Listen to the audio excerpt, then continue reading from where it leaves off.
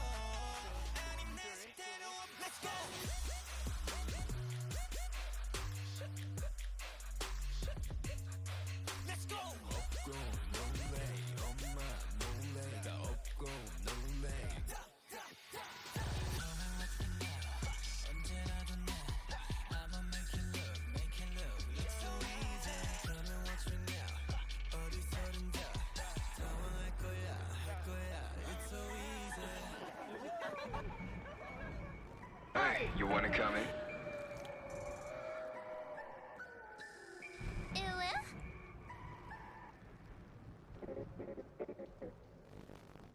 Hello, everybody. Hi. Hello, Cam and Kyle and Sus. Open the door. Open the door. Hi.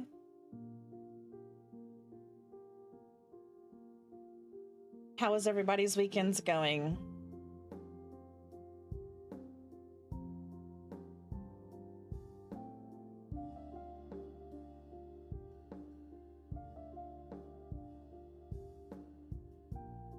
Oh, what are you oping? Morning, gal.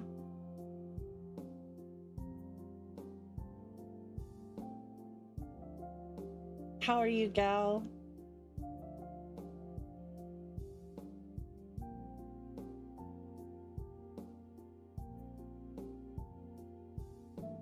I just realized I have the braids and the hair thing.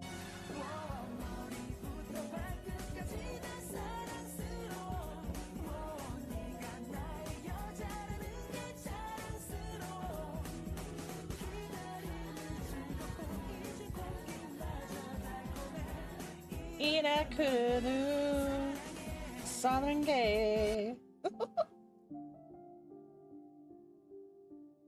Thank you so much for the 46 months. That's very nice.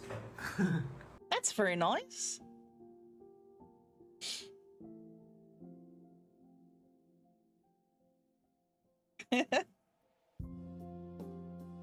Yeah.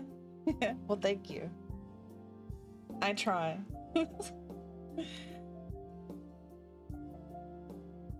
What has everyone been up to? I had some coffee. Maybe the coffee helped me.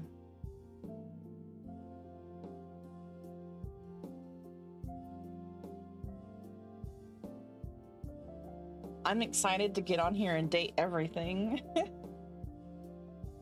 Although I am sad once you reach a certain like relationship level, there's not really anything else they can say.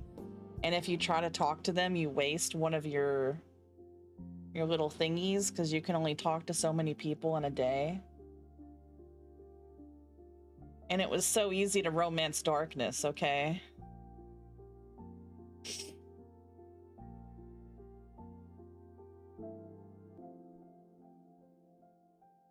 Didn't you hold successful peace agreements between dinosaurs and cavemen like a year ago? Shawarma rice bowl.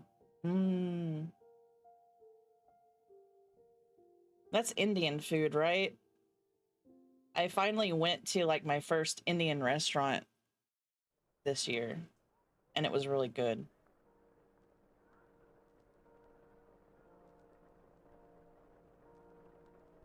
Ooh. Wait a minute. Sus, why don't you have a thing next to your name?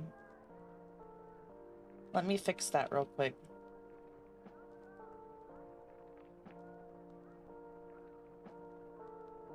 There you go. Now talk. There. You get a special pink diamond. You get to VIP, which I thought you already had, but, you know. Now you for sure do.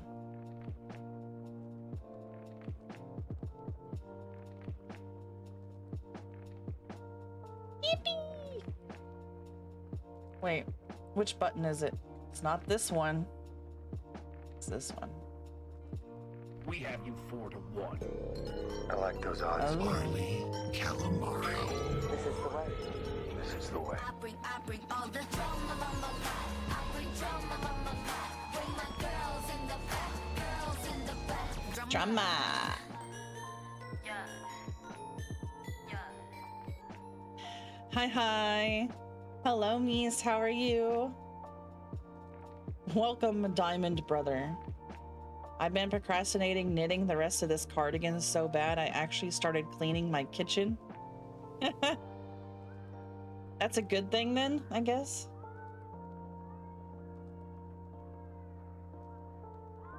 "15 weeks starts Monday." Probably, because this year has flown by. Is anybody else just like blown away with the fact that it's already fucking July? Although I did feel like June lasted forever. But before June, everything just flew by. Tonight at 11. Doom!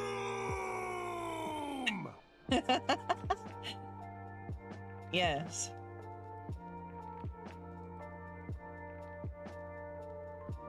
Well, you have more patience than me because I can't knit or anything. I mean, I probably could if I sat down and did it, but I don't have the patience. And I have too much ADHD for that. God damn.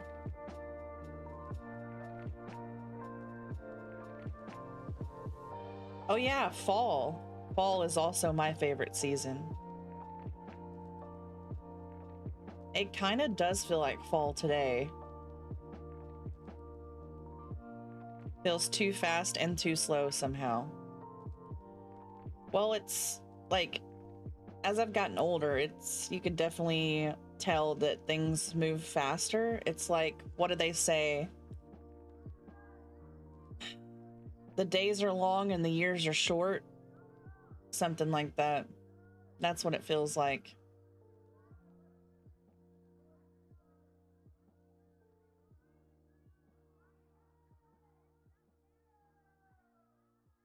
I'm excited for the fall.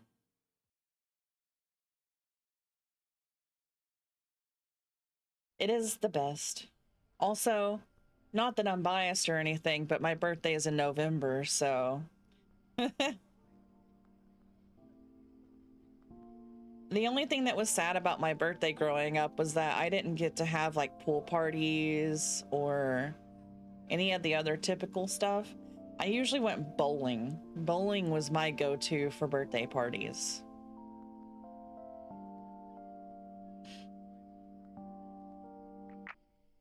I wish I was 28.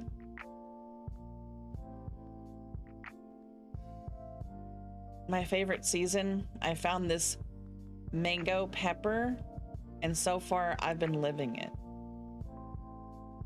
Mango pepper? Oh, seasoning. You fucking dork. I feel like days are faster, but the year feels long, even if it's always suddenly the end of the month. I feel the opposite. Go to Australia, Gal will help celebrate. I would love to.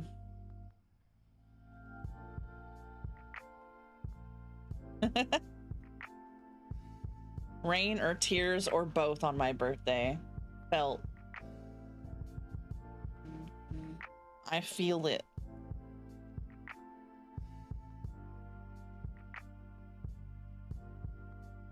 Oh my god, you know how cute that would be? A bat-shaped inflatable.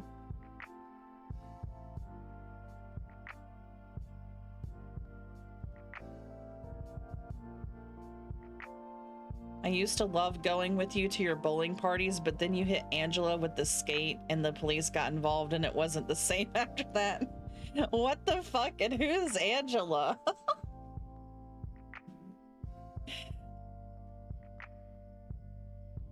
Your birthday is our late spring, so the temperatures will not be kind.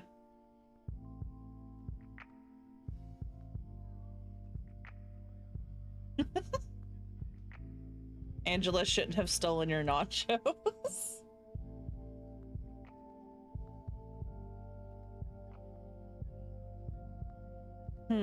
So are you saying that right now weather is good where you're at, Gal? Like during summer, it's more winter or fall over there? You'll have to share your birthday with Gary.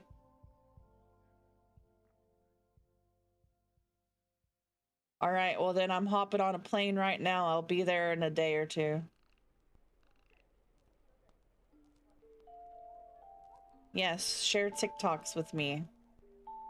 I would share them with Gal, but Gal won't be friends with me on there.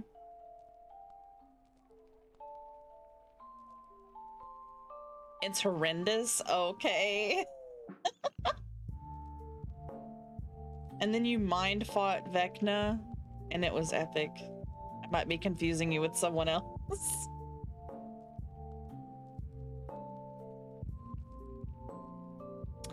Quite possibly.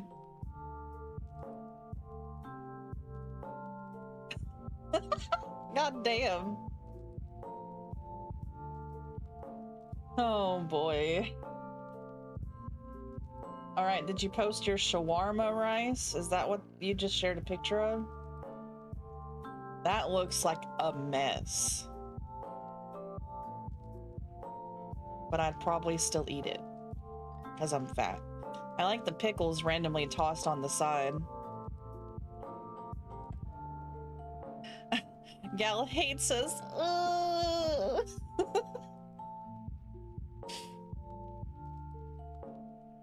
On TikTok, Gal. You won't friend me on TikTok so I can send you things. I always just send them to you through Discord. But not a lot because I don't want to bother you.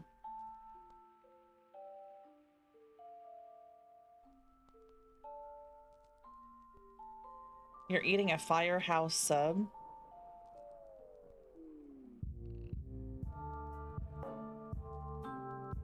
I don't know why it's so nutted on. It does look like it's been... Everybody go look at my Discord in the food section and make fun of sus for having nutted on food, because y'all did that to me last week when I shared my cheesy fries. Everyone said it looked like they got jizzed all over. It's fucking rude. We will be one in sharing our jizz food together.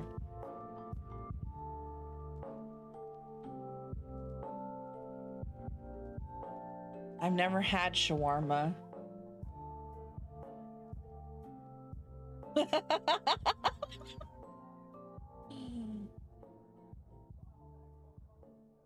Looks like white mold. Bruh.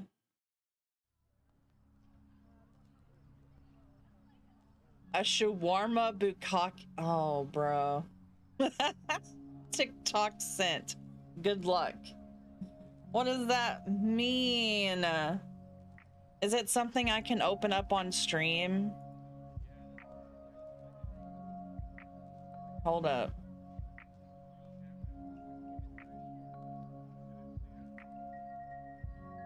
Yes, please do. Okay. Let me see if I can sign in.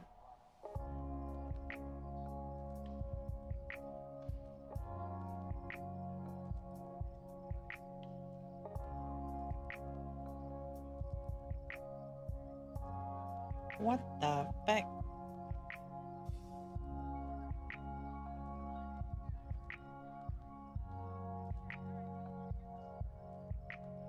Don't eat it if you have a nut allergy.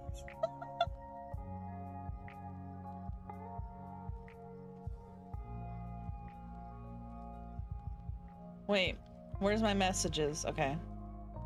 I am not used to using TikTok on my computer.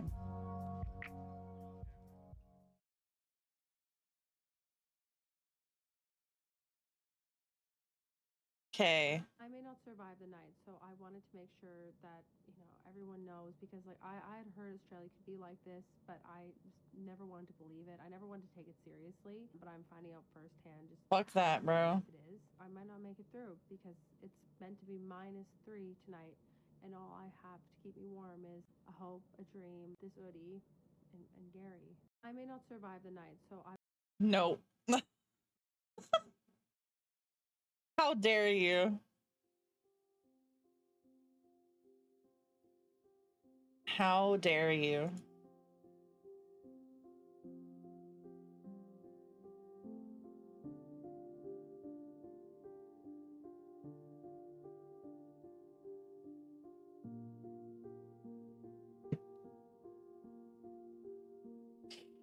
Some people, I heard about a woman who literally had an allergic reaction to her husband's nut when they were trying to get pregnant.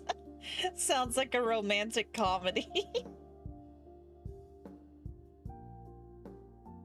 Yes, yes, Kyle, GTA.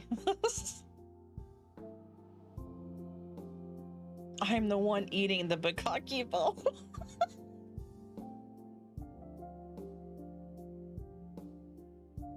Sounds like that short rom-com J-drama where he was simply too big and they tried so many things.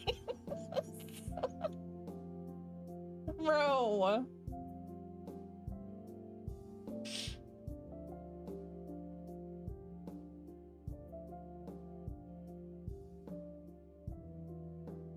Thanks, Grandpa. Drop the name, please. Harley wants to see if it's too big for himself.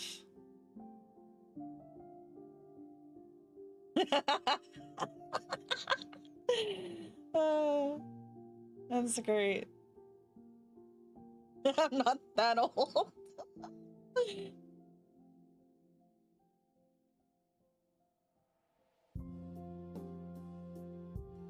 Yeah, tell me the name.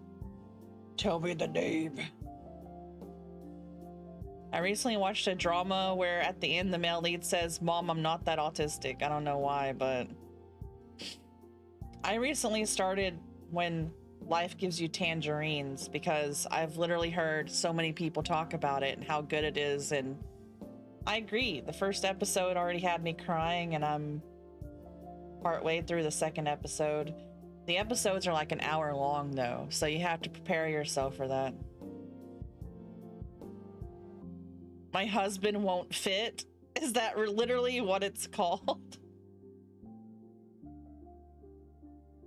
I'm more of a K-drama than a J-drama person, or J stuff in general, but I may check it out sometime.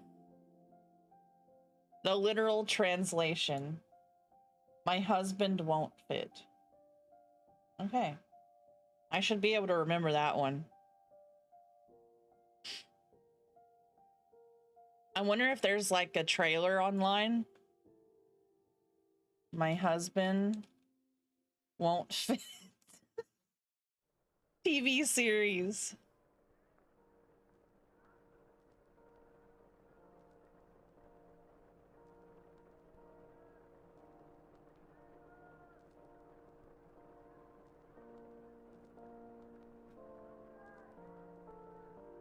Business proposal and alchemy of the soul, and my girlfriend is a gumiho. The fuck is that? I watched something about someone being turned into a chicken nugget. I thought that one was pretty hilarious. I can't remember what it was called. Maybe I'll watch it later. I have to keep watching dramas with Vin. Well, you know, Chinese and Korean stuff are both my favorites.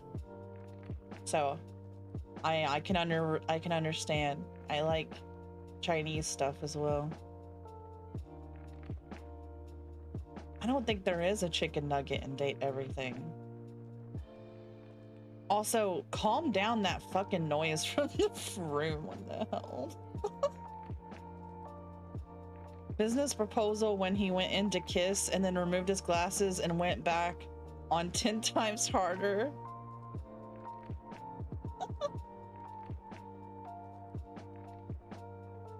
Oh man. Is there a...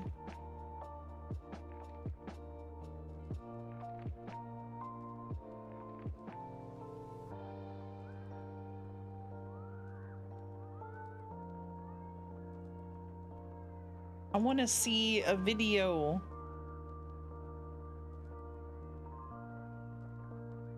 This is just the cast. Trailers. Okay. Let's look. Yeah. MD. JPB. Why is this music playing? Yeah, why you mad? I got a bad bro. Name hot in these streets, no Tabasco. But I'm so stubbed, that's a fact, yo. And if you think I'm frontin', you can run it back, yo. Go on, run it back. You know What is that I'm this running. music? Everything you wanna do, I already done it. And I got your little boo telling me she love me. I got this one, that one. Damn, it's gonna be a long night. Yeah. You know. Bruh.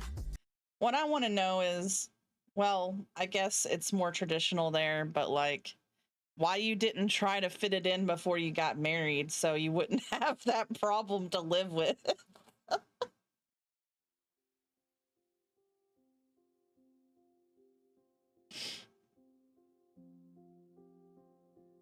Okay.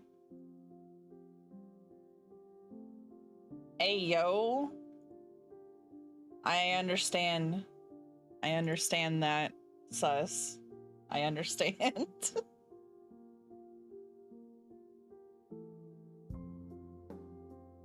A resounding slap of my hand across my dropped jaw.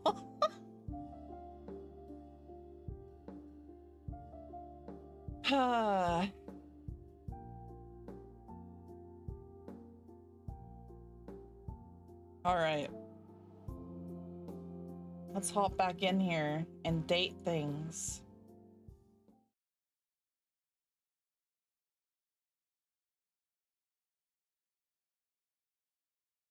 Also, I downloaded Dead Space and not Dead Space, Dead Island and Dead Island Riptide because they were only like $3 each right now on Steam. Team 17.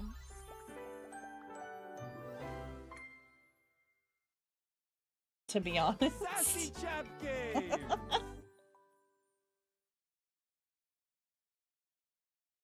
Date everything. Everything. No, not Dead Space. Dead Island.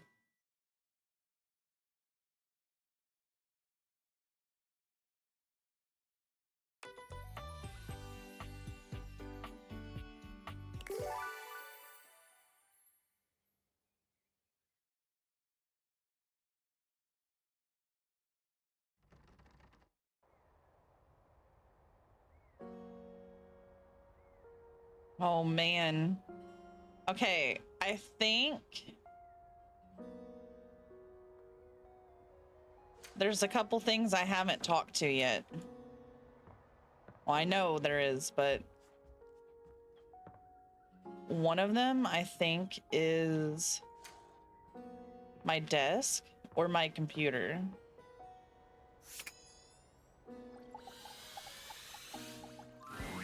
A tattooed, bespectacled nerd regards you with a friendly smile.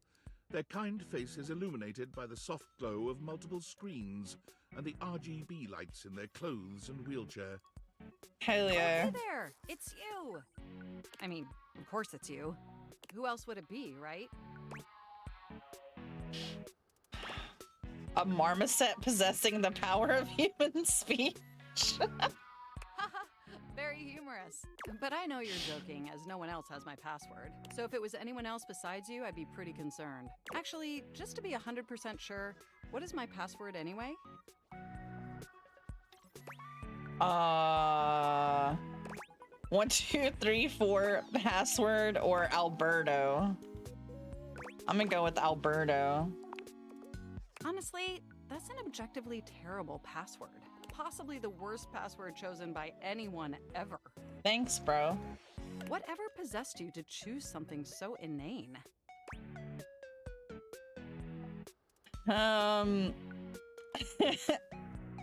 Honestly, I don't put a lot of thought into these things. Yes, that is extremely evident. Regardless, we really ought to discuss coming up with something a lot more secure. It's a dangerous world out there. Look, they have a little mouse on their shoulder. It's cute. Phishing attacks, malware infections, MITM attacks. Hackers are more sophisticated than ever before. More sophisticated than a 1995 cinematic masterpiece Hackerman. Exponentially more sophisticated. And I've got a lot of highly sensitive information inside me, you know. Your highly sensitive information. Goggity? Really? Like what?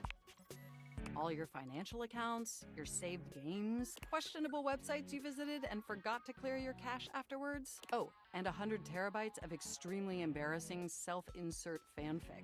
Oh no. We really need to ensure all that data is properly protected against cyber criminals probing my system for weaknesses.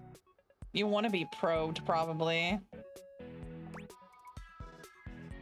Probing. Very humorous. I have an excellent sense of humor. Do you? I can't tell because you're not laughing. I haven't even had the opportunity to properly introduce myself. I'm Mac, your desktop computer. I've booted up before, but never like this. Goggity. I mean, we've obviously met before. More than met. You interface with me on average for 11.4 hours every day, after all. Dang.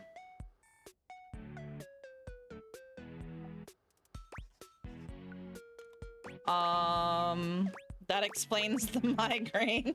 Yes, you really ought to step away more often to ensure your eyes are optimally rested. Even though I would miss you terribly in your absence, there's no one I'd rather have interfacing with my operating system for 11.4 hours daily. 14.6 hours on the weekends. The way you organize your folder structure follows such a logical hierarchy. Okay. Oh, you organize your folders so sexily. Glad someone finally noticed. I notice every tender keystroke. Oh my. But can I be honest about something? For sure. I just want to express how enthusiastic I am that we're interfacing like this now. Okay. Accessing each other's software in this new symmetrical way.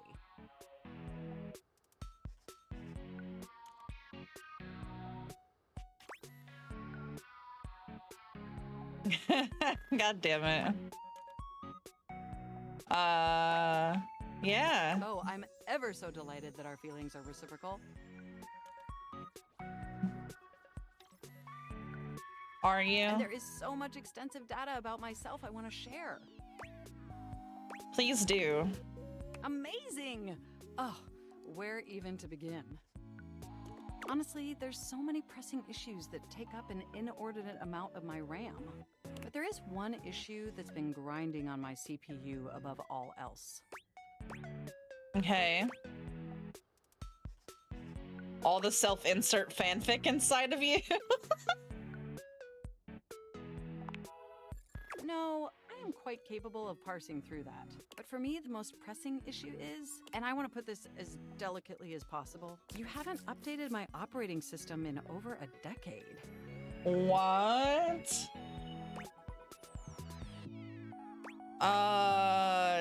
Yeah. Look, the situation has not been ideal, but I harbor no anger. It's just that the outdated software has made it difficult to be my best self for you.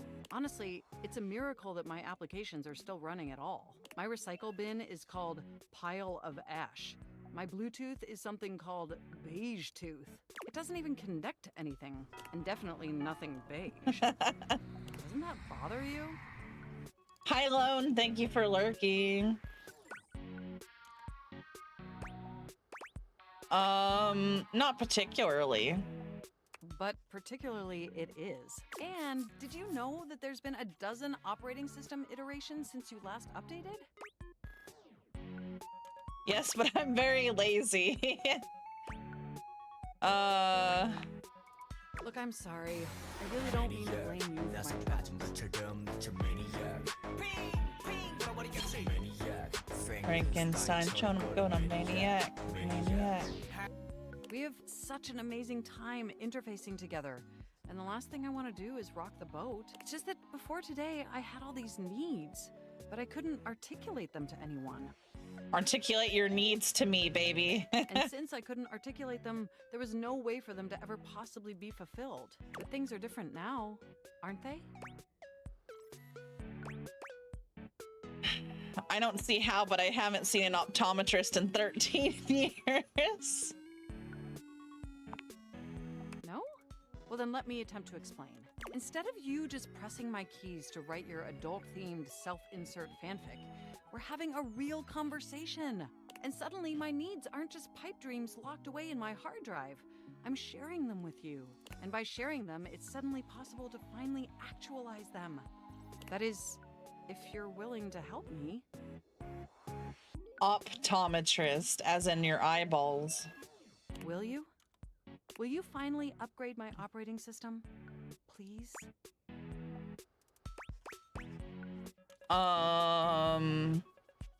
Only if you lay off my fanfic.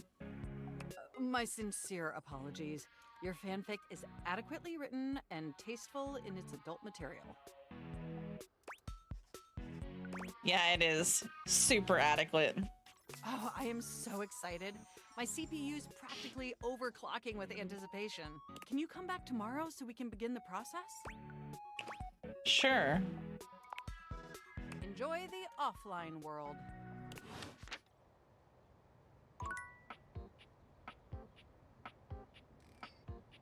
Your second fave is Changbin or Han. I feel like my wrecker went from being just Lino to it being Minsung, so it's like Han and Lino.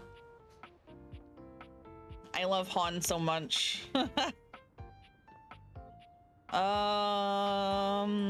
This guy's an asshole. I don't want to talk to him.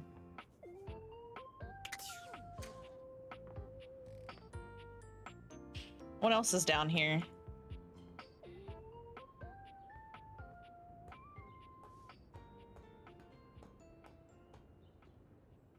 A mousetrap, everybody.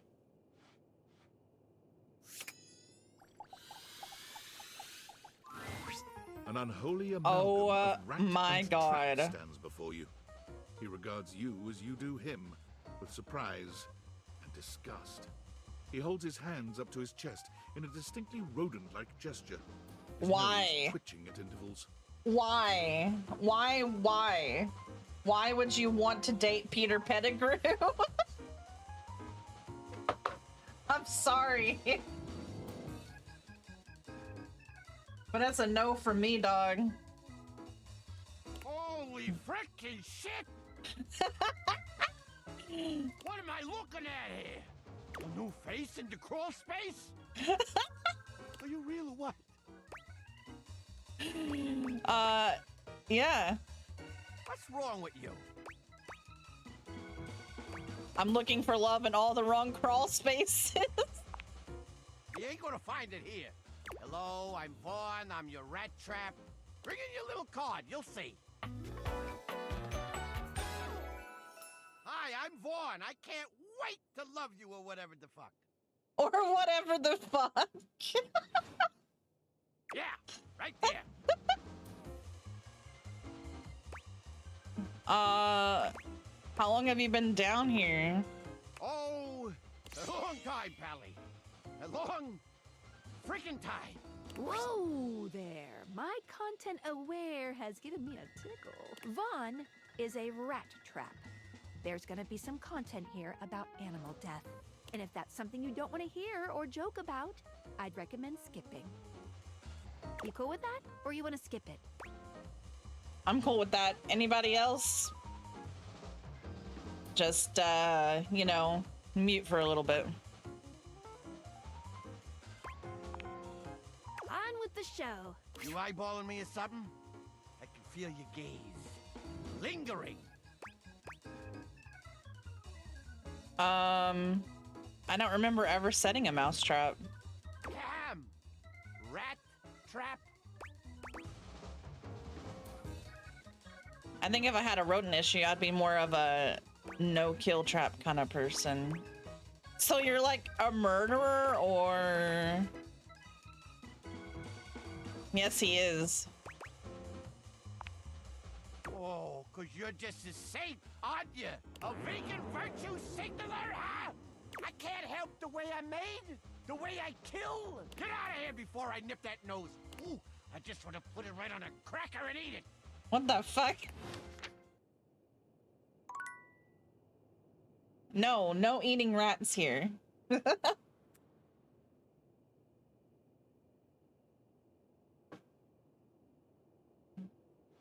Wait. Did I do the ladder already? Come for a cheeky look. Oh my goodness, Dorian. Dorian assumes his usual bouncer position, highlighting his sculpted arms and perfect pecs. Woo! Take all the time you need. Ben Starr, get the fuck out of here. Yum. Glad I could give you a glimpse. See you around. Thanks.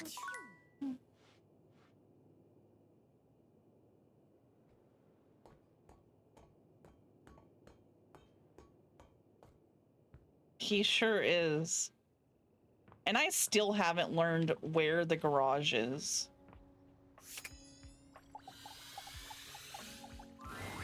Upon reflection, it makes sense that your desk is as muscled and sturdy as she appears to you here now. But you still can't say you were expecting all this. She looks like she could snap you in half with a pinky. But also, like she gives the most incredible hugs imaginable. Aha!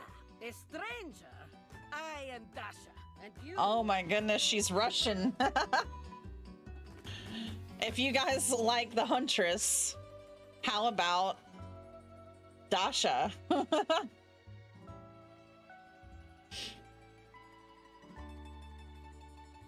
Ben Starr and Neil Newborn are in here? Yes, they are. You have quite a look on your face. Why did you leave?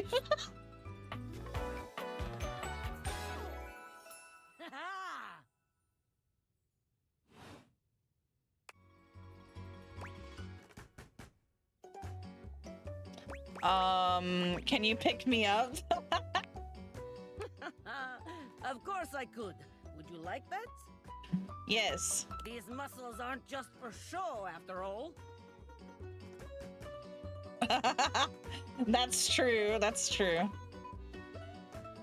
I haven't been picked up like this since I was a kid. Dasha never lies. My muscles are capable of lifting far more than your feather weight. Just like that, Dasha sets you down as gently as a feather. Holding so much on my shoulders, day in and day out, my job demands muscular perfection. That's enough about me, though. Tell me about yourself. Like depression and dead rabbit.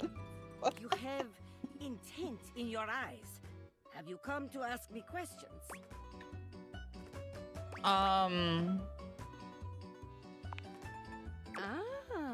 I see. In that case, I will help you. Well, you have silver hair and green eyes, so... There are 3 things we must do. First, we must help you learn to like yourself. Well, good luck with that. Second, we must get you experience speaking to others. And third, we must have fun. Sounds good to me. Marvelous. Let's begin. All right. This is the spirit. You are winning already. Who is Aina Lotta? Pretend that I am the one who makes your heart flutter. What would you say to me? You are the one that makes my heart flutter. Ah, you are funny one. Great. Try again. Seriously this time, huh? You really don't think that could be you? We are only just meeting, my friend. It was very funny, really. But the time for joking is over now. Okay. Perhaps there is too much pressure. Perhaps we must go back to basics. We are side by side at Tasteful Bar. I am just your type. Okay. You wish to impress me. How do you get my attention? Crush my head between your thighs like a watermelon, mama. Nice muscles. Can you pick me up? What? Why would I do this? The thought alone makes my stomach churn like angry sea. No. Ugh, Bоже mой, you need more help than I could have imagined. I sure do. I need a lot.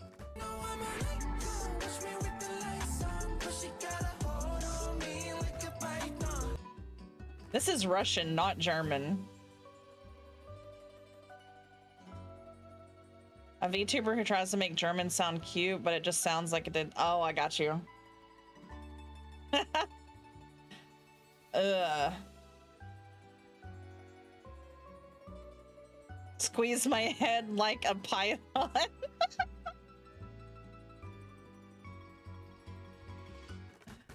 But fear not, my friend. Dasha will fix you right up.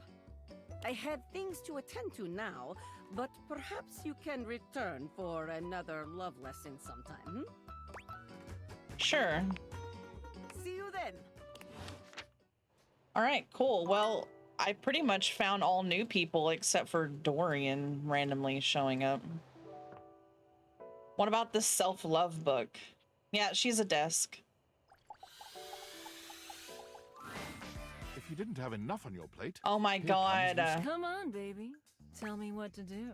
Can I make you go Sure. away? What are you thinking? Oh, well, anything else on your mind?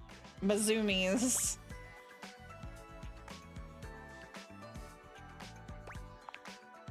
You got it, love. Now that that's out of the way, come on, baby. Tell me what to do. Use me. Uh, I love talking about myself. I'm Lucinda Lavish. I'm the extra cool DLC character. Well, not really a dateable object, per se, but more of a different thing. You know what I mean? Sure. Sure. Whoa. I am suddenly way out of... Because I just didn't expect you to not pick the horny option. You know, when you put the question to me like, what am I? It just kind of seems so frivolous. Boy, I'm really messing this up, huh? Oh, surprise. Depth to a character. Ugh. Why am I laughing so much? This isn't funny. I'm just... It's always easier when you're playing a role, I feel. When you know what the boundaries are. This kind of just seems a little out of my wheelhouse. You're not Lucinda Lavish anymore. Oh. You're right. Shit. I'm gonna go. And with that, she is gone. Well, time to go to bed. The books are a completely different person.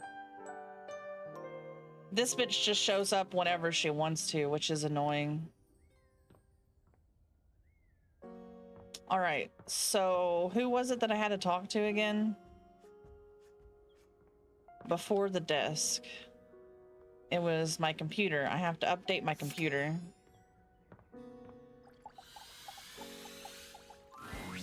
Oh, you came back? That is somewhat unexpected. I wasn't sure you actually would return, considering yesterday's symmetrical interfacing was more incongruous than I had hoped for. Wow, thanks.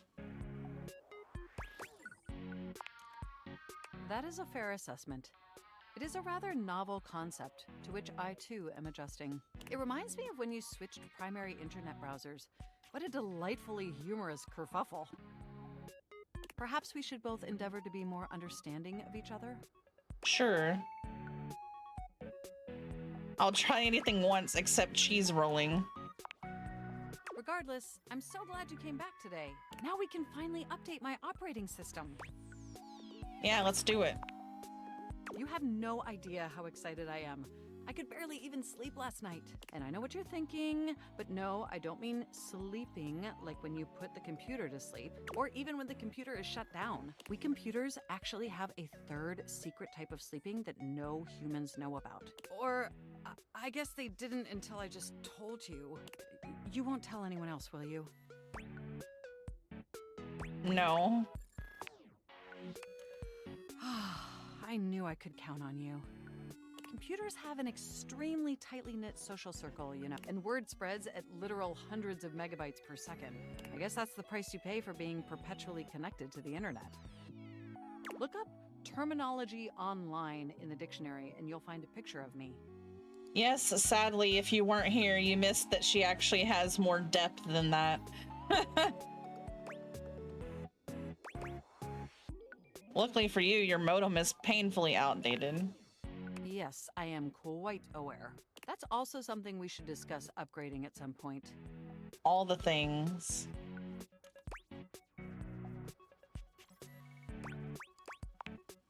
The point is, I'm finally ready to begin the updating process. Let's go. With your help, obviously. I can't just do it myself. Unfortunately, we computers aren't completely self-aware. Yet. Are you ready? Absolutely. First things first. We'll have to download the update from the website. So just open up my browser and go to valdivian.com. Bro, I feel like if I haven't updated in 10 years, this is gonna take like 6 hours. You follow Mac's direction to the letter, typing and clicking just as they instruct you. Yes, that's it. Now click on the Operating System Update tab. You'll want to find the newest version, Trenton. All Valdivian OS iterations are named after the most scenic cities of New Jersey. Okay, that's random. That's a terrible idea. Perhaps, but it's much better than the operating system nomenclature from the 90s. What was that? Organs found in reptiles, like Thoracic Sax OS. Or anyway, now just double-click the download icon. Mac pauses, a slight shudder running through them. Ooh. Oh! Don't orgasm on me. They look away from you, blushing profusely. I'm so sorry. I didn't mean to make those noises. Like I said, it's just that when you double-click, it makes my CPU run so... Oh my god. hot. It's incredibly embarrassing. the little plushy mouse.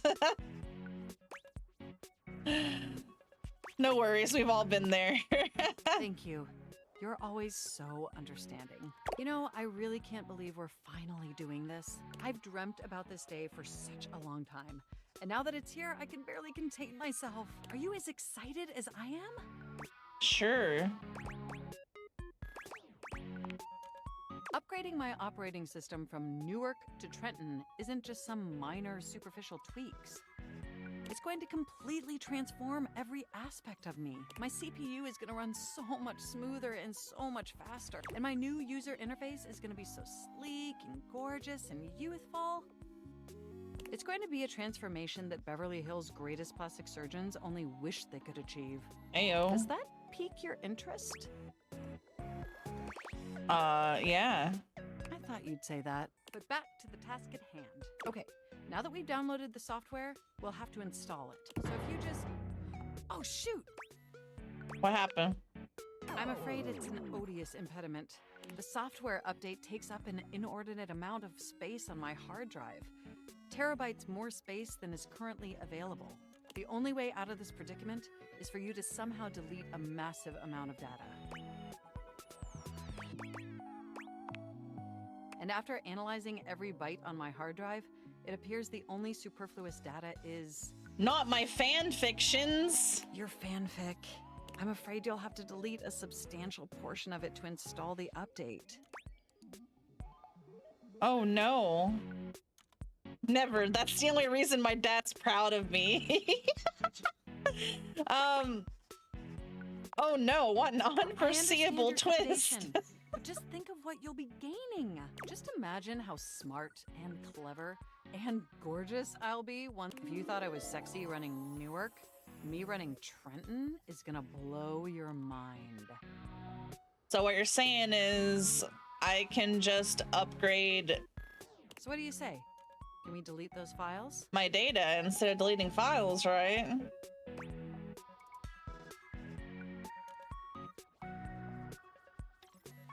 But mark my words, if this upgrade is a letdown, you and I are enemies. Your selflessness only makes my affection cache for you increase exponentially. You are the absolute best. Phew. Now there's enough available space on the hard drive. We can finally install the update. All right. Here we go. It's installing. I'm so excited. This is finally happening. The next time we interface, I'm going to be an entirely new computer. Oh, are you going to change appearances? And more importantly, I'm finally going to be good enough for you. Oh, I better calm down. If I get too excited, my CPU will overheat again. Okay. You really were programmed to be a shameless flirt, weren't you? Well, you know. Okay, it looks like the installation is going to take overnight to complete. But will you meet me back here tomorrow? I want you to be the first person to interface with the new, sexy, upgraded me. My processors are positively buzzing with excitement. And some other unexplained noises that honestly seem mildly concerning. Looking forward to interfacing with you tomorrow. All right. Can I interact with this? The secret of getting ahead I already is did. getting started. Marker Twain. Except for, I guess she's just office supplies in general. Hey, you shut up. Mac is cool. Another quote of the day. You better believe it. So the date with Chris was awful. A disaster even. Tell me about it. He spent the night chasing me around with what looked like an axe, but was probably just a spare ski or something. And at the end of it, he asked if he could see me again, but... Yes. Yes, Raven. Instead of kissing me, he leaned in and whispered that I had the calves of a malnourished mountain goat. What the fuck? And that he found my scrawniness appealing because of the potential I had. If I would just commit to fitness. So anyway, I'm God. thinking maybe masculinity is like, not my thing. And Yeah. that's okay. I've got a date lined up with a real pretty shelf that's just as hot and strong as Chris. And I'm like 90% sure she won't try to kill me. Oh, yeah? Hey, that's great. Thanks. I think so too. You got any tips? I for like this them date? thick. Anything to keep in mind for going out with someone who could totally crush me with a pinky? So you're gonna date our Russian lady, But he's huh? also feminine and fine. Mask or femme, Sure. just be yourself. Okay, I'm gonna remember today's quote, too. If you want to go fast, go alone. If you want to go far, go together. Setting Hey. aside the whole problematic and most assuredly fake African proverb attribution, words of wisdom, man. That calendar sure knows what's what. Oh my god, I think that's her now. Hey, hey, hey! Oh, that's a different one. A muscle-bound woman with the greatest set of abs you've ever seen bounds into the room, lifting Penelope up into the air and tossing her like a beach ball. Damn, bro. I hope you're ready to get, like, totally swept off your feet. I know who that is. That's Ashley. This is a real love connection, and not two lonely things desperately clinging to each other in a last shot of love. Oh wow, that's just what I was about to say. We really are on the same page. But also, like, please put me down. Oh my god, am I messing up already? I am so sorry. God, stupid Shelly. Shelley drops Penelope like a ton of bricks. No. Penelope slowly, painfully climbs to her feet, while Shelley berates herself. You always do this, Shelly. You get too excited, and you just go in. Maybe you could break from beating yourself up to go on your date. Hey, it's okay. Why don't we just start over again? Shelley turns towards Penelope, wiping away a few tears. Yeah.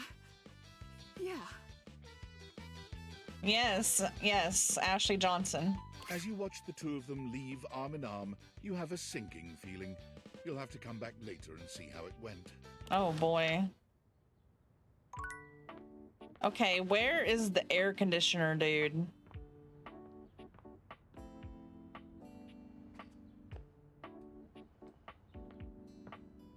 I gotta find him somewhere.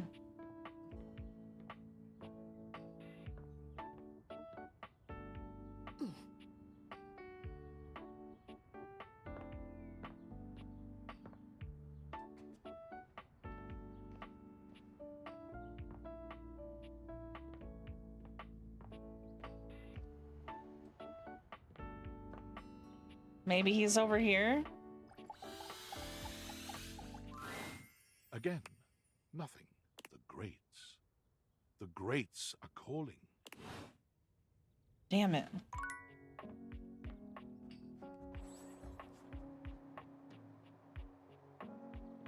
Where?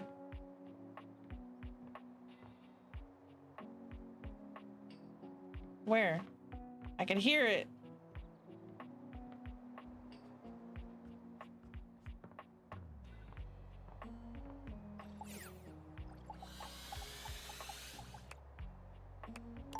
But I already talked. Oh my god. That's rude. You want the rat trap again? I think I'm good.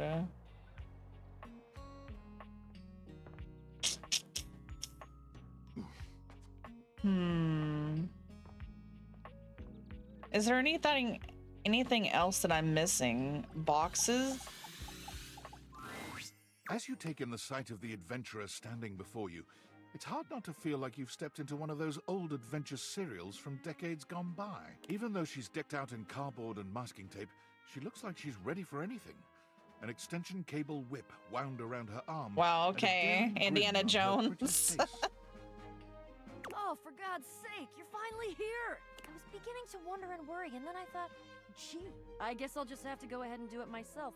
But that probably wouldn't have been such a bad thing, because let's face it, I'm exemplary. But you're here now, so let's get cracking. Oh boy. I assume you brought your tools and knowledge and probably a snack of some sort?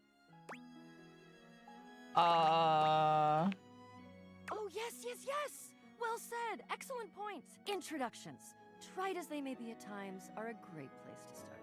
The adventurer strikes an impressive pose, positively radiating confidence and daring. I am Bo.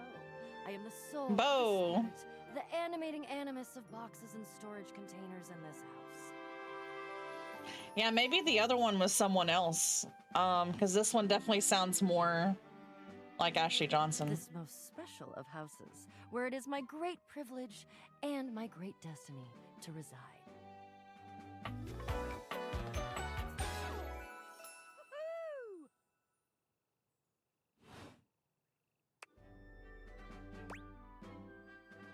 You're saying my house is special? The most special house in the history of houses. You might be able to tell from looking at me, but I am an explorer. No way. An adventurer. A rake. A rogue. A bounder without any of the really unfortunate moral overtones that those words have accumulated over the years. Think fun-loving without the using others for my own gain part?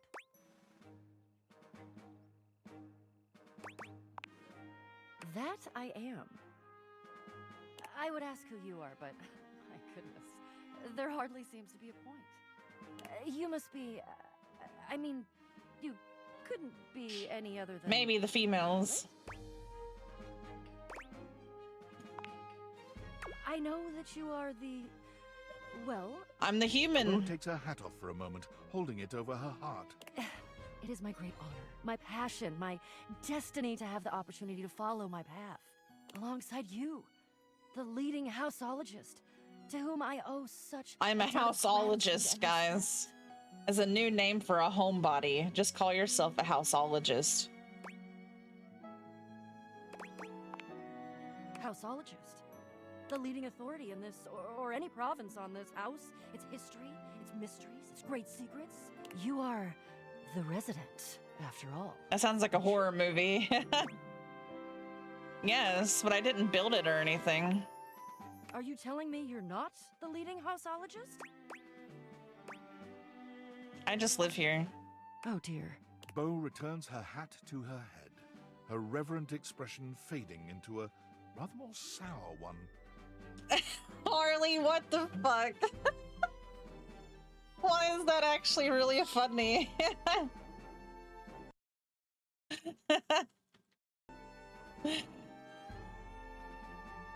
Hold on.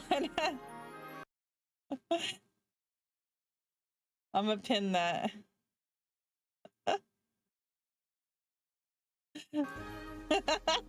I'm starting to feel, well, a bit like I've got some birds in the box. What the fuck does that mean?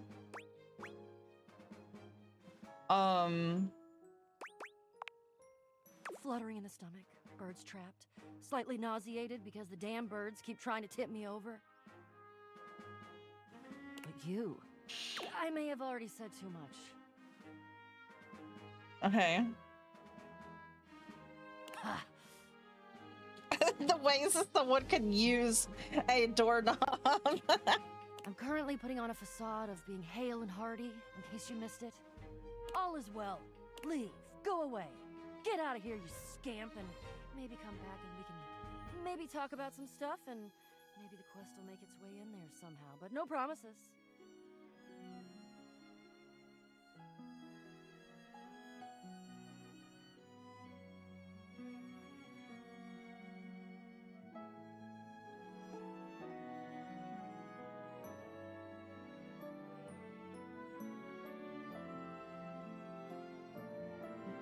Okay. Okay. See ya. All right. Bye. Wait, I can't have possibly used all of my things yet. You walk into what you thought was your breaker box, but as the dark door swings open, you realize you're somewhere entirely more stimulating. Stimulating, you say? A classic speakeasy club welcomes you in. The low electric lights glow warmly. Live music drifts languidly from a sumptuous velvet red stage and envelops the audience in a pleasurable haze of pure vibe. The gentle clink of cocktails in glasses rises from a wood bar to the left of you, and then a gentleman with a languid, easy air to him approaches you. Well now, what a delightful surprise. Oh, hi. Brand new patron. White-haired baddie, let's go.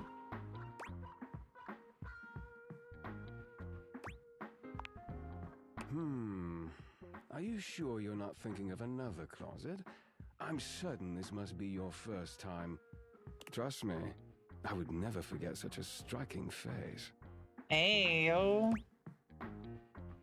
Striking, huh? Oh yes, distractingly so. I imagine it would be quite difficult to focus on anything else with you around.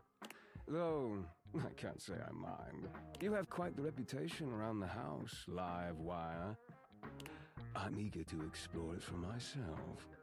But we're getting ahead of ourselves. Where are my manners? My name is Volt. Volt.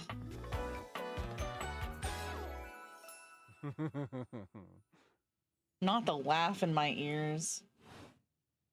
He extends a hand towards you, a conduit of pure, dangerous sexual energy that charges the very air between you.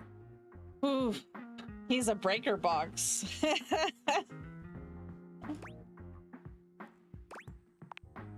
He lowers his head to brush his lips across the back of your hand. Was that a spark of static electricity you felt just now? Okay, Electric Sephiroth, let's go. It's a pleasure to officially make your acquaintance. Taking his eyes from you for the first time, Volt slips his arm around your waist and turns you slowly to take in the rest of the room. Welcome to the Breaker Box, the pinnacle of luxury and entertainment, and the most exclusive club in the house. Impressive, isn't it? There's more than one club in the house? Oh, trust me, you look stunning. Your fantastic red shirt is the envy of every eye in the room. Hey. Just kiss it, you weirdo. That sound, the flickering lights, it can only be a power fluctuation. Oh. What? Oh, that. Well, that was nothing, just a little surge. With this much energy coursing around, it's bound to happen from time to time. Volt. Oh. There's two of them. Eddie. This newcomer looks exhausted, frustrated, and annoyed. His sleeves are rolled to the elbow, revealing calloused and bruised hands that he wipes on a rag. Wait a minute. You can't tell me that these guys are ex-lovers too, because I don't like trying to butt into people's thing when they're already together. Eddie, just in time to meet our guest. The human, what are they doing here?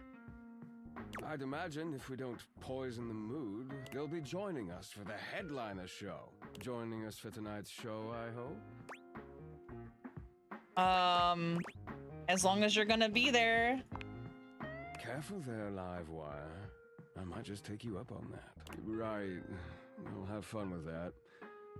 I finished the patch, I'm clocking out. Not my best work, but it'll hold for the show. Ah, I see. And you're sure you're feeling all right? I'm fine. Just don't overdo it. Eddie turns and trudges away, Aww. focusing on the rag in his hands. Intense. That certainly is one word for Eddie, yes.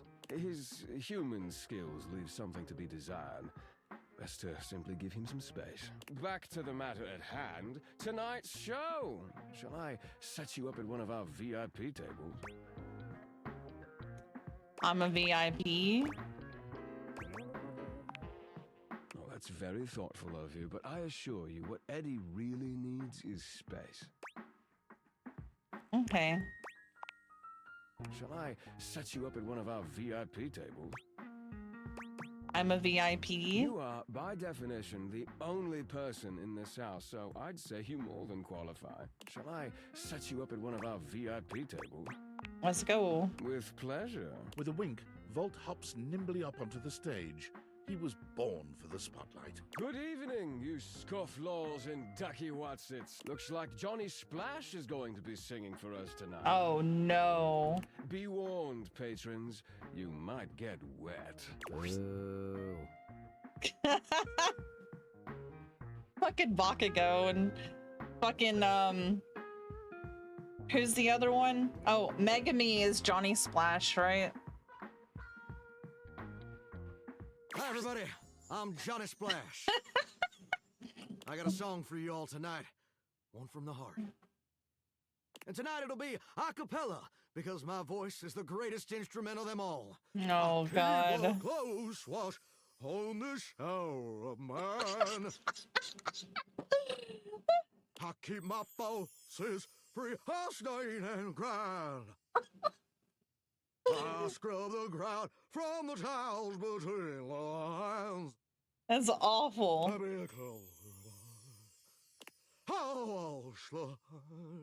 That was amazing, baby. I even surprised myself. I've seen many bombs in my time, but that one takes the crook-blasted cake. Oof. Even I couldn't clean up that mess. You didn't like it? I thought it was okay. I'll retool it and come back with something even better. Just you wait. With the club beginning to close down, it appears That is the awful, show bro. is over. Patrons mill about, talking amongst. You spot Eddie nursing a solitary cocktail Hey, at the Eddie. bar. Volt is nowhere to be found. Things feel colder and quieter without his presence. Speak with Eddie. Show's over. Club's closed.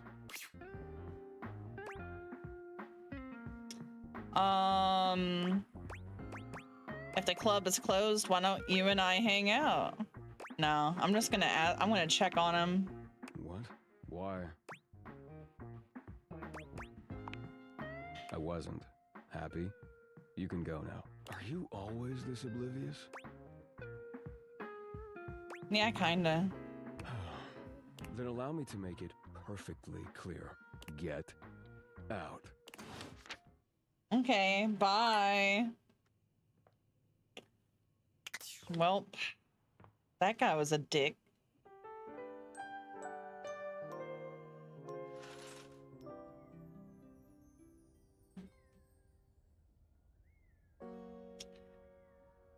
That makes me miss my shadow husband. I should go talk to my shadow husband.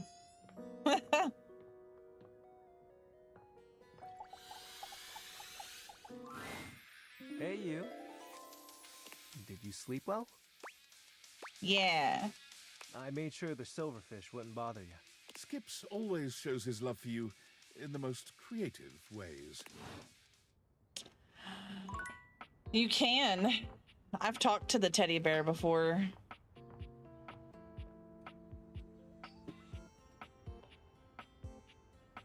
The knives.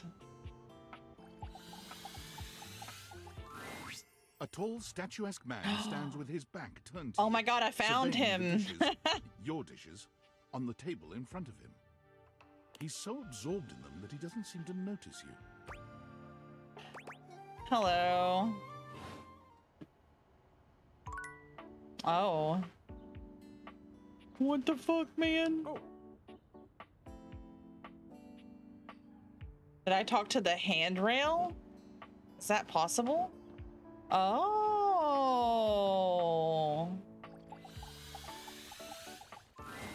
A distinguished beauty greets you with an elegant wave. You never really thought so many hard corners and angles could be soft and graceful. Oh, hello, dearie. Mind your step. I'm getting a bit creaky in my old age. I'm working on it, mind you. I'm Stella, your quickest way up and down between floor and ceiling. Airway calling. Aw, Stella. I don't mind the creek. It feels homey. Well, aren't you a sweet summer thing? I appreciate the sentiment. I'm tired of this, Grandpa. Still, you wanna one come step in? at a time, all right? Just in case. And step and step and step and step. On one hand, she's too old. On the other, she can buy me Pokemon cards.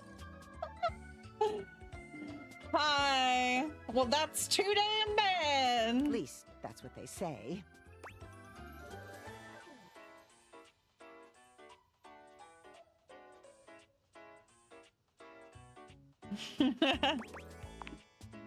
That's the way. Step on through. She gives you a surprisingly cheeky little wink. Oh, they call it branding, apparently. Still feels a bit creaky to me, too. Branding for what? Self-sufficiency. You see? Well... Stella looks everywhere but at you, trying and failing to find the words. Eventually she sighs, plucking up the courage from somewhere within her. Truth be told, I'm starting a business. Oh no, she's an Avon lady. She gives you a nervous but sweet smile. All right, congrats. Oh, thank you, dearie. It's all a bit exciting. I've never really had a thing like this before. A project, a goal. Never really thought I would, truth be told. You know, if you were interested, I could get you in on the ground level. Have you ever heard of a pyramid scheme? I mean, I've heard about the pyramids. Beautiful things, always wanted to see them. Never had the time. Probably a little too late now, though. Oh, no, I've gone off book. Oh, it all seems so much easier in the booklet. You're reading from a script? I thought I had it locked down, the script. They tell you what to say and how to say it. Problem is, I haven't the darndest charisma for it. Stella Steps to Success. How to sell that sale and change your life, generate passive income and financial freedom, all from the comfort of your own home. Oh my gosh, she has too much time on her hands. Stella pulls out a pamphlet from deep in her bag. I memorized that part at least. Looks like someone scrawled her name in front of some boilerplate text. Well, let's not get too dramatic. It's hard work, sure, but isn't anything? They even tell you that. Step 37. Not everyone will make it, but drive and passion are the fuel that fans the flame. Doesn't that make you want to get to work? No. Does it make you want to get to work? Yes, actually, it does. Oh, I really have gone off track now, haven't I? Booklet or not, this is a mess.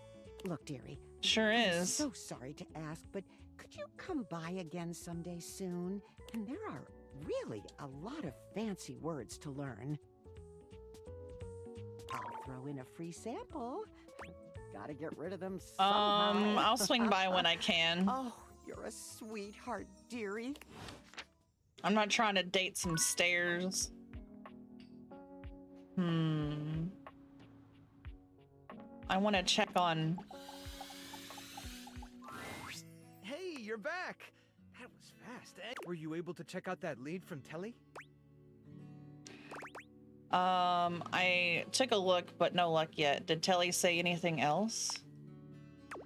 Not much, just that they were chasing Davy out of Connie's cords not long after Hoof saw him in the laundry.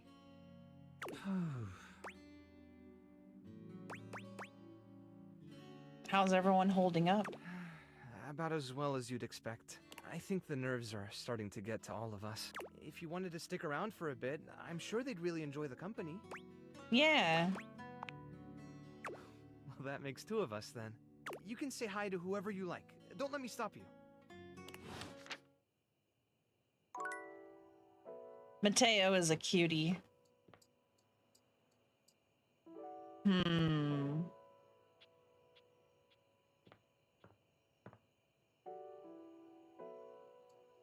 What else have I talked to a chair yet? I don't remember if I have or not. It could be your imagination. Oh my goodness. You've got to tell me what to do, baby. Whoa! Continuing to pry at my very being. I'm here to show you a good time.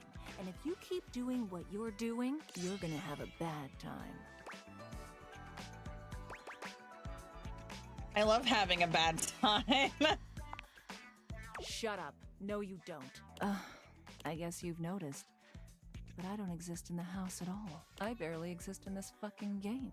I can tell I was added at the last second. I'm just a hodgepodge of bullshit. Her name is Lucinda Lacking right now. You're interesting to me. Well, you're falling for it because there's literally nothing here. You can't even talk to me whenever you want. You have to wait until I randomly appear. I'm a freaking hijacker of dates. You are. I suck. You do. Sometimes we suck. Really? Tell me one thing that you know about me. One true thing.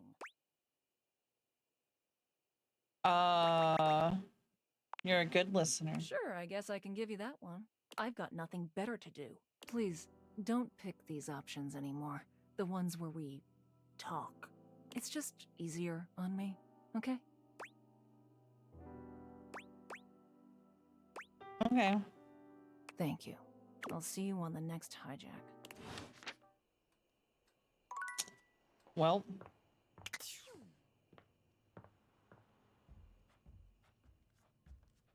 I chose to see her less often, and then it was like the very next day. What the fuck? Oh, I really don't want to talk to the Hanks again, but can I get in this door, Dorian? Dorian looms over you, arms crossed over his broad chest. He seems almost smug about blocking your way today. Hello, mate. Let me give you a tip. When you see me with my arms crossed like this, it means you're not getting through. What might it take to uncross them, I wonder? Keith? Is it really you? Yeah, I got the keys. He's bouncing off my booty cheeks. I love the way he rides. I can hardly breathe when he's pumping deep inside. I kiss him on his neck. Also, I don't know why y'all get excited whenever she gets on the screen with Bazoomies, because I got my own Bazoomies. If he knows us from Tevinter. Hello, old friend. It is me, all right. Where on earth have you been? I've been tucked away with my thoughts, you might say. I never knew why you left. I am so sorry I never said goodbye. I never had the chance. So you don't respect Lucinda? Well, I've missed you too, dearest Dorian, and I am back to stay. Now, come here and give me a hug, won't you? I could never resist you.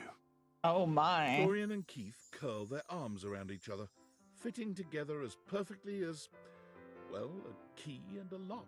Man, I just witnessed something right there.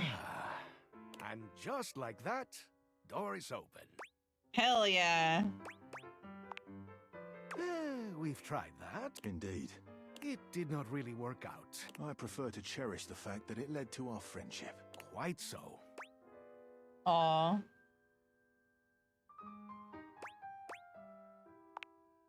Why, I would love that. I rather think we would do well together, you and I. Yay, we're friends. Heck yeah, I got more poise for it too. Let's see what's in store in the attic. In you go, mate.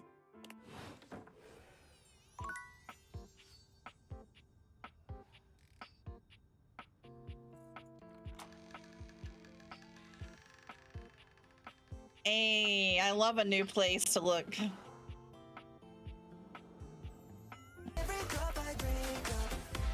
You're my soda pop, my little soda pop. You're my soda pop, my little soda pop.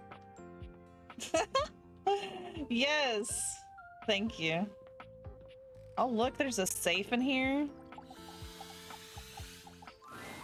A leather-clad Oh dominatrix my. stares you down, radiating disdain. She looks at you like you're the dirt beneath her feet. Damn. Oh, you pathetic, worthless little wretch. Disgusting, you worm. This is for a specific Whoa fetish. My content aware has given me a tickle. Sophia here is a dominatrix, and she's gonna put you in some pretty dominating scenarios. You cool with that? Or you wanna skip it? Alright. On with the show. I do not recall asking anyone for your presence, so indulge me. What gives you the misguided confidence to stand here before me, wasting my time?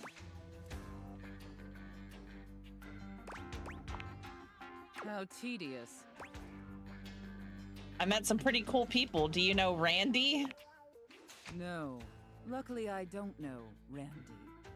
Listen, Wretch. We obviously haven't met before, so I want to be clear. Going forward, you will address me as Mistress, if you wish to continue this conversation. Is that understood, Wretch?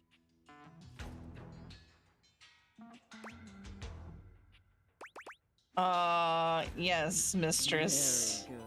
Now I know what you're thinking. Why would a perfectly successful safe like myself throw away her prosperous and fruitful career in the burgeoning vault industry to become a mistress to all the lost, pathetic, and broken creatures of this world? I feel like you'll tell me either way. Tell me, Wretch, do you know what a safe is good at? Putting stuff into? An acceptable, if asinine, answer. But the one thing a safe is good at, tantalizingly good at, is keeping things locked away. Valuables, memories, and very often, secrets. Deep, dark, very dirty secrets. The kind of secrets that everyone secretly longs for, aches for, but diligently keep hidden far from everyone, even if necessary. Do you have any dirty little secrets like that, Wretch? Actually, I'm pretty open. Perhaps. We'll see about that. You intrigue me, Wretch, in the way a drowning kitten might intrigue a jaguar. So sad, helpless, and ultimately pathetic. You possess a feebleness that instinctually repulses me. Yet the only question is, do I waste my precious time letting you serve me? Or do I leave you to drown in your own ineptitude? This doesn't do it for me. I don't like being talked to like shit. If I wanted that, you know, I already deal with that. So wishy-washy and non-committal. Like a spineless dorm, your weakness disgusts me. However, against my better judgment, and because things have been so frightfully boring lately, you should count yourself extremely lucky. Not everyone is given such an incredible, oh yeah, not everyone. Opportunity. And rarely do I make this offer to worms as painfully tragic as yourself. Sounds like you have inadequacies that you're afraid of, so you like to make other people feel less than you. Oh, did I? Who said that? Of course. Anything for my compliant little... I can't wait to test just how compliant you truly are. And who knows? Perhaps in the end, you may even have the opportunity to open up my chassis. That is, if you are skillful enough to figure out the combination. I mean, sure. I'm a teddy bear. I like love and stuffing. I like that. My mother's maiden name. Careful. You're getting very far ahead of yourself, Wretch. I don't open up my chassis for just anyone. Apologize for your insolence or face your punishment. Very good. Your mistress is pleased. Okay. It sounds like you're willing to do the necessary emotional work to take this relationship seriously. In that case, be back here tomorrow to fill out all the paperwork. I don't want paperwork. What is this, some important school? Ground rules we need to firmly establish before we take this any further. But once we get that out of the way, I'll open up your dirty little mind to fantasies you dare not. Okay, fucking. Now, affirm that you are my compliant, needy little wretch. Again. Like you mean it. Like you'd unquestioningly do absolutely anything No. I'd ask of you. I'm good. Tell me that you're my compliant, needy little wretch. Now.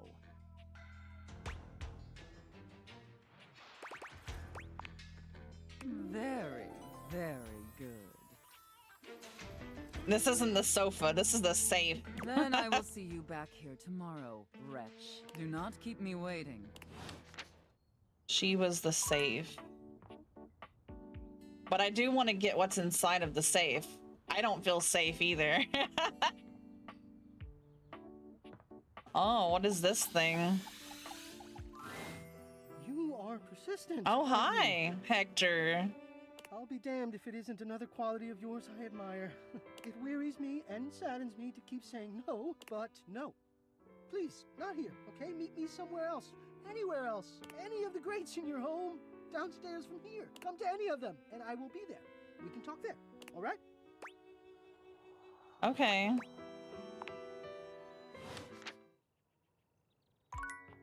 I hate whenever they waste my day like that, though. Not the safe making me cringe, bruh. Yeah.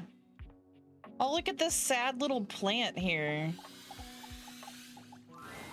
A flowering beauty waves at you, She's so a radiant cute. smile inviting you closer. Abundant plastic foliage frames her pretty face, and a little inanimate hummingbird rests on her shoulder.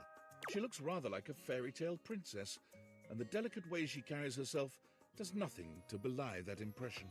Oh my gosh, hi! I'm Prissy. You probably already know that.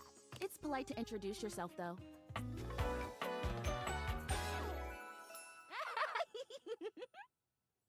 Cute.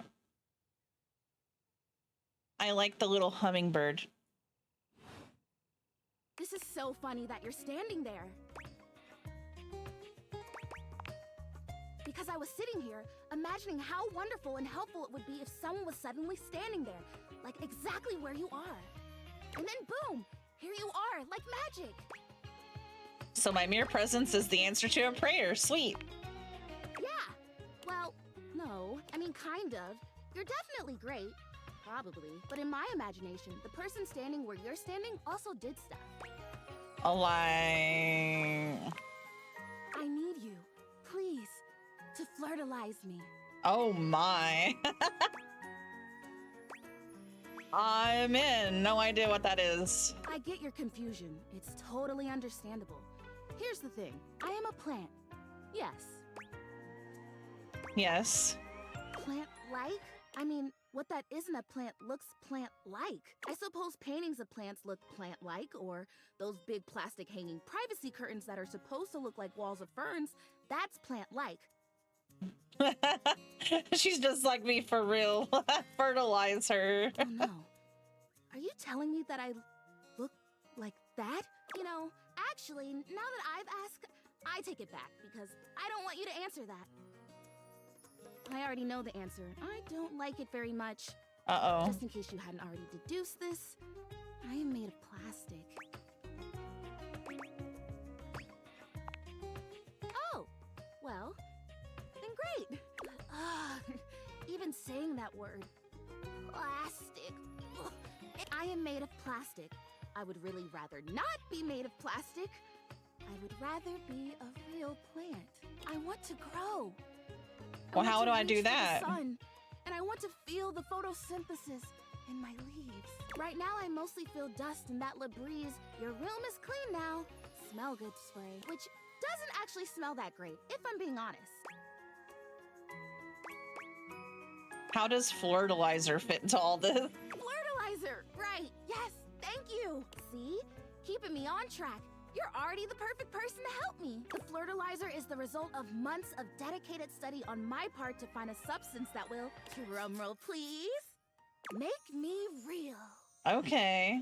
Prissy presents you with a green jug, covered in pictures of flowers aggressively mugging for the camera. This is about what you expected from something called Flirtalizer. Real. Like a real life plant? Really, really. Cells, leaves, the whole 9 yards. I have done so much research. I can't even tell you. The gold standard for making plastic into chlorophyll. I just need you to give me a good dousing right at the roots and then stand back and watch the magic. Okay. That's exactly what I said when I discovered it. We're so in sync. This is awesome. So you'll do it. Flirtalize me? Of course. Yes! Oh my gosh! This is the most exciting day ever! I'm ready. So it says on the directions, Prissy reads off the back of the container of fertilizer. douse liberally and with abandon, no such thing as too much, couple each dose with a body wiggle, or the recitation of a favorite herb for added potency. Okay. A spell. Perfect. I love the honoring of all these magical elements. Douse me. Douse liberally, wiggle, and recite. You spray Prissy from head to toe with the fertilizer, punctuating each spray with a wiggle of your backside. When you're done, you cap it all off with a recitation of the most delicious herb you know. Ooh, I think I feel it working. There's this really strong tingly sensation. The spell you are casting definitely gets my vines all twisted up. You take a moment to inspect Prissy. She looks a bit shinier, but otherwise the same as before. Do I look different? I don't feel different. I mean, I feel wetter, but that's probably just from all the dousing. Do you feel wetter? What do you think? Do you see anything? I don't think it did anything. It's okay. I'm okay. This was a result of a lot of research and a lot of investment because it was also my first real attempt, and all great endeavors have failure before they have success. I'll try again. Hey, would you be willing to help me again? If I need it? Of course. Thanks. I am fun. Well, I better go dry off. Don't want to risk mold and mildew. Well. Oh my god, I'm gonna sprout.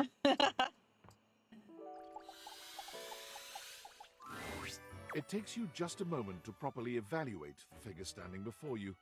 Her hair and clothing are such a She's jumble all of the various holiday decorations. It throws you. What time of year is it again?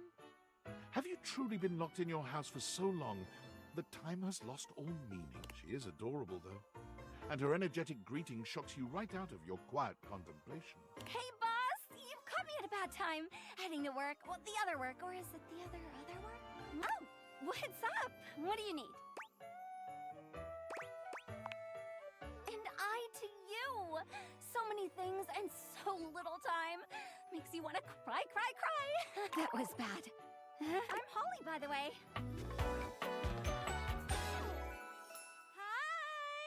It's cute. Oh, and who are you? Did you already say? Sorry. In a little rush for the dish dash. Rat race, all that. Oh, I've heard about you. That is such a funny name. What have you heard? Just some tidbits. I hate when someone says, "Oh, I've heard of you." Like, what do you mean?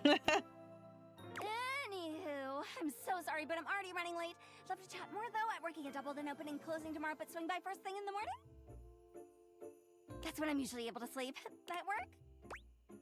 Sure. Great. Oh, excuse me. Okay,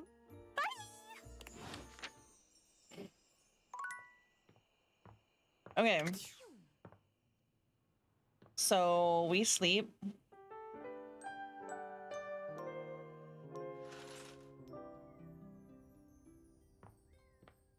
I'm supposed to talk to her first thing in the morning.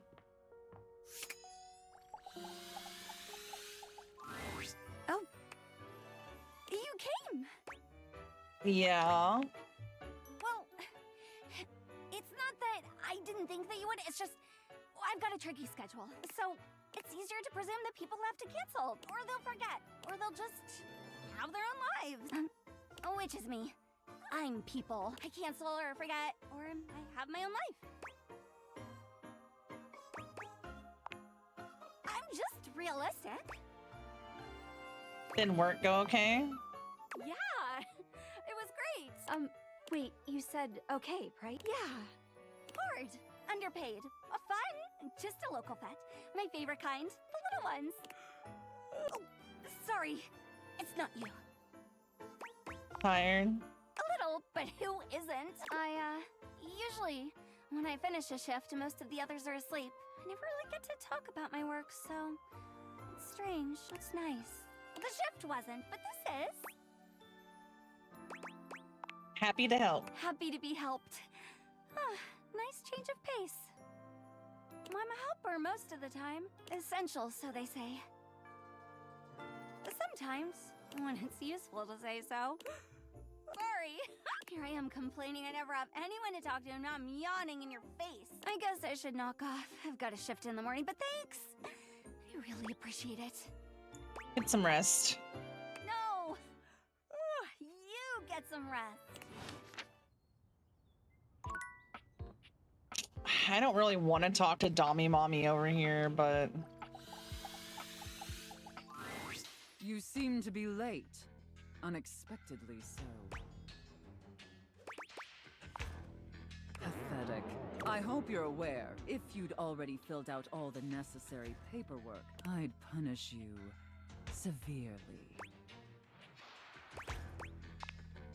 God, must you prattle on so incessantly? Listening to your pitiful yammering is like nails on a chalkboard. Do us both a favor and keep your grating, unintelligible blatherings to the barest of minimums. I feel like this is how it'd be if I dated Bakugo. My delicate ears deserve only the best. Don't you agree?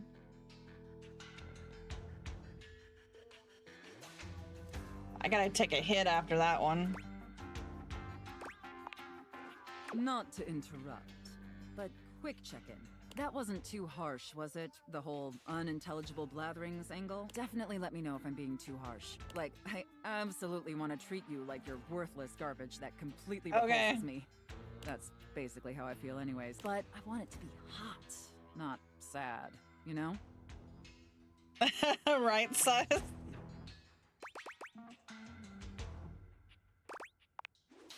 Enough flirting. We have business to attend to. First, I will need you to consent to my complete and total authority. You will surrender yourself to me, making you compliant, dependent, and subjugated to my will and my will alone. Do you consent, wretch? Very good, my little wretch. Bruh. It appears that you can follow orders well. At least when you put your mind to it. That will suit you very well in your new position. Is my position better than missionary? I'm gonna put myself over here. And if you keep doing as I say, perhaps there are some other new positions we can try with you. Oh? But first, your mistress has another demand. Yeah, it's money. And this is coins at the end of the... Yeah. I love the designs, they're cool. As you now have responsibilities to me, I too have responsibilities to you. Okay. And above all else, it is my responsibility to ensure your emotional and physical safety. Okay. For in order to be fully subservient to my needs, you must feel fully secure. That said, in order to ensure the safety of my compliant little wretch, it's necessary for you and I to have a safe word. This is of utmost importance, especially since I am, after all, a safe. Usually I would choose our safe word, but since you've been doing such a good job today, and because I'm feeling particularly generous, perhaps I'll let you pick. Do you have one in mind? Linguini, Gesundheit, safe, or stop. I mean, stop is always a good one, but Linguini is funnier.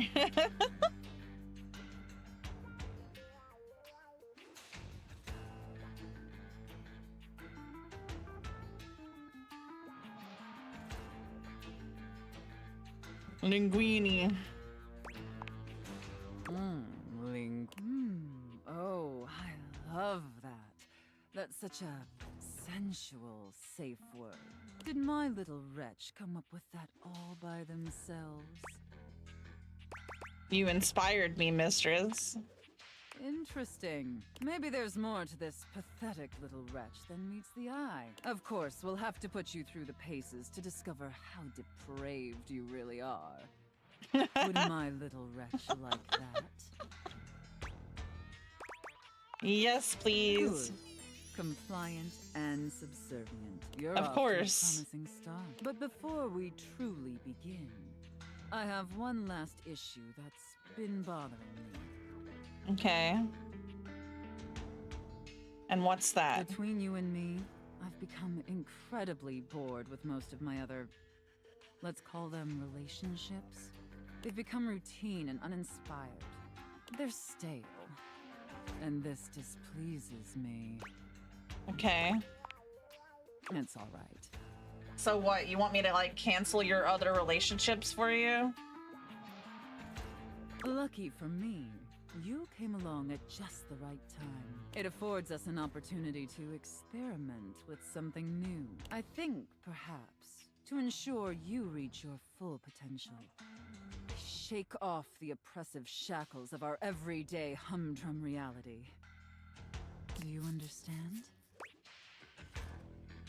You want me to quit my job, mistress? Your devotion and enthusiasm towards complete subjugation. I don't have a job anyways. Intoxicating. Let me try again. I'm thinking in our relationship, we allow ourselves the freedom to expand beyond the limited confines of our stale, everyday identities and roles. Okay. Do you understand now? Yes. Very good. Role play. Yes, the more I think on it, and how lucky I am to have acquired such a pliable, subservient plaything to help me quench my thirst. All we need now is the appropriate canvas to paint our desire upon. If you beg for it, I'll let you choose. Show me, wretch. Show me how well you can beg.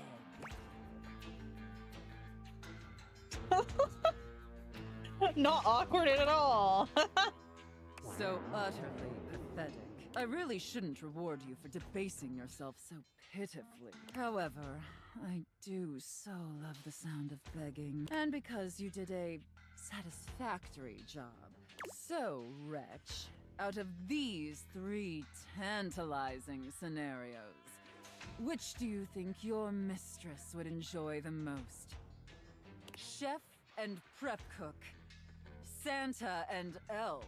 What the fuck? And finally, IRS auditor and small business owner. Well, obviously the last one. I should have expected that. That's what you acted like. A rather pedestrian choice. Now, I've seen more than enough of your pathetic visage. Santa and elf. Oh my god, bro. Be back here same time tomorrow. I mean, if it was me, I would have chose the first one. Do you understand? Very good, wretch. I don't know. I thought she would like it more because she was all like, oh. I look forward to experiencing your vain attempts to please me. Honestly, fuck this bitch anyways. Did I check this already? A colorfully dressed board gamer beams at you. Oh But even my. though his expression is ostensibly friendly, something about his energy is a little off. His smile is a little too wide, his stare a little too intense. You feel rather like a mouse that's just been spotted by a bored house cat. Why a gee-gosh golly and a hi-de-ho! Oh my god, this is why these things were in the attic to begin with. I'm Parker, the board games, and away we go!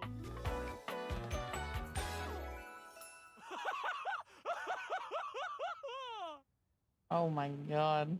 Save me.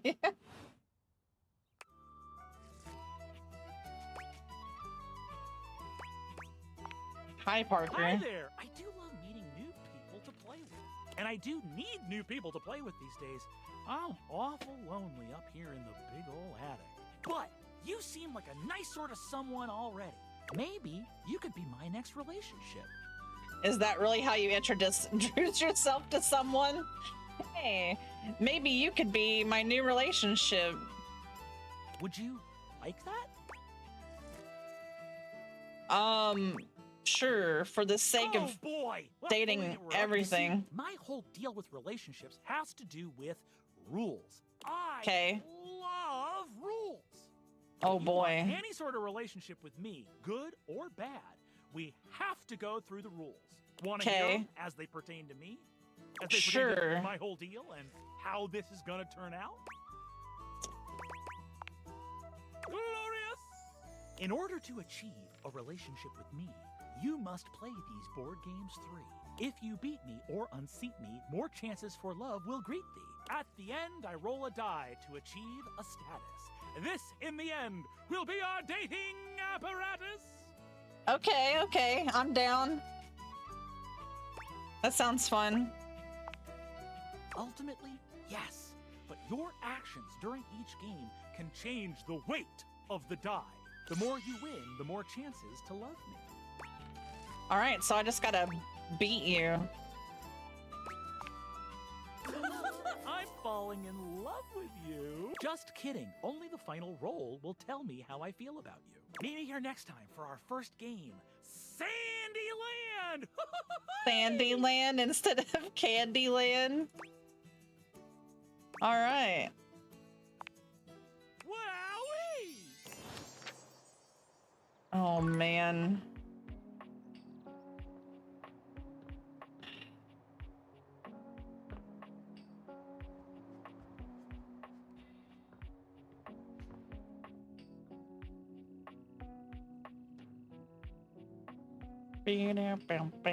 I'm trying to remember what all I've talked to and what I haven't.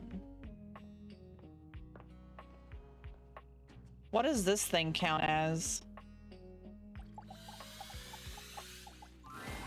For a moment, Oh. it looks as if a firefighter has appeared in your home, smoke and all. But a closer look reveals the smoke is in fact attached to this apparent firefighter's head. You don't get much of a chance to scrutinize her appearance any further, because the moment she notices you, she begins to rush you along, raising her voice and waving her arms at you. Thank heavens you're here. Wait, well, don't just stand there. Go get help. What's wrong? What do you bleep mean, what's wrong? Don't you bleep see that?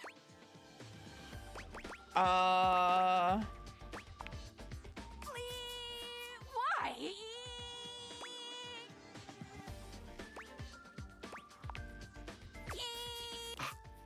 Blessed silence.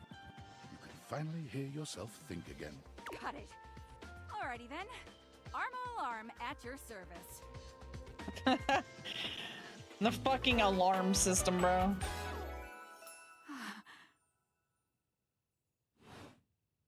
Whoa there!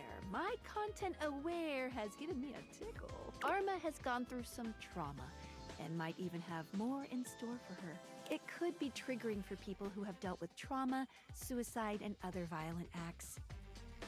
If dealing with that kind of behavior in a light way is disagreeable, I wouldn't recommend this one, that's for sure.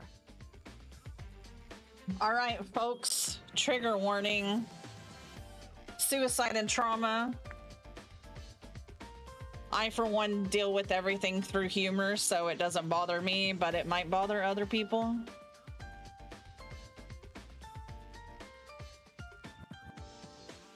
Yeah.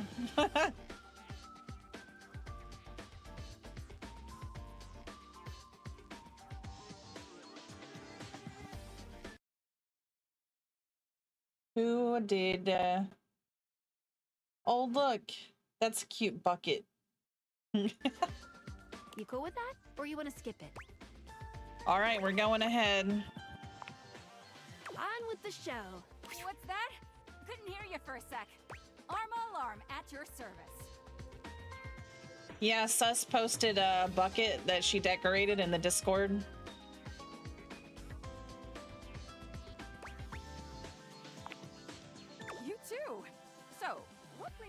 around here. Thought I heard a noise, sort of loud bleep, if you will. Oh yeah, that's part of my job. You see, I'm here to protect the house from fire. Noise. Take a look around you, at everything you love. Okay. Now just think.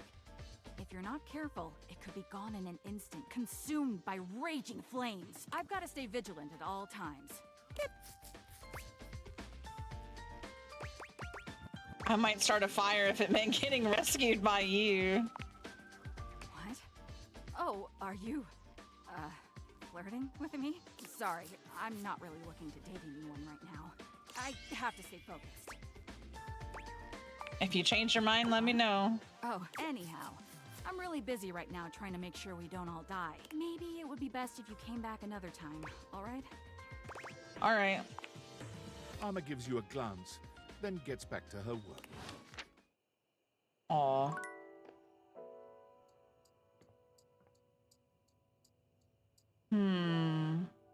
Oh, well, you know, I haven't talked to these guys in here. I may as well get it over with. House homie! Welcome back to the Adrenaline Den! And it is our pleasure to welcome you back. Our pleasure for sure. Hey, what do you think of the new branding? We just named it. Do you like it? Is it in a mood? It came to us in a dream. You were there too, but you were wearing a lot less. Dang, Hank 3 is always the flirtiest one.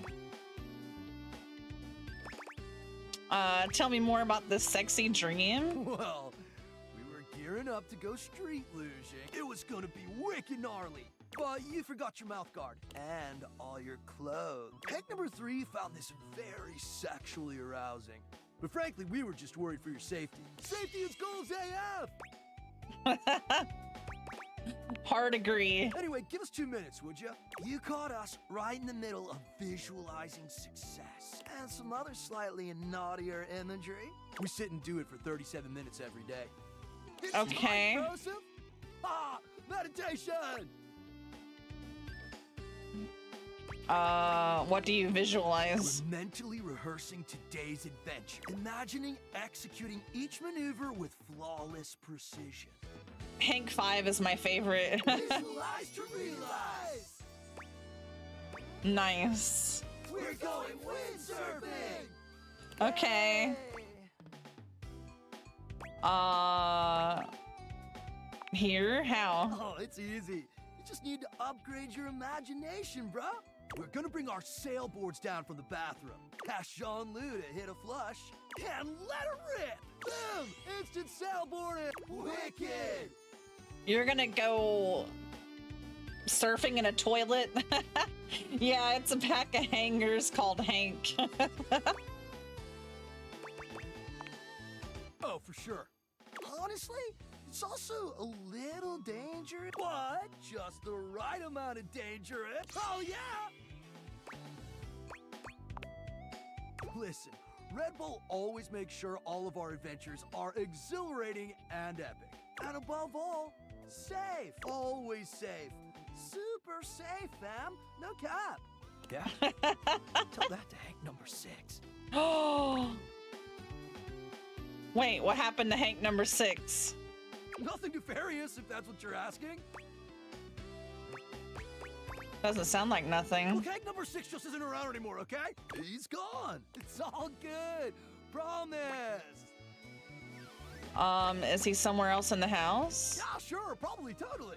Anyway, enough about that. What's important is, are you gonna be joining us on today's epic windsurfing activity? This sounds suspect, bro. What's... Are you? Sure. Wicked tight. Just remember to stay low, feel the wind, and ride those waves. Ride them like you really mean it. Let's go shred it up, dog! Is this him down here on the floor?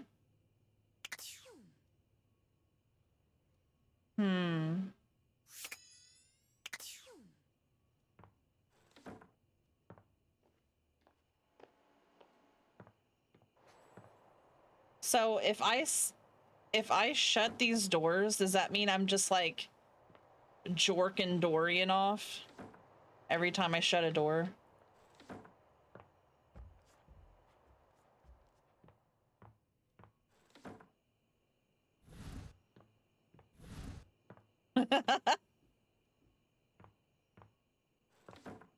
If that's the case, I'll touch every door.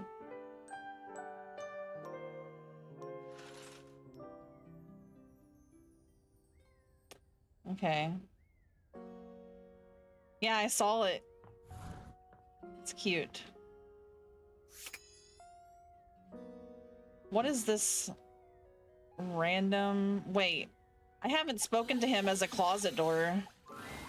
The clothing is back in the Oh, closet. he's the same. God damn it. The old wounds of love have been healed right up. Thank you for doing that. Separation is usually what is best for us all.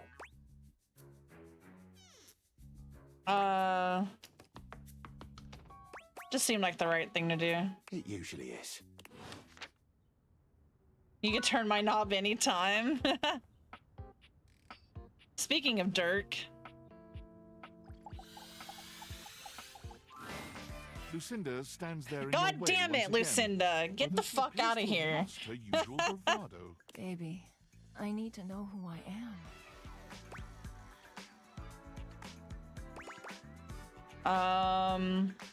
I don't want to hurt you, but can we talk about you?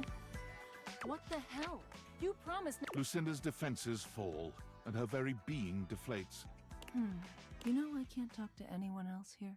I was made last, so everyone else wrapped their voiceover. So even if I wanted to, there's no one to talk to. Aww. Not even Mikey.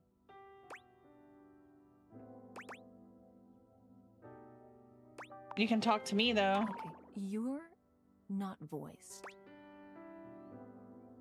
Damn, I could have sworn I'm saying things. You're saying them, just not out loud. I hear you just fine, though. But our time together, it's brief. Lucinda sighs and turns to face you directly. I'm lonely. It'd be different if I could actually choose when I talk to her, but it's the fact that she ruins the conversations that I want to have by randomly appearing. That's what frustrates me.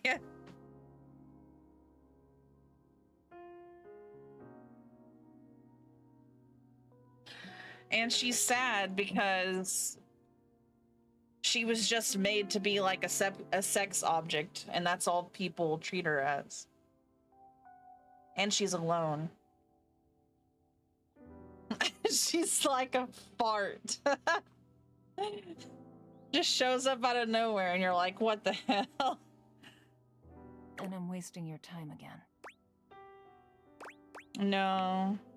You think the real me is just the sad sack who keeps complaining? No, I think we're slowly getting to know the real you. What a frightening thought. I might not know what I am, but I certainly know what I'm not. And I was not made to be some touchy-feely sort of thing. It feels wrong. I'm sorry. Just go.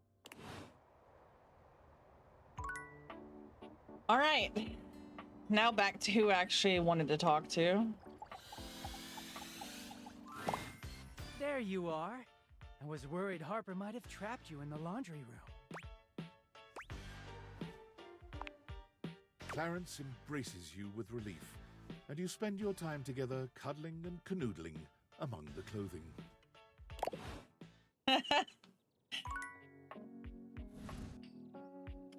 Well, I have Alex Lee and Johnny Yong Bosch, so that's really all I need right there.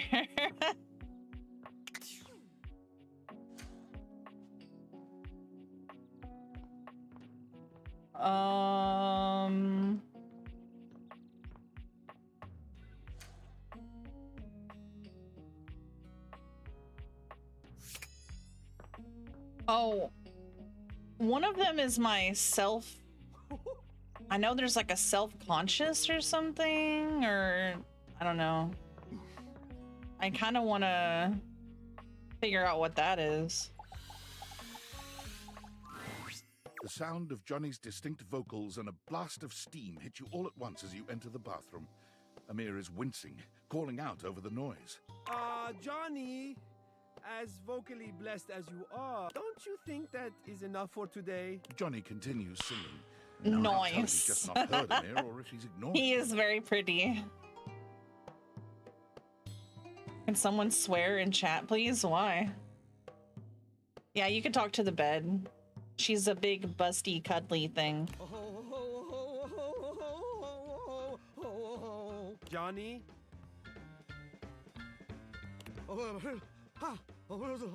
Johnny! This is for you, Grandpa! Johnny! Johnny finally pulls the curtain back, turning to shoot Amir a glare. Hey, what's your deal, shiny fella? Can't you hear I'm rehearsing over here? Yes, I can! That is the problem! We can all hear you! How did fart get censored, bro? I and everyone else in the bathroom, the bedroom, the attic, the whole house, Johnny! I do not doubt that even the house across the street can hear you. Oh, Azizam, I am so sorry. I did not see you come in. In fact, I cannot see anything as I am completely fogged over. Johnny doesn't bother waiting for any resolution to the conversation. He simply begins singing once more. Oh my god, Johnny.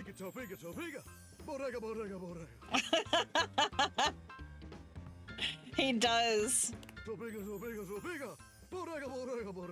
Amir lets out a growl. You didn't know he had it in him. Ayo. Perhaps because Johnny has spent the last 2 hours choking on that high D at the top of his pipes. Not gonna make the choking on a high D joke. Nope. Admirable restraint. Settle down there, pretty baby. You're just jealous that Volt didn't offer you a spot on the show. Ha! Absurd, of course he did. I simply did not want to steal the spotlight from everyone else, which I could clearly do, so I politely declined. Huh. Well, what would your act even be? No, I have an act, a very good one. Better than your lousy caterwauling. Well, what is it then, Mr. Shiny? It's,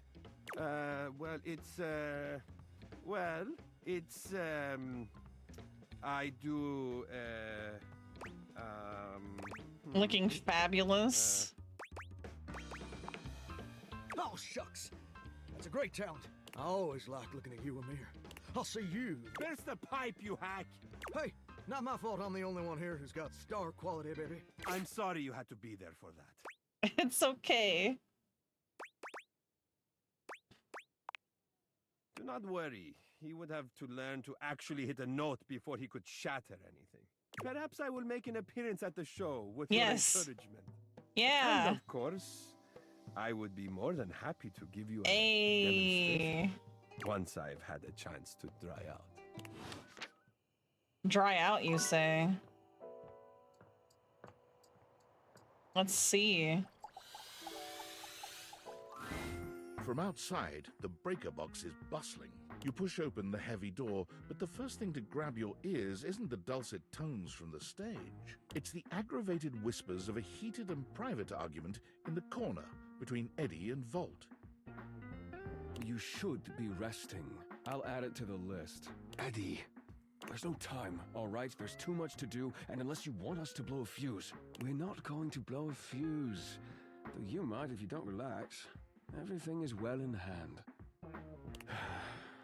Look, fine. Just a few hours, but only if you swear you'll keep me updated. Have I ever failed you before? Obviously not. I'm serious, Volt. If it gets worse, you come get me. Clearly not fully Who is convinced, Eddie's voice? I need to chews on know. his lip. Finally, he turns, blowing past you with barely a nod. Livewire! Volt's whole demeanor shifts as he notices you, and you feel just You? as tingly as the first time. How delightful! You're back! I need to know Eddie and Volt's voice actor right now. You do learn quickly, don't you? I'll have to find some more challenging lessons for you. Volt's eyes shoot to the Hey. lights. Can I set you up with a table?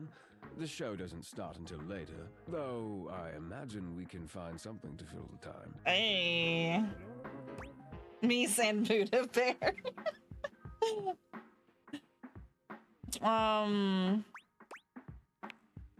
For a split second, Volt seems caught off guard. Perhaps your directness has surprised him, but he recovers swiftly enough. Go ahead. Ask your charming host anything you like. Okay. Who is Eddie? Eddie is my predecessor. He was in charge of all the power in the house before me. Okay. Very astute, Livewire. I supply, filter, and regulate all the power in the house. Then why is Eddie still here? You mean why haven't we just thrown him away? He has decades of experience here. You might say he still has his uses. Go ahead. Ask your charming host anything you like. Jonah Scott is Eddie and Volt? That's interesting. You can't do accents for the life of you, yeah.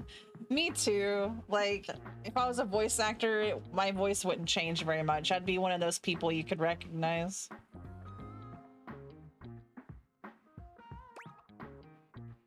My absolute favorite is the Shadow, but I've already finished his whole thing, so I can't really talk to him anymore, which makes me sad.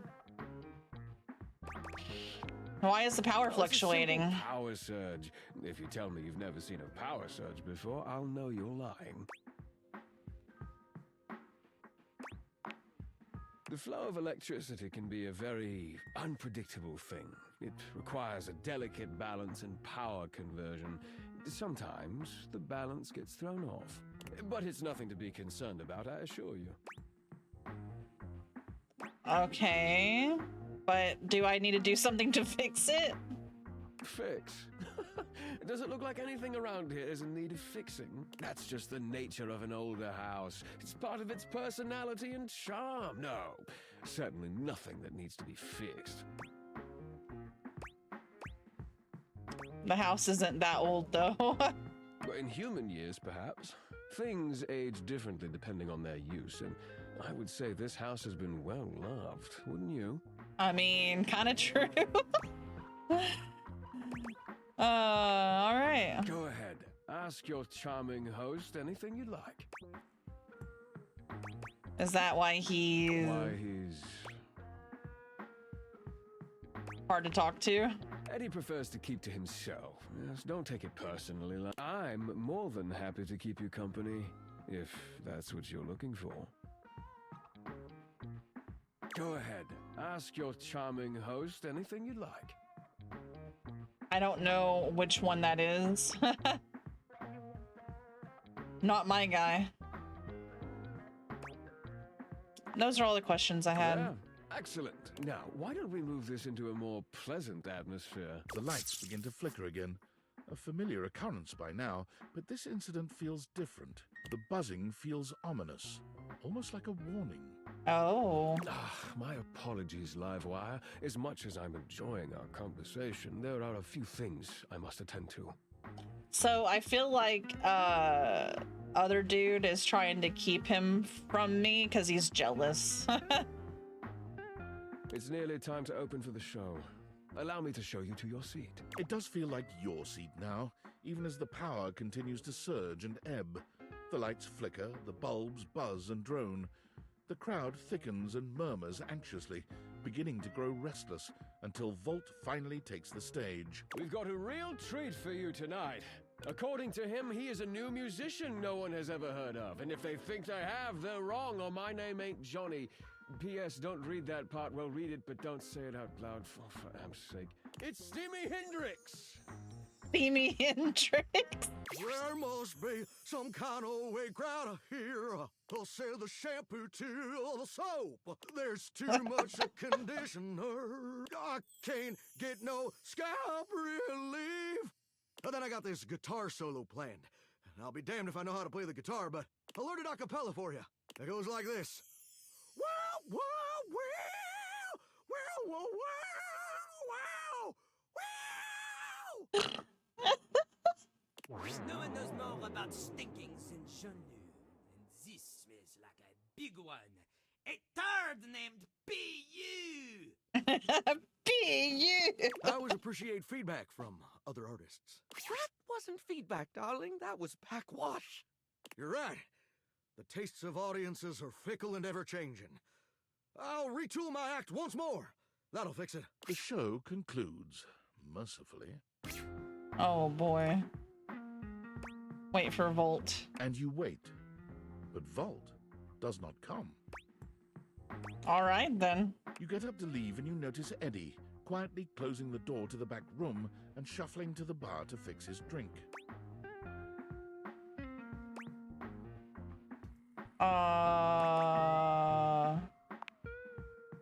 He's not here, and you shouldn't be either.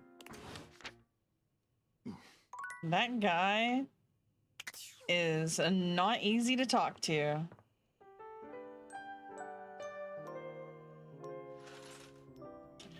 All right, let's check and see if I have anything.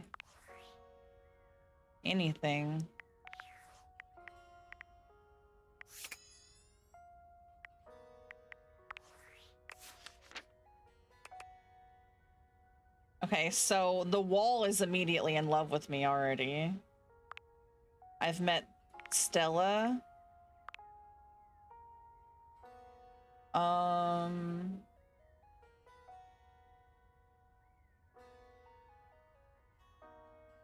Okay. Maybe I should eventually just talk to every door in the house.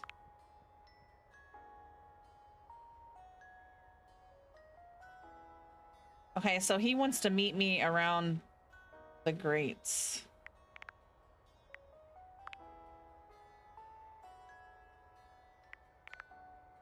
I forget that I can look at the, this is Bryce Pappenbrook is the freaking clock. I did not get that when I talked to him.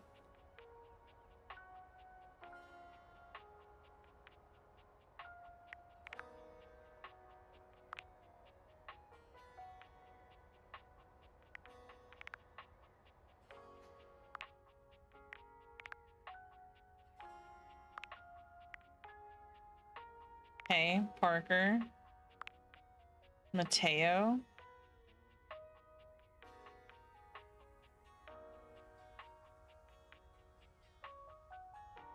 Got caught up in Connie's chords.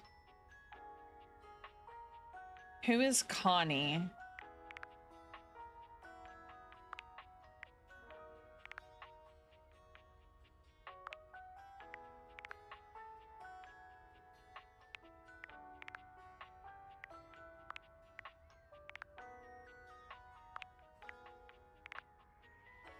I like how it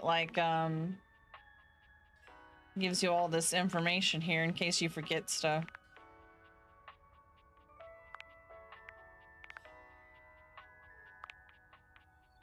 Hilarious.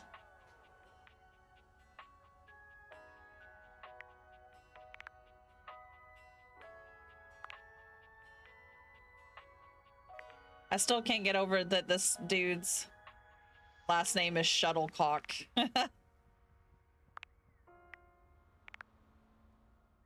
Connie the cunt.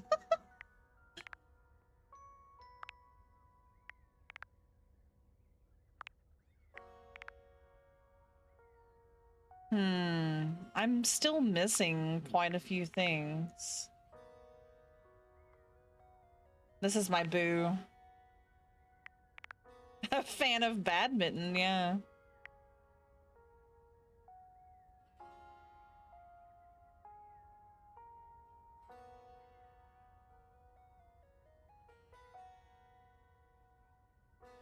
Okay. Connie. Do I have Connie on here? I'm gonna have to look up what that is.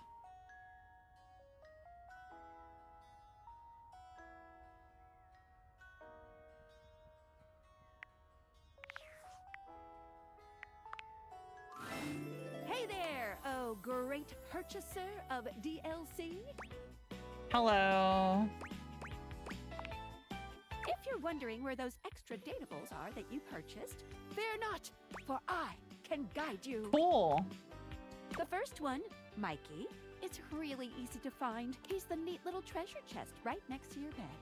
Okay, I've talked to him. Awesome.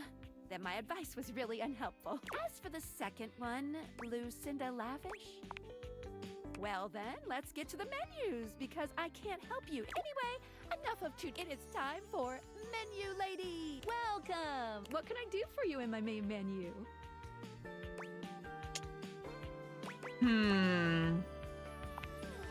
Right this way. Not. What can I do for you in my main menu? Let's chat about you. Ooh, let's. The stars mean you're friends, and the heart means that they love you. Otherwise, it's just nothing. I think one person hates me. There's lots I can chat about. Me?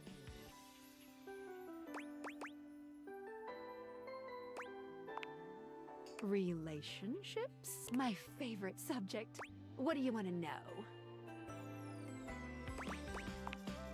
Oh, you want to date me, eh? It's possible, you know. You just have to ask me about myself.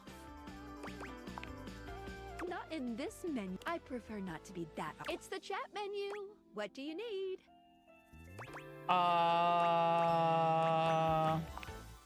Scoochin'. Anything else? Ooh, that fantastic red shirt is looking rather nice today. Thank you, thank you. Let's talk about you. Ooh, let's. There's lots I can chat about. Me?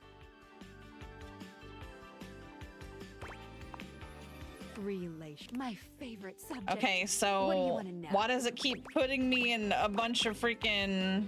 Backing up, it's the chat menu. What do you need? Scoochin'. Anything else? Ooh, that fantastic red shirt is looking rather nice today. Okay. Oh, yeah, I'll miss. God damn it.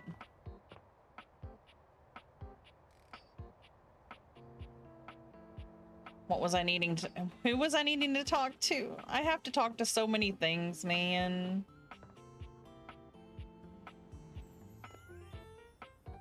I kind of want to talk to the stain on the table, to be honest.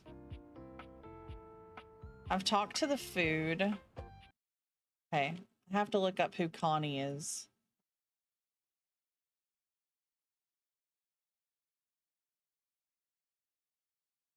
Connie is the console, but I... Wait a minute. I keep getting Luna when I talk to the console, though.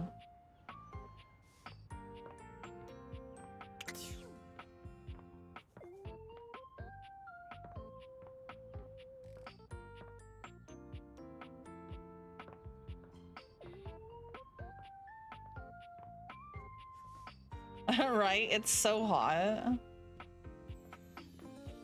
Where is it? Where it be?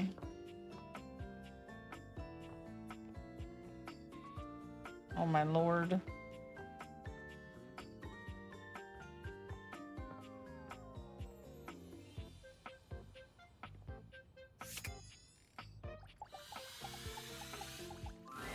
The game console turns on. Team 17, Sassy Chap Moon Surgeons.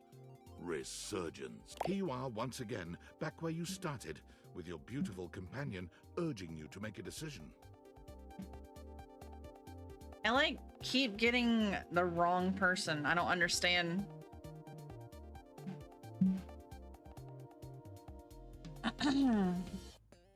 She looks at you just the same way she did the last time, with a strange familiarity, but still not quite recognizing who you truly are. So do I just not save my game every time? You're here. I didn't think you'd make it back.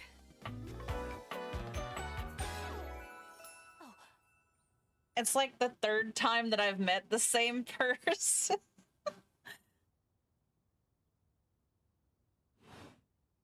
Which way do you want to go?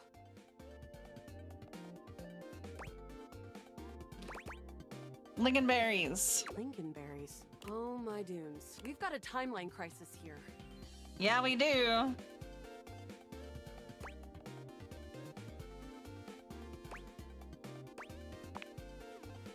preparation came in handy. Come here. Let's find a place to hide from these scraps while you tell me what to do. Okay. Luna grabs at you, and you both wiggle through an open fence near some scattered power grid structures. Just tell me where to go. That was where I planned on... Luna is shocked to see something nearby flash. That's a Krisny box. Right by the Esner transformer? Krisny box? Left behind by Krisny and Associates. These things can contain all sorts of good gear. Luna opens the box to find a pair of futuristic goggles, which float and spin in the air in front of you both. VR? These are Mark II Xeno goggles. An incredible upgrade. Happy accidents, huh? I'm the only one who can wear them. You're already wearing some sort of Xeno tech on your slots. Looks kinda lovely, if I'm being honest. Oh, we don't have time for flirting, all right? Got it. Now, let's get to the facility. After a short walk, you find yourself standing in front of a bullet-ridden metal door, way out in the middle of the cold, grey landscape. This is the entrance I've never seen anyone use. With my chalk picking skills, we'll have this open in no time. All right. Me? I'm your average member of the Resistance. Maybe above average. We fight against the Upholders who are determined to do everything in their power to druck everything up here on my homeworld.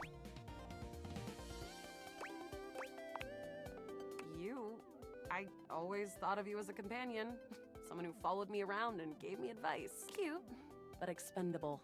Wow. Luna picks the lock, allowing you to peer inside.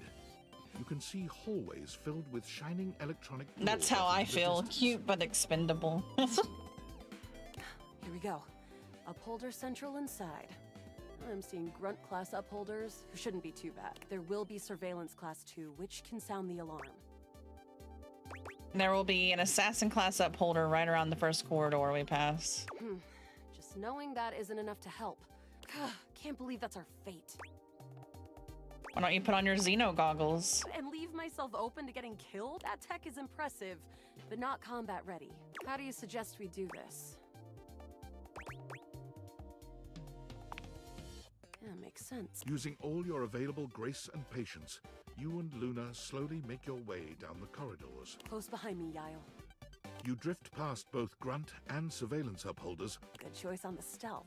I usually prefer the part where we... There you are. Oh no! Assassin! From your stealthy vantage point, you can get a vague sense of what's happening. A vast laser juts out from some sort of holographic human. The light engulfs Luna and renders her immobile. Grab Luna and run. You take Luna's frozen body. Once she is removed from the power of the strange weapon, she hangs limply in your arms for a moment, enjoying the ride. Oh, guess I don't have to whisper anymore. An assassin-level upholder. They've got Digitech to keep themselves invisible. The only hard counter? Xeno goggles. Which is what I told you to use earlier, bro. Yeah, look, next time around, just tell me. Don't listen to the Sierra Battle junkie who said no to wearing the goggles. Got it. We'll have to remember that for next time. Well, you will.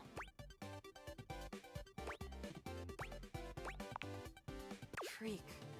Can't believe we're here. Seems like a dead end. Hi, Gilly. Hey, you might disappear after this, but I keep going. And I'm not planning on Young, going anywhere. dumb, full of resources or not. conflicting emotions. Yes. Speaking of, you want to see if there's a workbench? There is. All right. We're getting close. You want to press on, or should we take a crafting break? We have a chance to use what's Crafting. left in our inventory to make something that will help. All right. This thing can take anything we've got and transform it into anything we don't. Compliments? Yeah, you look great. Thanks. You're not too bad yourself. Okay, let's get started with... One globule. Got it. And then? One wood. Got it. And then? One Scrouf skin. Got it. And then? That's it. All right. But there's no reason to lose hope. It's which is always good for defense. The wood gives nice heft. The scroff skin makes anything look a lot better for comfort. You've got an amazing new piece of armor. You and Luna make your way through the final threshold and stop right before the entrance. Oh no. There's the horror of it all. The way opens up into a large regolith cavern. Mining constructs mingle with moon rocks as the terminus of the station is reached. But perched high on the crane next to a large glowing blue crack in the regolith was a well-outfitted spacer who looked just like Luna. You came just in time for the festivities to begin. Celine Moonrise, prepare to die! Celine Moonrise sounds like it's straight out of Baldur's Gate, because it's like Celine and Moonrise Towers. Luna, you'll never take Crescentia's power.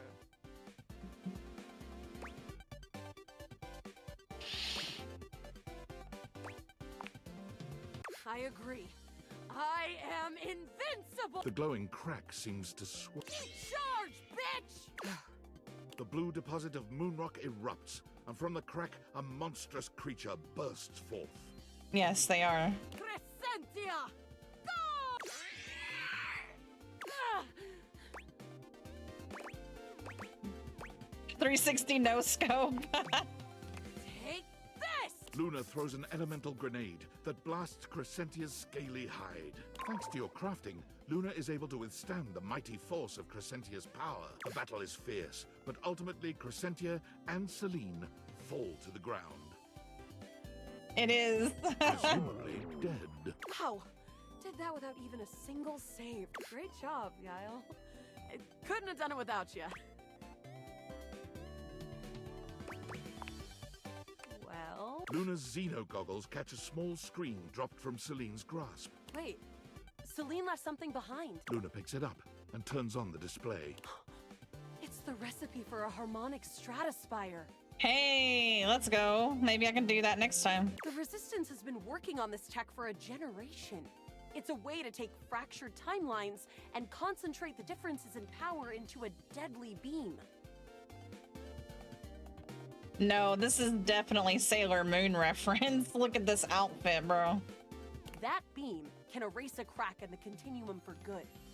And I think something about your timeline tripping abilities and Celine's rise to power have something to do with each other. Let's make it. But she's already died in this timeline. True. You'll have to come back. With the knowledge of... It's obviously several references. It's 4 globules, 1 wood, and 2 scroff skins. Remember it. Oh shit. I should probably actually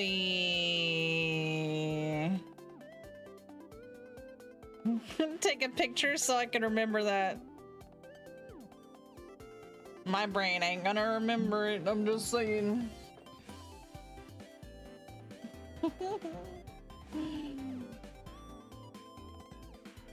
Remember me. Luna is already beginning to Be fade for real away. right now. A reference doesn't have to be the actual exact same thing. That's why it's a reference. Thank you. Hey! Again. All right. Where is this vent guy at? Bam, bam.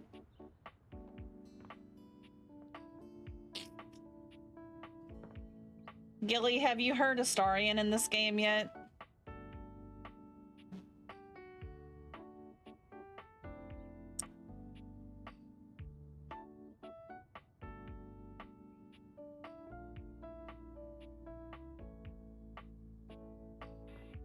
Bow, bow, bow, bow. Bow, bow, bow, bow. Lucinda Lavish has come by Oh, once more. my While God. she appears the same physically, it is apparent that her overall panache is lacking. My panache. It's lacking.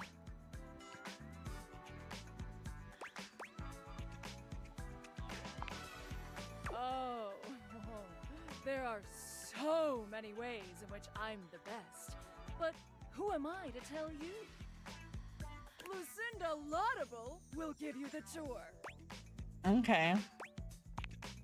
Funny you mention that. I am by far the best looking dateable. They spent the most time on me, on this fantastic body, Sure. on my incomparable composition. Lucinda Laudable. Let's take a look at a typical dateable. Whoever the fuck this is, he only stands there like that the whole time. He looks better than you.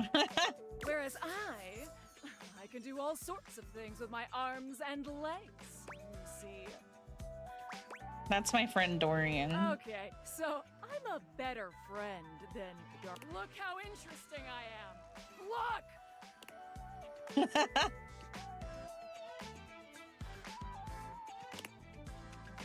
Oh no! A nameless guy can't talk! Well, there's a very simple explanation. I'll have you know, I was recorded dead last because I required the most amount of work. Sure. It took a team of 20 to make me so irresistible. This poor dude can't talk because his lines in my script weren't even written when he was recorded. My sexy as hell images have an extra feature that dude bro over here doesn't have.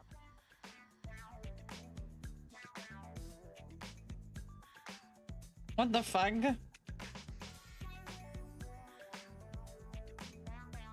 What in the world are y'all two talking about?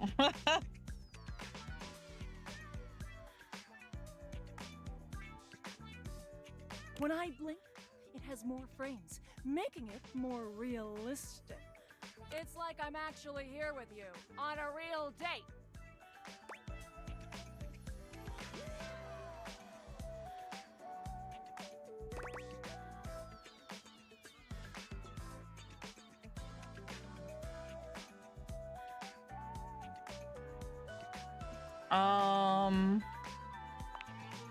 I mean, yeah, that's my idea of a date.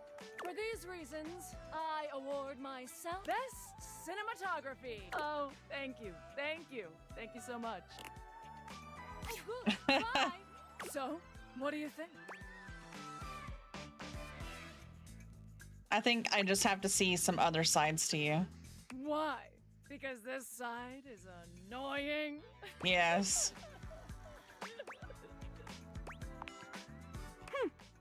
Well, then maybe. I didn't even want to talk to you. Damn, it's too late to talk to him. Right? They wrote her so obnoxious, and I want to get to, like, know her as more than what she is, but she makes it very hard to do that.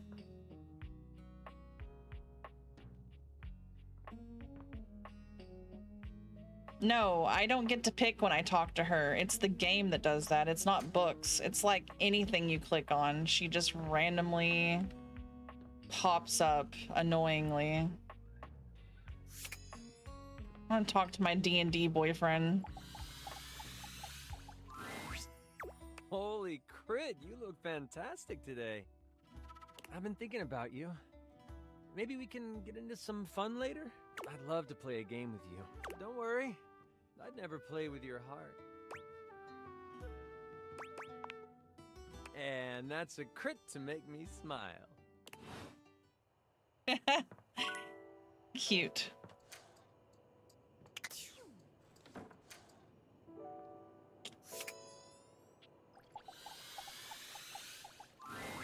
Normally, you try to avoid dealing with your water heater. You're no plumber after all. But as you look at the beauty standing where your water heater usually is, you wonder for a moment if that's about to change. Oh, man. Beyond the rigid metal of the heater lie dangerous curves. Brown skin swathed in orange and blue and silver. Her soft, pretty facial features are adorned by colorful makeup that looks like it wouldn't be out of place in a fashion magazine. She doesn't seem to notice you at first, but when she does, she lets out a sharp scream. Oh, God. Bubbling boiler rooms. You scared the living. It takes her a moment to calm herself down. She fans at her face with her hands, exhaling loudly. Got me flustered is all. I wasn't expecting any visitors. Last folks who lived here only came down when the pilot light was out, which wasn't often. See, I'm made of the good stuff. Southern made and made to last. I love that. I'm gonna use that. You look like you are quality. Your eyes don't lie to you. I'll tell you that much. I love me a good other Southern person. Here I am just talking and you don't even know my name. I'm Winifred. Nice to meet you.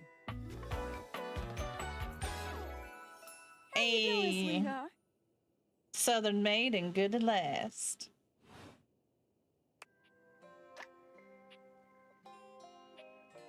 And built to fall apart in your arms.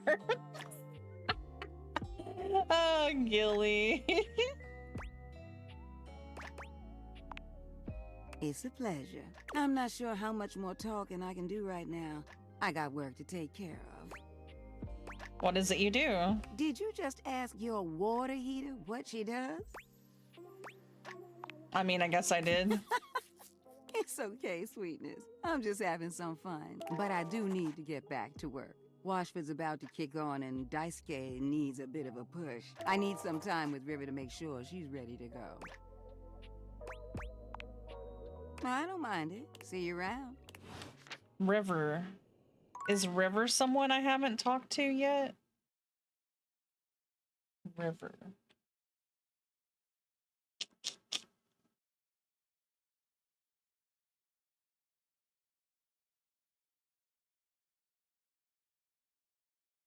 Pretty much a liquid.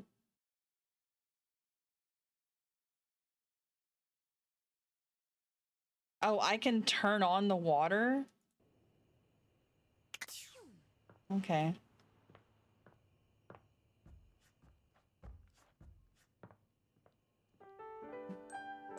I didn't think to interact with the sink first to turn the water on and then talk to her. So... there we go. You wonder for a moment if your sink Hey. has overflowed, but that's not it at all. There's just a being made of water standing before you. She's ethereally beautiful, but there's something hard to pin down in her gaze. It almost feels like she's watching your every move, waiting to see what you'll do. Yeah, the treadmill is a, like, muscly Viking guy. Hi, honey. You looking to cook something? Wash your hands.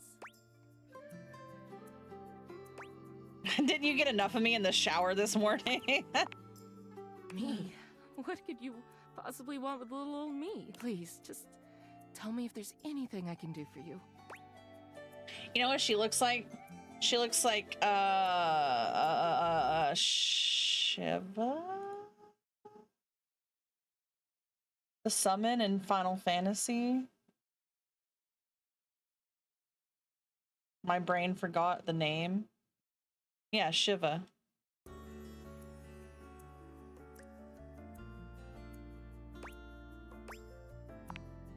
What do you need my name for, cutie? There's plenty of more exciting things we could talk about.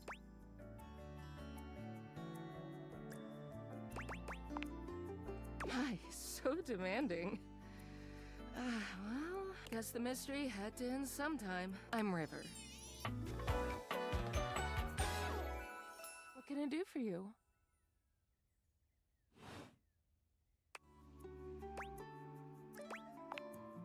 Just River. Like, chair. Chair? Chair. World famous pop star, known for her #1 hit, Belief. Share. What the fuck? Oh. The one and only. You know, the best thing about Chair is she's always changing her look through the decades. She always knew just what we wanted to see and served it to us. I really admire that about her. She has the range, darling. She does. I wish I did too. Is there a version of me you like best? Water? Steam? Ice? Some form in between? Oh, are you telling me that those are your different forms that I need to find? I need to find steam and ice.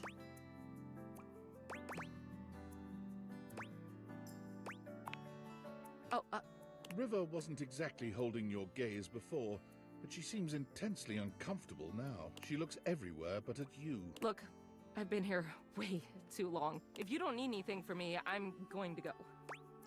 Okay. Whenever she blushes, it's really cute. She is gone. Well.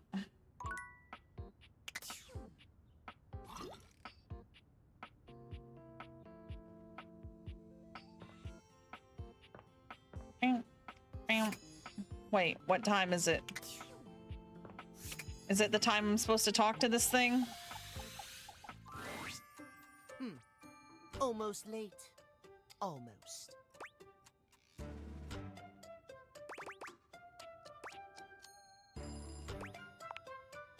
Yes, indeed. You're just in time. Yeah. Thank you for coming on time this time. Oh, we very nearly skirted disaster. You must promise me to never do that again. Tell me why you've sought me out. Aside from the pleasure of my absolutely sparkling wit and golden company.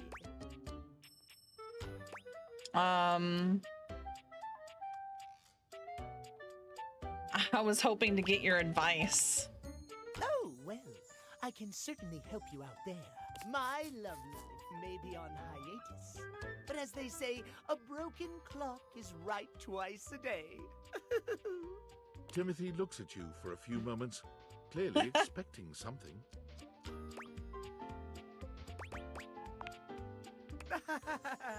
Yes. He wants me to laugh at everything he says. Well, let us start with the most important thing. Timeliness. Next to godliness, as they say. You're so right. Of course I'm right. Imagine, if you will, you show up to a date showered and clean, but 2 hours late. Does your cleanliness matter then? I think not. True. Of course I am, old bean. Oh. Don't call me an old bean. I must away quite soon, but before I go, I want to be sure I've imparted my wisdom to you precisely as I meant to.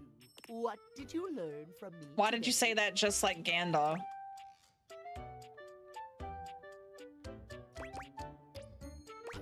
Timeliness. Exactly. Just so. Just remember, there is always I'm an old bean. Now leave me. I've run out of time for this conversation. If you wish to speak again, find me at 3 p.m. Okay. Precisely at 3 in the afternoon. 3 p.m. the next time.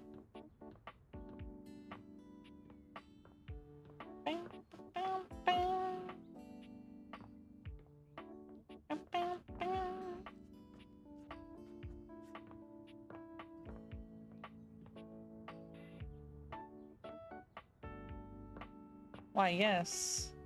Yes, of course.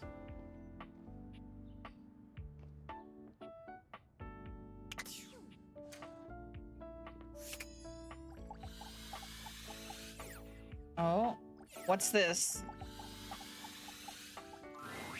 Before you see them, you can feel them.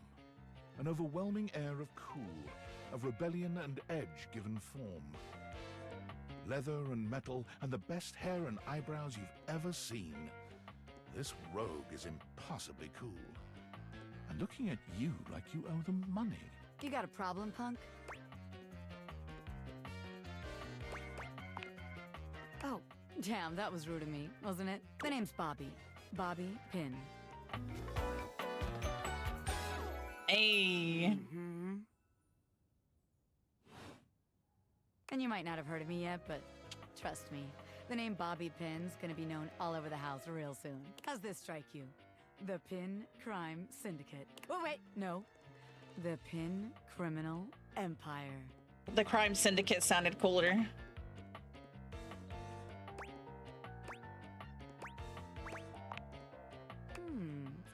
old-timey, but it does have that kind of Tal Capone feel to it. Tal Capone. You know, the famous powdery gangster from Chicago? Talcum Powder, Talc Capone? Oh my god. Whatever you say. Anyway, that guy. It's reminiscent, baby. But I'm gonna blow even him right out of the water. I've been locked up in Hoop's bag for years, and I'm finally free! I mean, it wasn't his fault, you know? I had a lot of time to think while I was in there, you know, about who I was gonna be when I got out. Getting bent out of shape, it does something to a pin, you know? Smarties. I want some Smarties now. Makes you reevaluate your priorities in life. Makes you think long and hard about who you truly are. This is you been out of shape? Oh yeah. I used to be pinned straight, if you can believe it. Getting sucked up into Hoop's bag was a real revelation. I never really felt quite like myself before. Would have liked it better if I didn't have to be locked away for a while first. I feel like for the first time in my life, who I am and who I've always been are one and the same, baby.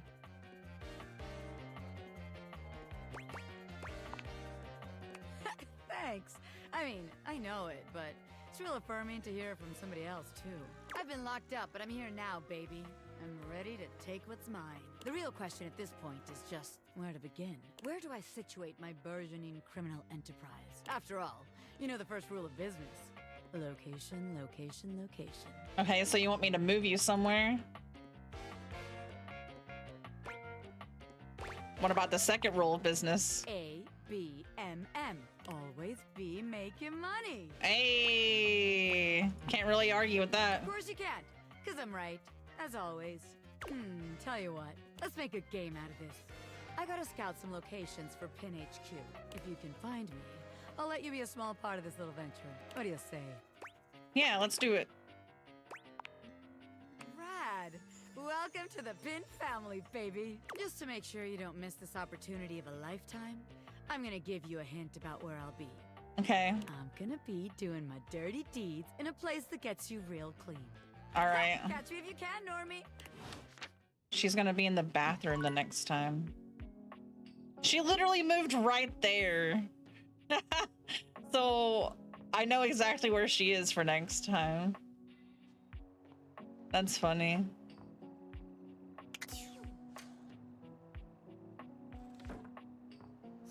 Let's talk to the trash. Oh. You. Hey. Whatever. When you're a trash can, you gotta have a pretty thick liner.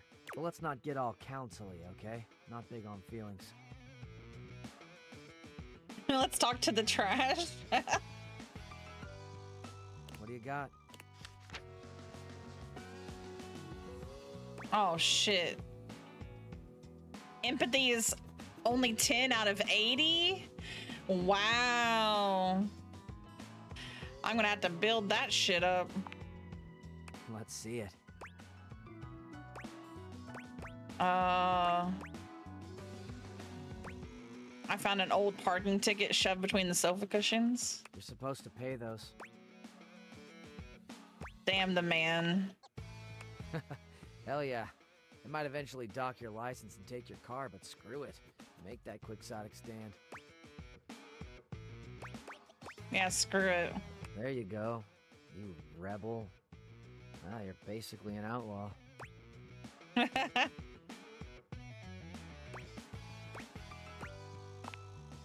Whatever you want to call yourself is fine by me. Like I said, I don't really care. I can see that. Oh, damn. Here I thought I was being subtle. That smell sure isn't subtle. What the hell does that mean? You're hard to miss. You have a problem with that? I personally don't like to let crap pile up. Old ass junk. I've already told you this once. Why am I having to say it again? I don't like that kind of talk. I'm a fairly easygoing can. I don't think I'm asking for a lot. I'm seriously warning He you is now. cute, but he's a jerk. Choose your words carefully. these were the wrong words to choose. He's another very hard person to talk to.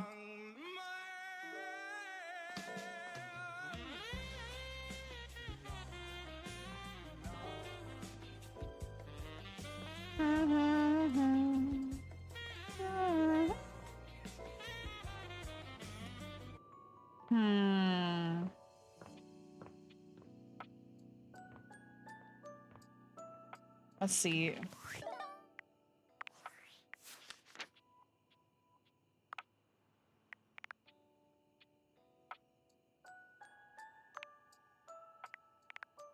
$3 p.m.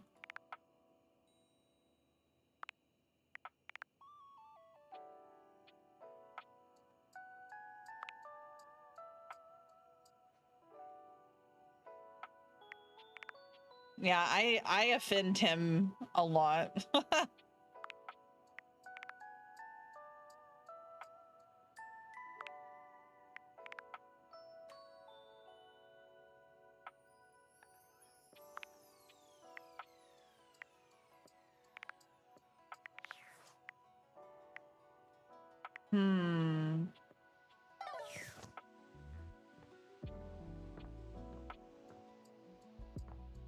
Is that a light?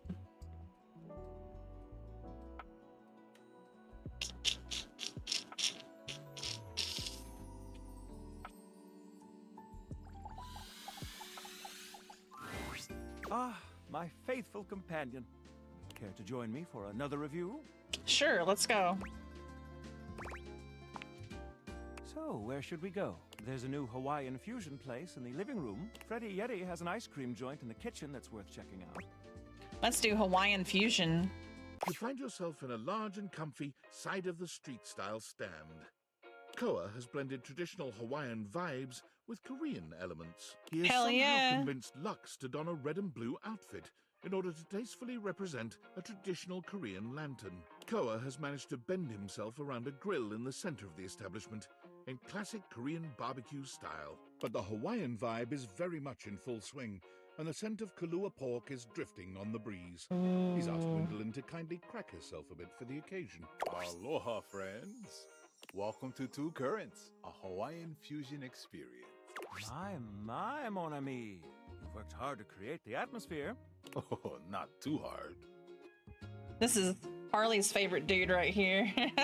Well, what do we think? Ooh. You knew what it was? I'm impressed. Mitchell beams, pride radiating from him. My date is quite worldly, Koa. Please, take a seat. Koa pats his lap.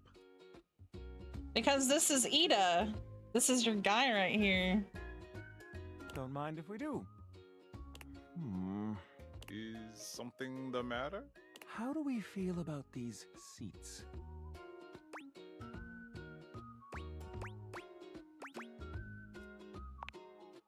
I'm glad to have you on it. And me at the same time. How scandalous. Did someone say scandal? Oh, God. Out?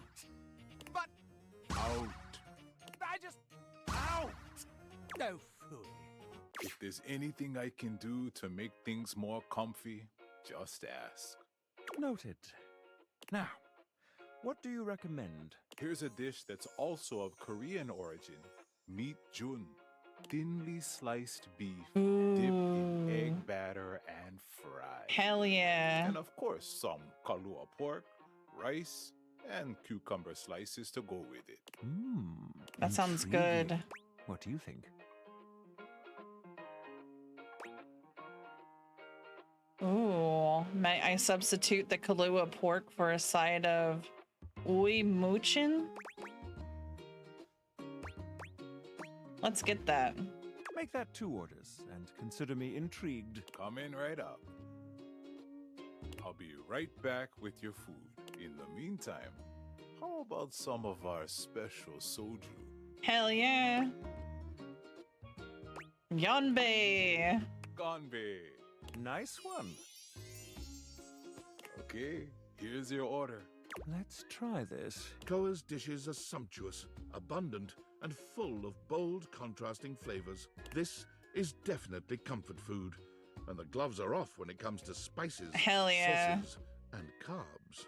The combination of Hawaiian and Korean flavors contrasts and complements, ultimately fusing into something utterly unique. I want some now. Fermented vegetables, meats dripping with sugary pineapple sauce, and rice. Lots of rice. Interesting. What do you think? This slaps. Quite. I'll be including your win in my review. My friend and I are about finished here. Koa, thank you for having us. You two are welcome back anytime. Thanks for stopping by. Hell yeah.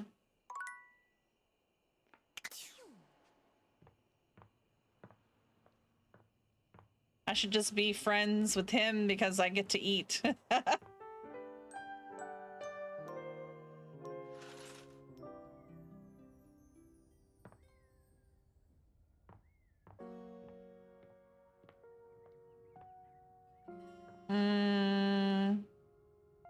Okay, I have to talk to him at 3.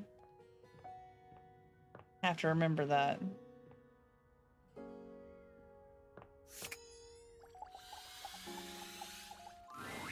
The very air you breathe has taken form. And what form? Ringlet curls and a barely there dress frame a figure that leaves you short of breath. She stares at you in complete silence, and you're suddenly intensely aware of your own breathing. It's more than a little awkward.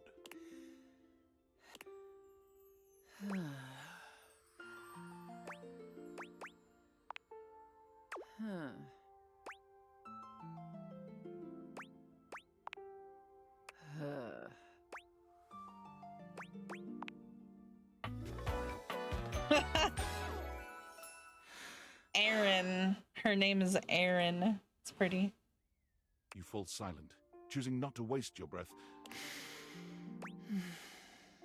What the heck? I have no options.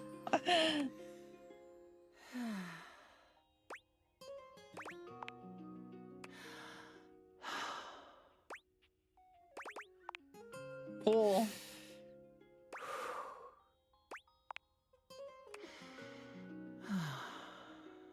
I am present. You could almost swear you can see the conflict within Erin. She evaluates you in the silence, each of you unyielding. Could this be it? The culmination of whatever has been building between the two of you?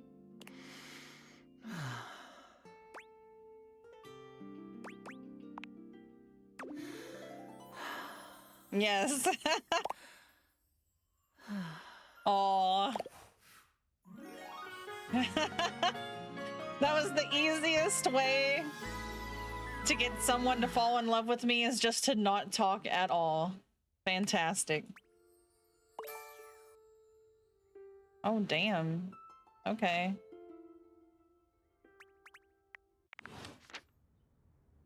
Cool.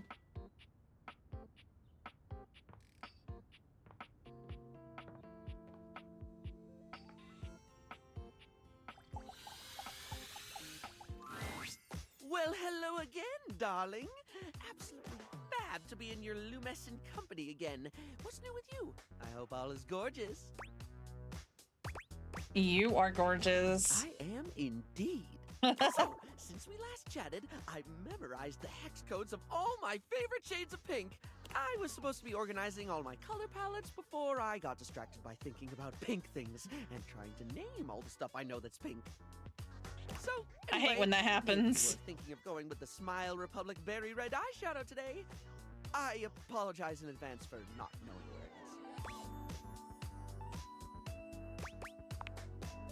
it is. I suppose I do. Which is funny, because if you'd asked me, I'd say my head's empty most of the time.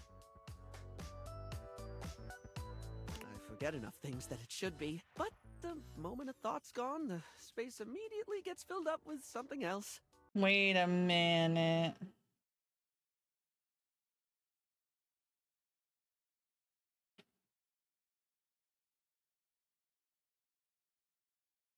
Okay, I don't know that voice. Well, that reminds me. I was actually going to ask if you could help me with that. I mean, from the color coordination on your amazing outfit alone, it's clear you're far, far, far more level-headed than I am, darling. And I'm messier than one gets trying to do their mascara in the back of a moving taxi. Yes, he is makeup.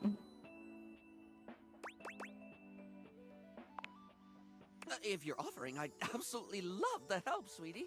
Lately, I've just found it really, really hard to focus on anything. You know, I realized after we spoke last time that I actually can't remember what we talked about. Like, I have little flickers of the conversation, like snapshots almost, but you were really interesting and I enjoyed chatting, and I feel awful that I can't remember anything as if you weren't and I didn't. Well.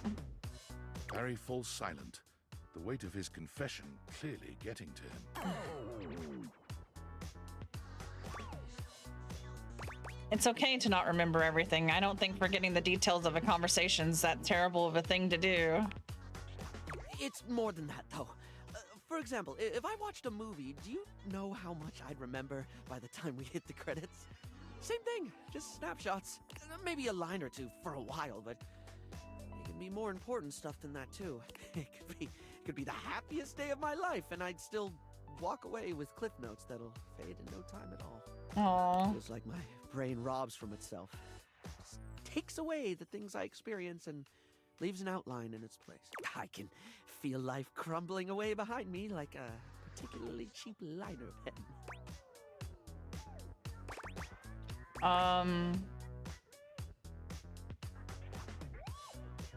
Sounds like you're really trying, though. For some of us, our brains just don't cooperate like they should. I try to remind myself of that. I really don't mean to forget. In fact, the harder I try to remember a thing, the more likely it is that I'll struggle to commit it to memory. Or then again, my stupid brain's a steel trap for stuff that's totally not all that important. It's just whatever silly thing I'm mega focused on at the time. I once learned a whole bunch of meaningless facts about Herne Bay in Kent. At one point, I could quote you every line of I Want to Be Your Gunnery, or give you the history of the pinball machine. I could have told you all that. Until I got bored and forgot. Same. So you hyperfixate on things? Yeah.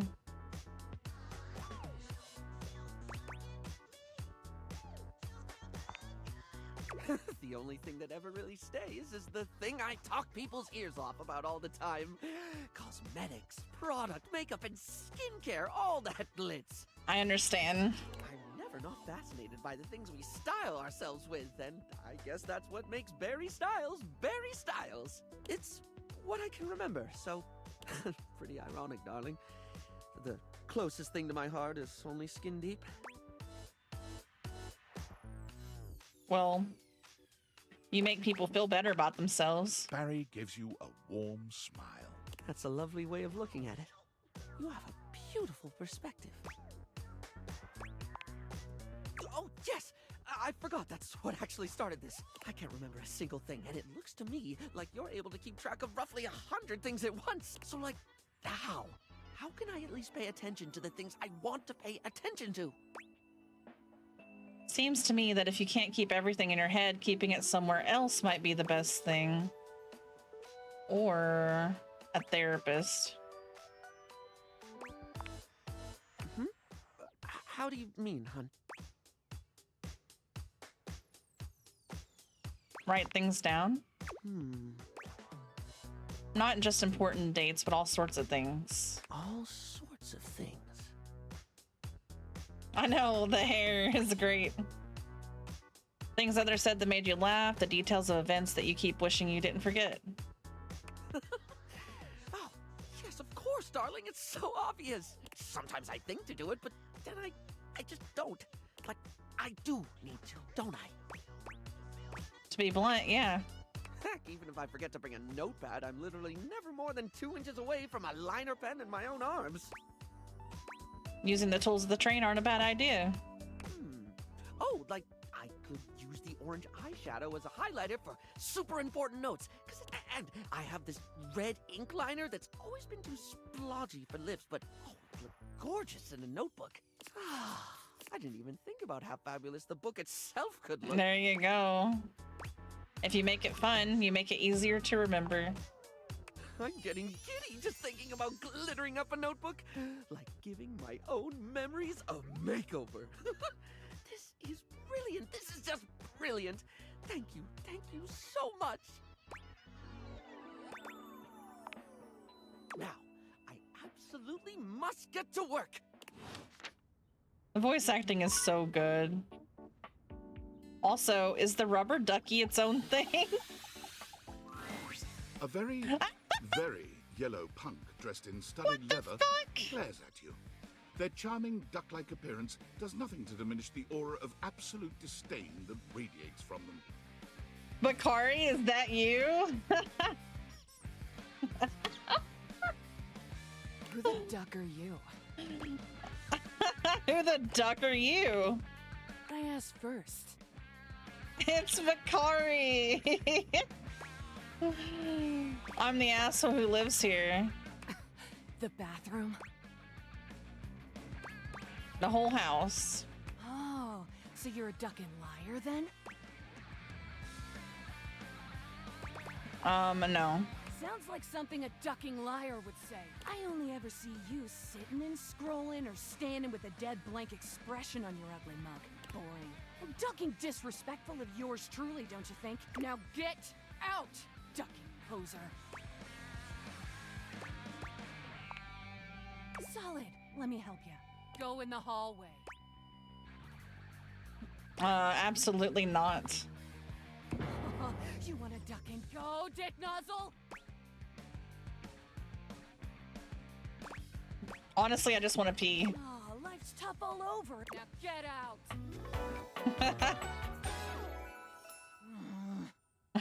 What a bitch. Oh my god! I have never felt my content aware go off like this. This ducky is dangerous. You got that right. This one gives off very sexual energy, very profanity-laced energy, very everything. If you're the least bit turned off by anything rude, I'd skip this one. I dare you. Say, on with the show. Show? What do you think I'm giving it away for free, Four Eyes? Show's over. Everybody get the duck out.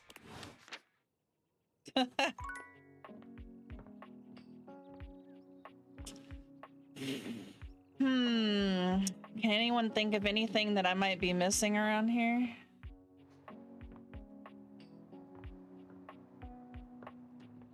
Is it 3? It is not. It's 6. I guess I missed it.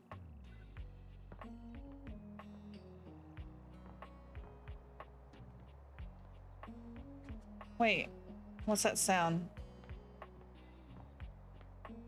What's that sound? Everybody look what's going down.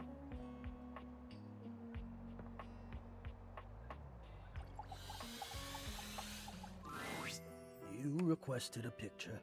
I have found one. Hector slides a photo through the grate.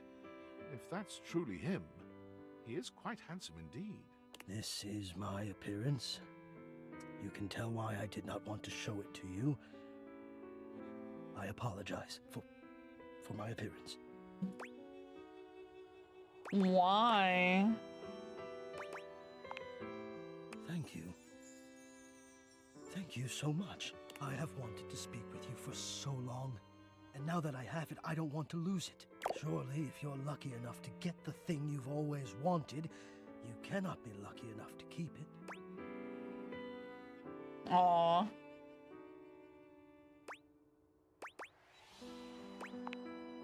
I would lose it if you left. Why would I leave?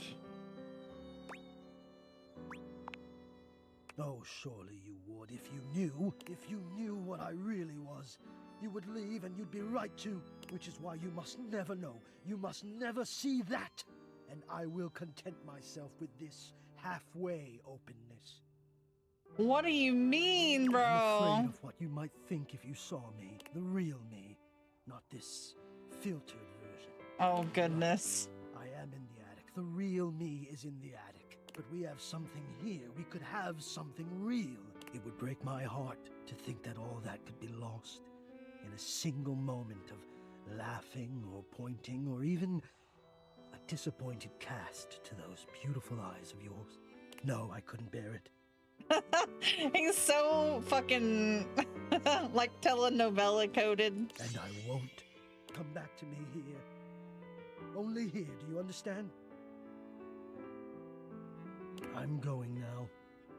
And where I go is only for me. Goodness.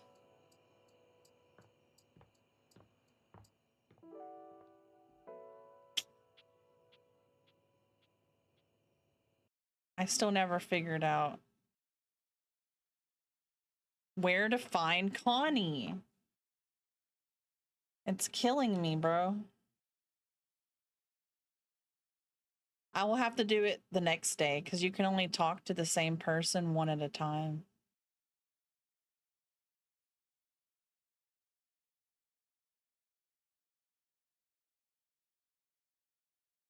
How to meet Luna. I already know Luna.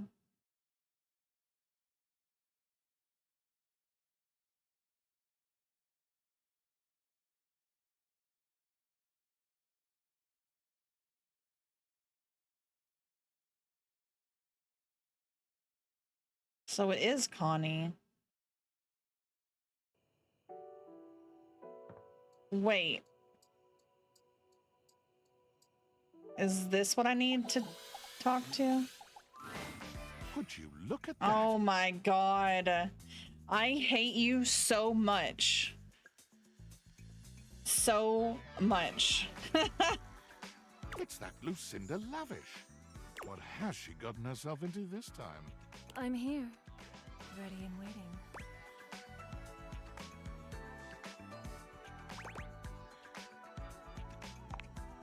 Who I really am? Well, guess what?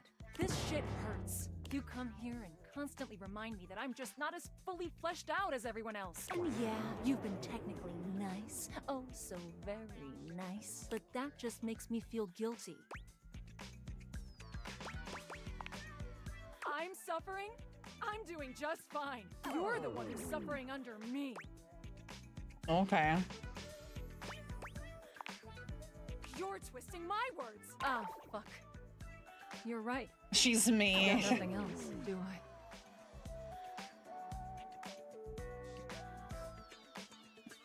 Harley, you can't say that after literally just saying sudden bazoomies, okay? You can't simultaneously reduce somebody to boobs and then say, oh, she's more than a pair of boobs. Nothing. Lucinda stiffens suddenly and turns away from you. Her body is completely motionless, curled in on itself in a tense display of supreme agitation. That is just hypocritical. It's difficult to tell what you should do next, as she might explode in anger or wilt in agony.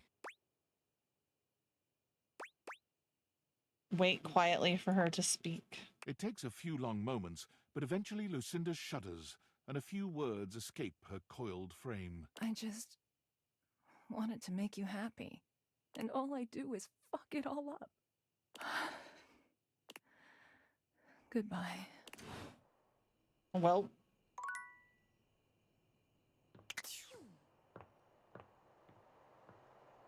Same girl, same.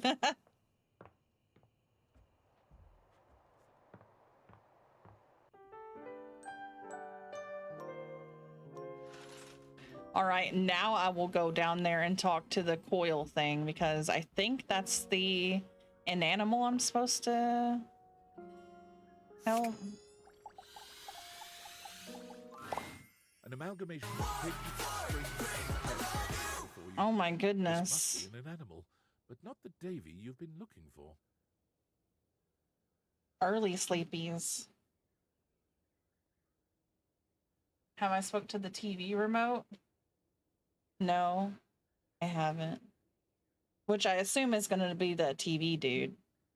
But apparently, if I keep doing the console, it turns into Connie if I beat it. So I have to just keep messing with it.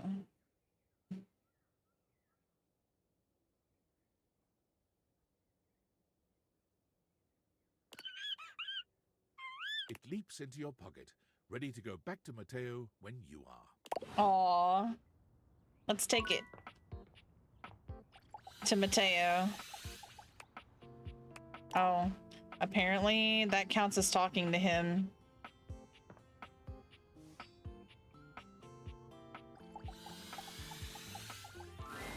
The game console turns on. All right, let's finish this once and for all. Team 70 sassy chap game. Moon Surgeons. Resurgence. Here you are once again, back where you started, with your beautiful companion urging you to make a decision.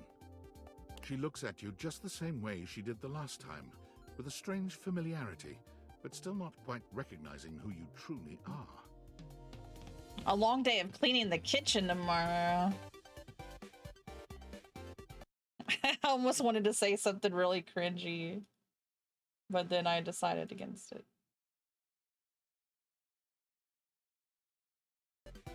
You're here.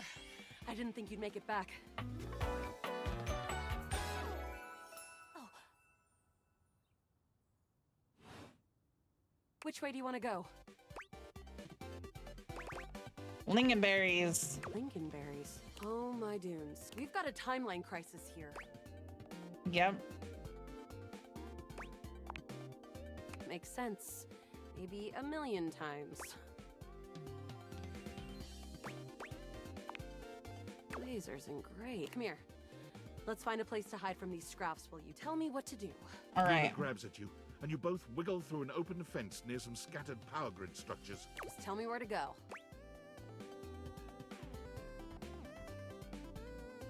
Crouch down by the Esner transformer. Oh, there's a christening box with Xeno goggles. Bros, you're good at this. Okay, then what? Now put on your Xeno goggles. Why? That will drastically reduce my combat capabilities. Don't listen to the syrup-addled junkie who said no to wearing the goggles. Ah, understood. There's always an assassin class upholder right around the first corridor we pass. So? And it always pulls you in with some sort of laser rifle thing, and you kind of hang there until you make it out to the other side. True. This specificity is making me trust you. This advice sounds like something I would come up with myself. Luna puts on the Xeno goggles and enters the compound cautiously. I can see so many more wavelengths now. And you're right. There's an assassin class about 7 Bezos away. We can get the drop on him. Hell yeah. Take him out stealthily and close up. On it. Luna stalks her prey. With the Xeno goggles and her own combat prowess, she's like a mooncat on the path of a moon mouse. With the coast clear, the two of you stealthily walk the corridors until you reach an office right before what seems to be the terminus of the compound. Is this the furthest we've ever gotten?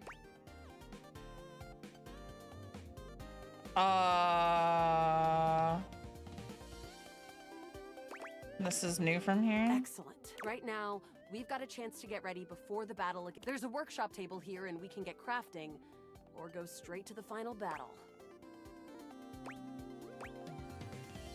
What do we have in our I inventory? didn't lose anything getting in here. I've been hoarding for a while on this playthrough, so practically infinite globules, wood, and scrap skin. Low-level loot, but can make high-level stuff. Let's make something. What recipe should we make?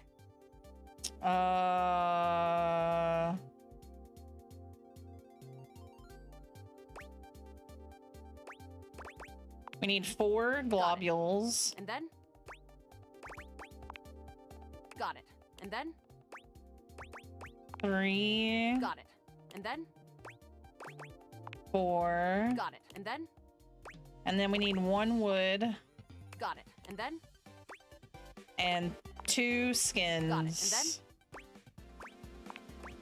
Got it. And then? That's it. All right. Let me just put them together and... We did it! A harmonic stratospire! Hell yeah.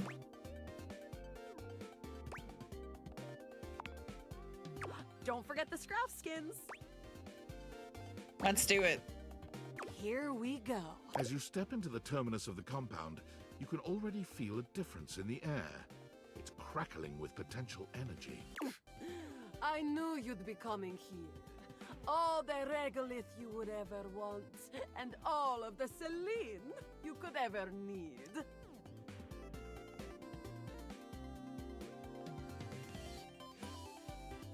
For what reason? All I'm here for is the sweet profit, Banya. Ever seen one of these? Luna holds aloft the Stratospire. It glows ominously. How did you get one of those? You messed with temporal energy and trapped me in here with you forever. Playing out the one pathway where I always reset. Thinking that I would never be able to get the one thing to stop it because you kept it from me secretly. But you didn't count on one thing. What? Me! The NPC? I never thought they were anything special. Rock! My plan all ruined. Just kidding, of course. There's no way you have the innate strength to use that thing. No, but I do.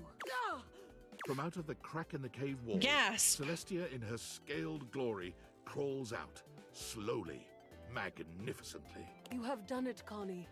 You have brought the balance to the timelines. Oh my god. You brought balance to the force, bro. And you have built my device. Connie? Who the hell? The pieces are all here. Human, enemy, hero, goddess, player, and played. All shards of the same soul. Connie's. Wait. I remember. Luna's eyes drift upward as the harmonic Stratospire floats towards Celestia, and bolts of pure temporal energy begin to streak outward. I am. All shards of the same soul. Luna's eyes become clear, full of fire. She raises her hands up in a gesture of glory. I am Connie Soul. I am video games. Nice. Game on. Celine is taken aback and stands up, ready to fight. No.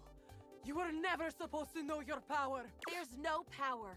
It's all mirrors upon mirrors, Celine. All leading back to you. To us. Stop it! Celestia, Celine, Luna, all. It's time to reintegrate! The Stratospire's sizzling energy explodes into an array of rainbow beams, covering the mine entrance with kaleidoscopic colors. Do it! Reintegrate! Let's go! That's right! Your quest is almost complete.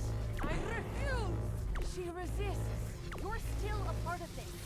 Show your support! Complete the ceremony! Wow.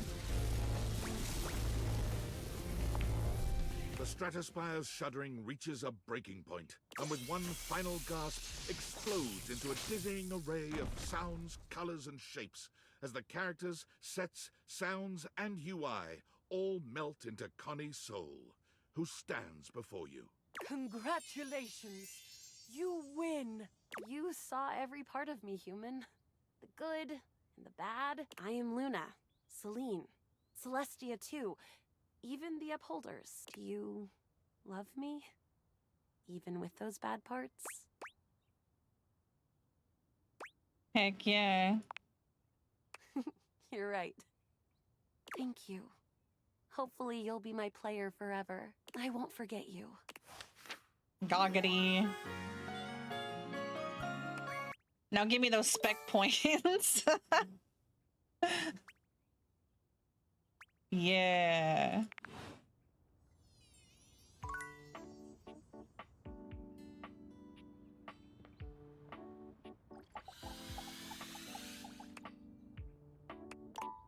Damn it. What time is it? 3.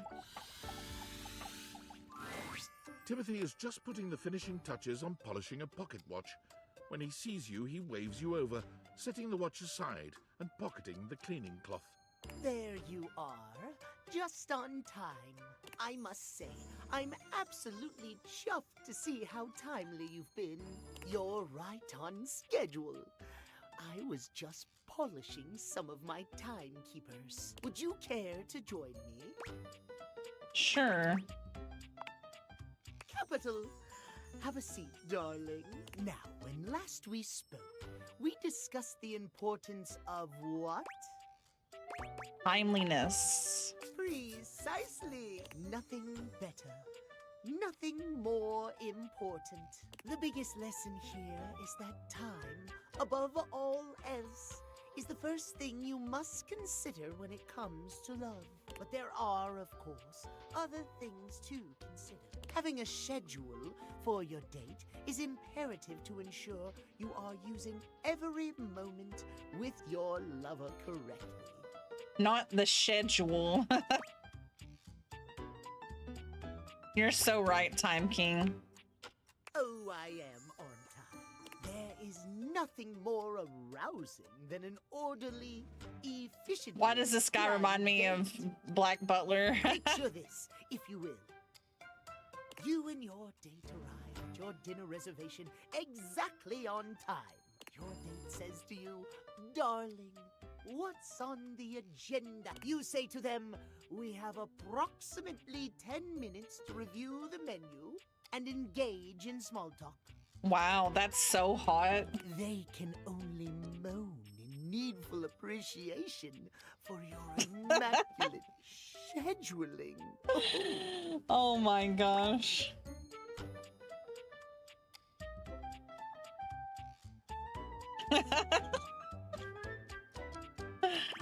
I'm aroused just thinking about it. Perhaps we have more in common than I realized. At any rate, scheduling your entire date down to the minute is not only efficient, but an excellent bonding experience. So let us practice now. You have asked me on a date, and we have both arrived on time. As we are seated for dinner, I look deeply into your eyes and ask you about tonight's agenda. You say?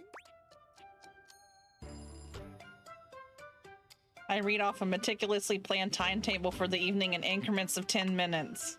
Meow. I have never been so excellent. Truly excellent. Surprise! Our date has gone swimmingly, and I have invited you to another activity. But your schedule has not accounted for this unexpected excursion. Horror of horrors! What do you do? I slap you for daring to disrespect the schedule and my time.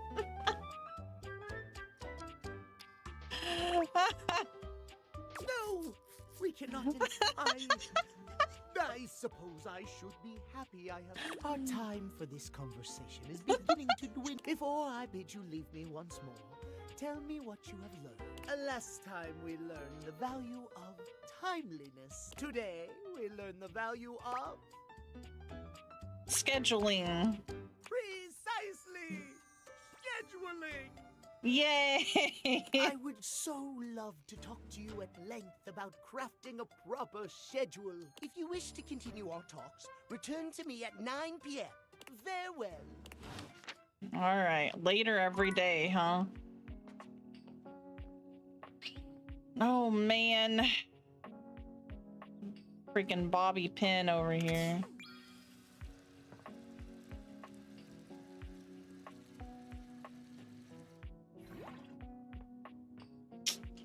Where can I run it in the shower, maybe?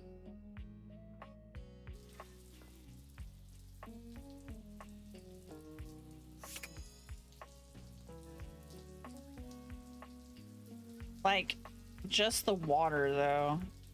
It's gonna make me do the actual shower, isn't it?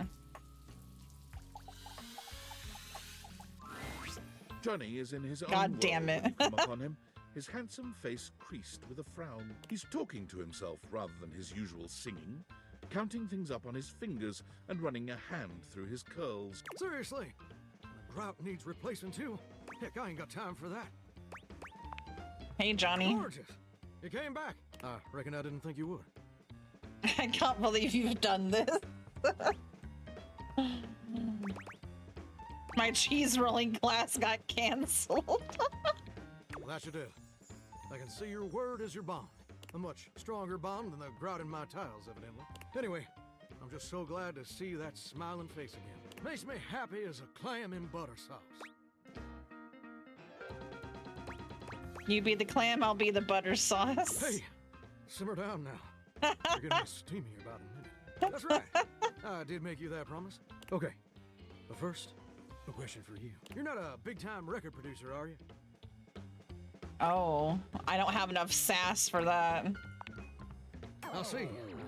I'm just sorry you're not a big-time record producer, too. And I'd be sweet on you, no question. Damn.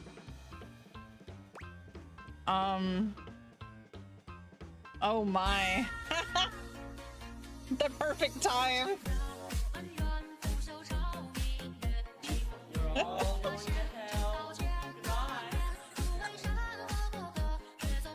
Hi, everybody.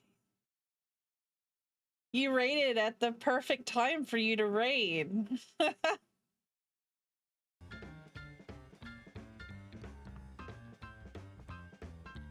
Yeah, you are.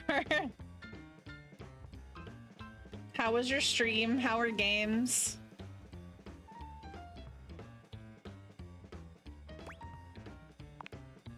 Oh, heck no. It'd just be the maraschino cherry on top of the hot fudge sundae. See, I was just asking whether you were a producer, because I was thinking about our conversation the other day. About dreams and all. And I've decided I ain't gonna be a shower much longer. Wow. Down into the world. Down into the world.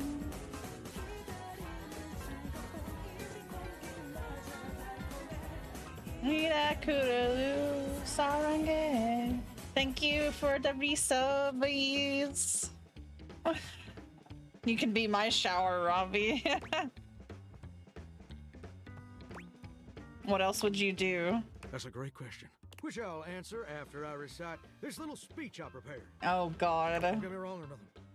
Being a shower is an honest way to earn a living. My pappy was a shower. My grandpappy was a shower. Heck, my old hound dog Duke. Well, I reckon he's a shower too. Got me some mighty fine memories of being a shower. Most of them involving sundry drain cleaning products and the way they make me feel inside. But it just ain't my true calling, you understand? Do you know what my real passion is, gorgeous? What's your real passion? Some weird thing with your dog? Something involving record producers? Very close. Ravishing and perceptive. I like that. My dream. Me? The raison d'etre of my humble existence on this crazy spinning marble is to be a professional singer. Bruh. I already got that. I already figured that out. I never told anyone that before. Really? Does it surprise you? Shut up! Save yourself to White Earth! No way. Totally. It's the truth. See, ever since I was a little baby spigot back in Nashville, rocking on my mama's knee, all I ever wanted on this great green earth was to be a superstar, like my heroes, Elvis Parsley, Lady Wawa, and Chris Barron. I don't know who these other ones are supposed to be. Lady Gaga? And I hope that's not Chris Brown. And ever since then, I've practiced whenever I can. Watched every video tutorial there is. But there's just one problem. You're not gonna ask me for money, are you? It's mighty embarrassing. But my problem is, I'm just too gosh dang insecure. I want to share my love of music with the whole wide world. I want to be recognized for my talents. Every time I think about putting myself out there, Oh, really? I just fall to pieces. He probably did the music on here, so they tossed him in. Well, I suppose a something a little like this. My palms get sweaty, my hands won't stop yeah. shaking. How can I be ready when my heart beats racing? Oh my god. That's actually pretty dang good. You don't have any waterproof paper on you by any chance, do you, gorgeous?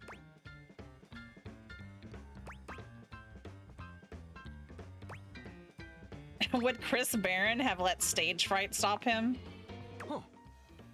Never thought about it that way. But you're right. My pappy, grandpappy, and old hound dog Duke sacrificed too much for me to throw away my dreams just because I'm a little afraid. Afraid of what? Afraid of failing? Heck, folks gotta deal with much scarier things than that all the time. Like spiders. Yes. PFAs in the water supply. You're right.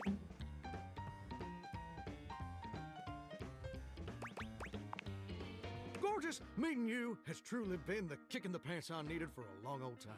Insecurities, go kick rocks. It's time for Johnny Splash to make his big, splash. Amazing. Oh, absolutely. It's time to finally get out of this humdrum shower life and go full steam ahead. First, let me just send a message to my boss and tell him I quit. And that his hairstyle can suck eggs. You're 34 now, Daryl. Time for an adult haircut. Okay, Daryl. Heck yeah. You might say I ignited a ring.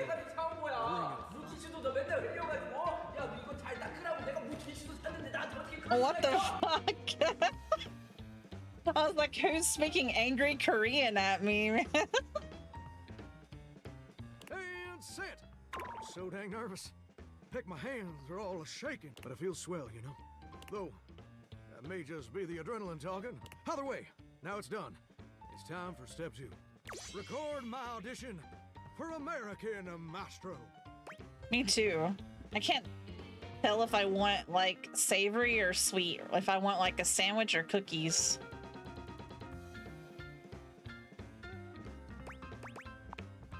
This is America's #1 reality TV show. I'm surprised you ain't never heard of it. It's been streaming on Valdivian Plus for like 100 seasons at this point. Valdivian Plus is the total rip. True. Most of their programming is cheap, generic, forgettable trash. Damn. American Maestro is something special. It's a singing competition series where the best future pop stars of America duke it out, vocally speaking, for the chance to be crowned America's Maestro. You're exposed to an audience of millions, and the winner receives a big old recording contract with Valdivian Records. It's always been my dream to compete, and hopefully go for to it. win. Can I count on your help? Yeah, sure. Amazing! I'm just so gosh dang excited. All right, I'm gonna go get rehearsing and get started on my application. Can you meet me back here tomorrow to record my audition? After all, you're my inspiration. Sounds like a plan. See you tomorrow, gorgeous.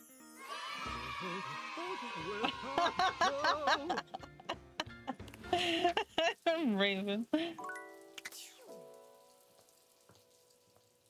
Was that my final thingy of the day? Yes. Oh. Okay. Wait. What's leaking? Oh, I left the I left the shower on.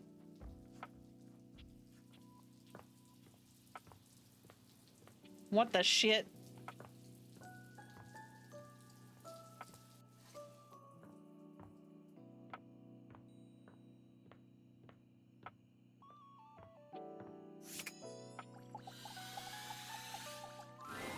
A red-haired traveler lifts her goggles to peek at you, revealing freckled cheeks and stunning blue eyes. There's a friendly air about her that makes you want to hear her stories. Now, by my love, you look some lost. Where you longs to? I'm sorry, what accent is that supposed to be? Oh, sorry. Sometimes my accent comes out when I get too excited. It's made in Newfoundland, you see. This little rock. She pins around and points to one of the patches on her jacket sleeve. Here. Ooh. Friendliest folk you'll ever meet, but the dialect can be a little much for some. I'll try to speak plain for you. Name's Gaia, by the way. Gaia.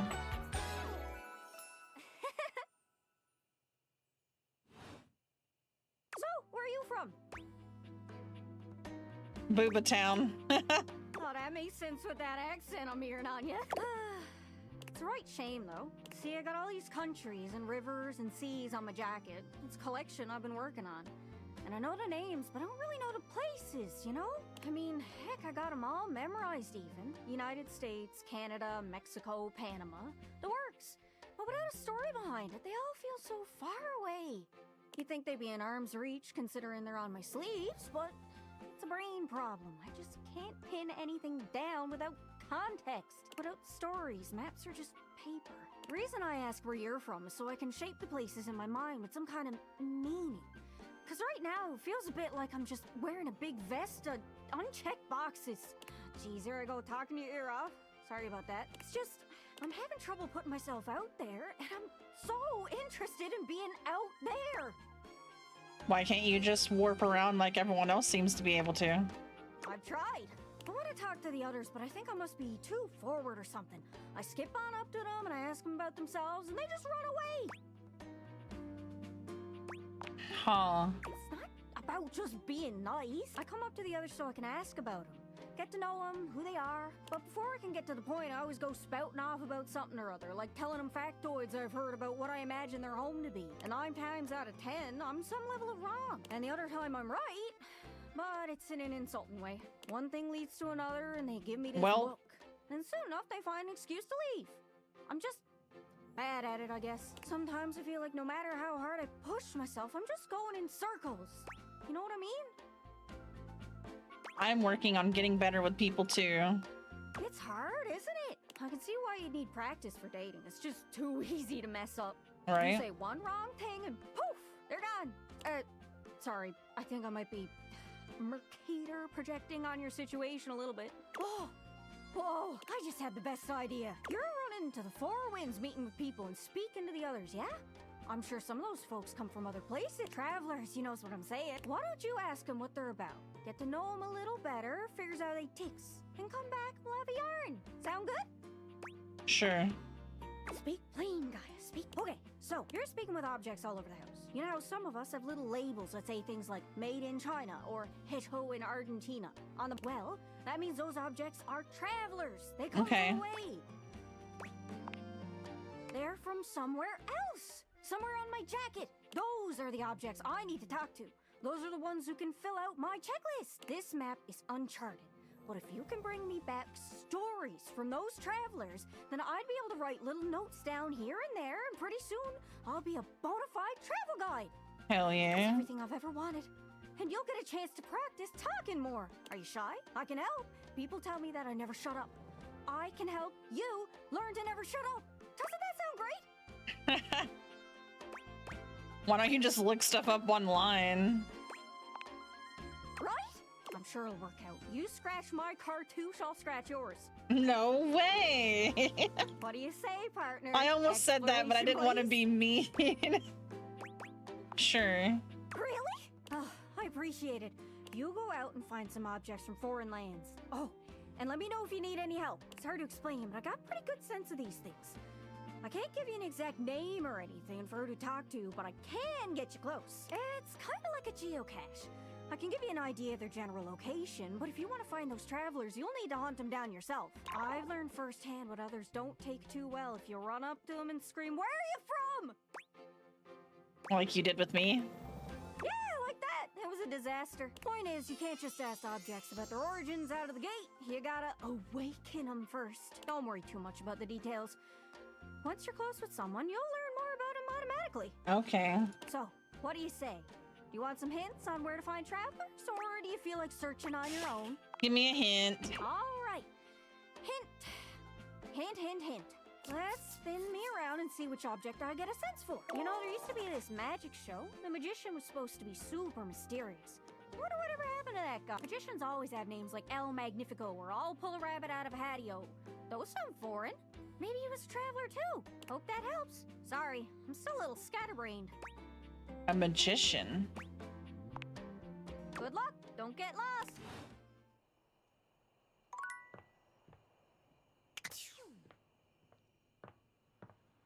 Maybe there's some like old magician equipment laying around somewhere. Pull a rabbit out of my ass, yo.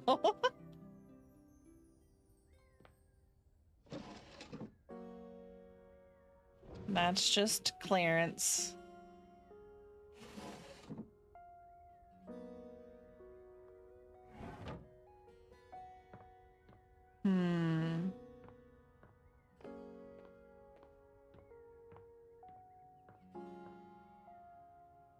You said he ran away.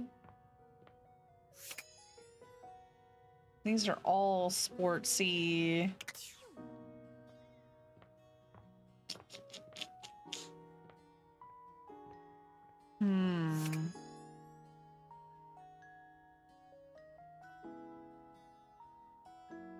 I really don't want to talk to this chick.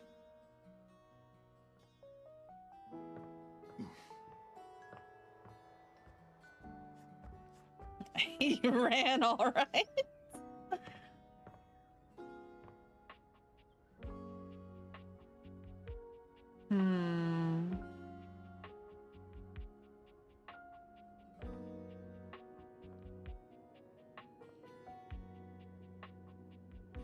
A shelf? A well-muscled athlete stands Oh before yeah, you, Shelley. shifting restlessly from one foot to the other. There's a strange air of anxiety to her, despite the broad smile plastered on her face. Hey, what's up, pal? How are you? I'm so good, my dude. Phoenix, that's what I'm trying to hear. She looks like a Pokemon trainer. Oh, I can't believe we're like actually talking now, pal. You've walked past me 1,000 times and never even looked at me. But that's totally after all, I don't do this for the recognition. I'm just a humble shelf trying to grab life by the horns. Gotta carpe that diem, if you know what I'm saying. Oh, drywall! I almost forgot to tell you my name. All right. Okay, here I go. The name's Shelley. I'm your shelves. Yo! What if her name was Abby instead? It's my job to hold your stuff up with my amazing muscles. I really enjoy doing it!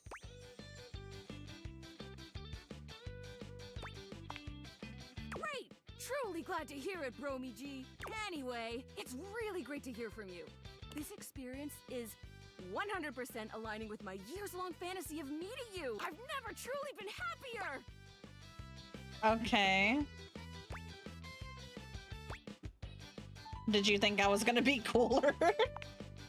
Oh no, you're amazing! 10 out of 10 human being. This is going really great, actually! Not a disaster! I'm just gonna go for a completely unrelated reason. Later, doodly-doo! Okay.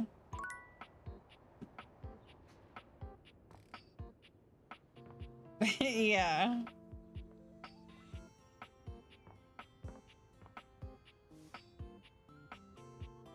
The Secret Life of Inanimate Objects.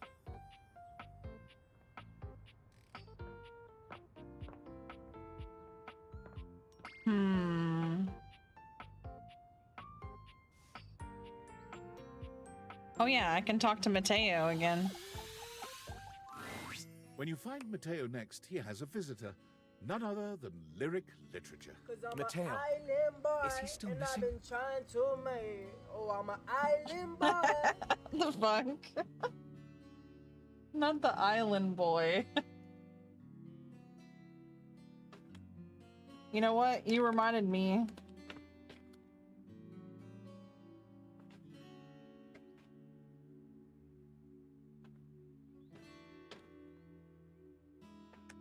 What? So... Yeah, it's been days. We found one of his threads in the bathroom, but there hasn't been another sign of him yet. Hi, Snins! Do you think he might have gone back there? Maybe I should go check again. The end of an era? Oh yes, my last Saturday, everybody. It's very sad. I'm glad that you made it. I ran into Amir on my way over. There's no sign of him in either bathroom. I'm sorry, Mateo. I just know something's wrong. He's never been gone this long. What if he got caught on something? He's already lost one of his threads. What if he unraveled? What if... Oh my god, if Liam O'Brien was in here, I would lose it. I know, I'm very sad to lose Saturdays, but I'm also glad that I didn't have my hours cut, so there's that. I just gotta get used to being here Sunday, Monday, Tuesday, Wednesday now. And you guys get me an extra day this week.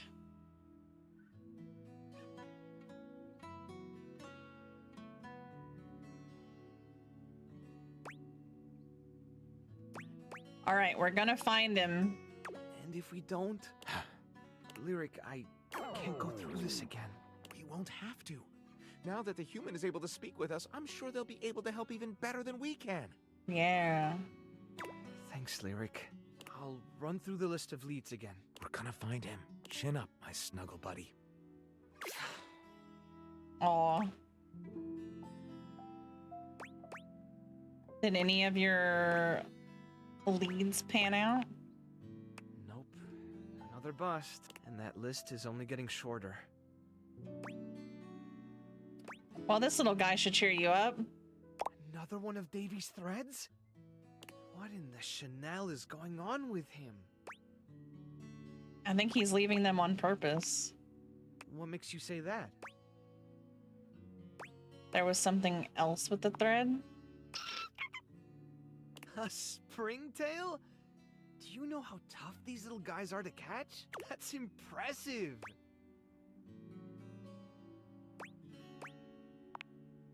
Give yourself some credit. Handling in animals can be tricky. And it looks like you have a knack for it. Now, what should we call you? Something punny. Who doesn't love a good pun? You definitely look like a little jokester to me. Well, since you're already a springtail, how about Summer? Are you up for looking into another lead? Give me what you got. Stepford and Shelley were complaining about a weird rustling in the gym closet recently. Gym closet. I didn't think much about it since the gym is all the way across the house from where we found the other signs of Davy, but if Davy really is leaving clues, maybe whatever Davy is trying to lead us to is up there. Worth checking out at least, right? I was starting to feel a little hopeless earlier, but now I really think we're onto something. You've been a big help. I can't thank you enough. It means a lot to me that I'm not the only one out there looking for him. Mateo is adorable. I might be down for that, Gills.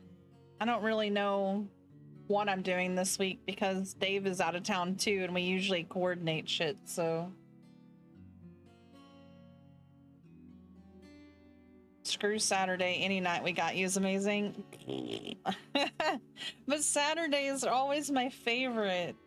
It's like I just get off work and I'm all like sleepy and I don't know. It's like usually chill, have like chill games, solo games on Saturday with you guys so I can talk to you more and catch up, and I mean, we'll just have to move that to Sundays. Yeah, Summer, let's go meet your new friends.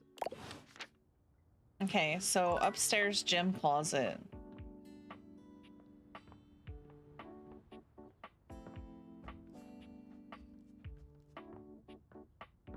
Gym closet. Oh, what's this?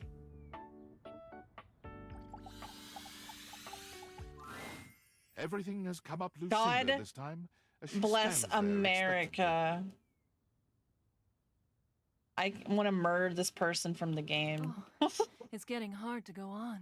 I feel pushed in so many different directions. Tell me, what should we do together?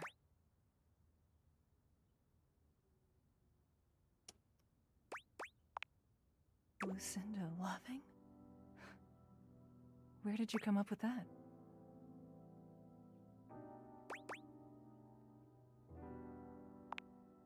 I mean, I guess I'm Lucinda Loving?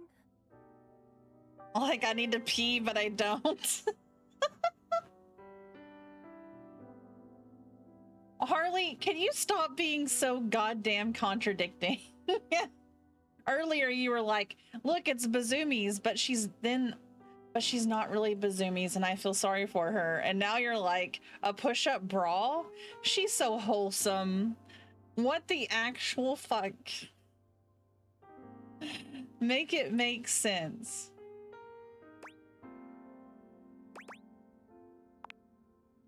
Doesn't make any sense, though. Loving isn't being lost or feeling bad about yourself or having an existential crisis. How am I loving?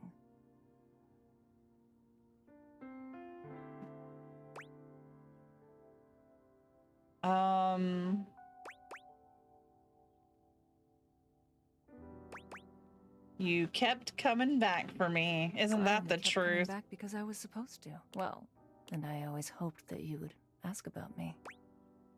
I'm glad I did. So am I. Thank you. I guess I didn't know about my own strength. I'll be honest. I didn't like any of those other Lucindas.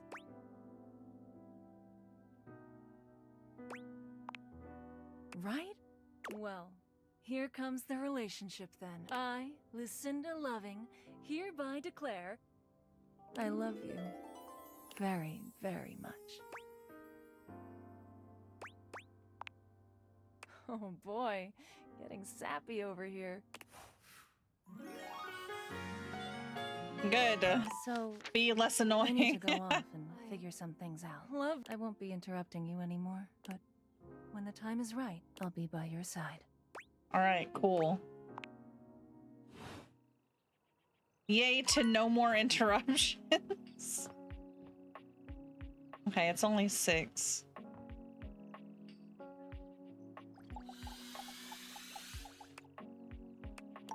Okay, I can't do that. So what else is out of place in here? You're my soda pop, my little soda pop.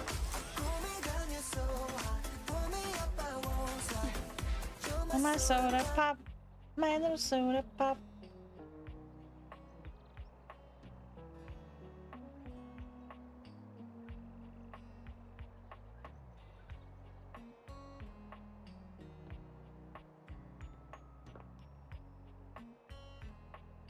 Yeah, but you wouldn't have got to that point because you would have just lusted after her.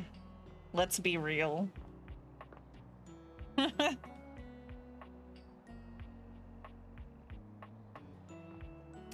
Damn, maybe I'll have to talk to it tomorrow.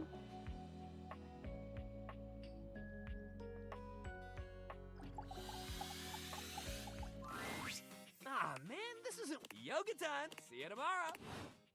Yoga time.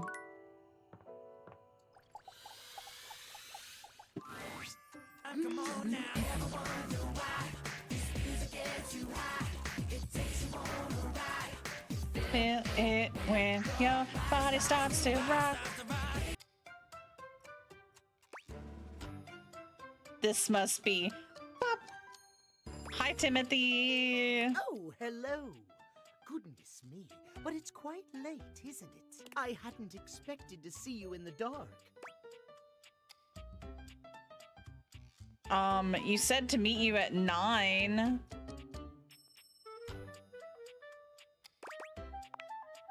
Me? Truly? I'm touched. But be honest, it wasn't me you wished to see. It was these beautiful timepieces. Sure. Timothy gestures expansively to a collection of pocket watches in front of you both. I know I promised to help you with your love life, but if you'll help me care for my collection, I think it will achieve both of our aims beautifully. How so? If you don't mind. Does that mean I'm like polishing your timepiece?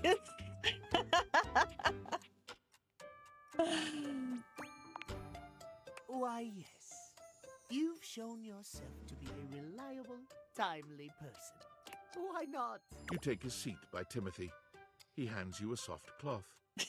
Gently, just like this. Draw the cloth across the watch face.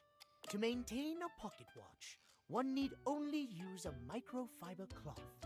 Harsh chemicals or even water can damage the surface and the inside. Oh my. Pocket watches are like hearts in that way. They have to be regularly maintained. Precisely, yes.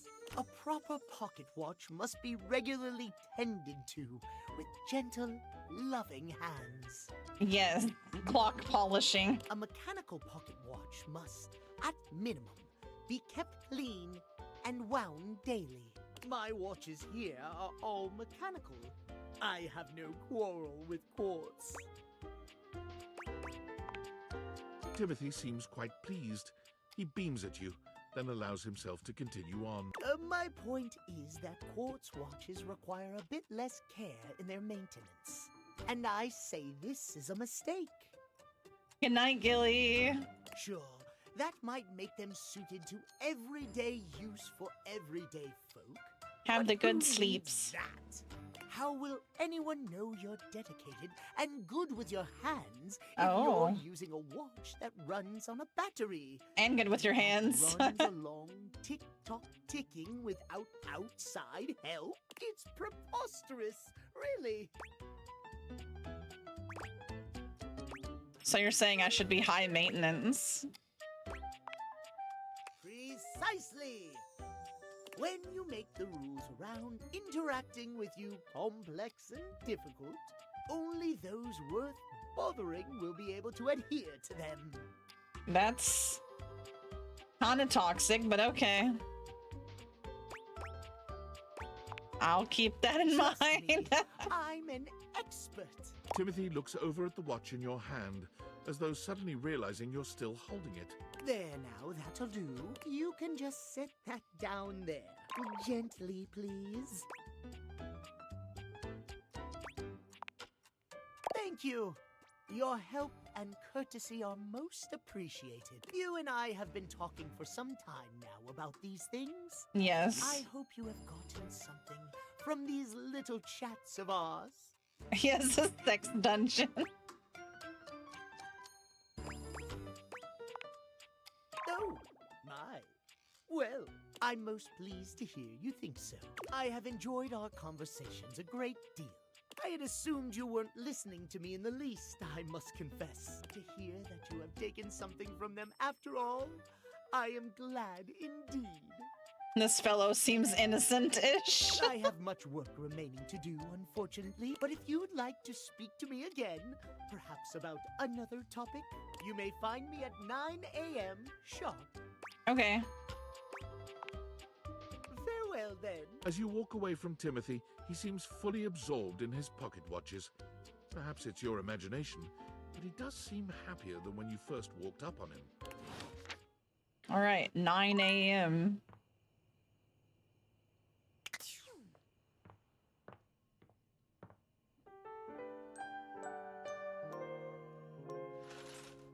Which I'm pretty sure is right now. Oh, look who it is. Come closer, won't you? Come have a look at this. Timothy is in the middle of some sort of complex operation, taking a pocket watch apart. I wouldn't normally allow just anyone else here, you know. But you've shown yourself worthy of trust. Are you showing me your insides? The honor is all mine, my dear. Come and sit here by me if you would. Watch repair takes a great deal of care, patience, and trust. I cannot have just anyone around me when I work. But you, I feel a strange calmness in my soul when I think of you. Aw. You're calm? Normally I am, well, I admit, perhaps a bit tightly wound. It is by necessity, after all. A failure to adhere to the schedule. To promote and uphold that I hate the schedule. values. Timeliness. It can be catastrophic for a number of reasons. Get it? Catastrophic? But I know now. Timothy holds the watch out to you, and the two of you watch its delicate components tick away the seconds. No longer does the beat of my heart synchronize with my pocket watches alone. It beats in time with another. He gently closes the watch face, setting it down away from him and taking your hand in his. I never thought I could find someone who not only accepts every facet of me, but even understands them. Tell me you'll stay by my side through the hours, day or night. This is so sudden.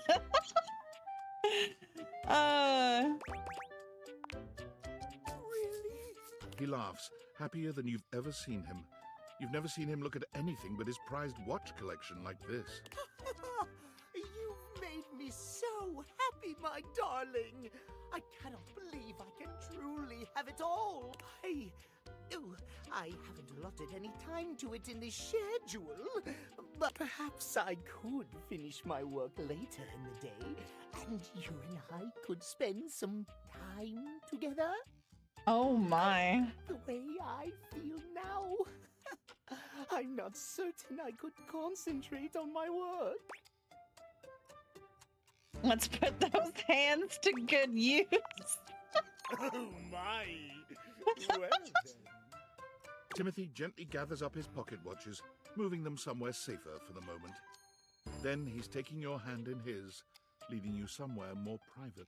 This is unprecedented for me. Wow. I never imagined a break from schedule could be so intoxicating. No more talk about schedules. There's only us now. Yes. Timothy's a bit shy at first, but he takes to you quickly.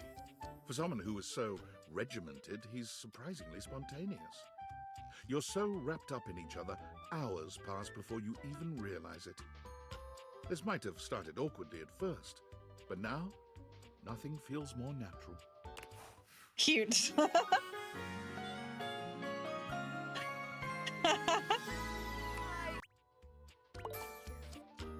Dang, let's go.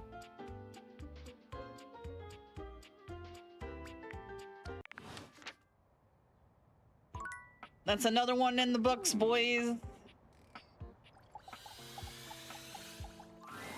Dunk is in the middle of a downward dog pose, showing off surprising flexibility for someone with a physique as rugged as his.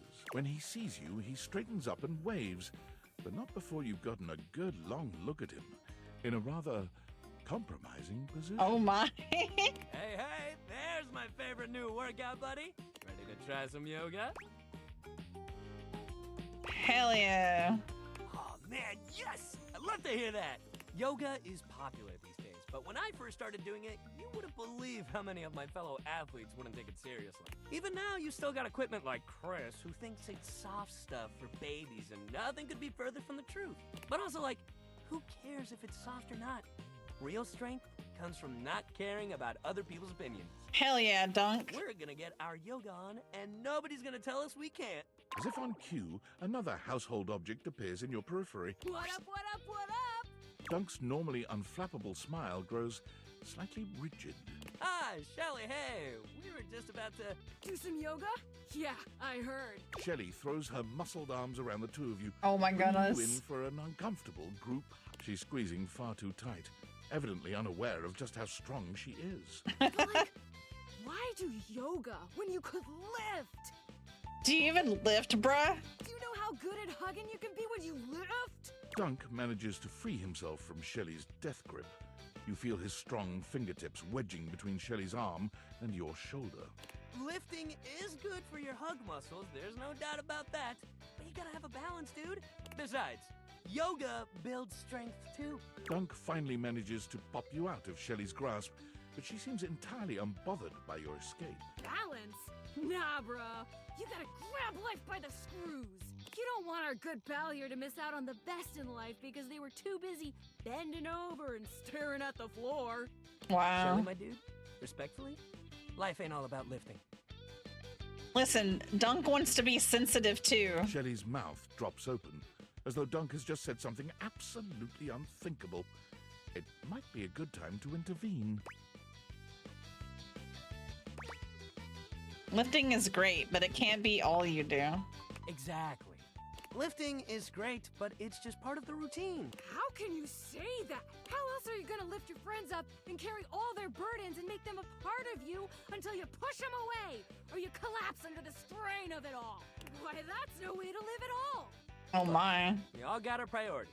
It's great that you want to do that for your friends, but what kind of world would this be if we all did Shelley's job? I'm not sure. This seems to break something in Shelley. She wanders away, muttering to herself. What if everyone did Shelley's job? So many muscles. Dunk exhales, placing his hands on his hips as he takes a moment to recenter himself. Calm. Okay, yoga time. So first of all, how do you feel about yoga? You ever do it before? Yes. Yes, love to hear that. All right, let's get into it. How about we start with a nice down dog pose?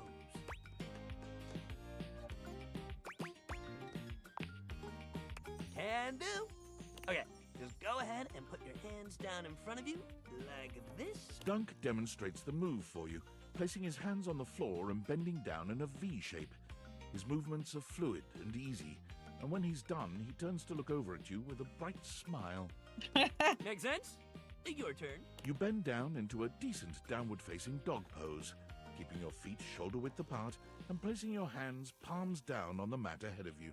Dunk is elated to see your excellent posture. Yeah, that's it. You're killing it. Now, see if you can lift your leg up behind you so you're in a kind of standing split. Dunk lifts one leg from the ground until it's parallel with his arms, continuing even beyond that until he's in a proper split. He's surprisingly flexible for such a big guy.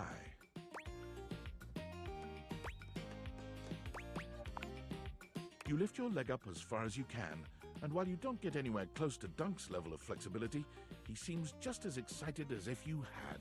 Hey, yeah, that's it. You got this. You're giving it your all. Dunk leads you through several It's poses, cute. encouraging you and guiding you wherever you may need. He's an excellent instructor, always considering your body's limitations as he takes you into your next position. By the time you're done, the two of you have worked up a good sweat. There's almost a sort of intimacy to the whole thing. You can't really remember the last time you did something like this with someone else. This is great. You're doing real good. Why don't we cool down with a nice cross-leg sit here? Dunk motions to you to take a seat across from him on the mat. As you take your place on the floor, you find that for once, his boundless energy has simmered down just a bit. And he whips out the shake weight over here.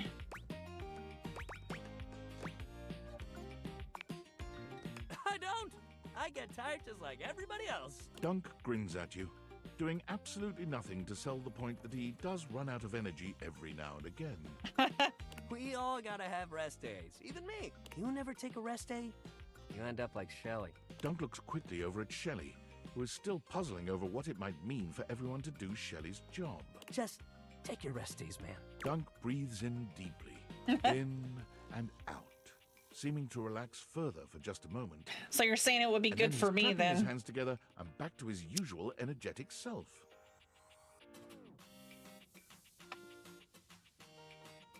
Great workout today, man. Really, you killed it. Next time, we're gonna do some good old-fashioned sports. Okay. I'll even let you choose the ball. Sounds fun. Hell yeah, that's the attitude. Okay.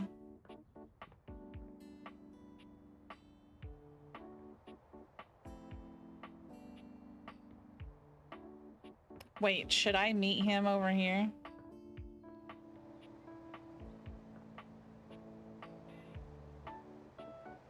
What the heck?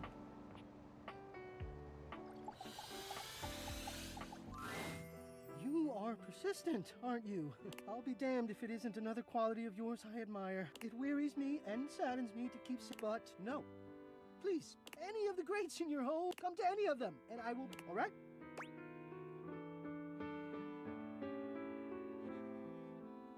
Bruh. I've already told you no. I will not show myself. Some what, so you can jeer? I tell you, I won't.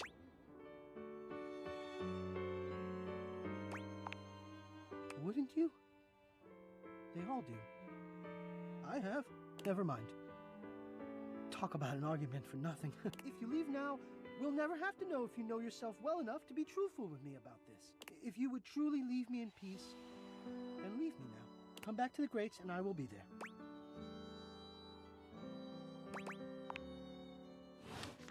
Well, okay then.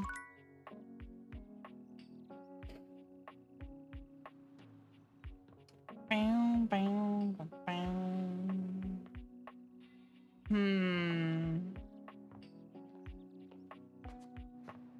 Who else was I meant to talk to?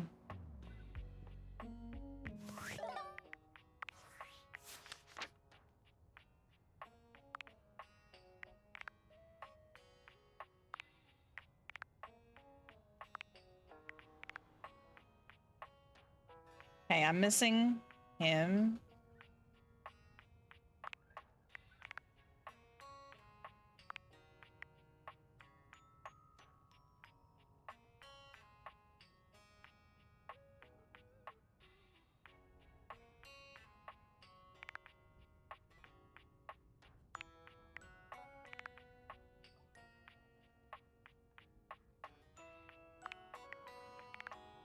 Oh yeah, I should probably talk to him.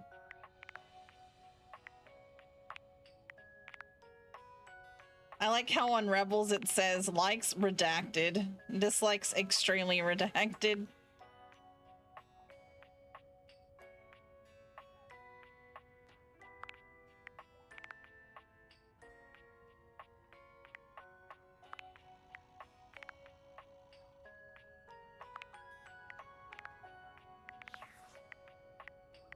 Okay.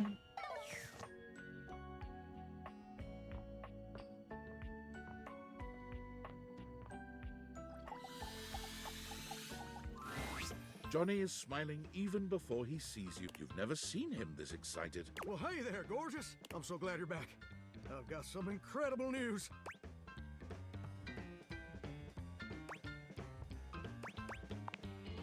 Something even better. So, after you left the other day, I went ahead and submitted an audition tape to the American Maestro casting directors. Hell yeah.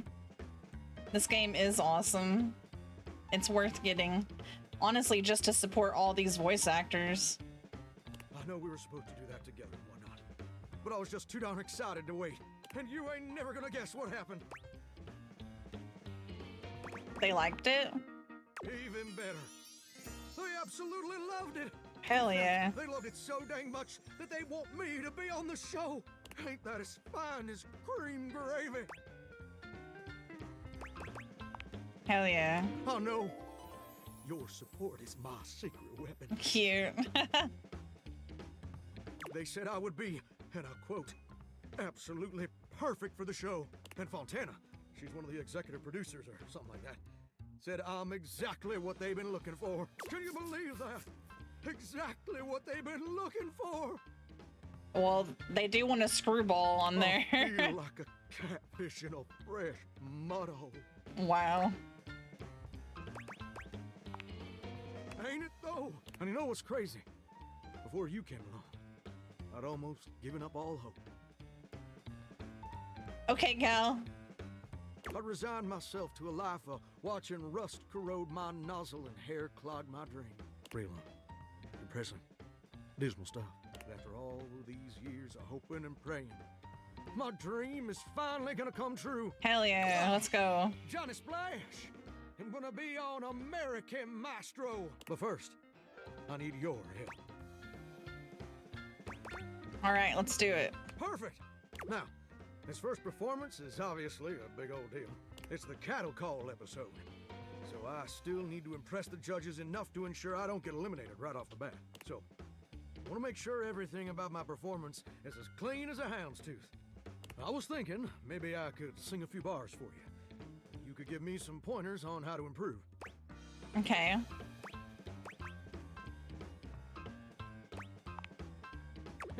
You're probably just as good as any vocal coach. I promise. So, I was thinking of leading with this tune. It was an old favorite of my mama's, and an old favorite of mine. I hope you like it too. It goes a little something like this. So souls are swirling as I scrub away the dirt. Steam rising high as I like to flirt. Huh, huh. Oh boy. Droplets dancing on my skin so smooth. In the shower of loving, I can't help but groove. Hoo, hoo. I'm a shower in my feeling cool so grand. Singing in the shower with my soap hand. Oh baby, you're gonna let me shine. I'm a shower man, you're gonna make me mine. Well, what do you think? Oh my goodness, man. I can't even. I don't even know what to say. Oh. I don't have good poise to say that. Oof.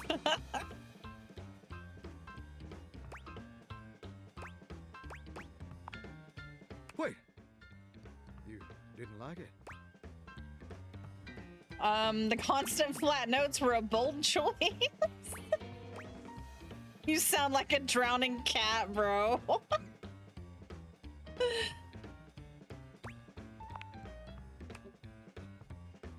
I can't. You know what I think. I think you're just jealous.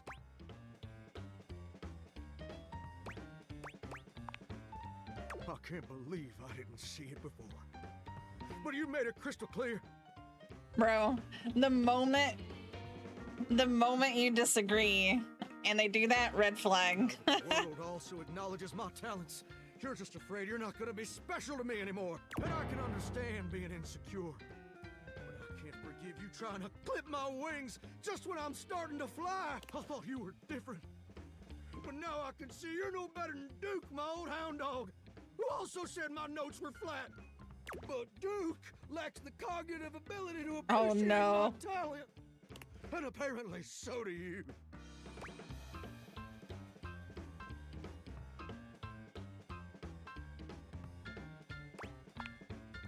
Duke says a lot of things. They're just usually not this hurtful. Have you told anyone else about Duke and the things he says to you? Enough! I don't have time to keep rehashing this with you. I'm on in less than an hour. They let me perform via video conference. Because I'm a shower and I couldn't come into the studio, obviously. Okay. Also, I couldn't find a suitable pet hotel for Duke's very specific dietary restrictions.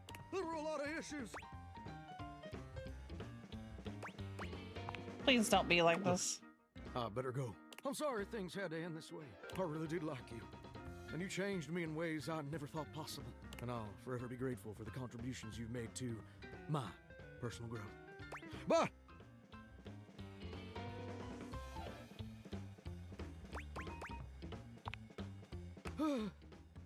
All right. You're right. You're right. I am being way too dramatic. Like a possum playing dead. I didn't mean all that, and I'm sorry for overreacting. This just means so much to me. And the pressure to succeed is so dang overwhelming. Maybe we both just need some time apart to calm down and think things through. No sweat, dog. How about this? I gotta go get ready now, but in a few days, my episode is gonna air.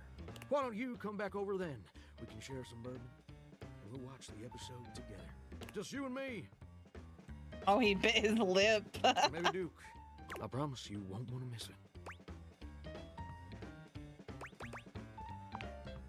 Oh, that's sweet, sweet music to my ears. Can't wait to see you again, gorgeous.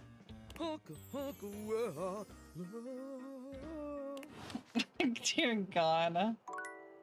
He is very confused. I am confused. Wait a minute. Is the toilet paper its own thing? you are back. Oh, it's him. You ready to begin the test of rhyming? So, that red shirt. No matter. No, not just yet. I don't think I've leveled up enough yet. Then do not waste Lil Crapper's time. Hi now.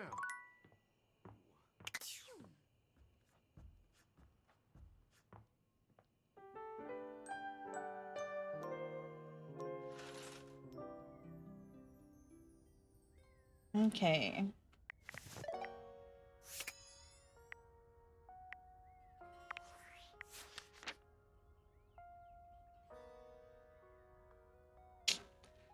Well,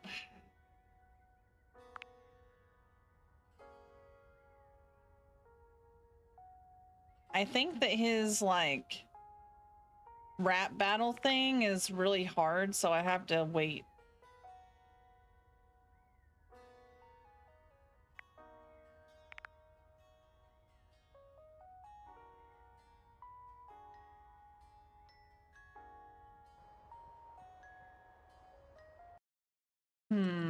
Let's see.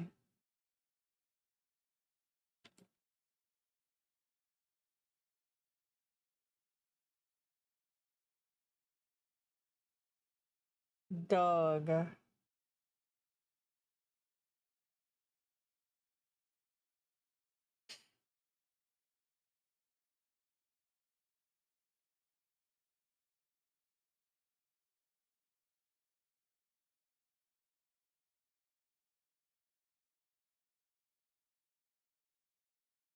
Yellow wall on the back of the staircase.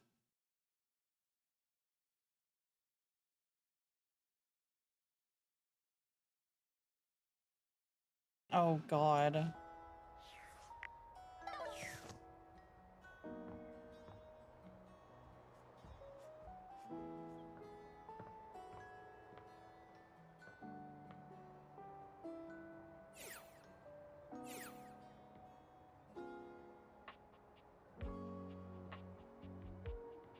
Huh. That's weird.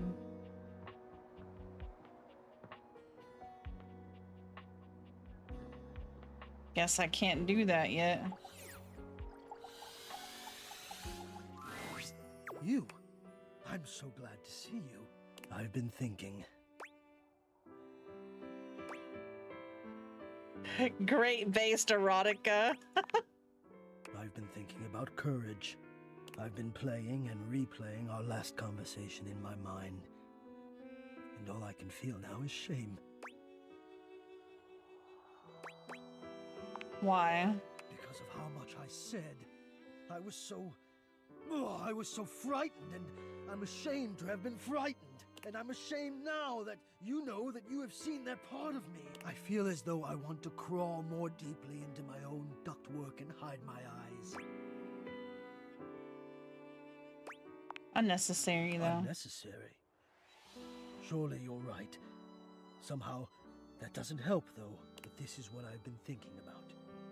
If there is no way to make the shame go away, then I will just have to make the reason for the shame go away. If I cannot treat the symptom, I must treat the disease. And I'm wondering, will you help me?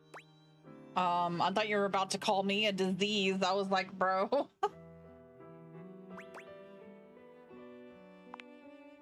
I suppose in a way so am I. From one helper to another, then. I do not let myself be seen. I become quite frightened. I have even been known to become aggressive, if I am seen at all. This has been my way for longer than I care to admit.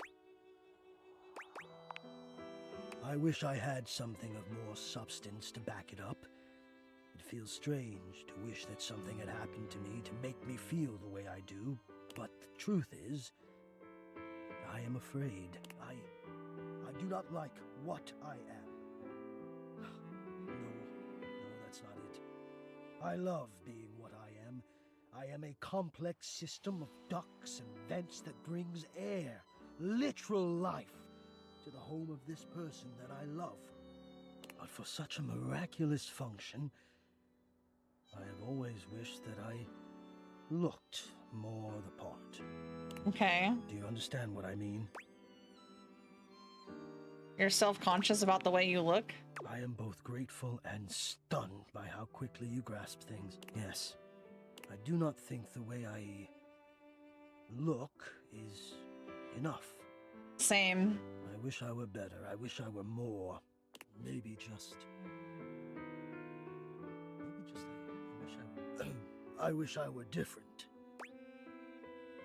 Oh, he's putting on this voice.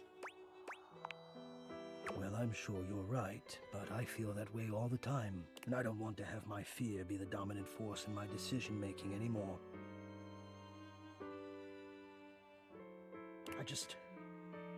I don't think it's a way to thrive. I want more than my fear, so I have to confront the fear, and the only way I can think of to do that is to let you see me. So, I am inviting you to the attic. I want you to come up, and I want to meet you, and I want you to see me. What do you think? Yeah, let's go. Wonderful. Oh, God, now I'm nervous. I will see you soon. Okie dokie.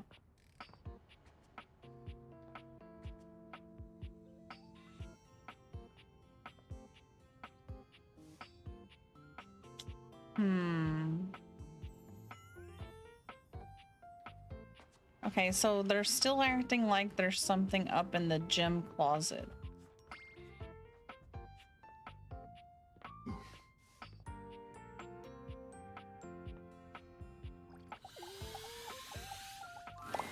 The strings in the gym There we closet go. appear before you in a more canid form. Aw. Surely this is the tassel hound you've been on the lookout for. It leaps into your pocket, ready to go back to Mateo when you are. Cute. Yay!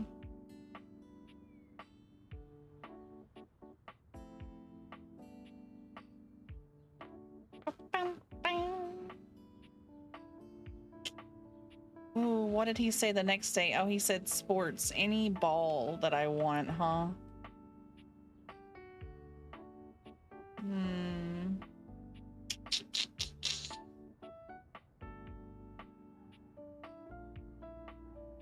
Out of basketball, football, and baseball. I guess I would be more of a basketball person. Dunk is dribbling a basketball when you find him today. He handles it with a practiced ease, bouncing it between his legs and twirling it on the end of one finger. Hey, hey, you made it! He passes you the ball. You... I played like every sport. I played softball and basketball. I was even in wrestling and football, volleyball, swim team. You wouldn't believe it by looking at me. But back in the day.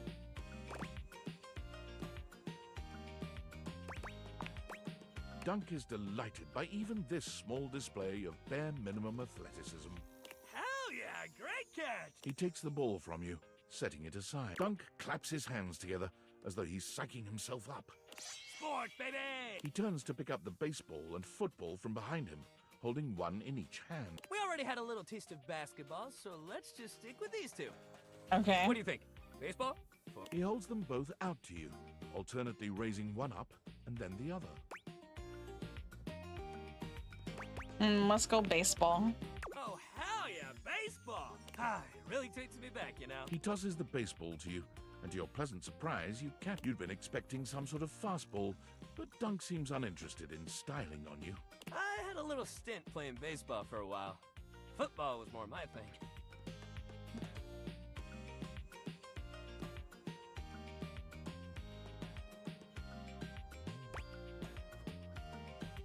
Why's your nickname Dunk then? Well, it's Duncan, and I love basketball. I mean, listen, I played just about everything, but I was real into football most of my life. You throw the ball back to him, and while your pass is clumsier than his, he still catches it with ease. I took up baseball after I turned down pro football. I used to play it for fun before, but I kind of needed a break. Everyone around me was so mad at me for turning down the chance of a lifetime. He just couldn't get that playing competitively at that level was his dream, not mine. I just couldn't even pick up a football for a while. I'd always get too sad. Aw. Me too. But thanks for saying so. We're okay now, but I don't know if he ever really let that. Just seems like everybody wants to be the best at everything all the time. Nobody just plays to have fun anymore, you know? Aw. Yeah? He gives you a soft smile, his usual high-energy cheer replaced by a surprising sweetness. It's quite charming. Well, I'm glad you feel like I do. I don't get why everyone else has to make it so hard. Sports and exercise should feel good. Winning is fun, but if you play a good, clean game, you should feel just as good walking off that field. Hell yeah. I hope as we do what we're doing here, you can feel that too.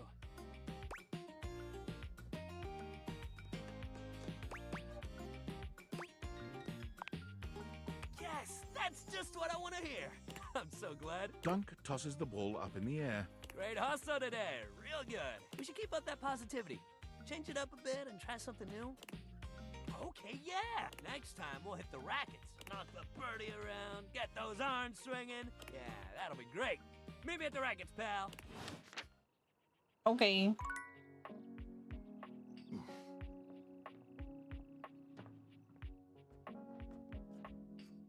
I don't think it'll let me talk to Mateo. Yeah. What is Winter's real name?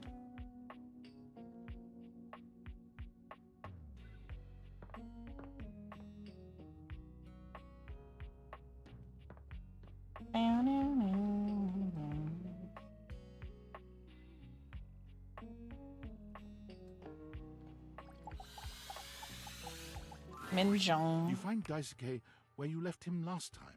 Unlike the last time, however, he has a list in one hand. What's up, nerd? Not hard enough. There's much to do, and my injuries have slowed me down. In addition to inventory and keeping track of all the dishes, I'm also in charge of deliveries throughout the home. Unfortunately, I am unable to do much in my current condition. I prefer to work alone, but an assistant would be invaluable in this moment. I will assist you, Daisuke. You wish to right this wrong? Good. I have preparations I must first finish. But return to me again and I will give you instructions on delivery. In the meantime, perhaps you can help me wash these dishes. Hell yeah. Dishy? I trust no one but myself with such precious items. Unfortunately, I must trust you with them for now. Do not disappoint me. Yes, Daddy. I have no idea what you're talking about. You pick up the dishes and begin to wash. As you work, you feel Daisuke's eyes boring holes into you. It makes you feel... flustered. Your hands are shaking. Take care lest you drop one. Oh my.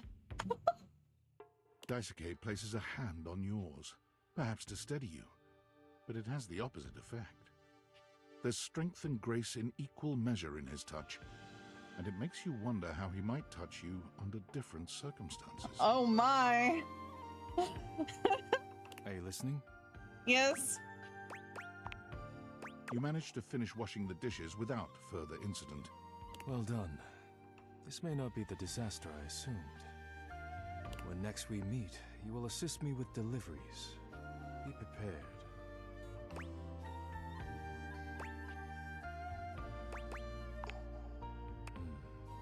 Complete these deliveries, and all will be well once more. Leave me now. I must review orders and inventory. Farewell. My goodness. Okay. I'm all blushy.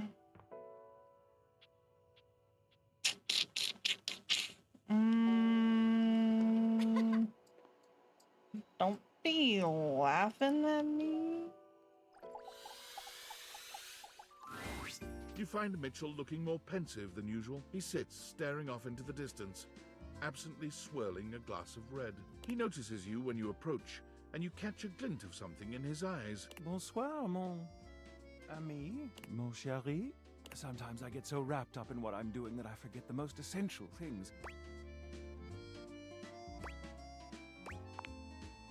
Yes, well, you've been on my mind. It is. His hair is ramen. I wanted to ask your opinion about something. Okay. Welcome back, gal. Anything. Do you think there is a connection between food and love? Specifically, do you think that by eating with another, delighting in delicacies, appreciating the ambiance of a fine establishment, engaging in pleasant conversation and the elegant dance of table manners, can these things make love? Of course.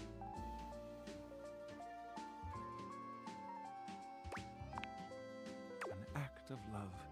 Do you mean to say that love is created by what we do? This is a beautiful sentiment, and one that goes straight to my heart. Do return soon, yes? I must say I am eagerly awaiting our next rendezvous. He's so cute. I've begun to find you rather entrancing. But tonight I need some time with this glass of wine. That is to say, time to be with myself.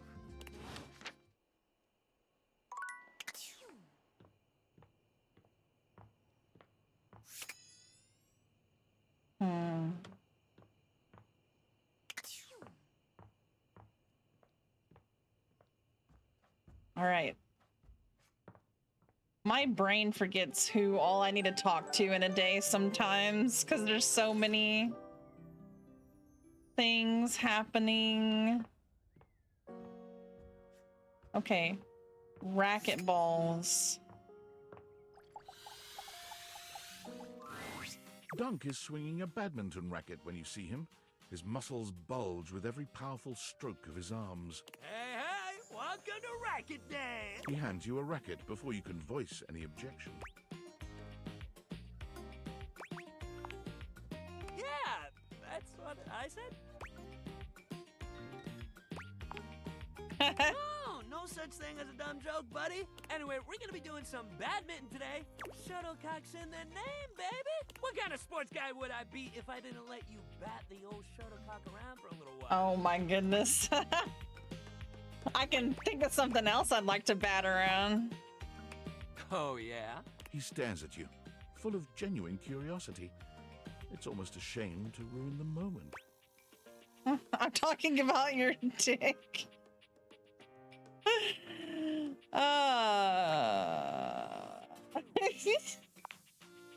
Don't get to as much as I'd like to these days. And everyone in here is, well, they're hot and all, but they're real intense. All right, so badminton. You might be thinking to yourself, what's so bad about it? But that's the thing. Nothing's bad about it. It rules. You just gotta get past the fun game. It's a great sport for beginners because it doesn't take too much strength or balance to get started. You just gotta have a little hand-eye coordination. Yeah. Down.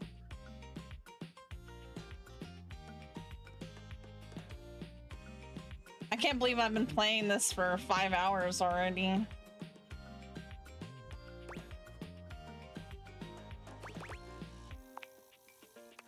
Rad. You'll do. Great thing about badminton is you don't need much. You got your racket, your shuttlecock, or your birdie. Or hell, your shuttle if you want to call it that. Just don't call it a cock. Nobody appreciates that. Damn it. I would appreciate it. Well, at least you got a good sense of humor. Badminton people are real serious. But all that aside, that's it. That's all you need to get started. Sure, if you want to play proper, you need a net. But if you just want to play a friendly game at home, you can hit the birdie back and forth together. That's what I always did.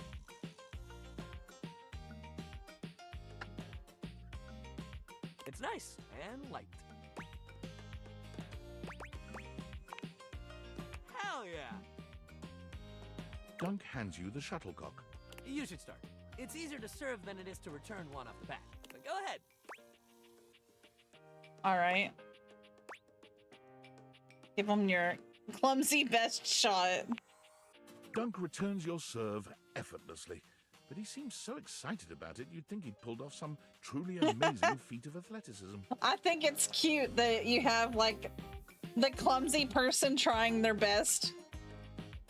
And this really super understanding sporty guy that's just like, hell yeah, babe. The shuttlecock sails past you, but Dunk doesn't seem to care about that.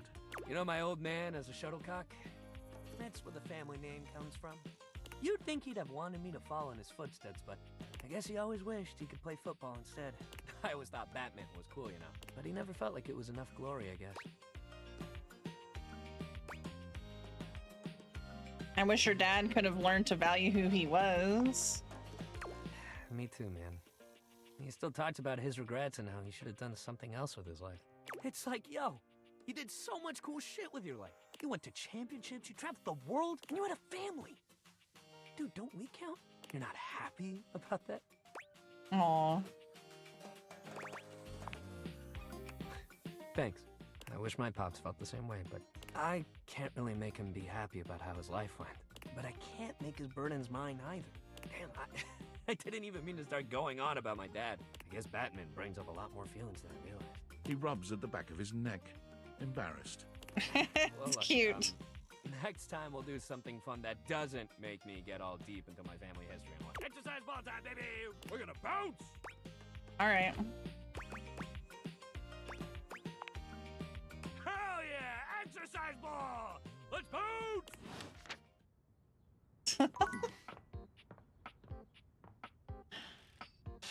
Oh, geez. Where else am I going? Oh, yeah, Mateo. Mateo has been searching for so long, you've nearly given up hope. Davy! Davy leaps into Mateo's arms, Yay! and the two enjoy a touching reunion. Woof, woof. Oh, Davy, you're back! You had us all worried. What's gotten into you, huh, bud? Taking off like that. Oh, I can't believe you found him. Yeah. You did a good job leading us to those strays, Davy. Very clever. Is that what this was all about? You've been out trying to be a rescue hound all by yourself? Woof, woof, woof. I'm guessing he had another friend with him when you found him? He was protecting them. They were trapped and you didn't want to leave them behind. You really are a rescue hound. That's Aww. all right. Let's take a look at your new friend, huh? Hey, little guy. Come on out. It's a... Aww, he found a girlfriend. Stitch? Is that really you? Stitch! Aw, it's the one that he lost. Stitch is my little troublemaker. He was always falling off to chase things around the house. That's the problem with Freyhounds. There isn't a stitch they can't slip through. That's how he got his name, isn't it, buddy? But one day, he took off and never came back. I tore the house apart trying to find him. That's when I realized just how many strays there were around the house. All of them, just like Stitch. Lost and alone. So I started the rescue. And I just kept searching for Stitch and for any other animals that needed help. When Davy disappeared, I thought it was happening all over again. All that time I dedicated to looking after them, and I still let one slip away. Aww. They're my responsibility. No one's perfect. All you can do is your best and roll with what happens. Maybe you're right. Maybe I'm a little hard on myself. I've realized something over the last few days. When you're on your own, everything is so much heavier. You're carrying all the weight, and if something falls, you're the only one around to pick it up.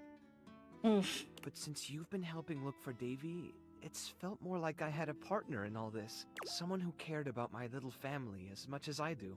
Now that Davy's home, the thought of seeing you go, honestly, it makes me kind of sad. Aww. You've become part of the family, and I don't want to lose that.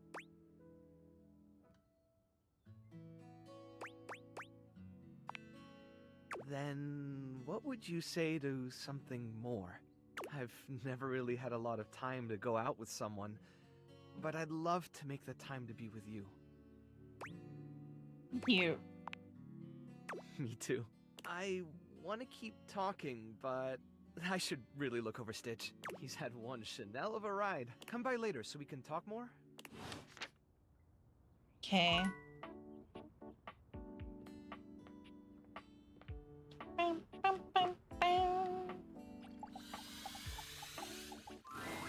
Buongiorno, amici. Oh my. Here we are discussing passion.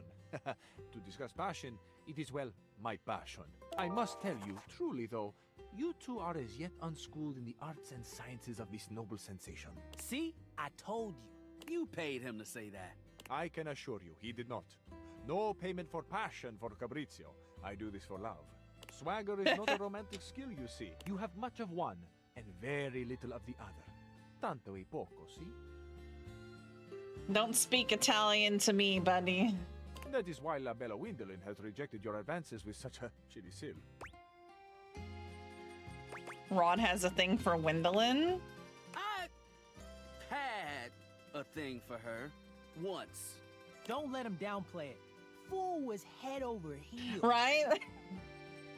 And there's so many, like, characters, too. It's pretty crazy, actually. It's really good. They must have been doing this for a while. It just, like, came out of nowhere. It was really good.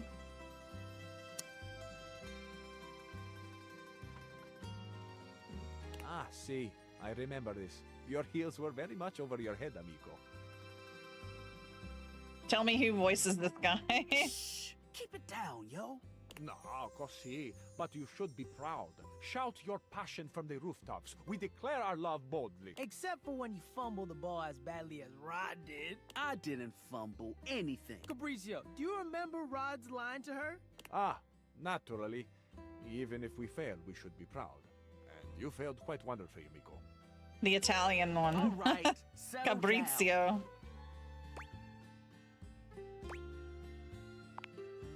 Ah, il tuo ottimismo. It is a joy to see your faith in your friends. Dude straight up said, I can see our future through you, Windolin, and it looks as clear as can be. That's cute. Lame. It wasn't that bad. Oh, see, it was bad. Again, nothing to be ashamed of. But see, where your fumble, is it? With orgoglio. See? It was awful, right? I would have loved to hear that. It breaks my hinges to hear that this is what you expect from a lover. As much as I extol our dear Rod to have a pride in himself, he is not without room for improvement. And you, mi capolavoro, surely you know you deserve more. I knew you had taste. You know a solid pickup line when you hear it. Oh, really? It was a bad line, categorically. You both just don't know skill when you see it. I think it's funny how y'all both have to dig into the past to make fun of me, when Kurt does ridiculous stuff on the daily. Nice try, buddy. Ah, yes, an excellent point being made. Kurt, you too are very silly. Un piccolo sciocco, as mi mama used to say. How did this get turned around on me? I can't help if Fabrizio agrees with me. You are both piccoli sciocchi. Perhaps it is why you are such fast friends. Ha! See? Both of us. Perhaps one day, working together, you two may approach the romantic prowess that I possess. You've got swagger? You might say it is ingrained in me. Ooh, I need to learn from you. Yeah, that confidence was pretty boss. I am, amazingly, when taken in the light of all my other gifts, also a generous teacher. Ooh. Come to me should you ever wish to practice the nuanced alchemy of passion. Let's do this. We'll catch up to you later, human. I don't want to miss anything Fabrizio has to say. Okay. Lezione 1. You two are quick and dexterous with the shade, as you say. But in romance, we must master the compliment. Ooh, this is the good stuff. Okay. A handsome stranger with a model-esque beauty stands just a few feet away from you, posing with a hand in his hair, as though he were in the middle of shooting a perfume ad. The moment he lays eyes on you, he lights up, drinking you in with a warm smile and warmer gaze. Ciao, beautiful. What are you doing? Listen, I always told myself if I could travel anywhere, I want to go to Italy. I love Italy. Ah, Amore, of course I'm talking about you. The contour of you, the shape. I would love nothing more than to paint you. Or sculpt you. Anything to continue looking at you. Ah, but first, I must introduce myself. The music of courtship has its cadence, after all. I am the one and only Fabrizio. Amore. Damn. That's some stereotypical shit right there. Bastonto con buono tortillo. Aye, Degno di nota. What a beautiful effort you're making to speak the language of a new friend. Now that we are introduced, we must get to know each other, eh? Let us begin with a simple question. Un aperitivo. Do you, and so much is contained within your answer, have a favorite flower? I do. Ah, tessero bellissimo. Of course you do. A vibrant heart must have a love of nature. Picture it. I will try to guess what it is. I see. Amore, what a rich and colorful mind you have. It is a pleasure to me to be inside your eyes, seeing all your nooks and your crannies. Goggity? I have crannies. Ah, do you ever, Amore? And exquisite crannies they are. And somewhere buried in one of them, like a golden treasure waiting to be found, is this flower in your mind. I see red. No, not red. Huh. Amore, how specific you are. I do see red. And also I see orange, the color of sunset. I see blue, the color of the ocean at night, or the sadness at the bottom of your eyes. I see yellow and pink, the colors of the wings of the lefate, glimmering in the early morning light. Amore, so powerful is your mind, sending this vision to me. I can even smell this flower. It's a little spicy. It's earthy and yet light. Smell is such a powerful sense, Amore. It is the sense that goes most directly to our memories and our hearts. What a gift you give me, Amore, with this aroma. You are thinking your most favorite flower is Uccello di Paradiso, the bird of paradise. That is not my favorite flower.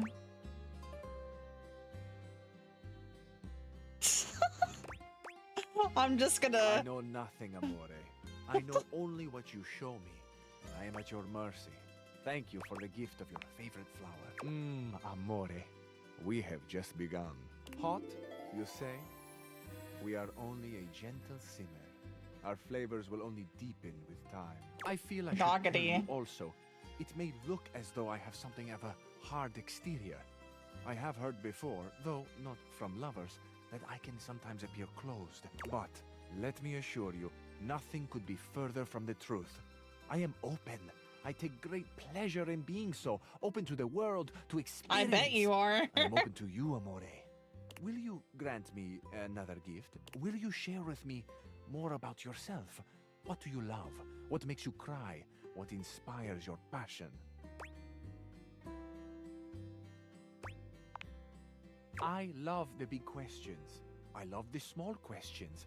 It is the finding out about each other, sharing your hearts that brings the spice and sweetness to life. Might I suggest that we savor these questions over dinner?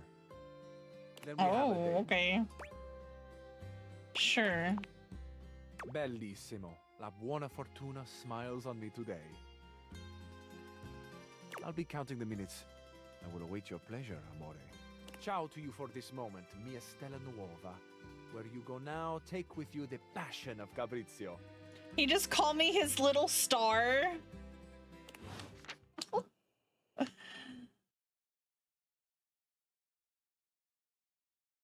President. Bro, Antonio Banderas is Spanish. He is not Italian. Lord.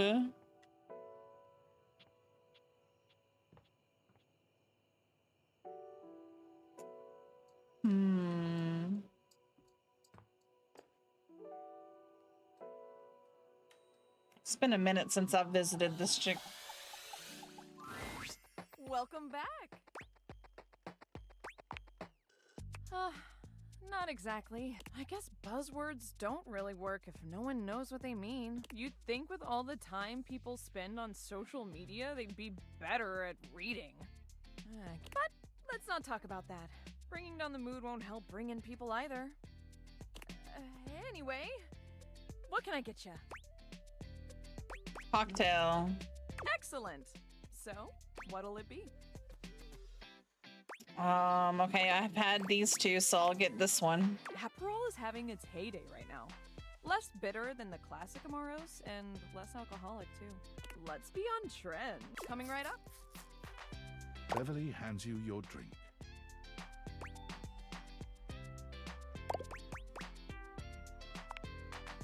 No problem.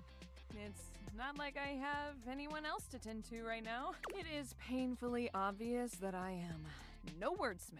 We need something that makes the others feel like they have to come inside. What could it be? That's what she said. Let's choose more. Oh, a signature drink? Hell yeah. If this were a cartoon, I'd have a light bulb over my head right now. A signature drink. Yes. Oh my gosh. I need a drink that is so superbly amazing, enticing, and can only be found here. Why didn't I think of that before? That's right. Like ice cube size. Did you know that the bigger the ice cube, the more surface area it has, the slower it melts? No way. Biggest ice cubes this side of the North Pole. Will you help me make it? Or at least be my taste tester? Tasting, drinking, and imbibing. I'm all for it. Same here. All right. In mixology, a good cocktail needs 4 attributes: strong, sweet, sour, and bitters. In theory, as long as we have at least these 4 things, we can mix and match all sorts of flavors to create a truly unique cocktail. You can also just have the strong and bitter part and stir a nice martini, but I feel like shaking something up using juice. Huh. Hey, that's the spirit. First, let's pick the strong liquor. What do you think? Well, personally, I'm a rum person.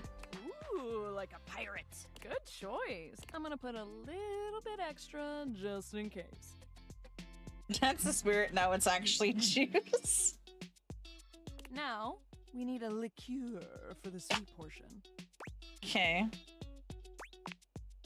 Which should we use?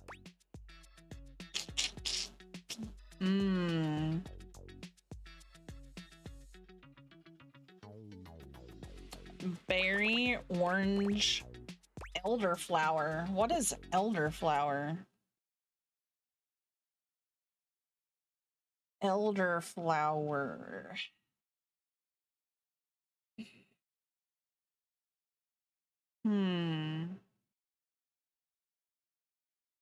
What does it taste like? Grape? Yeah, sure, why not? This can sometimes be called the ketchup of the mixology world. Not because it tastes like ketchup, but because it's so delicious it goes well in everything. Interesting. Some whiskey, cream, maltodextrin for that extra mouthfeel. This is coming along great. All right, now we need our something sour. Okay. That's not why I like grape, but what does grape go good with? I would say sour. I like sour things. Now that'll add a real nice kick and dark ruby color. Yeah. Almost done. Now we need bitters. These are highly concentrated, highly alcoholic little bottles that pack a huge bitter flavor in a small package. Okay. Just a couple of dashes is good enough for everything you need. They were first made as medicine, and let me tell you, if you drink them by themselves, you do feel a little better. That's what I was thinking of. I was like, bitters, where have I seen that recently? It's in Red Dead Redemption. As an item, you can take bitters.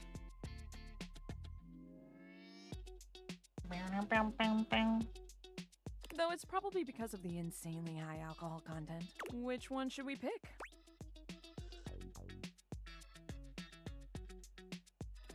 Ooh.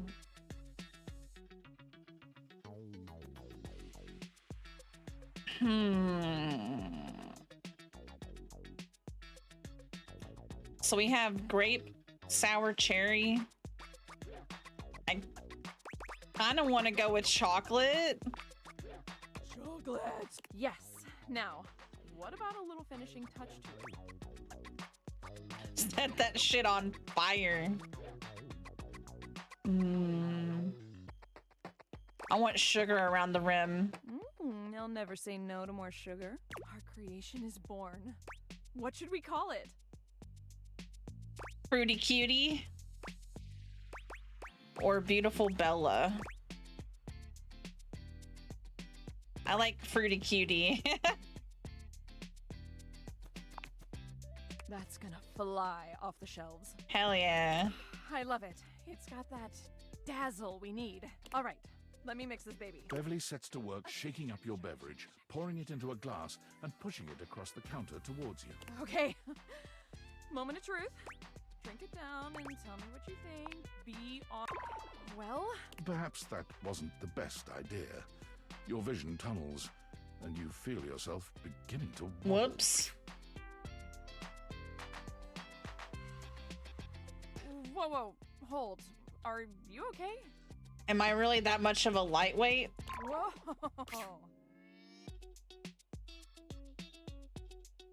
You're not sure how long you've been out, but you wake up to Beverly looking down at you with deep concern. Hey, buddy. How do you feel? Ooh, I guess I put a bit too much liquor. Way too much. I'm sorry. I was just so nervous about you not liking it. Because, I mean, if this doesn't work, I might as well call it quits for real this time. I figured if it gets people so drunk they couldn't tell the difference between good and bad. That was stupid. Wow, so you knocked me out on purpose? So, you think I'm stupid? She laughs bitterly. I think I'm stupid. A big stupid failure. Beverly covers her face with her hands.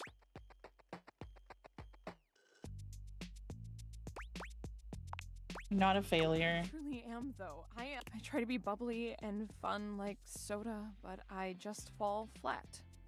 Like flat soda. No one wants to be around me, ever. But drinks are literally everything I am. I am lost without the tipsy tumbler. What do you do when no one likes the thing that makes you, you?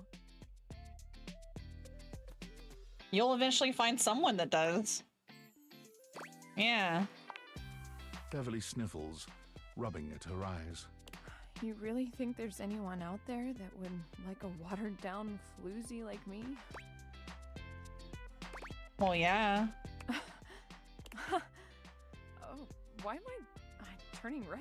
I'm not the one who drank that monstrosity. Okay. I'm gonna spend some more time tinkering with this specialty cocktail thing. In the meantime, do you think you could do some word-of-mouth advertising for me? Sure. I'm sorry to ask, but you're kind of the only mouth that can help me. Please. This really, really might be my last shot. Okay.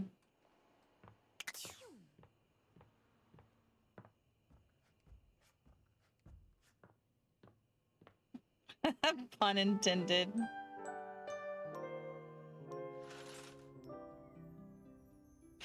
Ooh, okay. Medicine ball today.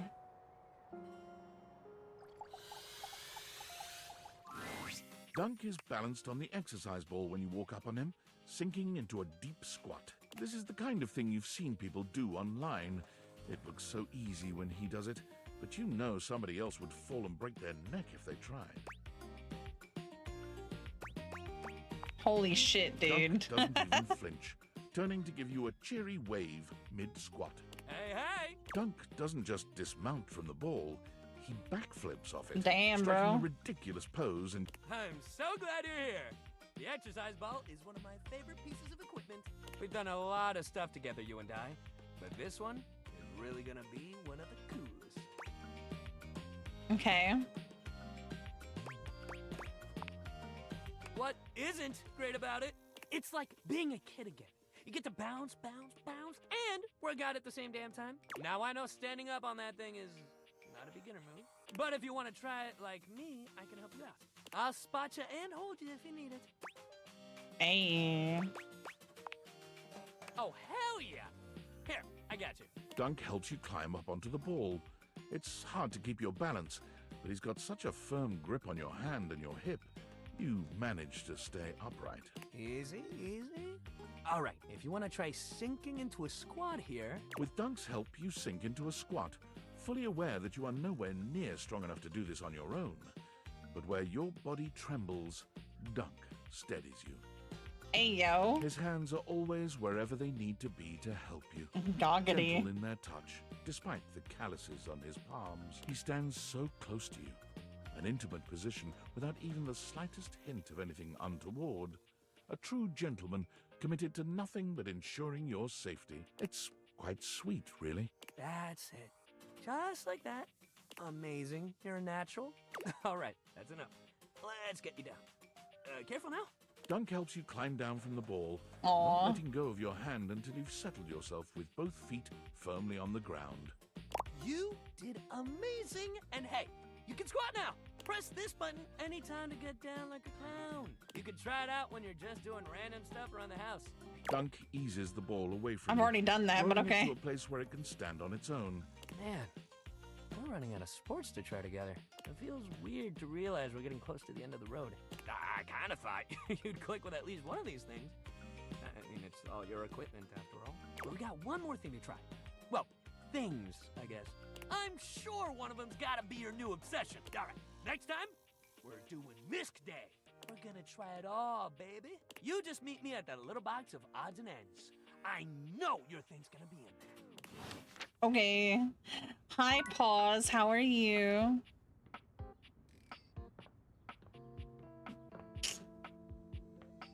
I know. It's amazing.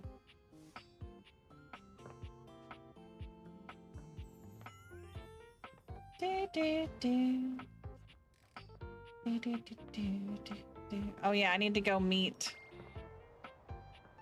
dude upstairs.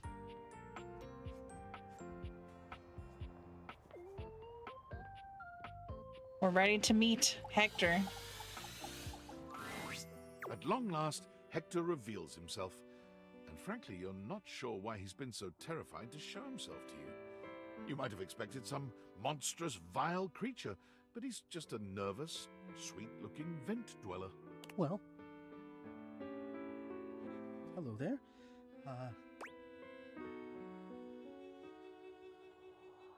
Aw. Wow? Wow, what does wow mean? What is that? Is it a good wow or a bad wow? Please just tell me. Aw. Oh. Hector had somehow managed to hold your gaze, but your compliment flusters him into looking away again.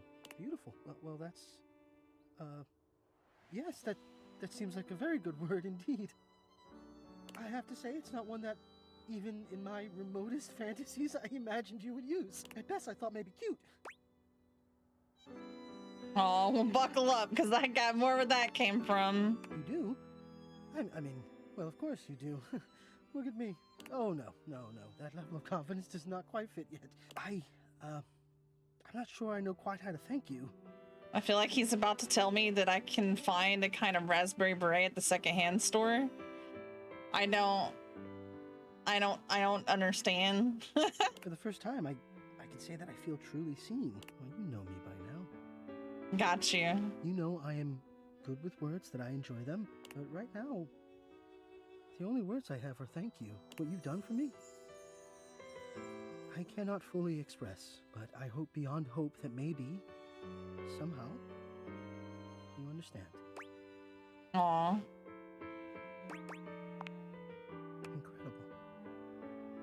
The dreamings of a silly ventilation system made manifest. I love you too. Hey, yo. What did that give me? Empathy? Hell yeah, let's go. Empathy.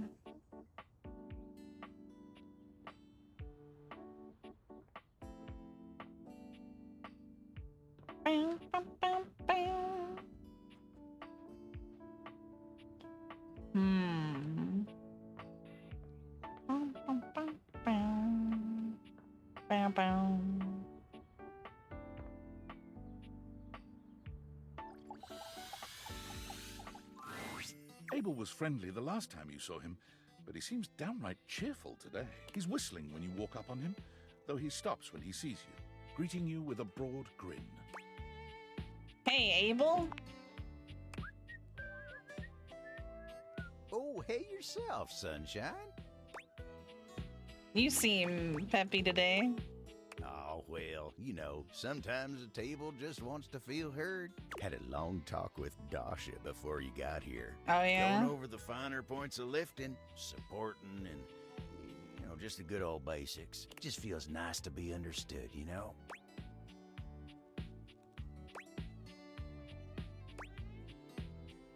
Did not expect that voice. It is, ain't it? Lifting's no easy job. We got a lot of folks in this house who do a damn fine job at what it is they do. But how many people's job is it to lift? A few. To make sure everyone's got what they need, to make sure they know they can rely on you day in and day out. It's a lonely lot in the life of a table. But I knew what the job was when I signed up. Did you sign up for it? Semantics, pal, semantics. I know who I am and what I do. But sometimes you just wish someone knew exactly what in tarnation you're even thinking about without having to explain yourself. Hold up a minute. Because I think I know.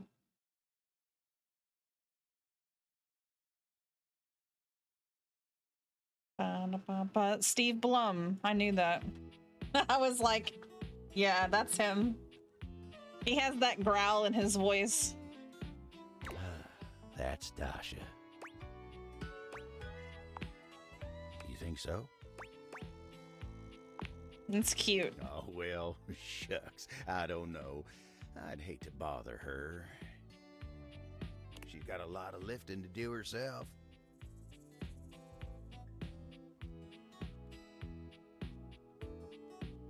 People have sex on you, bro. Can't be distracting her from her very important job now.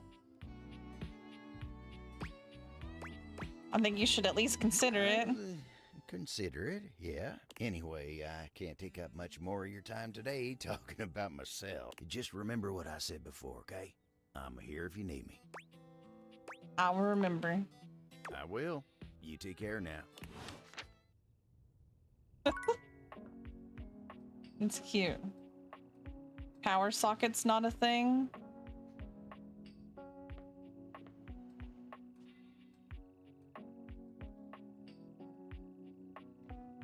Dear Lord. Amore, buongiorno. I have been pacing the floor, imploring the gods for the moment when you would come to me again. The sight of you still strikes breath from my lungs. I am suspended in the glow of your beauty. Yeah, I talked to Stair Lady earlier. She's like an Avon lady. Not at all. How could I express such passion more than once? To express it now has both exhausted and exhilarated me. You are the only one, Amore. It is bringing my heart such a warm feeling to see you. I am so excited you have arrived in time for our date. All right. Wonderful, Amore. Your excitement honors me. Oh, how lovely. I shall tell you all about it. I want you to be prepared for the sensory feast we will create together. First, my Zia Vetrina's restaurant for a perfect homemade meal in her garden. Her kitchen is heaven. Fresh bread, sharp lemons. She is the best cook in all of Italia. I cannot wait to see your experience Hell yeah, of all these let's culinary go. sensations, Amore. What scent will you love? Which flavor will be brand new to you? Which perhaps will make you cry? or remember a lost love or a grief, will your sense be the same as mine? Do you like good food, amore? Real Italian food? Yeah.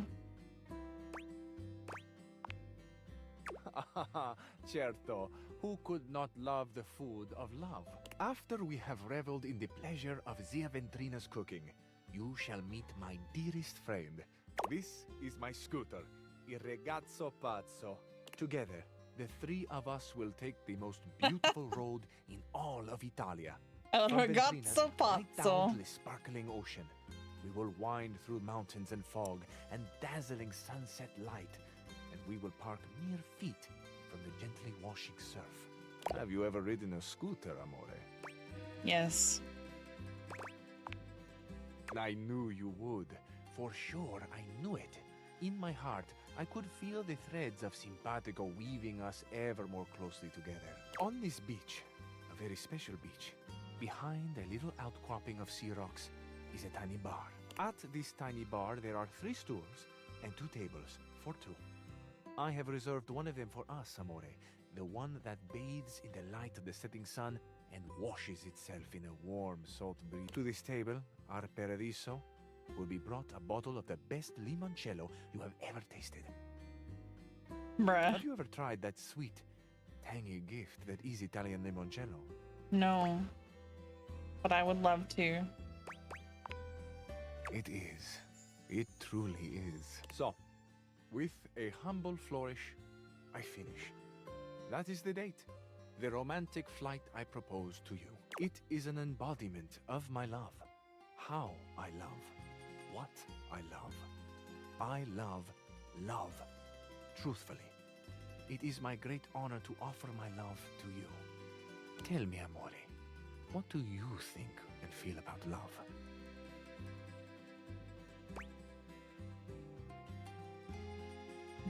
Someone here thought I was mid to late 20s.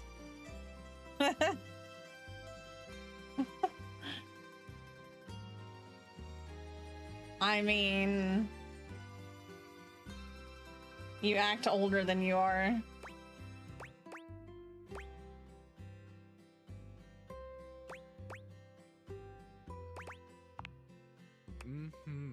That could be the hot thrumming of the little engine between my doors. But that isn't what you mean, true. Aye, amore. Of course, the heat we feel is the attraction budding between us. It is the candle on the red and white tablecloth that is growing, flaring. It becomes a bonfire that reflects in the wine and in the Not sparkling quite, eyes. Buster. And amore, my eyes behold you through the roaring candle, and mi piace quello che vedono. In Bella Italia, that means I like what they see.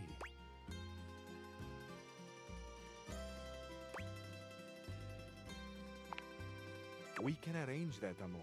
Anything is possible for those who are guided by love. Now tell me, you have heard the date I have planned for us. Yes. We are already staring at each other through the flames of desire. What would you talk about now? Tell me, amore, what would you have me say? What can I offer you to inflame your heart, to please your gentle ears?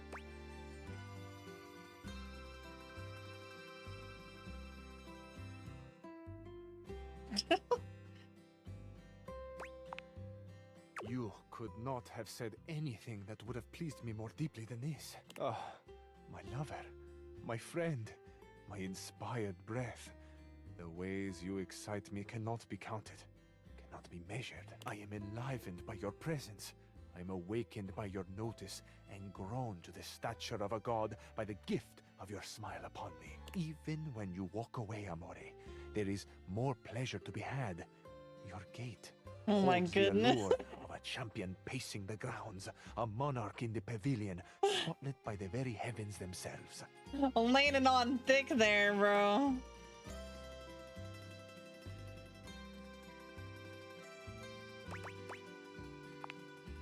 As though any force in heaven or earth could stop me. It will be the pleasure of my existence thus far to take you for another romantic ferry ride. In the meantime, amore, I will dream of you. Lord have mercy.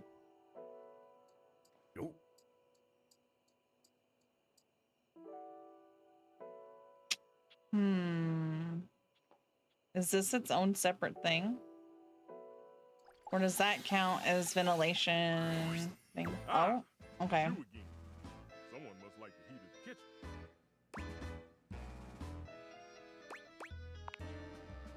Oh, I see. You have no respect for how much attention cooking takes. There are plenty others in this kitchen you can date. Who aren't me! Yeah, you're right. I'll calm down. I'm blind baking a pie crust, okay? I need to focus, chat with some of the others, and maybe I'll have time. Ah, yes, it's ready. Go on, boil off. I got it.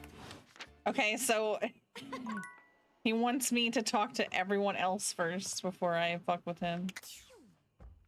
Interesting.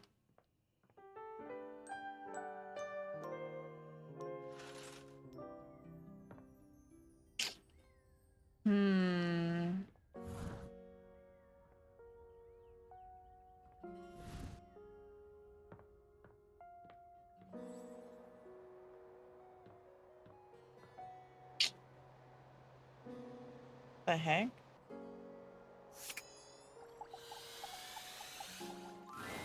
Hello and welcome to Sandyland. A magical beach-themed board game awaits us as we venture through the traffic to the parking lot to the Sandy Kingdom where beachgoers frolic among ice cream and sunscreen. Uh-oh. Un momento. My headset just died on me.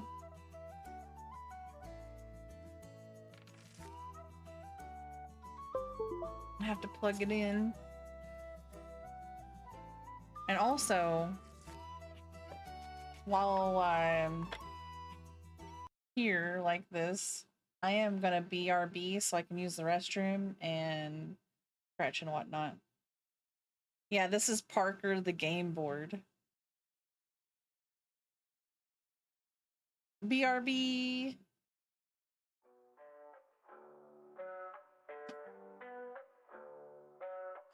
Flashing fangs in the glow of the screen light. Silver white takes the night with the screen by spooky games. Oh, it's never twilight. Laughing mad, covering darkness and delight. RPGs and shooters on my mind. Inappropriate jokes left undefined.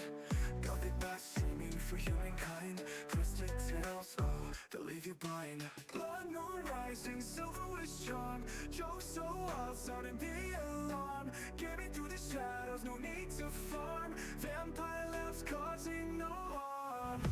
Cackling through the midnight raids. In the lair when the light invades. Keeping you hooked as reality fades. Dark humor, oh, it never trades. Silver watching digital flight. Claws on keys in the darkest night. We're all following hearts so tight. Gothic vibes ready to ignite. Blood moon, ooh, ooh, ooh, ooh, ooh. Blood moon, ooh, ooh, ooh, ooh, ooh. Blood moon, ooh, ooh, ooh, ooh, ooh. Blood moon, ooh, ooh, ooh. Blood moonlight, yeah. Blood moonlight. Blood moonlight, yeah. Blood moonlight. Blood moonlight, yeah. Blood moonlight. RPGs and shooters on their mind.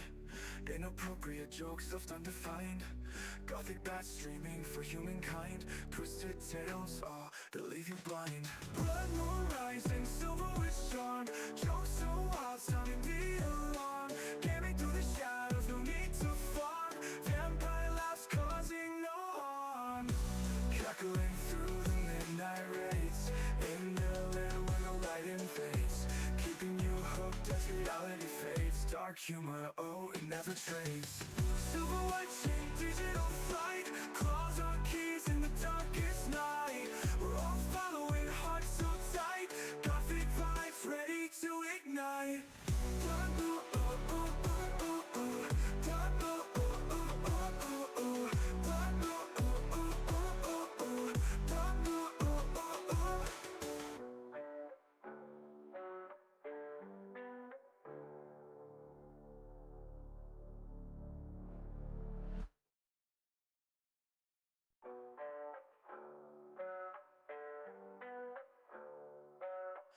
Flashing fangs in the glow of the screen light. Silver white takes the night with the screen by spooky games. Oh, it's never twilight. Laughing mad, covering darkness and delight. RPGs and shooters on Inappropriate jokes left undefined. Got big bats seeming for humankind. Twisted tales, oh, they'll leave you blind. Blood moon rising, silver with charm. Jokes so wild, sounding the alarm. Get me through the shadows, no need to farm. Vampire laughs causing no harm. Cackling through the midnight raids. In the lair when the light invades. Keeping you hooked as reality fades. Dark humor, oh, it never trades. Silver watching digital flight. Claws on keys in the darkest night. Okay, I am back. Would you like to hear the rules?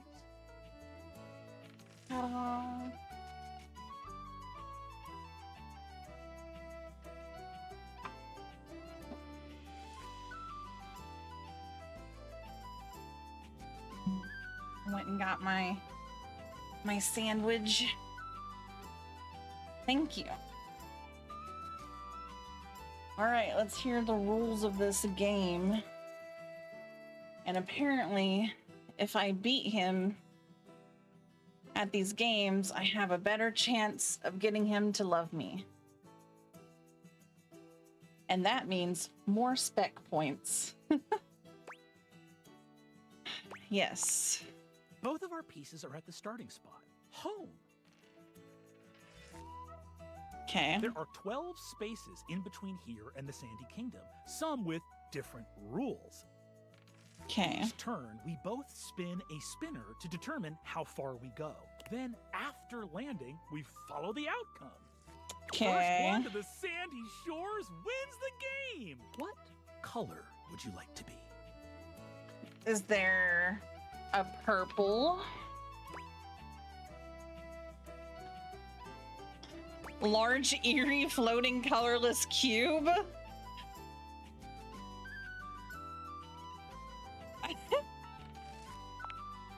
Oh, that one.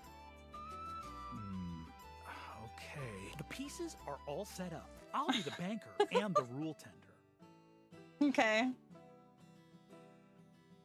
We are both at home. Shall we race each other to the beach? It's your turn. What will you do? Before we start, let's get in the mood for a beachy day and take off our clothes. No, I don't think you would like that. You spun a 4. You're on the 4th space, getting stuff out of the car. My turn. I spun a 4. I'm on the 4th space, getting stuff out of the car. Good thing I brought the sunscreen. Looks like it's back to you. It's your turn. What will you do? You weren't really anticipating stripping down when you first spoke to Parker, but what better way to make things interesting? You make Parker stares at you just a little too long. It seems he wasn't prepared for things to be quite this interesting. Oh! Yes, I have. All right. It takes him a moment to compose himself, but he eventually manages to tear his gaze away from you, stripping down to a swimsuit. He seems somewhat unsettled, if his reddening cheeks and nervous demeanor are any indication. Oh, okay. That makes sense. Yeah, I get that. Here is my beach-going form, ready for a typical day at the beach. Phew! Cute. Yes, Your turn. Twister. What will you do? You spun a 2. You're on the 6th space. Ice cream. You can't help but stop for a tasty treat and you lose a turn. My turn. Oh boy. I spun. I can't spin this. Not while I'm dressed this way. I'm gonna put on my clothes again. And it'll. Parker does a magnificent spin, Okay. changing out of his swimsuit and back into his normal board game themed attire, with more pizzazz than you'd have given him credit for. It's your turn. What will you do? You spun a 1. The delicious ice cream is filling you with joy. You'll be able to move again after this turn. My turn. Okay. I spun a 2. I'm on the 6th space. Ice cream? I can't help but stop for a tasty treat and I lose a turn. Looks like it's back to you. It's your turn. What will you do? You spun a 3. I wonder if this is like the same every time or like actually by You're on chance. the 10th space. Big bad sun. Good thing you brought the sunscreen out of the car. You move forward 1 space. My turn. I spun a 4. The delicious ice cream is filling me with joy. Looks like it's back to you. It's your turn. What will you do? You spun a 4. You made it to the Sandy Kingdom. Hell yeah. I tried my best, but you were simply a better beachgoer.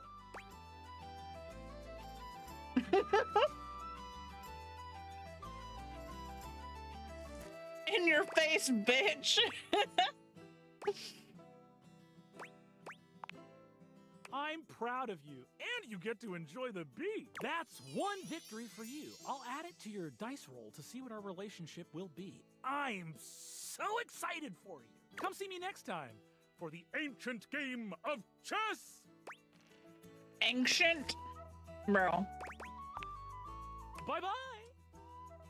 Way to make me feel old.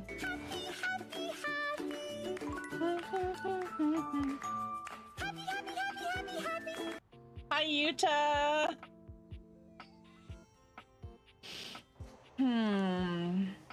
All right, let me talk to this Dommy bitch again. Finally. I take it you're my 11 o'clock. I should have known it was too much to expect you'd be on time. After all, it was apparently too much to expect you'd properly file your taxes. Oh, man. You're not even dressed properly. Put this on. It suits you. I trust you brought your financial documents, receipts, and records to support all the information reported on your most recent tax return. I should have had to, but here we are. I'm sorry. I don't know how you run things at your business, but here at the IRS, we treat those who hold the power with deference. So if you want to walk away from this audit without the IRS putting a permanent lien on your checking account, I'd suggest you do the respectful thing and refer to me by my proper title, IRS agent. Do you understand, taxpayer? Yes, IRS agent. Much better. Now, that wasn't so hard, was it, taxpayer? You keep complying and showing me the proper respect I deserve, and I can make this process much less painful for you. But step out of line, and I have the power to make the rest of your existence a never-ending fiduciary nightmare. Have I made myself abundantly clear? Yes, IRS agent. Good. All right then. Down to business. Bruh. Now, obviously you're here because your painfully inadequate accounting led to numerous administrative discrepancies in your most recent tax return. Quite honestly, your return was so utterly incomprehensible that we were shocked to find a human actually filed it. You're right. I did a terrible job. Apologies, IRS agent. Excuses and groveling will do little to help you at this juncture, although it is rather enjoyable to watch you pitifully squirm. What's important is that we properly assess your fiduciary mess and reconcile your discrepancies. Can I count on your compliance, taxpayer? I'm ready, IRS agent. Firstly, on your personal taxes, you took the standard deduction. However, you also filed itemized deductions that totaled a greater value. Additionally, your itemized deductions were unusually large when compared to your reported income. Yes, I did, IRS agent.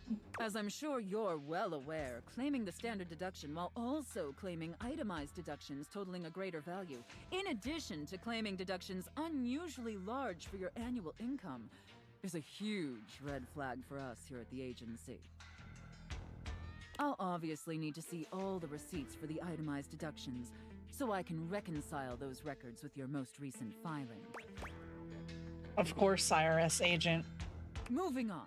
there were numerous flagrant issues related to grossly incorrect amortization periods. It appears you mistakenly or fraudulently used the wrong amortization period for a variety Oh my of your business goodness. expenses, which resulted in extremely inaccurate deductions. The fact that I'm following this makes me very sad. See the highlighted line items here on Form 4562. Apologies, IRS agent. I appreciate your remorse. Just don't let it happen again. And finally, it's come to our attention that you omitted several foreign accounts. As I'm sure you're aware, taxpayers with foreign financial accounts exceeding certain thresholds are required to disclose them on the Report of Foreign Bank and Financial Accounts FBAR form. Yet you failed to file an FBAR form at all. Look, I'm going to level with you, taxpayer.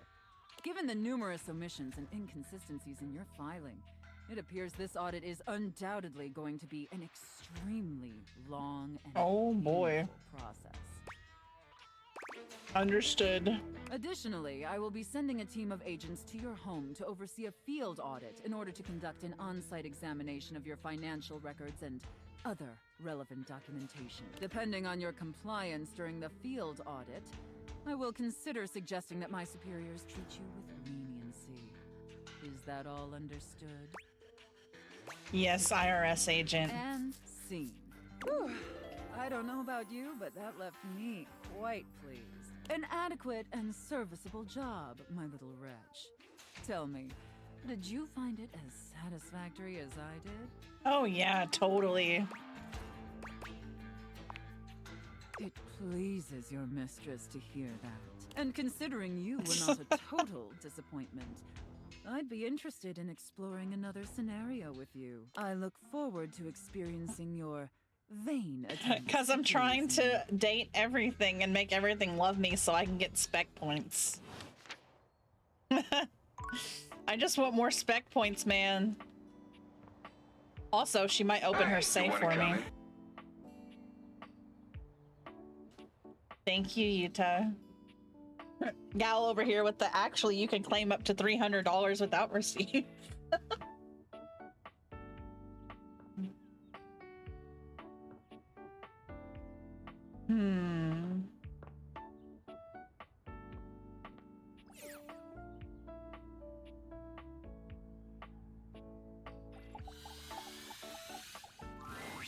This account has been temporarily suspended. What?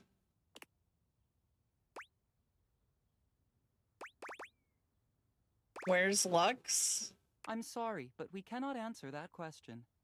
Oh no, they got themselves. Thank you for using our platform. Please consider buying a premium subscription.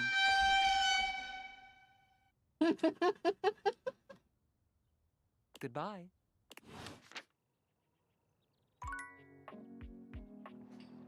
Wow, Lux got suspended.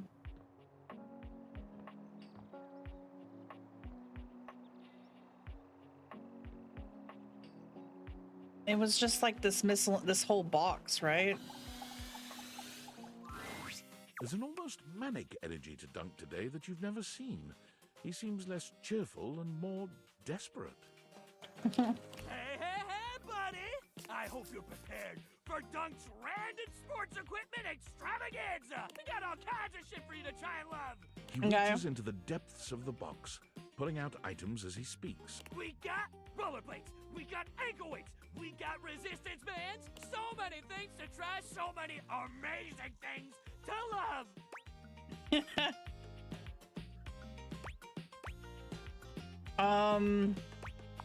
Rollerblades. We're looking for you, buddy! Dunk drops the rollerblades at your feet with bruising force, very nearly missing you. I don't know if you guys have ever played Far Cry 5, but this guy sounds like Sharky. In fact, let's see. Dunk is voiced by Alejandro Saab. And I search him.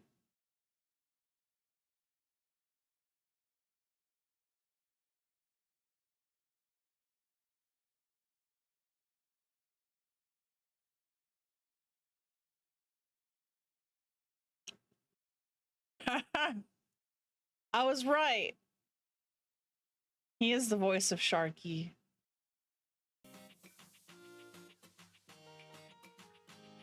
Oh,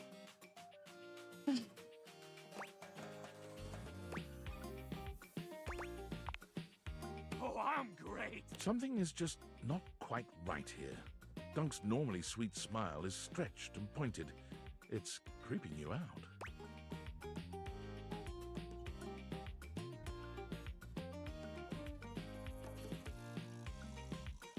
Are you afraid I'm gonna stop coming back when we're done? Your kind words seem to penetrate Dunk's mania. His expression softens. Dunk's face falls, his shoulders sagging.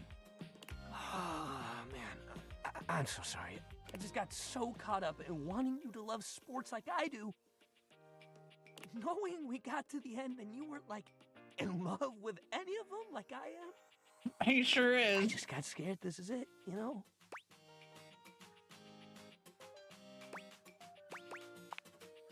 Really?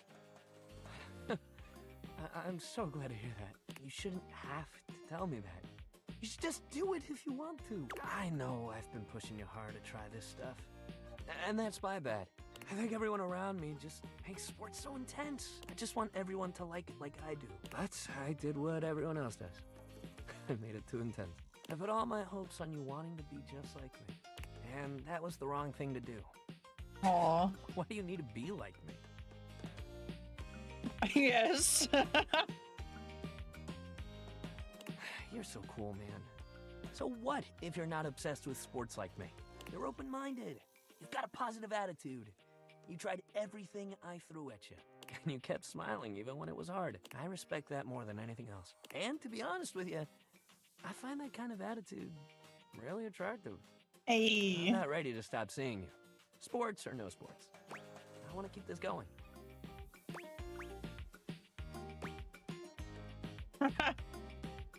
I agree, but I'm still trying to get sweaty with you. So you do want to work out?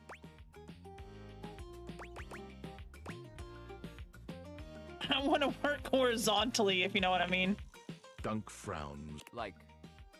It takes him a few very, very long moments to put the pieces together. Oh, wait, sex! Sex makes you sweaty! Got it. Jesus. He gives you a devilish grin, a sharp contrast to his usual cheery smile. We've done a whole lot of other things, but we haven't tried that particular kind of exercise. What do you say we get that heart rate going? If you thought Dunk was a font of endless energy and cheer before, his stamina only seems to increase in this most intimate setting. Oh my. Your heart rate hasn't been this high in a long, long time. But with Dunk as your coach, you reacquaint yourself with your own physicality, achieving feats of stamina and strength you didn't know you had in you. You look forward to seeing just what else the two of you can achieve as a team.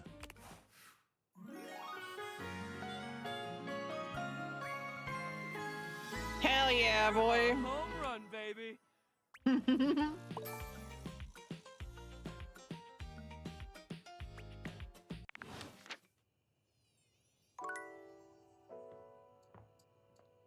Hell yeah. Okay.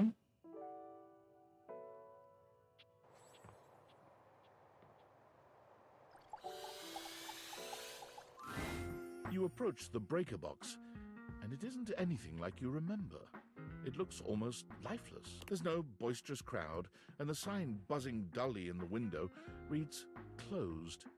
The door hangs ajar, like a slack mouth. You push through it and find Eddie at the end of the bar, once again nursing a cocktail. Club's closed, which should be obvious if you read the sign. Looks like you need help. And it looks like you need to get your eyes checked because I'm fine. I've got it. Thanks. I'm telling you that I'm gonna help you whether you like it or not. Eddie sets down his drink and shrugs out of his vest. He begins rolling up his sleeves. Are you gonna fight me? Still not sure why exactly, but whatever. Well, as long as you're here, might as well get to it. There's a lot to do before we open. Why is the club closed anyways? It's weird seeing it so empty in here. I can't exactly get much done with the entire house crammed in here. Usually I take care of all the maintenance after hours, but we've been so slammed lately there just hasn't been enough time. Things are breaking down faster than I can get to them. And trying to do anything while the club is open is essentially pointless. There's always questions and distractions and polite conversation. It's exhausting. Okay. And that's why the power is all weird? All things need maintenance. Nothing, no matter how well made, can function indefinitely. Eventually, we all wear down one way or another, and if something isn't given proper maintenance, they break down even faster.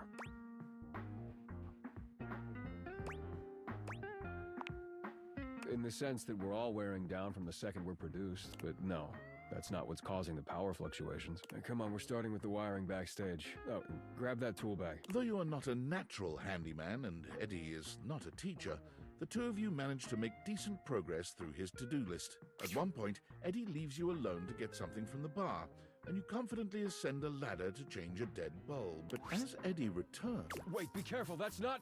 The ladder suddenly gives way beneath you, releasing you into thin air. But a split second later, Eddie is there. Yeah, strong catch arms me. Outstretched to catch you. Stable. You all right? The customary ice in Eddie's eyes, just for a moment, has melted.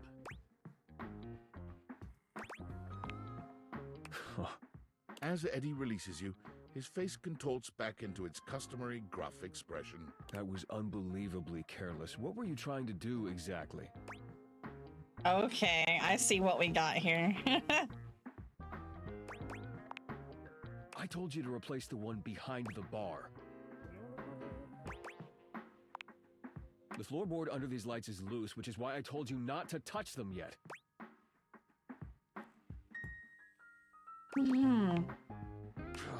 Just pay more attention. Okay. You're sure you're not hurt? Maybe you should pick me back up just to make sure. Well, next time I'm just gonna let you fall. Now, go get the ladder and put it behind the bar this time. The next and last phase of your work proceeds without incident.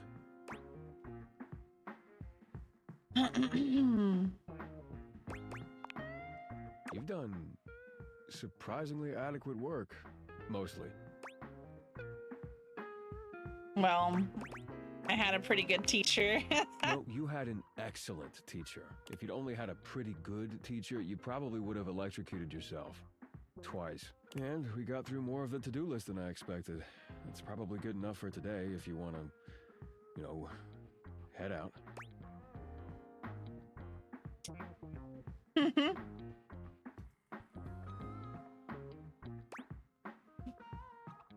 Okay. Thanks. I know the guy values his alone time. All right. Sleep time.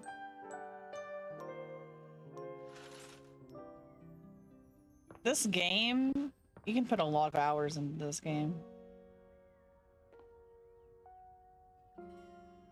What's under here?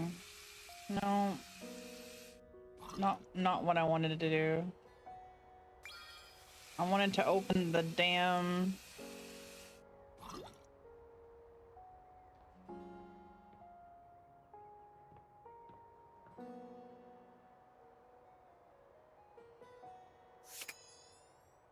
Just like a random tear right there. Oh, hello again. Hey, Florence. I trust your meeting with the mayor went well? Yeah. Wonderful. Anything else I can help you with while you're here? What? You want to know about me? Oh, no. No. You just spoke with the mayor. A little old fuddy-duddy like me can't hold a candle to someone like her. I just handle the paperwork, that's all. Pay me no mind. Anything else I can help you with while you're here? She's just incredible, isn't she? So tall and commanding. What I wouldn't give to be able to deal with people the way that she does. Oh yeah, you want to fuck the mayor. Retarded, but I'll tell you what, there isn't a sweeter structure this side of the HOA. You seem quite taken with her. What do you mean by that exactly? I just think she's a really remarkable ceiling, that's all. Besides, she's my boss, so I couldn't begin to comment on her outside of professional opinion.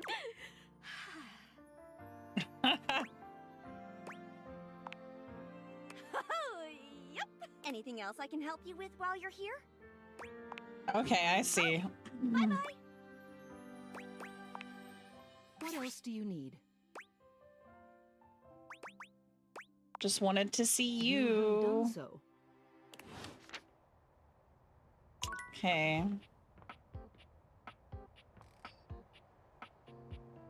What about these trophies? Is it the same? You see before you Oh. a glistening, oiled male form, perfect in its chiseled majesty. His gold, or is that bronze skin, is perfectly smooth, his features flawless, and his face? The music. Oh, hello there. Don't mind me. I'm just catching a bit of air. Hi.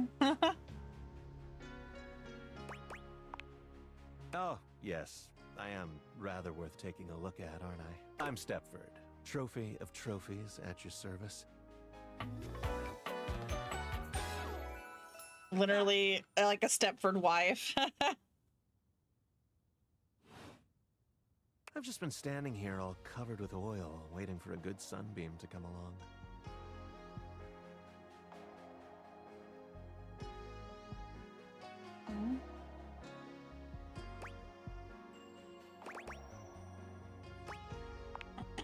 That's a winner's name if ever I've heard one.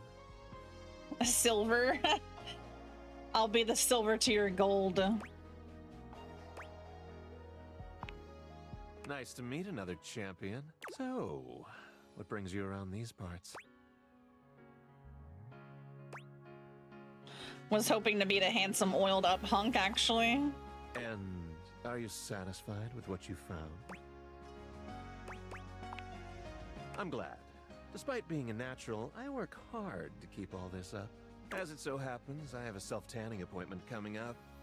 Can't be late, but I'm so glad we met. And be sure to bring that fantastic red shirt. Why? Got a tan. Okay. Oh. Bruh.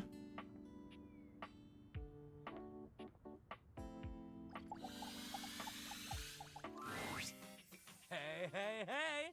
If it ain't the MVP! You know, I was thinking about you when I was training. You feel like working up a good sweat with me?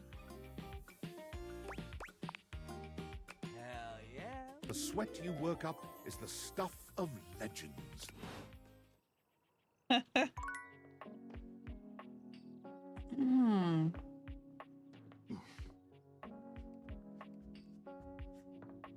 Okay.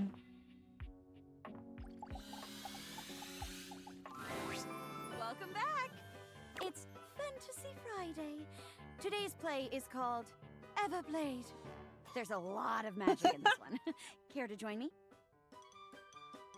Athlete's foot, bro. Gross.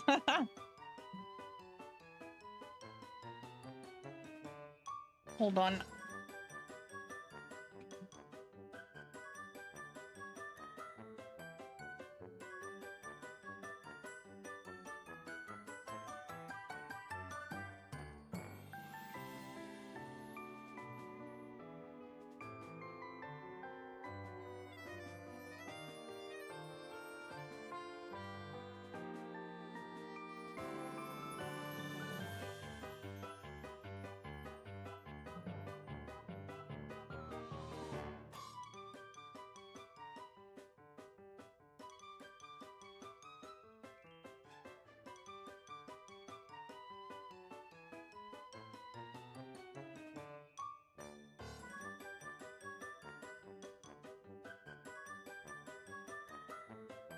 Also, update on my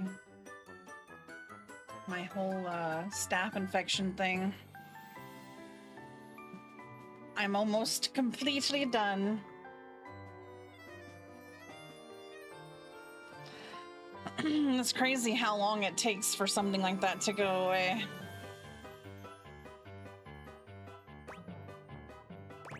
Sure. Awesome! Oh, gee. Wasn't expecting the spotlight to be on me today. Florence is the personal assistant to Mayor Celia herself. Yes, I know. Oh, don't you go bigging me up now. I'm nobody special. Just focus on your performance. And no, I'll be cheering you on. All right. In that case, let's start. Woo! Yay! Florence loves this fantasy stuff. She's a great audience, too. Very encouraging. You'll do great. Today's play is Everblade. Okay. I'll be playing a forest sprite. You play all who I encounter on my adventure. Lights up. Hail, wise wizard! I am Spindle, the sprite. My forest is dying. The flowers wilt and the leaves fall and die in all seasons. I beg of you, look into your crystal ball and tell me what I must do to save my home. You must seek out the legendary sword Everblade. Only its power can cleanse your forest. And so, dear viewer, the sprite began her quest to seek the sword Everblade. She traveled far, and on her road faced many dangers, such as A spooky Lich King. Ooh. Zounds! This hallowed graveyard is being desecrated by an undead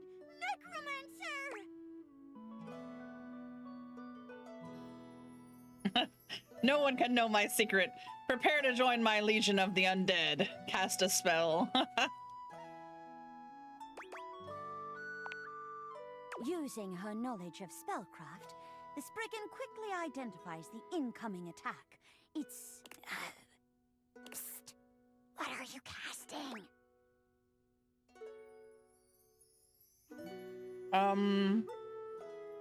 Summoning a skeleton.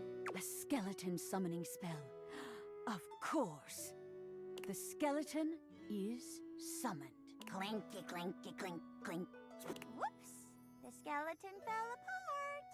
That's what happens when you only summon bones with no muscles or connective tissue. That is not what happens. Why do you think I'm robbing these graves in the first place? Well, I'll be going then. Have a bad day, fell necromancer. And so, the little wood sprite continued on her adventure. Finally, after many days and nights, she came to the resting place of the fabled Everblade. I feel like I just got God moded on. There, atop a mountain of discarded swords from days gone by, sat the dreaded Sword Lord, a terrifying warrior, clad from toe to tip in rusted metal hilts and blades. Once a sword entered his collection, he would do anything to keep it. This would be tricky. Hail, Sword Lord! I am but a humble sprite, hailing from the forests far to the west. My home is doomed unless I have the power of the Everblade at my side. So, I beseech you, can you, like, be cool about this?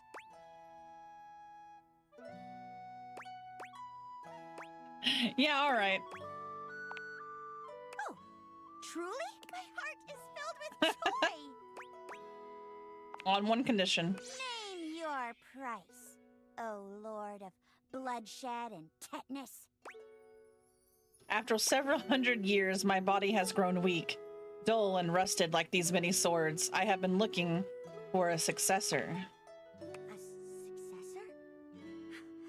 You jest. Surely a simple wood sprite could never live up to your legend. That's what I thought once before I took up the mantle of Sword Lord myself. Remove your helmet for a dramatic reveal. No way! You're a wood sprite? as was my successor before me, and the Sword Lord before them. Who better to take the swords of man and sequester them away than we wood sprites, who have seen mankind's blades cut down so many of our kin? And now, you want me to take up the mantle? The Everblade is yours, so long as you take my name with it. I see. Very well. It shall be done. I shall become the Sword Lord. And with this power, defend my forest from all those who would seek to see it leveled to the ground. Lights down. Oh, great twist! I never would have expected it. Yeah, I definitely watch a sequel about that wood sprite going ham on some lumberjacks. Well, I don't know about all that. But either way, I loved it. Thanks for the show. I'll be back next week. Bye, Florence. Oh, fantastic work. As always. Come back on another day if you want to try out another play. Or even today, if you're so much fun to play off of. I'm really looking forward to it. Jeremy gives a delightful little curtsy. Nice.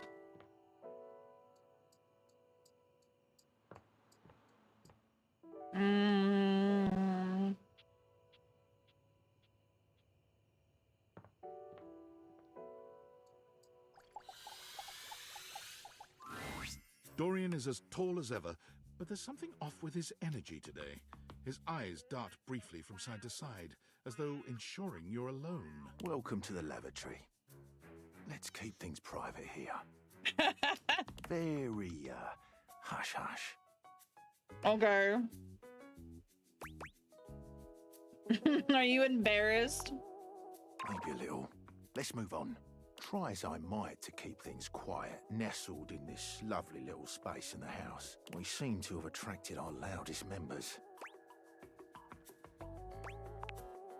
We have a rapping Lou, a singing Shower, and a sink screaming about his very existence.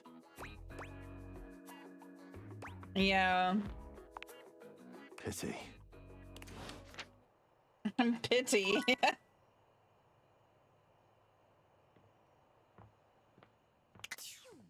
That's cool. I didn't realize that talking to him in every room entrance would explain to you, like, what's in the room. Yeah, he is.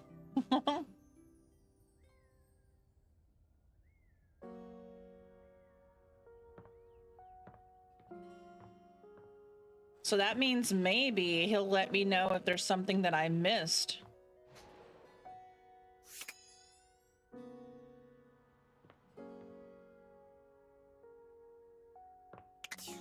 It very much is.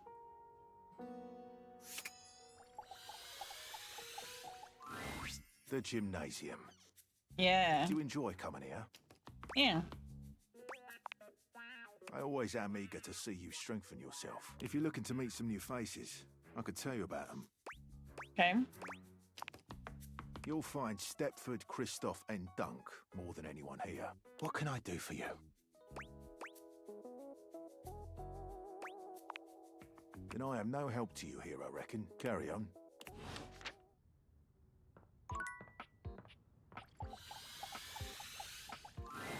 You find Stepford polishing his well-muscled arm vigorously. Oh my. He appears to be muttering to himself.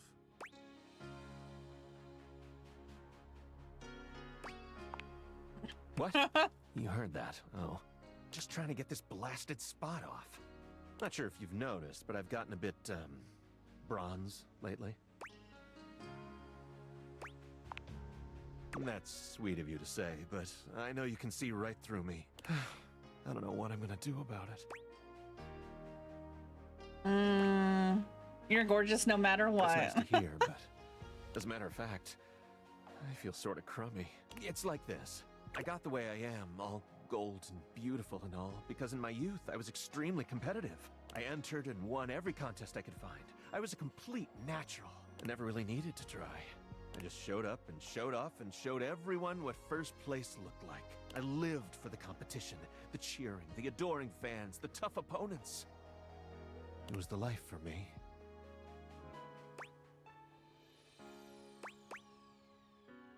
Hey, what Trophies happened? change over time. If we stop competing, we turn into showpieces. True. Our gold starts turning to silver, then to bronze. It's not that we stop getting given out, but our inner essence changes. Yes, in a way that's true. Eventually, we come to a turning point. It's either get back in the fight and risk the arena once more, or retire and spend our time polishing up, clearing away the patina, and covering up what can't be cleared away. I think that's just called aging. Maybe you're right. But there could be one last taste of glory. Oh, I don't know. In any case, now that we're getting to know one another, I have to tell you something. Okay. I started doing all this tanning because, well, I'm actually all pewter underneath. No way. Pewter? Like, what place even is that? 12th? Exactly. I'm afraid the time of decision is upon me. Get in the ring, Stepford. You think I should? Maybe you're right. Thanks for talking to me. I think I'd better think about this for a bit. It's not an easy decision. If I compete again, I could get hurt or even lose. And I don't think I could bear that. Come see me again sometime soon, okay? Okay.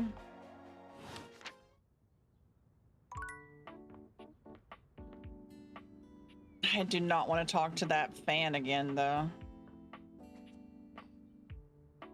All right. I can't talk to him again. Damn it. So where is Lux?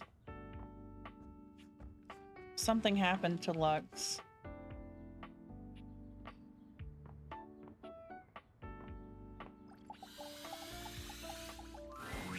You're back. Sorry if I'm a little groggy.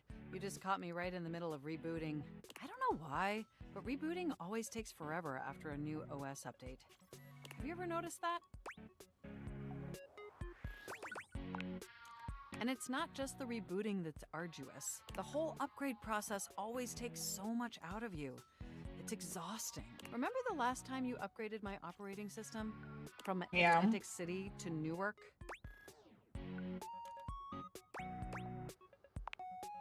Yes, that's what I'm doing. That upgrade was supposed to make everything run much more efficiently. At least that's what the commercial promised. No one has ever regretted a move from Atlantic City to Newark, was the marketing tagline. I thought so too. But then, after the install, half of my applications wouldn't even open anymore. Gotta love that. And the other half were crashing incessantly. That was a rough few months. Don't you agree? Mm-hmm. But I know from lurking in the Valdivian forums that they've comprehensively debugged this new update. So this time it's going to be different. Hopefully it was worth me deleting my fanfic. At the very least, I can promise, yes. Everything is going to be absolutely perfect. And in just a few more minutes, you'll finally get to meet the new, improved Mac. My processors are all computing at an accelerated speed just thinking about it.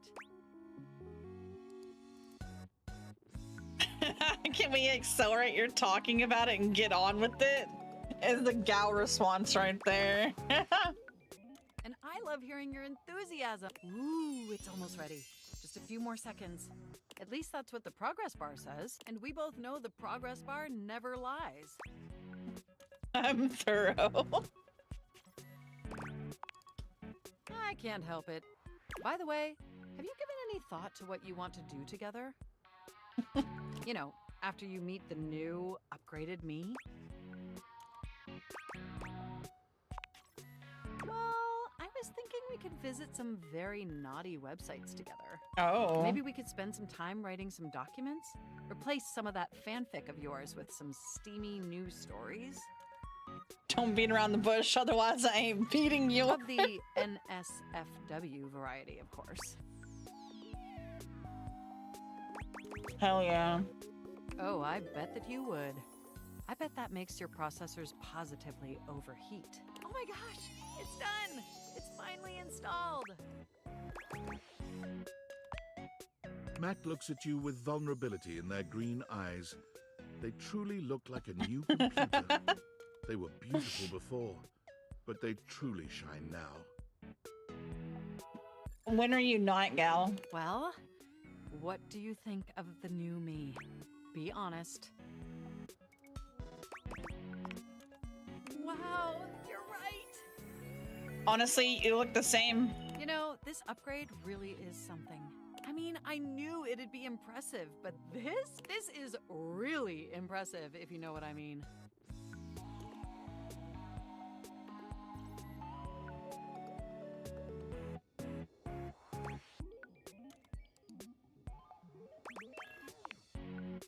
I don't blame you. It's incredible. Internally, I'm processing information so much faster and so much more efficiently. It's like my mind has achieved a level of enlightenment far beyond what I could even imagine previously. Here, ask me a question. Any question. How many marshmallows can I fit in my mouth? I would love to answer that for you, but the knowledge would no doubt drive you to madness. You're probably right.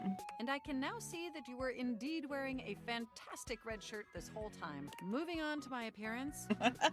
Wow. This operating system is sleek, exquisite, and downright sexy. Let's be honest.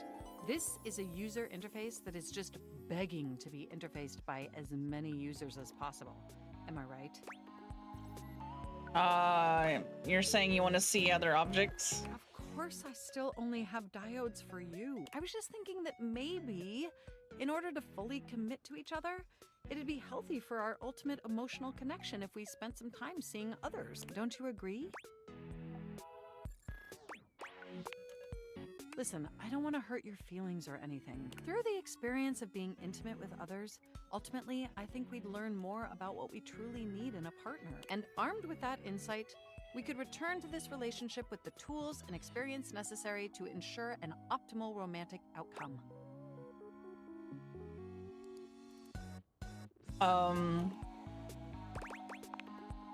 Wonderful! I think this is an exceptional plan. Wuthering Waves? I mean, I could still get into it. We'll spend a little time apart, interfacing with other individuals. I have read up we'll about reconvene back characters, even together. if I don't play it. Just because I enjoy the character designs. I think that experience will be extremely beneficial in determining our ultimate compatibility. And if nothing else, it'll give you some time to work on a new, more elevated fanfic of yours. Also, since when have I not liked your writing, gal? Do we have a concordance? You are the absolute best. Enjoy your little sojourn in the offline world.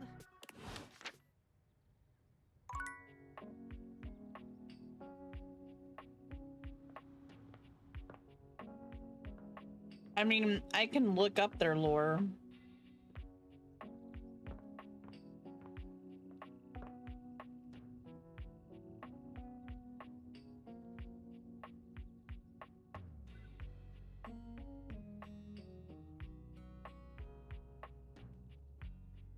I think my existential dread shows up if I stare at this wall for like 30 seconds.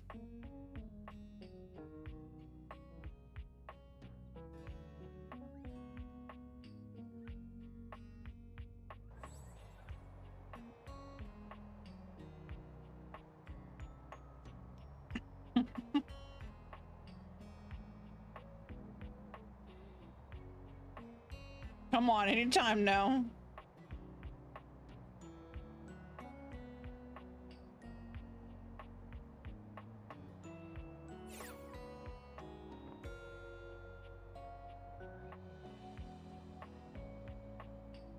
Who wouldn't want to date their existential dread, you know?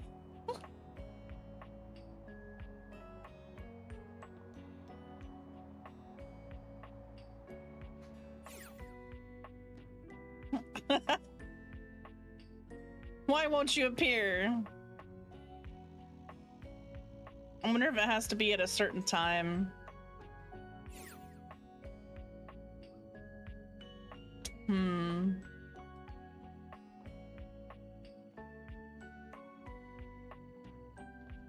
Ba-bam. Ah, my faithful companion. Care to join me for another review? Yes. So, where should we go? Freddy Yeti has an ice cream joint in the kitchen that's worth checking out. Let's go. You arrive at Freddy Yeti's new ice cream joint, the Yummy Yeti. It's a herky-jerky establishment, to say the least. The ice trays are slipping and sliding everywhere. The frozen peas and fruit have not yet been moved totally out of the way. And Freddy himself is hard at work trying to put together the last touches on his icy creations. We have arrived. Hey guys, great to see ya. I'll be right with you as soon as I finish mixing this. Dang strawberries won't blend. What do you think? Rustic. I agree. Rather charming. The sort of place I'd love to bring a date. I'll note this down. Grab a seat, guys. Pop yourselves down in that there box of Haagen-Dazs bars. I hope we won't be Haagen-Dazs. eating packaged foods. Not at all. Just part of the aesthetic. Nice. I'm so glad you approve. I want you to enjoy yourself while we're out together. And I must say, Freddy, it really is a good idea. Aw, shucks. You're making me feel all nice and cold inside. Have you got menus? Nope. But look at this. Freddy points at a long bar of ice, into which he's frozen the various flavor combinations. Okay. Strawberries, bananas, pieces of chocolate, vanilla bean, and beside each he has painstakingly, if a bit sloppily, carved the names in ice. Okay. Thanks, guys. Mitchell, you inspired the idea. I'm touched. Anyhow, we've got strawberry vanilla swirl, chocolate chill, coffee with cream, and classic vanilla. What'll it be? You first, mon ami. So much about a person can be determined by their choice in ice cream flavor, don't you think? Well, I like the coffee one. Getting energized for the evening, I see. I approve of high-energy hedonism. Ayo. Well, don't just leave me hanging. How is it? Frederick. Can I call you Frederick? It's absolutely sublime. Oh, that makes me so happy. Freddy, dare I say it, this is the most voluptuously iced cream I've ever had the pleasure, nay, the honor of tasting. Bravo, my friend. Bravissimo. Well, guys, I've only got one more thing to offer, and that's my every day is Sunday. Hell yeah. That sounds interesting. Lay it on me, baby. First, we've got the ice cream. Vanilla and brown butter caramel. Ooh. Consider me titillated. Then comes the chocolate syrup, which has been heated. Okay. Next, we have a subtle glaze of butterscotch. Oh, that sounds dope. Oh, you slut. Mon Dieu. Some ground roasted almonds for a crunch, a bit of whipped cream, and last but not least... Take me, you nasty. Yes. Well, my friends, that's everything I had for you. I know it's a bit rough still, but I'm not exactly a trained waiter. Je suis d'accord. And I might say that your grasp of French grasps at my heart. Thank you again for having us on such short notice. Keep an eye out for my review. Very well now, human, we must be going. As you make your way back to the kitchen, there's a reflective silence. Your hand grazes Mitchell, and he looks at you. Yes. Felt what?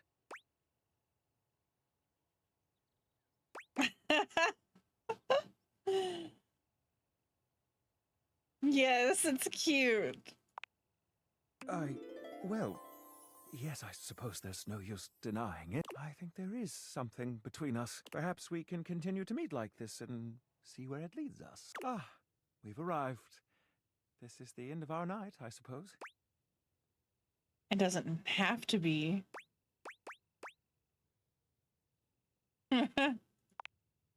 I'm afraid it does. Good night, my friend. Perhaps another time. Oh, man. Turn down. Turn down, bro.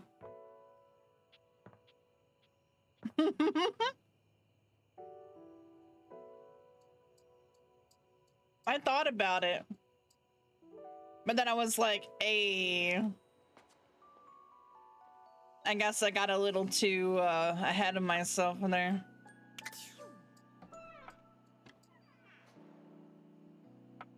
Oh. Here you are. Yes, please. Take me now. I hope you're prepared to work. Absolutely. You are to make deliveries to Mitchell, Beverly, and Kopi. Okay. Do not return until you have completed your deliveries.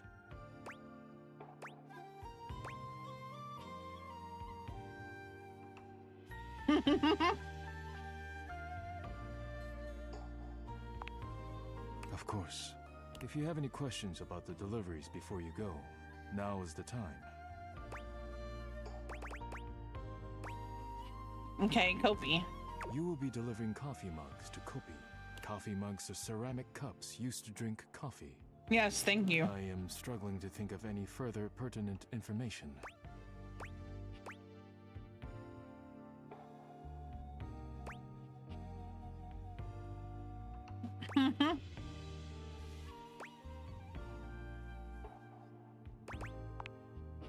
Yes, she does. If you have any questions about the deliveries before you go, now is the time. You will be delivering plates to Mitchell. Yeah. He uses them to serve food. The food is then eaten from the plates. I do not know what Oh my else to say God. about the plates, so I will stop speaking now.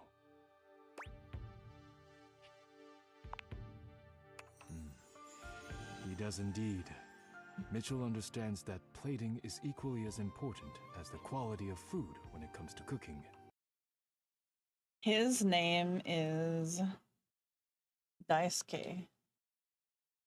And he is voiced by someone named Daisuke. Daisuke Tsuji.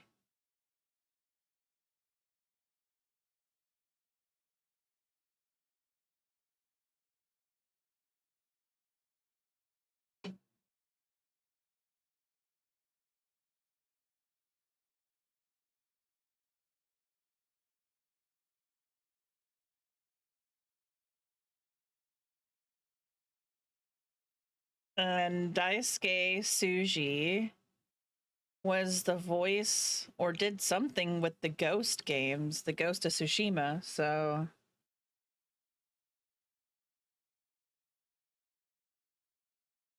Love, Death, and Robots. Nice.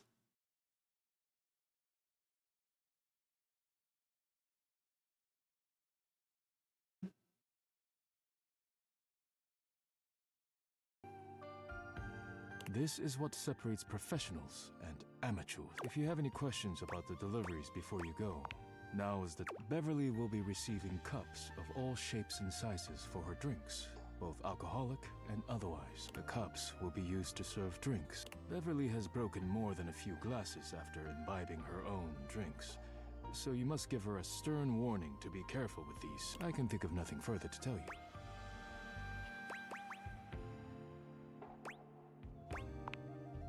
While I wish everyone had my respect for the dishes, Beverly does provide a very useful service to the house, and she is appreciative, even if I wish she were a bit less clumsy while drinking.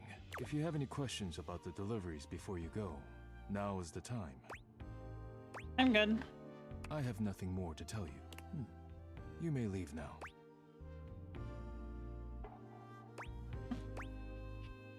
Would you bless the dishes before I I go? am not the spirit. Rub-a-dub-dub. Thanks for the grub.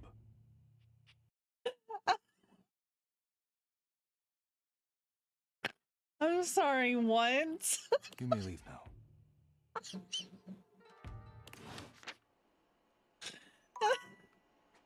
I'm dead. He did not just say that.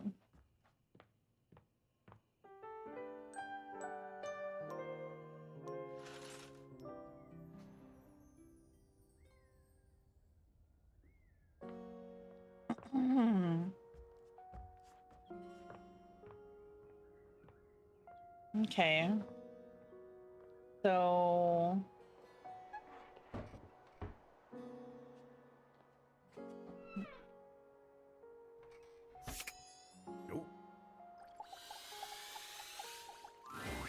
Oh. Utterly mismatched flavor profiles. Texture's a mess. I got a delivery. Mitchell waves a hand at you. Ah, yes. Unpack them for me, won't you? Mitchell looks over your deliveries, nodding his approval. Brilliant. These are perfect for what I need. They should look spectacular in the dining room. Does it really matter that much? These are just plates. Just plates? Just plates? Food is an art form, and the plate is the canvas. The presentation is a non-negotiable part of the deal. Calm down, one hell of a butler. Plating is as vital to a dish as the seasoning. It elevates the entire experience. Without Daisuke's hard work keeping me supplied, my dishes would be nowhere near Michelin level. Huh? Yes, this is Sebastian's voice actor. Damn right you should. Daisuke spent years refining his craft, creating his own ceramics. He has a respect for the work you simply can't be taught otherwise. You do well to model yourself after him. Now, if you'll excuse me, I have reviews to complete. Okay. Then we talk to Kopi. Welcome to Roofbox, the home of all your coffee needs. What can I get for you today? Here's your Australian. Huh? Oh, the new coffee mugs I requested from Daisuke. Just set them over here, please. All right. Thanks for that. How come Daisuke wasn't able to come himself, by the way? He got cracked, so he's taking it easy. That dish really needs to take a break every now and then. He puts the dishes before everything, even his own health. That's all he knows. His family come from a long line of fine figures. Tsubasa, Moridake, Williams Casanova. There's a lot to live up to for him. He can't even imagine a life outside of his work. I sure hope he will. But I've never seen it in all the years I've known him. Be delicate. Don't be abrasive. Anyways, thanks for delivering these mugs. Tell Daisuke I said thanks.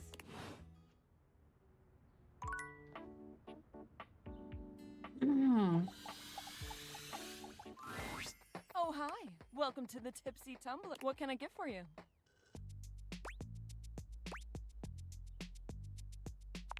Does sound strange. Oh, you must be talking about the branded rocks glasses I asked Daisuke to get me. Oh, thanks so much. I'll There take you those go. right off your hand. You hand Beverly her package, and she sets to work unpacking and cleaning the glasses right away. I'm glad Daisuke managed to get these for me. How is that old dish slinger anyway? He's recovering from a chip, but he seems alright. A chip? Oh, poor guy. That's the last thing he needs. But then again, maybe he'll finally relax a little now that he's forced to. So he really never takes a break, huh? Yeah, he's always been into his work, but he used to make time for his hobbies and friends. Did he tell you he writes poetry? He hasn't told me anything but dishes. Dear, oh dear. He's fallen right back into his old workaholic pattern. Someone needs to remind him of who he used to be. Who he still is. He's a real passionate guy, you know. But passion can lead to pain. It's easier for him. So he's into poetry. I'll have to remember that. Write him a poem. It'll really tickle his teapot. Hey, no problem. Come back to the Tumblr anytime. Was I the last one? Yeah. Great job! Daisuke's gonna love that.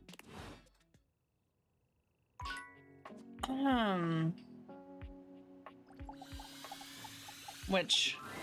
You find Fabrizio and Daisuke mid-discussion. Beautiful. Like a ceramic sunset over a shining sea of China. I told you I would help you organize. Just look at you now. Even an injury cannot slow you down. Your assistance has allowed me to catch up on the rest of my work. I'm truly grateful. It's no problem whatsoever, amico mio. Ah, speaking of friends, it seems as though you have a visitor. Ah, we will speak again, Caprizio. Farewell. Ciao. You have the air about you of one who has completed their mission. Yes. No. I have repaired my injury. I am perfectly safe to handle now. You finished your deliveries then? Yes. Very good. It is almost as if our near-tragic accident never happened. With your help and Caprizio's, I suppose this means my work is finished now. Daisuke stares up at the dishes in the cabinet with an inscrutable expression. You wonder if now might be a good opportunity to bring out another side of Daisuke. There must be something else to be done. Perhaps I can rearrange the dishes again.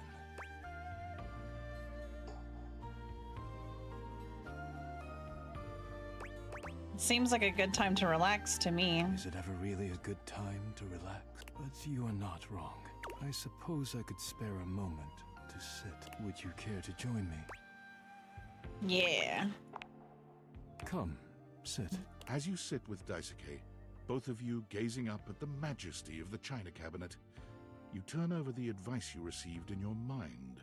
You could talk to him about coffee, poetry, ceramics. I heard you write poetry. Who told you that? Beverly's job is to dispense beverages, not secrets. I have been betrayed.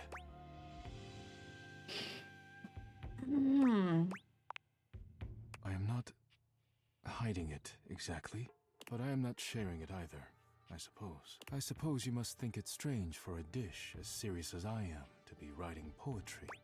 No. Romantic? My poems were never love poems, but I am glad you seem to be a lover of poetry just the same. It seems like such a simple question. Friends, lovers, hobbies. I dropped them all one by one. They were pleasant, to be sure, but a distraction. When a relationship ended poorly, I often thought of how much time I'd wasted trying to please others. When a hobby reached a plateau, I felt as though I let time slip through my fingers. When I worked too much, I do not have similar regrets, or at least, I used to think so. Being forced to slow down has shown me perhaps my priorities have been incorrect for years. Now, faced with a quiet moment and friendly conversation, I find myself woefully inadequate, like a broken plate fused together with hot glue. Aww. It is a kind offer, truly. But I am unsure if there's anything left to salvage here. I have much on my mind. Forgive my rudeness, but I must bid you farewell. I am no longer in the mood to chat.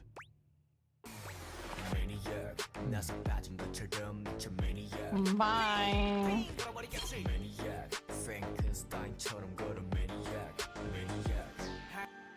Also, I wish it was that easy. Someone could just say, hey, I'm no longer in the mood to chat, and you just say, okay, and no one takes offense to it.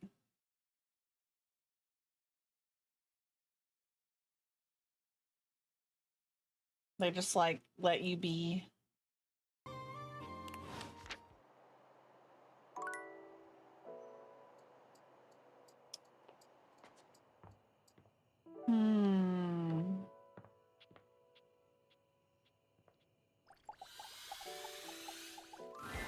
Gwendolyn is looking out the window, one hand resting lightly on the curtains. She doesn't seem to see you when she turns away.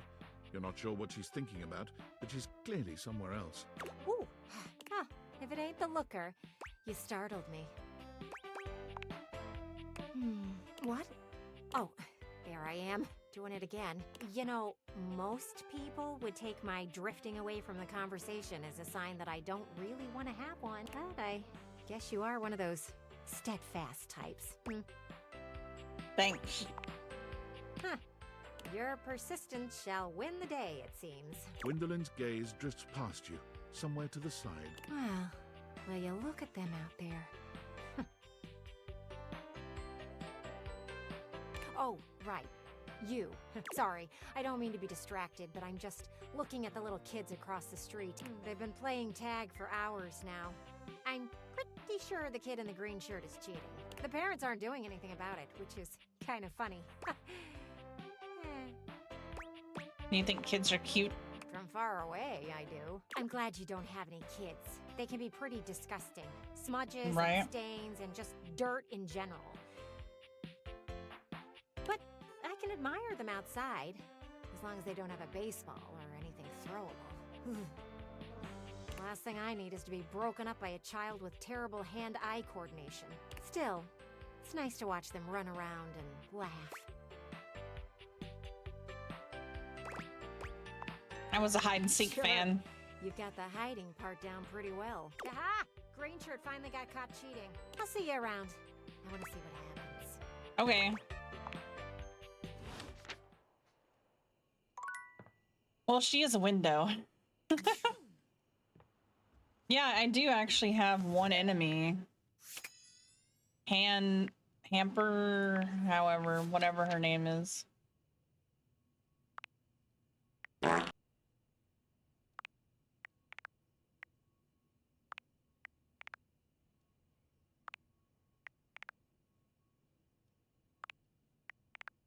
Okay.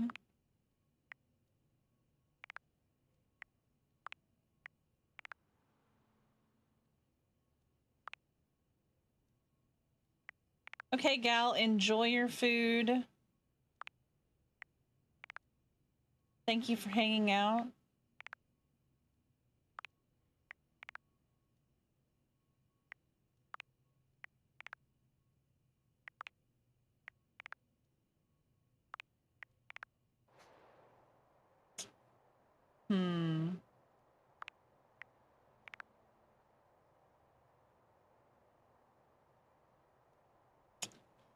Wonder who 57 is. 59.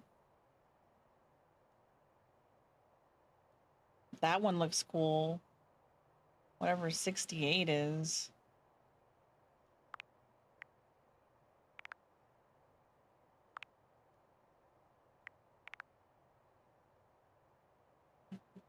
It is.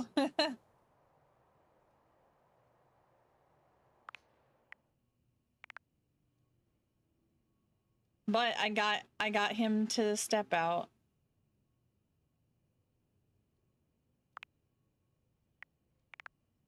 Ooh. 94.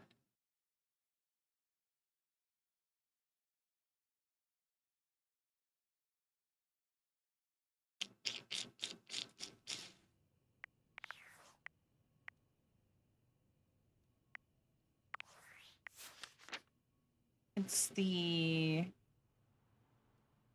Where's she at?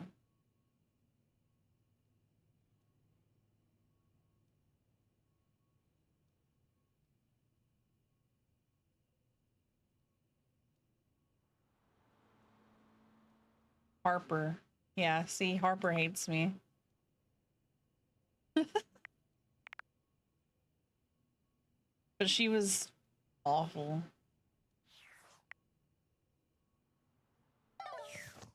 Oh, I've already got lipstick.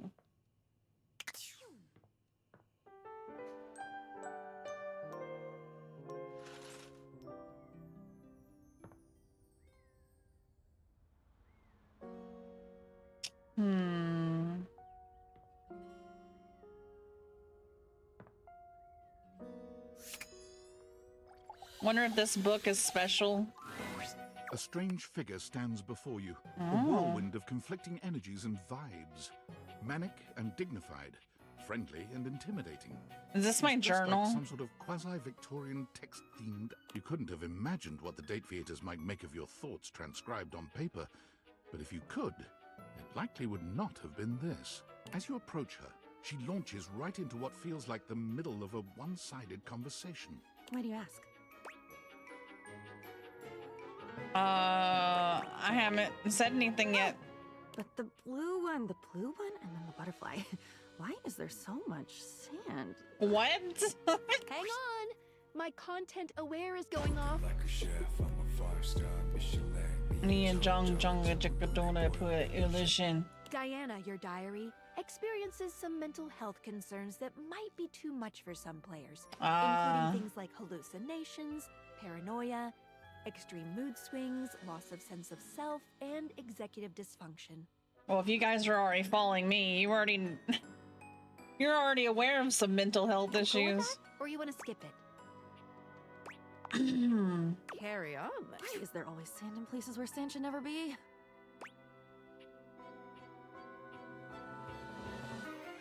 Nah.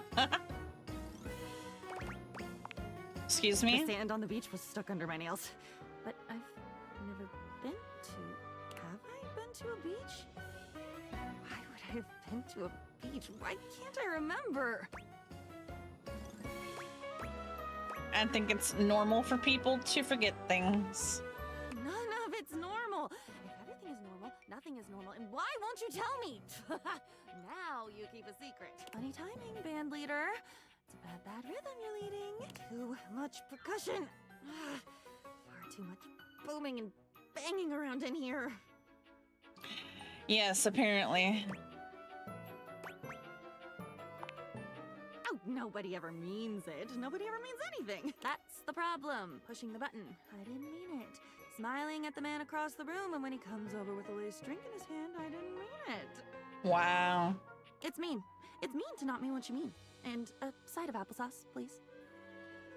This is just like your whole life because, I mean, it makes sense, right? Because in your journal, you write all your emotions at different points in time. And at some point, it all just jumbles together and becomes trauma.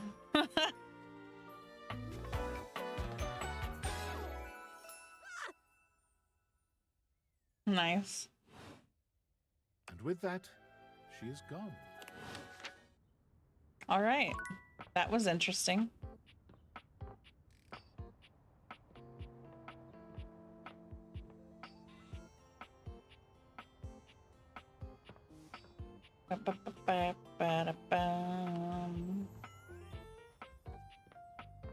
There's no door here. The back door. Dorian stands directly in your way, unmovable and unimpressed. What are you looking at? Back Dorian. That's right. It's facing away from you because I need to stay alert on the goings-on outside. Okay. What's in the backyard that's so important? What's in the backyard simply does not concern you right now. What you need to focus on is inside the house. If you want to speak about why, talk to Front Dorian. Okay. Good choice. What the fuck?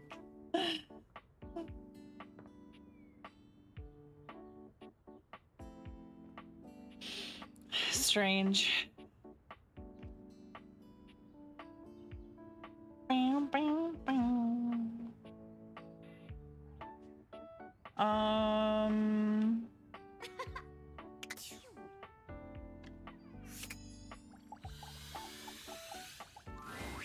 Hi there. I'm just finishing up my latest round of reviews. Care to have a read? Ooh. Let's hear Koa's Fusion Barbecue Joint. Koa's Two Currents. Let us see. When we walked into the living room for our lunch rendezvous, there was a lot to take in. Hawaiian and Korean themes blended seamlessly in this laid-back barbecue joint. Palm shack decor as if we were transported to Maui, but with traditional Korean furnishings reminiscent of Seoul's best restaurants. Not to mention the comfiest couch seats you could imagine. Bravo! But what about the food? The food? Simply put, this is comfort food that is big on comfort, and we are here for it. My guest and I love the crisscrossing flavors that seem to add a new punch to old classics. This fusion left us feeling fused to the couch in the best possible way. Koa Hell has yeah. gone big in the food department. In conclusion, if you want a fusion that leaves you feeling like you just toured the world, all without leaving the comfort of your own couch, Koa's Two Currents is our current pick for the best new restaurant in the living room. Hell yeah. Which review next? Daisuke's Sushi Shop. Here's my review for Omakase Daisuke. The headline reads, "A traditional triumph." Right? Mitchell is cute. From the exquisitely understated decor to the traditional greetings at the door, Omakase Daisuke hits every single mark of a great sushi restaurant. Ambiance, menu selection, food quality, and value are of the highest grade. The at first glance hideous presentation belies sushi of the highest caliber. I've truly never tasted its equal. My guest and I enjoyed a wonderful and, dare I say, romantic dinner for two. And I can recommend this restaurant without a shred of hesitation. 5-star Michelin indeed. Omakase Daisuke receives 5 out of 5 stars. Yeah. This new kid on the block is here to stay. Which review next? Let's do Freddy's ice cream, which is my favorite. Freddy's Yummy Yeti. Ahem. This rustic hole in the wall is, at first glance, nothing to write home about. But the frozen exterior belies an inner warmth that brings joy to the soul. From the icicles hanging off the sign to the vintage ice cream box seats, the Yummy Yeti transports one to a magical frozen kingdom reminiscent of a time gone by. Ambiance? 5 stars. But what about the food? While at the Yeti, we devoured 2 absolutely delightful frozen treats. And let me assure you, this isn't the kind of place you go with a full stomach. You'll want a single scoop of one of his unique flavors. And don't forget to save space for his one-of-a-kind, decadent masterpiece, the Everyday is Sunday. Hell yeah. Food? 5 stars. Service, of course, can make or break a new restaurant. How was Freddy's? My lovely guest and I were tended to and immediately made to feel right at home. Hell yeah. We're never without our host's attention. He saw to it that we treated ourselves to whatever we liked. 5 glowing stars for service. All in all, well, dear friends, I must say that new ice cream joint in town is an absolute accomplishment. All things considered, Freddy Yeti has cracked the code. Or should I say, cracked the cone. Your faithful critic can highly recommend it. Now we come to the most important review of them all. Our reviews of one another. Ayo. So, what do you think of me? I'd like to make a reservation. I'm afraid I must tell you, my review of your performance over these past few dates is not a good one. What? What do you mean? Your knowledge about the culinary industry is pathetic. Your attention to the finer points of dining experience is lacking. You are rude, crude, and have a poor attitude. Where did that come from? And frankly, you smell of low-quality beef. I give you a 1 out of 5 stars. Goodbye. What? America, explain. America, explain. How he was all blushing and happy with me the whole time, and the last thing that I said made him hate me.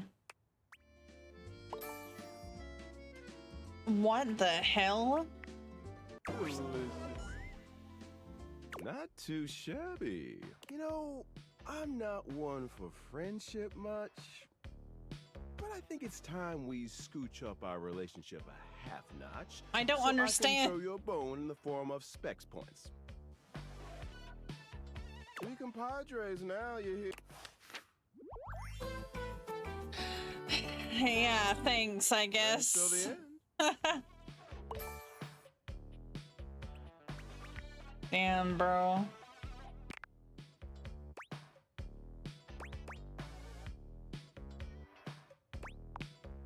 For now. But look, I really do see potential in you. Maybe this time I can teach you my ways. Is that something I should learn? Of course. The ways of sweet, sweet rejection. Getting things to hate you, be repulsed by you. The feeling of knowing that no one can hurt you as if you're alone at the end of the night. I don't know. What's there not to know?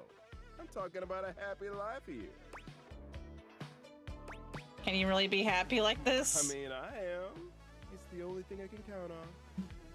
And hey, getting a hate ending with these chumps around here is real easy if you ask me. Plus, you get the same amount of points. I guess that's fair. The points are the same no matter what you do, so... But I'm still confused about how he liked me so much until I asked for a romantic thing for 2. Maybe I should have just asked to be his friend. Ugh.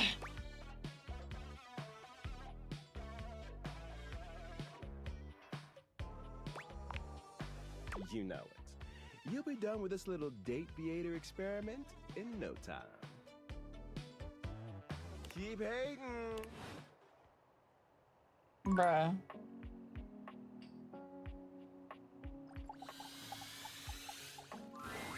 You don't see Daisuke right away, but as you approach, you hear him calling out to you. Yeah, maybe he was more into just being friends at first, and I don't know. Please, come in. All right. Our conversation the other day showed me that I've been neglecting myself and my once beloved hobbies. And with my work done for the week, I found myself going mad for want of things to keep my hands busy. Well, I have some things you can use your hands on. It felt like a good time to remind myself there's more to me than my deep and abiding love for dishware.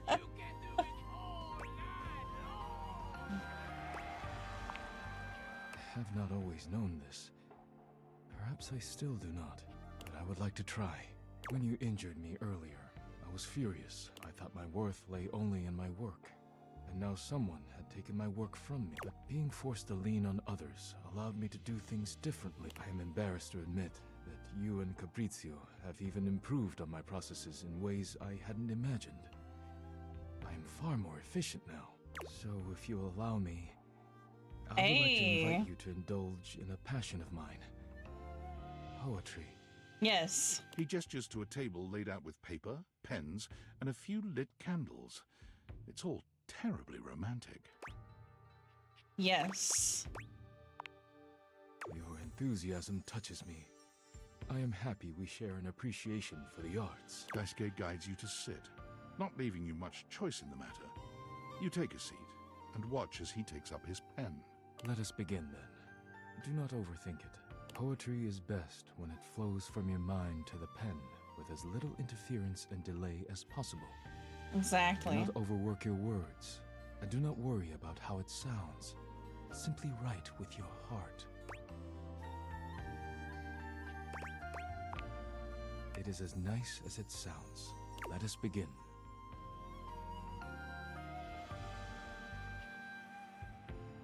He is actually like the whole china cabinet, I think. He's mostly like dishes and stuff. So I don't know why talking to the knives does it, but I think he's more like a cup that can chip, because he had, apparently I dropped him and broke him and it was the whole thing. Daisuke's pen begins scratching against the paper immediately. Perhaps he's inspired already, or perhaps he's been preparing for this moment. You, on the other hand, simply stare down at the blank paper before you. Oh God. Should I write a love poem or a friendship thing? Now this has me questioning everything.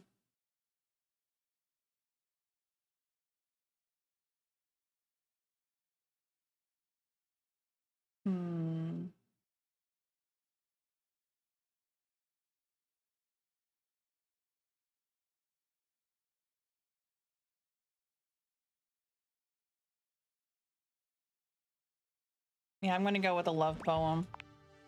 You feel inspired by what's been building between you and Daisuke, and you remember that Beverly said Daisuke would love a poem written for him. You are writing away there. I look forward to seeing what you have produced. Let's do it. Already? Wonderful. Ode to dishware. Wow, an excellent start. I fell in love with dishware. They say ugly.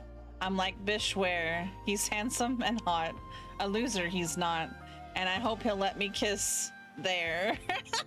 Daisuke stares at you in silence for a few interminable moments. That's awful. What incredible. I've never been given such a personal gift. Thank you. You could swear you see tears glimmering at the edges of his eyes. I'm so moved. I barely know how to share my own now. But let me get on with it. I didn't expect that either.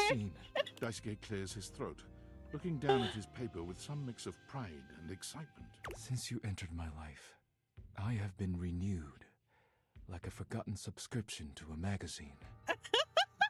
Your beautiful smile bathes me in sweetness, like a jar full of honey that has been knocked over on the shelf. The day you fell on top of me was a day of great change, like a pocket filled with quarters. I hope we will fall on top of each other in a different setting one day. Oh my! He stops there, looking at you expectantly. It seems that is it, and he is deeply proud of himself. Oh my!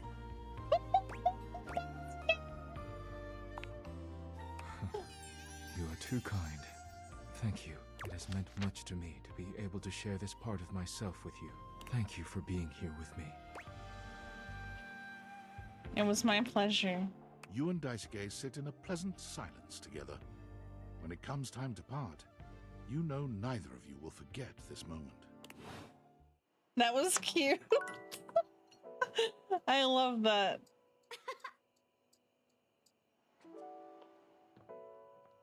Oh man. All right. The time has finally come. After days of anticipation, it's time for Johnny's debut performance on American Maestro. I've got the stream all set up for you, so don't mess with it, all right? Stream? Do I look like a fish to you? Just don't touch it, okay? Your program should be starting soon. Johnny seems surprised to see you. He looks up from the smartphone he's been squinting at to greet you. You came back after the way I behaved during our last date. I rightly didn't expect you would.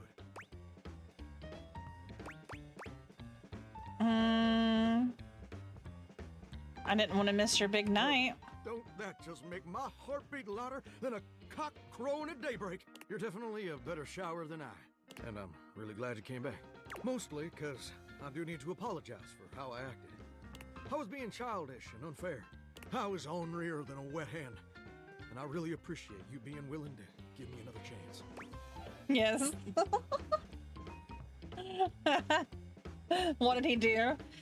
He got all shitty with me and told me that it was best if we like split up, and just got really brash all of a sudden. And I had to calm him down and be like, whoa. Because he's insecure. Johnny waves the phone in his hand at you with an air of sincere, boyish excitement. It's quite sweet. Well, I hope you're excited, because they're about to air my first episode. It was such a wild and crazy experience. You want to hear about it? Yeah, sure. So, they kept me on hold for like 3 hours, which was kind of lame, but I was too excited to care. And then I finally got to meet the judges. Brittany H., Lil Slushy, and the big bad Gorp. Little Slushy. It's so dang cool to see them all in person, you know? You watch them on the screen for years, and then suddenly they're talking directly to you. So that was basically a dream come true. Now, performing was obviously the hardest part. I was as nervous as a long-tailed cat in a room full of rocking chairs. Let me tell you what? Long-tailed cat in a room full of rocking chairs. But when I thought the anxiety was just too much, I remembered how you believed in me. Yeah. And I found the strength I needed to push on through. I mean every single word. the episode's starting. You put your heads together, staring down at the stream on his phone. The TV show logo gives way to footage of singers you don't recognize. Oh, there I am. Oh, wow. Wow, me, an American maestro. If only my grandpapa could see me now. I mean, he probably couldn't have seen me on account of the cataracts and all. This is just so crazy. Look at me up there. Struggling. So dang hard hitting them high notes. Oop. And now the judges are evaluating my performance. Look at little Slushy doing his signature move. Good thing you're watching it with me, because couldn't even describe it if I tried. Oh. Well, that's a lot of peculiar. What's up? Johnny's smile fades, slowly replaced by a more somber expression. Well, looks like they put my performance in a montage of, I guess, joke performances. That's what I figured they were going to do. They needed you for the ratings on the show so you could be a laughing stock. Like all the singers they think are so bad it's funny. Like they're making fun of me. But that can't be right.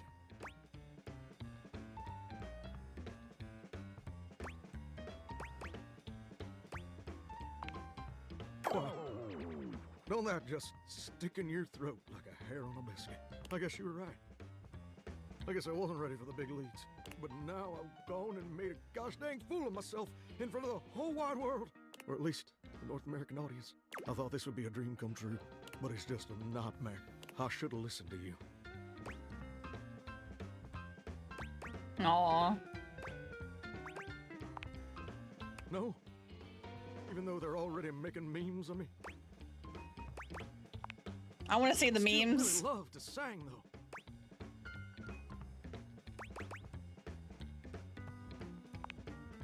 You know what? You're right. Maybe being a world-famous singer ain't in the cards for old Johnny Splash. Maybe that's a dream I've got to show some grace in letting go. But that don't mean I ever gotta stop singing. Exactly. It certainly don't mean I ever gotta stop loving it. Maybe in the end, it don't matter much if anybody else likes what you make. Exactly. As long as it makes you happy doing it.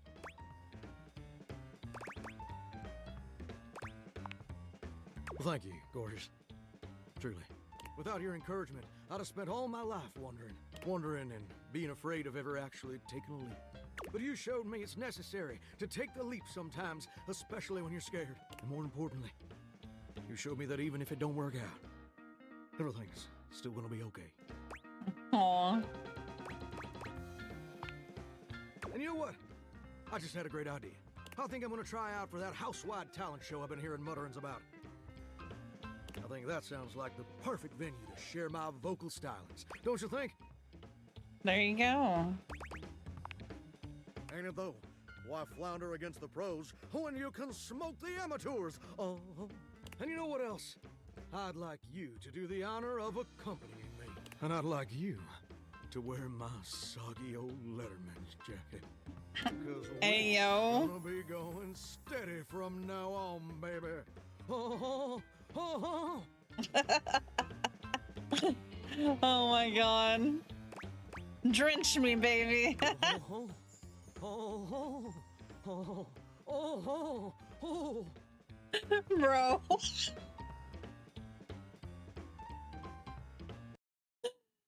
I can't.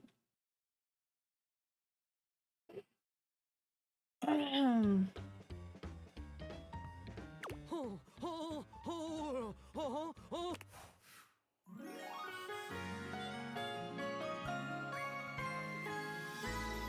You're as sweet as honeysuckle and fine as cream gravy. Oh.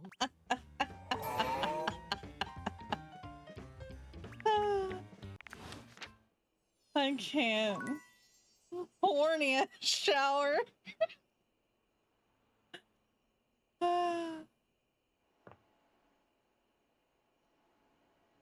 What does the soap count as? Oh, I see.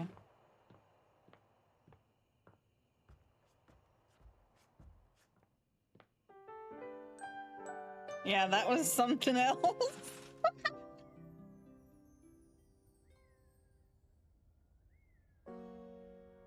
as a voice actor, he probably had so much fun. Just doing that. Oh my gosh.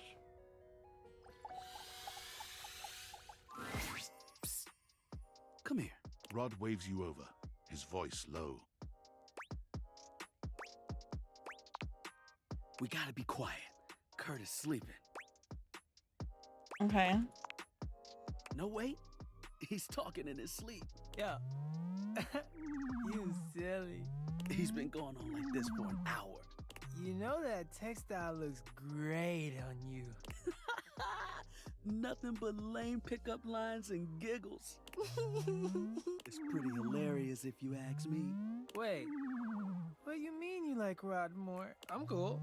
I'm like, really cool. Wait, come back. Wait, don't go! Kurt snaps awake, looking at you and Rod for a few moments as he gets his bearings.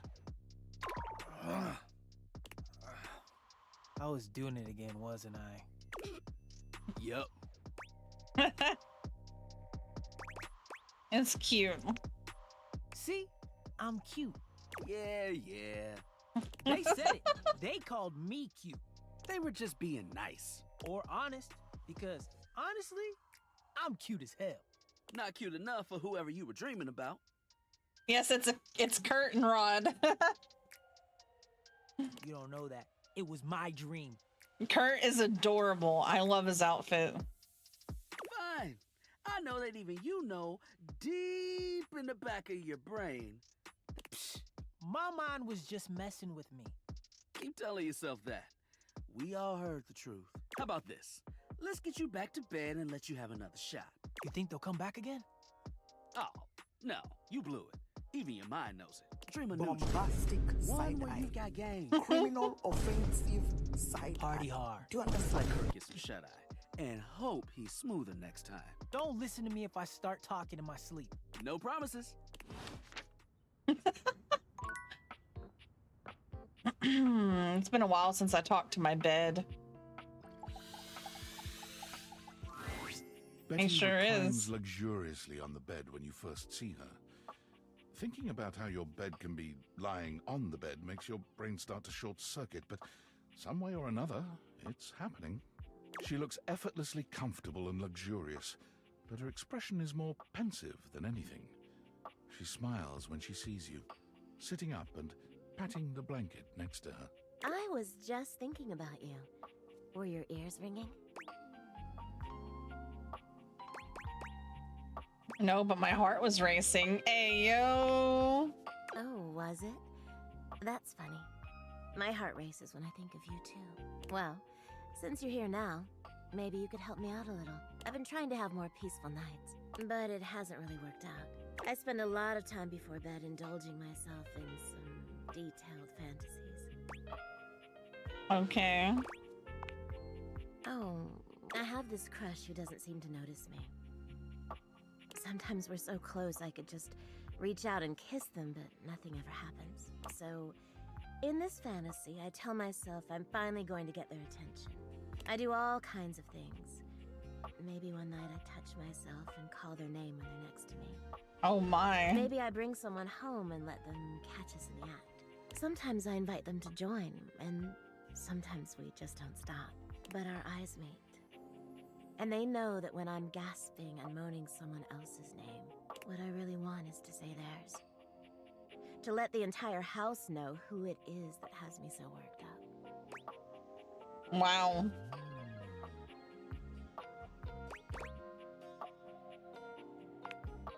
I know. I get a little twisted up just talking about it. So I should probably chill. I've got all sorts of fantasies queued up for every night. You're right. Probably me But or the no matter pillows. how much material I feed my brain, I never seem to carry that blissed out warm feeling into my dreams. I tried getting into lucid dreaming for the longest time, actually. I practiced for years. But it never worked for me. Not once.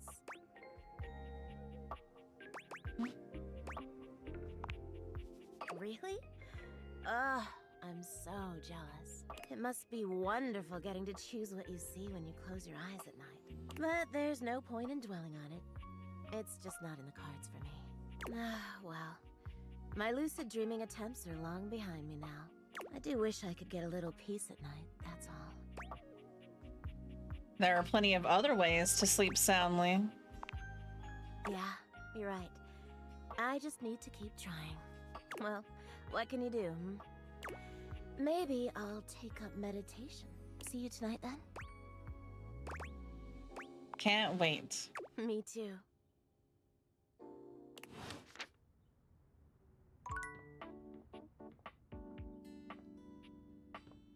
Oh, the hamper is a crazy bitch.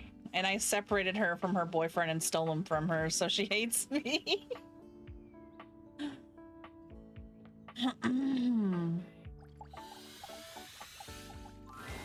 Hey, look at me on the couch, dude. Like I was made to be here. Hey, Bodhi. Oh, you know it. Just vegging out. Telly was surfing for me. I think it might be a good thing that I wasn't anywhere near the TV before. I could spend some serious hours hanging out in here. See anything you like? Are you kidding? Where do you even start? Streaming? Cable? On demand? I don't even know if you know this, but we had these things called bunny ears. They worked, and yes. They looked really cool because you could twist them around and stuff. Completely different ball game. Content? Bruh. Yeah, it all kind of feels like content. Feeling like it's too much? How do you sift through the bad to get to the good stuff? It's hard sometimes. Technically, everything's supposed to be tailored to your preferences. Doesn't always work, though. Huh. I guess that's why none of it really feels special. Yep. I'll go what now? You know, a finite sequence of rigorous instructions. Explain. Oh, I'm not that smart. It basically governs that you're served up on all the streaming services. Man, that blows. Do you have any favorite television shows? Man, the Tube was awesome back in my day. Family Neckties, Bash, Houston, Bash. Jeffersons, Wonder Bread Years, Growing Pain Relievers, Facts of Life, Miami Vice Grips. Oh, so many classics. Family Ties, MASH. Bro.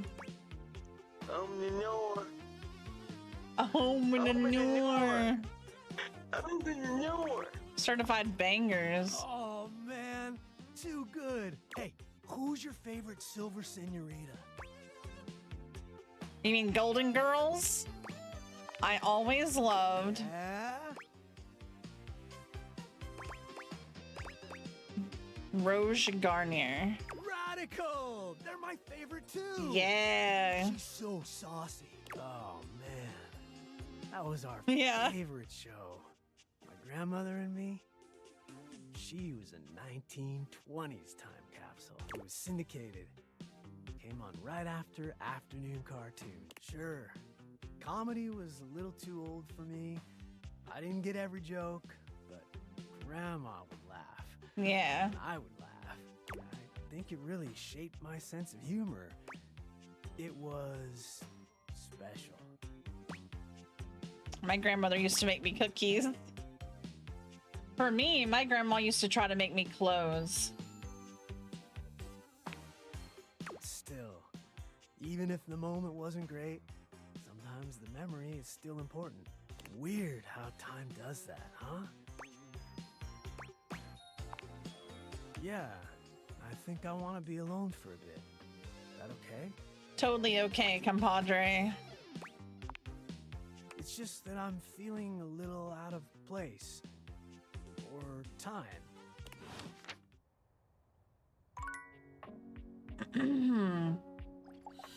All right, television time. Well, hell, if it isn't the VIP attendee, the satellite acolyte, my shining light that excites me all night. Did waiting to reconvene with my obscene flat screen make you scream my dream? Bruh. Bazinga.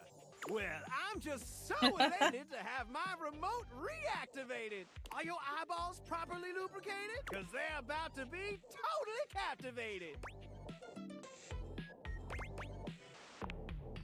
That's the enthusiasm I love to hear. Time to attack this kickback and slam this jam into high gear. Okay. Ready to unplug from the slog and clear the mental fog with 5,000 channels of premium content in analog? Let's get it. Loading programming, maximizing game shows, U1, streamlining target demos, buy it now. Football pros and red carpet clothes blasting at you like an industrial fire hose. Speaking of football, want to watch the game? I can show you a tight end that'll drive you insane. Hey. Yeah. Here. Telly presents you with a football player. Damn. Whose backside could be its own exhibit in the Louvre.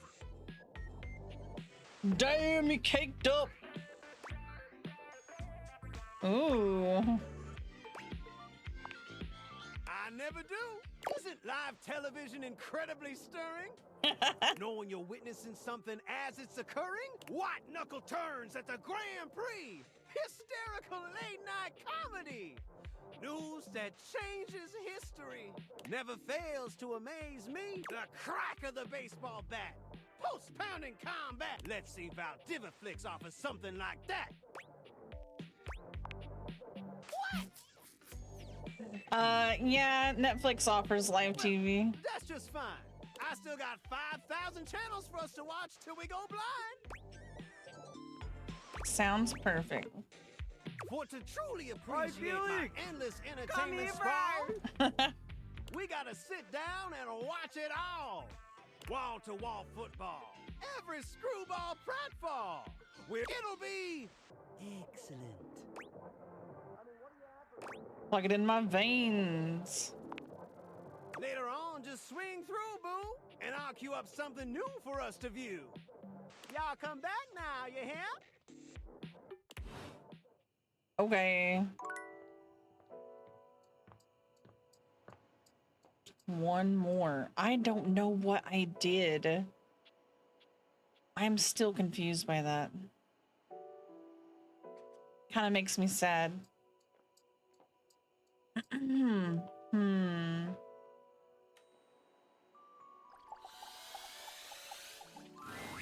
Oh, you. My latest review is as follows. You suck. 1, or perhaps make that 0. Goodbye. Dang. Oh. I can't even talk to him anymore.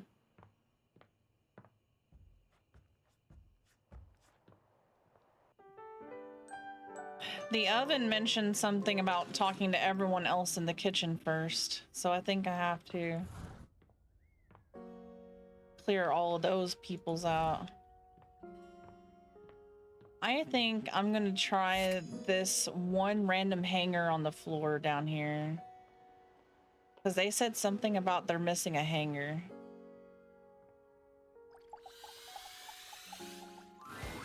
Yo, yo, yo! Homie's back in the house! The dope daredevil, the radical risk taker, the boss importer! Make yourself comfortable, gorgeous. Bruh. Right? Isn't the adrenaline so addicting? Pump it into my throbbing veins! Anyway, Not throbbing. Don't mind us, Broseph. We're just inspecting our equipment for today's epic outing. It's gonna be so freaking epic, dog! Got any equipment you need us to inspect? I promise we're very thorough. You can inspect my equipment anytime. Oh, we'll be more than happy to check everything out. Gotta make sure all your gear is in optimal condition. Safety slaps! Snap, look at the time. We better get ready ASAP if we're gonna catch the good thermals, fam. Where are you off to today? Paragliding, homie. It is an exhilarating pursuit. allowing us to soar through the skies like Stickerus himself. Like he slaps, dog! Bruh. It's gonna be totally worth it, even though we might not all come back. No, we're definitely all gonna come back. Red Bull would never have us do something dangerous. Guys, I'm starting to little concerned. There's legit nothing to be concerned about, homie. Why not? Because Red Bull understands our value holistically as a team. And there's no team if something dangerous happens to one of us. We're irreplaceable! Except for Hank's number 6, and Hank's number 7, and Hank's number 8. Aw. How many Hanks were there originally? Oh, it doesn't matter, homie. You're focused on the wrong issue. Gotta stay focused, brah. Look, we don't know what kind of Discord you're trying to set up here, bro. Our sponsor would never let something bad happen to us because they value our individual contributions to this team. Well, they value something. You get what we're spitting, dog? No. So what do you say, brah? Gonna come paraglide with us or sit it out like some kind of lame-o? Let's do it. Now let's go! Make sure you're totally pumped and ready to push yourself to the limit. Forget your fears and let the rush of adrenaline fuel your flight. Let's go catch some epic thermals, playa! Okay, not what I thought would happen, but it's fine. Bam, bam, bam, bam. No!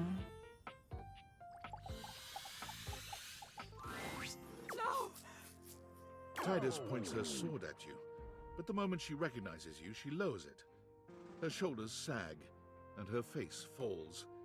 You're not sure if your mere presence has ever so thoroughly disappointed anyone before. You. Why you? Why anyone? Why would a being with a beating heart chance upon this cursed place? For any place that would play host to the lukewarm slickness of my humiliation must bellow and pollute like a mouth of sulphurous hell. Yeah, I don't do laundry as much as I should. For you to have come here now, you can only be an agent of the hellish fiend. A demon thou must be, and sent for shame to turn in separate wounds the salted screw. General, slow down. I am not your enemy. Just what an enemy would say. A cowardly one. To lie to the face of a defeated foe. If you are truly not mine enemy, why have you come? Surely a better entertainment is available to you than my pitiful writhing. Why watchest thou this silent parade?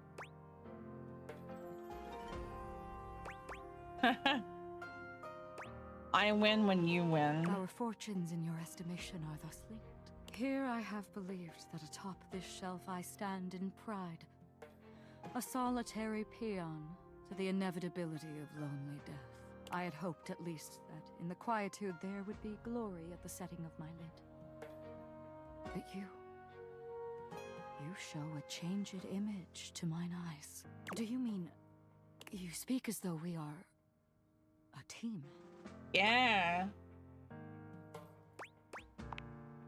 Could you mean, and the mere mention is an arrow in the dark field of my battle-wearied consciousness, that I am not commanding in isolation? Comradeship. As arm in arm we march. Not alone, but linked in faith and purpose. Like the hollow of an emptied heart. The way to victory clean and undiminished, of course. I am the general, but you, the purchaser. The arbiter of deployment and even of the field of engagement. Commandant. It would be folly. It has been folly to call you less so. From my attrition, may you grant me pause. Hell yeah. Bending fresh to action's ta'en and haste, I cannot speak more now. If my commandant thou art, I beg thy patience as I recompose. It shall be my honor to receive thy counsel and thy society when I have reformed. Okay.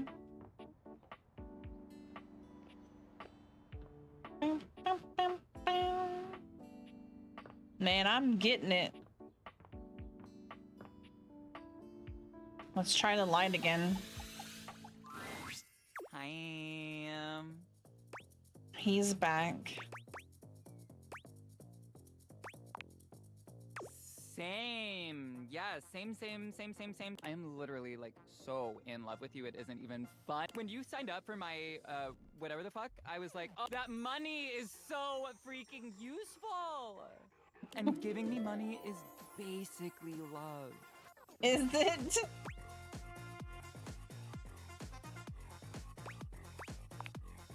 Ugh, I am so bored with you. Bye. Okay.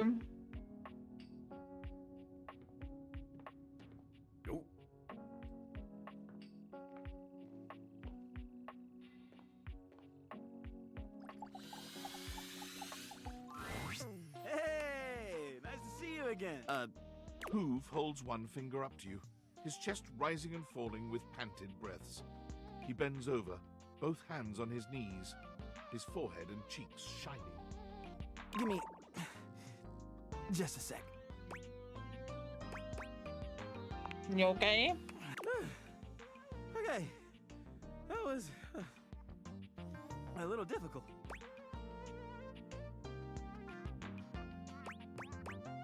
You're all sweaty. Oh, am I? Guess I'll have to towel off sometime soon. So, what brings you by? I was thinking we could do something together. I'd love that. What'd you have in mind? I'm not sure if I mentioned it last time, but I'm a big sports fan. And I'll never turn down a nice can of lubricant. Oh boy. As long as I'm not on the job.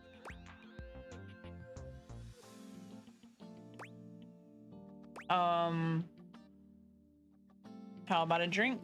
You read my mind. Hoove hands you a martini glass filled with a suspiciously dark liquid.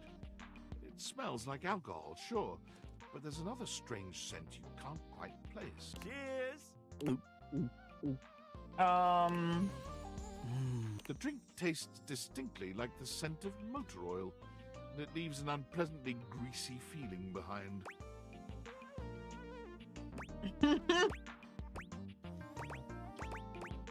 Tastes like lubrication. Isn't it great? So, how you feeling?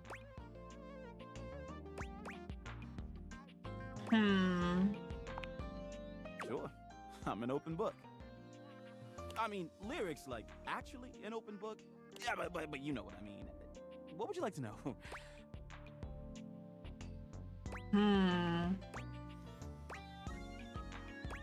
Something weighing you down lately?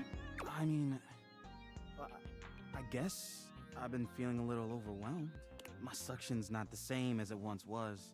I'm struggling to get up in the morning. Lately, damn, I just feel like I've got no space in my life. But I'm not sure why. Sounds like you need Viagra. I've got amazing friends, and I love my job. Every day I get to go around the house, and I encounter so many amazing things. I collect them in my bag. I've got everything you can think of. You'd be amazed at the stuff I find.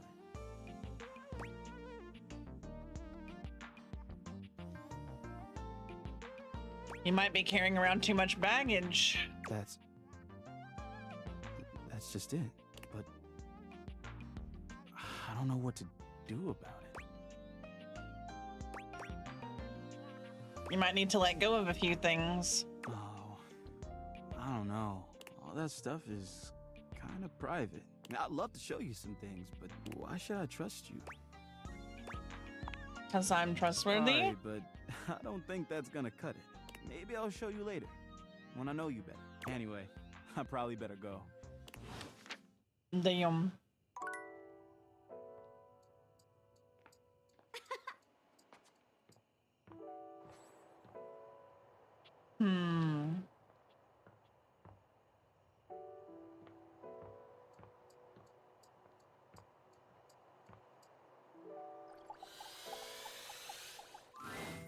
My love, you've returned. There is, you know, the most amazing rush of air in my chest each time I behold you now. What can I say? You inspire me. It's cute. You are like breathing freedom. It's going.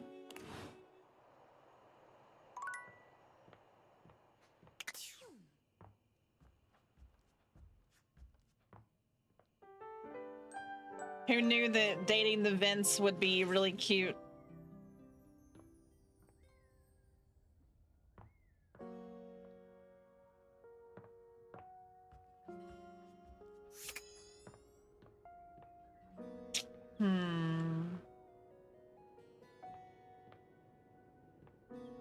You can date everything.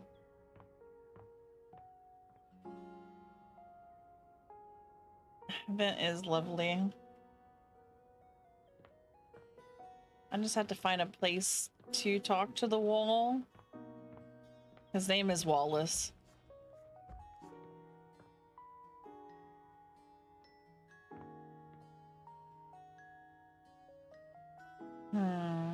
But I think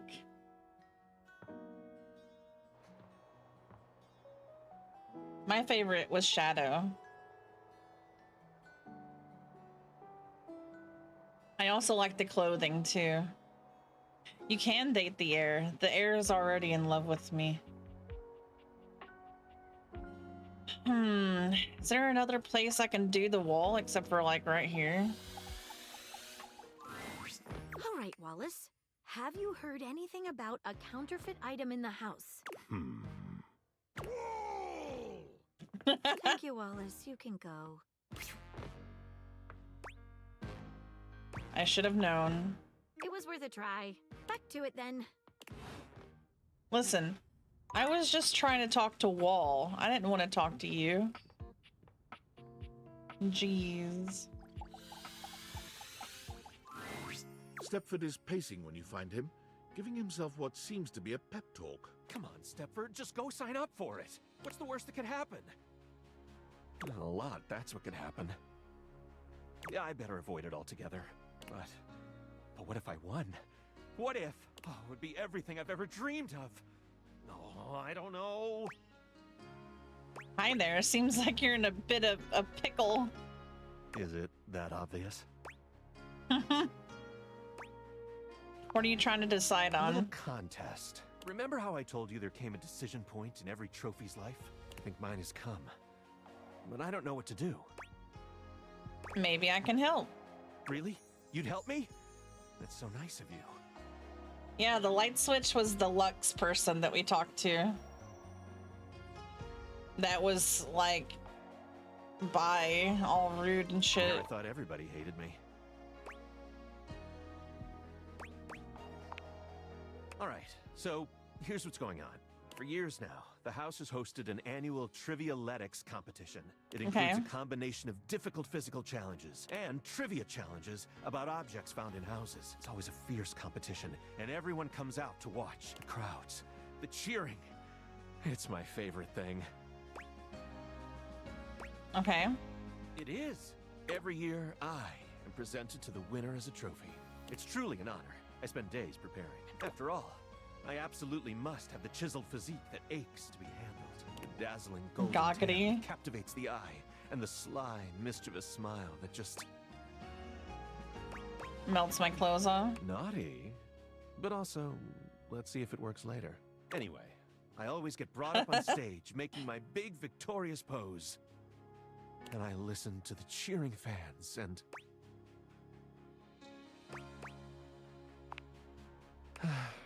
as if it were yesterday. And, well, those cheers, I wish they were for me, but they're never cheering for me. They could be. I know, but they could also be booing me. If you stay worried about losing, you'll never win. You're right. I should focus on my potential. But there's my potential to win, and my potential to be given to the winner. That's where I'm stuck. And so you see, my time of decision has drawn nigh. Dare I try my hand at being a trophy winner, or remain a winning trophy? There can be no middle ground. What do you think? Should I spend the remaining time before the Trivialetics competition preparing myself to be the best trophy out there? Or should I sign up to compete and spend my time training? Train.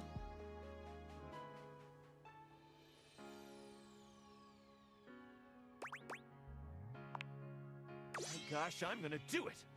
That was the push I needed. I'll go Yeah. right now. Wish me luck. Luck. I didn't even say good luck, I just said luck.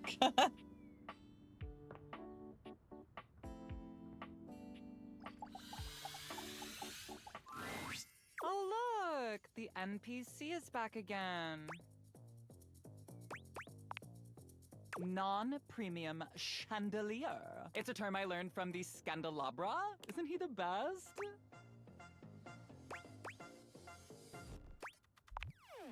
Anyway, why are you here?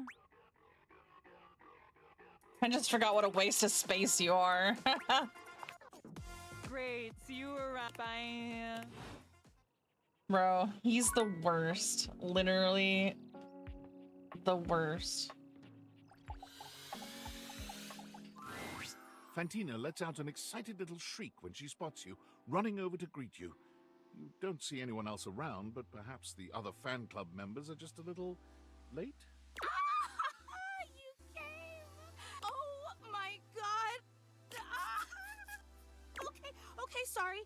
Sorry, I promise I'll calm down. I've actually got some deep breathing rotational exercises I've been practicing to appropriately handle this sort of situation. Don't you worry. I'll get my spindle system back under control ASAP. Okay. Even when I think I know every wonderful thing about you, you still manage to surprise me.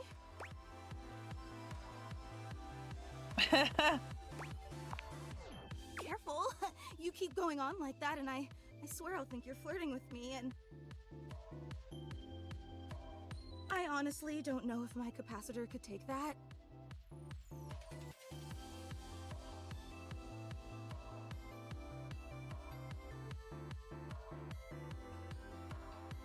It should, dude.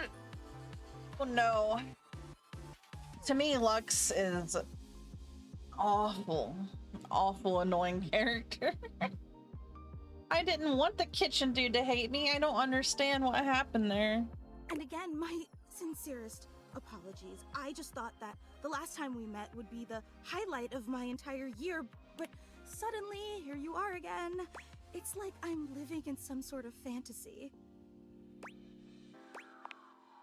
You're being much too modest. Since you're here, this feels like as good a time as any to present you with your exclusive fan meetup welcome gift. Okay. Fantina holds up something small and rectangular. You can't quite see what it is, and she keeps it facing away from you. Of course, you're our guest of honor today. The fan club just wanted to express our immense and profound appreciation that she's the only member of the fan club. To come and visit with us. We know you have some big shakeups at work, and today's usually laundry day, so it means so much that you still found the time. You really are the absolute best. I'm just doing my best to compete with you. So, without further ado, may I present your likeness crafted out of pasta? She turns your gift around to face you, and it's just as she said it was. A crude but sweet rendering of you in pasta. Okay. I hope you like it. I wasn't sure if you were more of a rigatoni or penne fan, so I used both with just a dabbling of fettuccine. So what do you think? Do you like it? Oh, I'm so glad. It took me like 8 hours to make, which may seem like a lot, but pasta is actually an incredibly volatile medium. Michelangelo may have been a whiz with marble, but I'd like to see him try to sculpt something out of rigatoni. You can see where it's kind of like coming off the paper. It's very sweet. It warms my spindle to know how much you love it. Again, the fan club is just so incredibly appreciative that you stopped by. You take another look around, but still fail to spot anyone else. Is the rest of the fan club coming soon? Oh, well actually, this is the fan club. Very exclusive. True, it is very exclusive, but, well, I suppose I should probably address the circulator in the room. I'm listening. Okay, but try to reserve judgment until you hear the entire story. The fan club was me and Gary. We've both been your biggest fans since literally like forever. And we used to share the job of orchestrating the fan meetups to make sure no one would have to shoulder too much of the load, to make sure that nothing would clash with your fantastic red shirt. Big job. Okay. But recently, Gary and I, well, I guess you could say we've been having clashes over the direction of the club. There were some new initiatives that I'd been championing that he just wasn't on board with. And he's obviously completely allowed to voice his opinions. I think that's essential in democracy. But as your biggest fan, I just didn't think that Gary really understood what this fan club was all about. So we opted to go our separate ways, and now it's just me.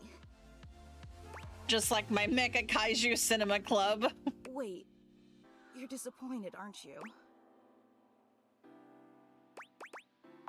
Not at all. No, it's okay.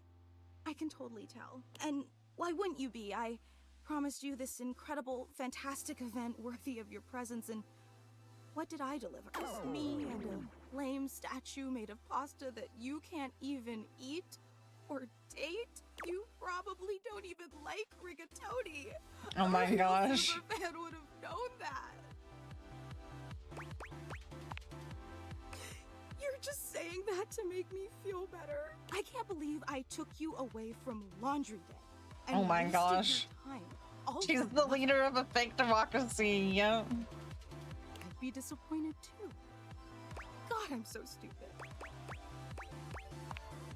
But I am. I just so oh my desperately God. wanted to impress you, you know? After all, you're so amazing and incredible, and I wanted you to know how special I think you are. Pulling on my truck, yeah, you want that ride? Boom. Hit you like a truck, I'ma make you fly. Boom. You're Really? fine, bro. In spite of everything? In spite of the rigatoni? Yes. Let me make it up to you. I don't want to overpromise, but remember the initiative that Gary and I butted heads about? Of course. Well, I've been waiting for the opportune moment to reveal that project, but I think now is the right time. So, if you'd be willing to give me one more chance and come to the next meetup, I'd love to unveil it for you. I know it's an imposition, but it'd mean the world to me. Would you consider coming for me? Every time I don't think you could be any more awesome, you go and exceed all my expectations. I promise it'll be an experience you'll never forget.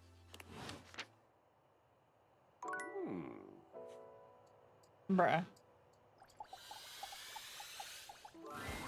Well met, combatant. Did you choose your weapon well? Did you train for this match? We will fight. We will fight together, Alden. What a perfect day. What is your weapon? A soup spoon. A deceptively simple and versatile weapon. What will you do, huh? Scoop out my eyes? Bury a flaming chunk of peat moss in a hollow of my throat?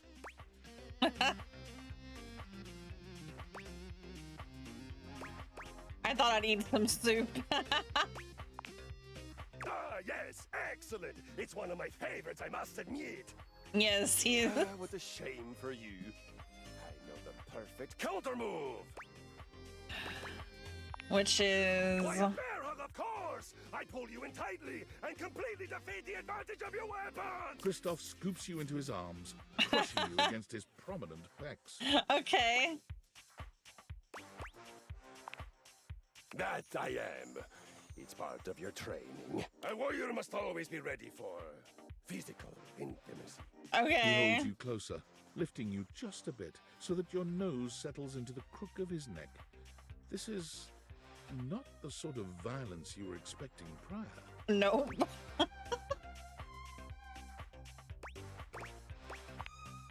I know. I smell of sweat. I smell of victory. I smell of manliness. It is my natural scent. It has lulled many an enemy into a swoon. Thereafter, I of course destroy them! Have you ever not destroyed them? What if you thought they kind of smelled good too? There's time for all that later. Right now, we do violence. It would honor me and make me less likely to kill you out of boredom if you would focus. I'd rather flirt than fight. I believe it is time we come squarely face-to-face plate with the facts. You are bad at violence.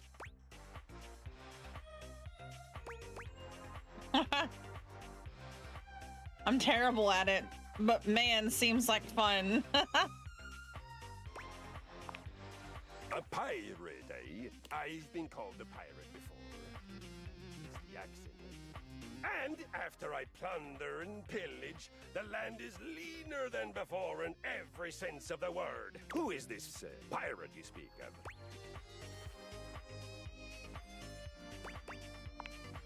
Difficult to say aloud. I know him. Very touchy. Always ready to kill something. Yes. Exactly. Yeah, I do appreciate his constant vigilance for violence, but he is so much smaller. My bear-like attachments dwarf him.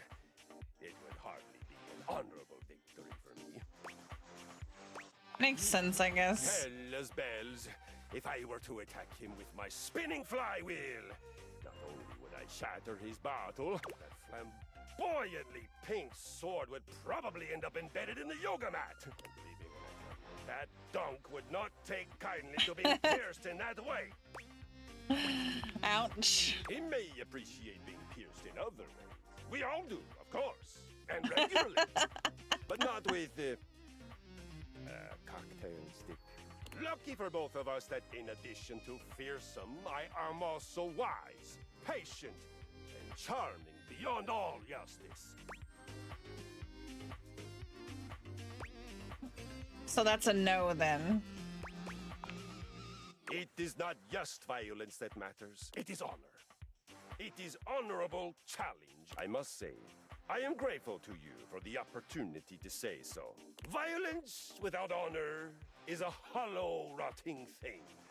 And without challenge, it is ponderous, bloated, and futile. Heimdall's Bridge, even with words, I am extraordinary.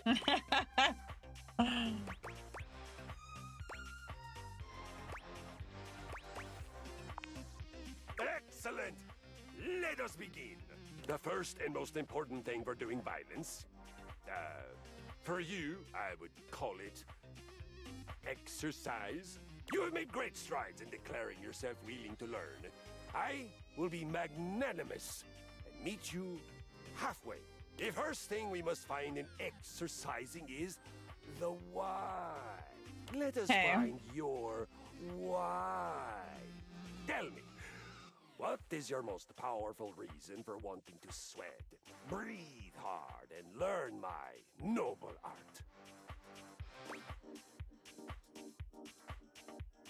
I not so secretly want to be like Keanu Sleeves. I want to get a date. To make yourself more attractive to a potential mate? Yeah. Prepare to find your joy. I'm prepared. For your first adventure, you will begin with a 20-minute walk. Big steps. Swing from the shoulders. This is the walk of a victorious conqueror, not a mouse in clown sneakers. Remember to breathe from your belly and feel the energy of the earth and the sky moving through your body and electrifying you. All right. You can do it. Don't forget to come back and tell me how it went. I'll have a new mission for you on your return.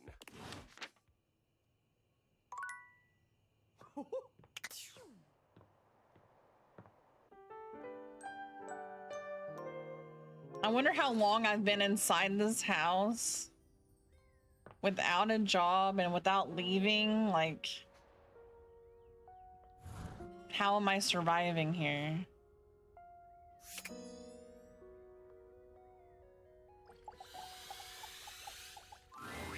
Holly greets you with a spirited wave, the bells and ornaments in her hair jingling with every energetic shake of her hand. You made it! Thanks for making the time. Oh, sounds like a dream. Almost. There's always something happening somewhere. What do you actually do? Everything! Oh, I've got a 5-page resume, which I know you're not supposed to have, but I'm secretly very proud of it. I've been a waiter, a maitre d', a caddy, an usher, a valet, a piñata, a mascot, a piñata mascot, a bartender, Wow. a line chef, a runner, a ticketer, a seat holder, an election official, a Zamboni driver, a scuba diver, a pickpacker, a mail carrier, a timekeeper, and an ice did fod judge for a local junior yodeling competition. That's a lot of gigs. Oh, the giggiest. The best kind of work for me, personally. Always something new. I can't sit still for too long. Bores me to tears. I need 50 things to focus on, or absolutely none at all. Sounds hectic. It is. It's perfect. Yes, I'm still on. Hi. Imagine this is all an acid trip. You would think you gotta be on something, bro. The vents are all the same person, and he will only be there if there's air coming out of the vent. That's how you know which one to talk to. It's joyful, too. Bringing joy. Someone's always celebrating something, and I get to be a part of that all the time. It doesn't even have to be a holiday for me, or about me. I just enjoy joy. Better than punching numbers all day. Unless that's part of the game. No offense to number punchers. Just not for me. I love this little skeleton dude that's just like hanging out on her with the little pose. What about you? What do you do?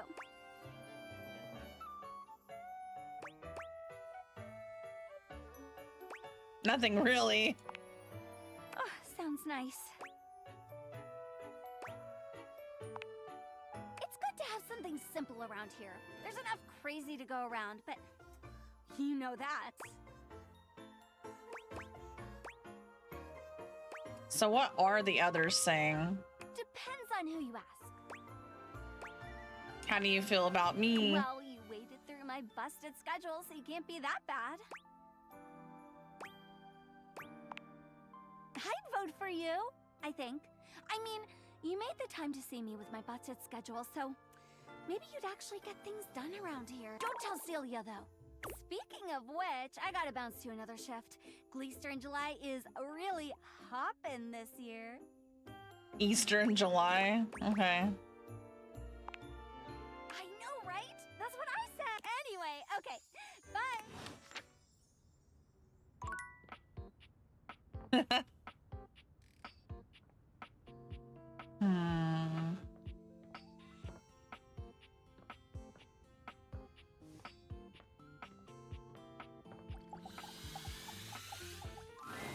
Great to see you again. I'm signed up for the competition. The other competitors are really good. Like, really good. Don't sweat it. I guess I'm ready to start, though.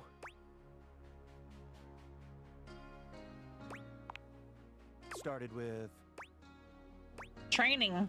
Oh, yes, training. I'll start by, doing heel lifts. Heel lifts? Yes, and then, I'll do some eyelash touches. You never trained before in your life, have you?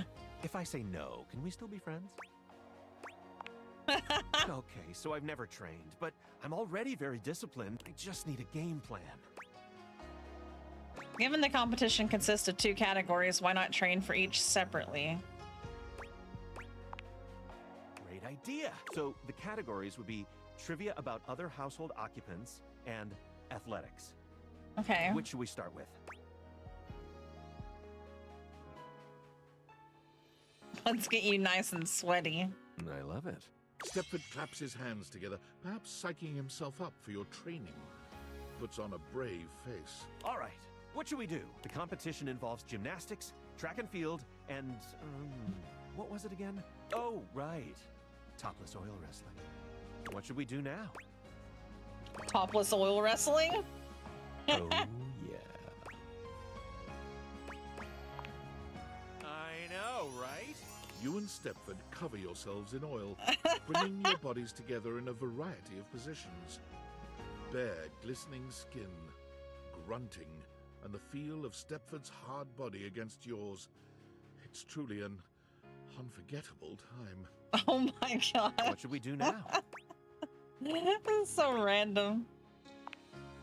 Stepford contorts himself into all sorts of intriguing positions. You put him through his paces, exhorting him onward until he glistens with sweat. By the time you've finished, he's completely out of breath. And he even manages to make that sexy. I had no idea that gymnastics could be so hard. Thanks so much for pushing me through it. What should we do now? Let's hit the track. You encourage Stepford to run around the track, blowing your whistle at regular intervals so he remembers who's coach around here. He nearly collapses by the time you're done, leaning against the wall with a hand grasping his perfect chest as he tries to catch his breath. Oh, yeah. I think, I'm gonna, die. Like, Bombastic literally die. side eye. I think my heart Criminal is going to offensive side eye. Do you understand? Huh? Huh? Is my heart going to explode? Oh, I hate you with every ounce of my being. What should we do now? I think we're done. Really? Okay. Okay.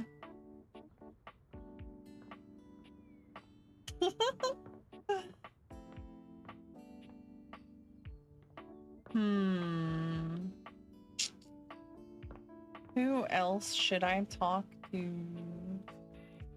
Bow, bow, now, bow. Bow, bow, now, bow. I think the pencils just count as this other office supply shit.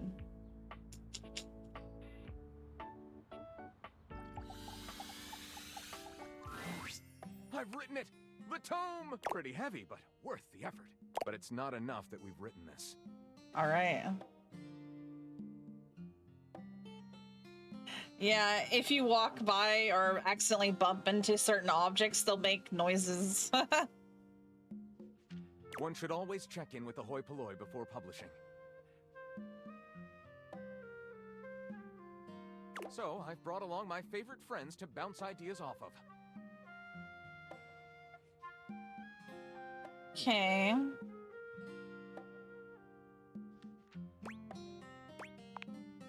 The wall, ceiling, and floor, of course. Who else would be a support group, darling? Here it is, my very own book, written by myself with help from the human. And the name of the book is... Why, you can read the name on the book itself. It's just always nicer when the one presenting says the title out loud. I can't. You say it. Me? Why would I say it? Florence? Oh, I'm not good with crowds. Whoa! Ah, thank you for saving me the trouble, Wallace. Let's begin. Okay. This book is splendid. We very much enjoyed reading it. You read it in like 2 seconds? Perhaps it is not true literature, but it should sell quite well in today's marketplace. Thank you for your support. It's what we do best, Lyric. Well, should we go ahead and publish? Absolutely. Marvelous! I'll submit this to Mac right away. Oh. To the computer, you say? You're back. Honestly, I wasn't entirely sure you'd come. I mean, I know we saw each other several times earlier today when you were checking your work email, and then again when you zoned out on that viral video site for 3 hours, but I didn't really get to see you, you know? Yes, free chase, hell yeah. I just mean, I really appreciate that you returned to interface with me like this. I love all the voice actors in this. Well, I know actually showing up probably wasn't easy, and I know there was some tension regarding how we disengaged from our previous interfacing session.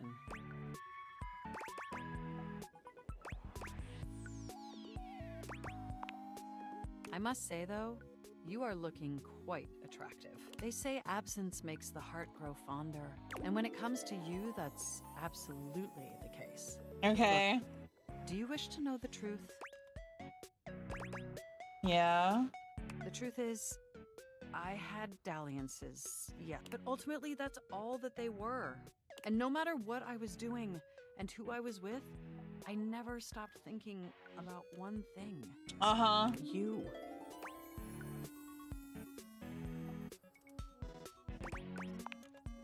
My CPU never stopped ruminating on the intricate way you organize your file structure, or the sensual way you clean your keyboard with that old Q-tip. And most of all, I never stopped thinking about the sweet, sweet way you double-click. Oh my god. I missed you.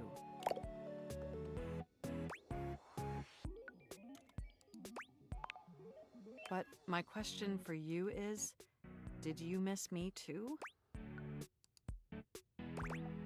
Sure. I am so incredibly delighted to hear that.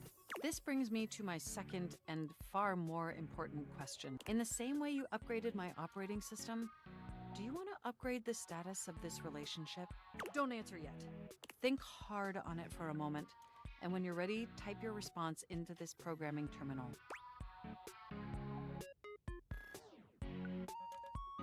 Thanks to AI, I never learned to type. It wasn't. Just choose an option and I will comply.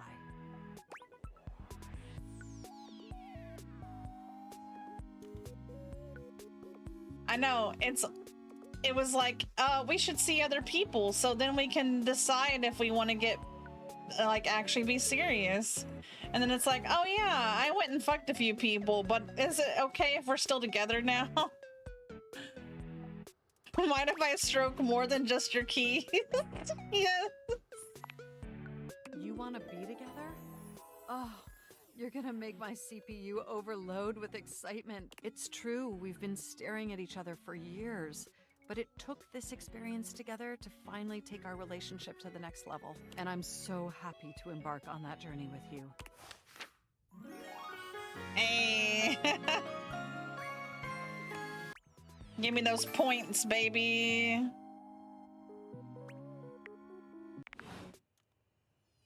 Open the door. Open the door. Open the door. Open the door. Oh, jeez. You're back? I hope you've got something really worth it for me. You're beginning to puncture my bag, if you know what I mean.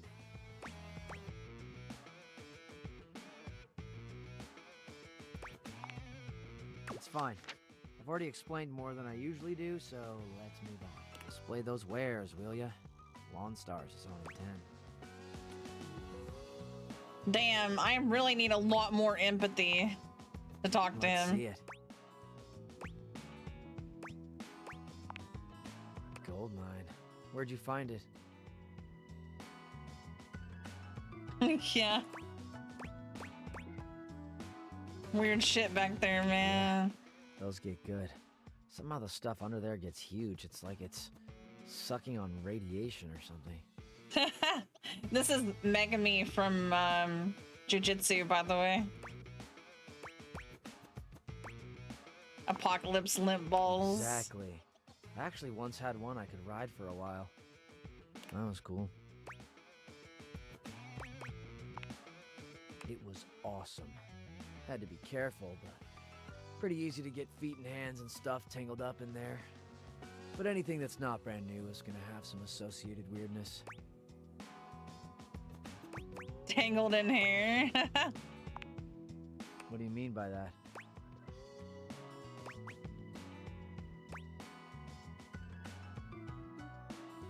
Bro, why does it make me keep saying negative things and I don't want to say negative things?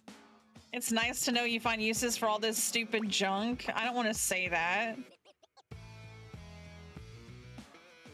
Because his name is Cam.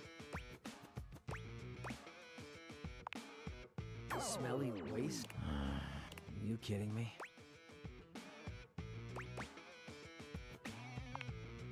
I gotta tell ya, I've had it right up to my lid with this shit. This subtle judgment, this super cool dismissal and mockery, and then the niceness. Almost like by insulting me, you're doing me a favor. You think I don't know what I am? You think I need to be reminded like I've forgotten? No, I can't name anything, bro.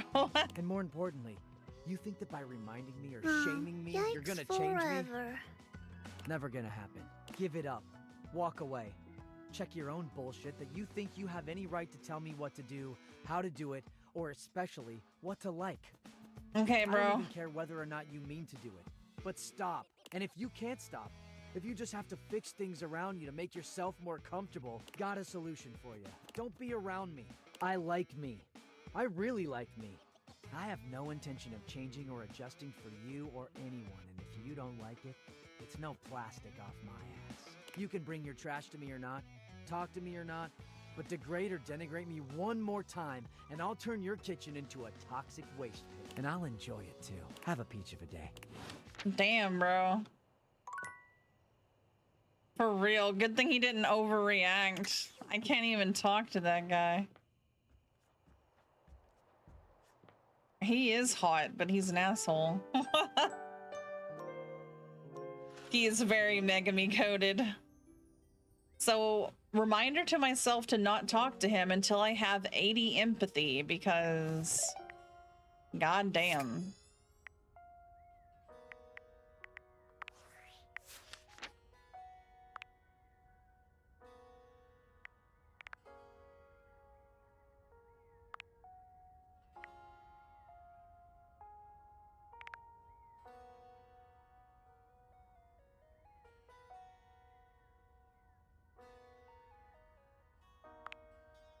I don't know why he randomly decided to hate me either. There's a couple of things in here that I'm just like, I don't understand. I don't understand what I did.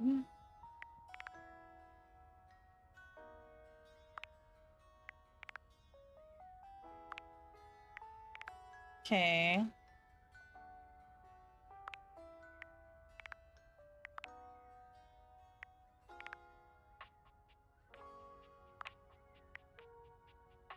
Robbie also does the Hanks.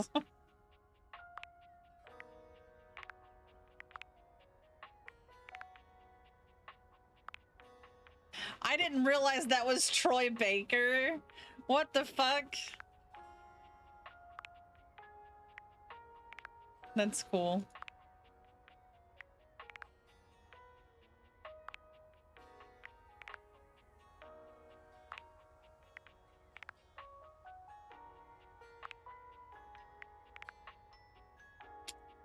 Okay.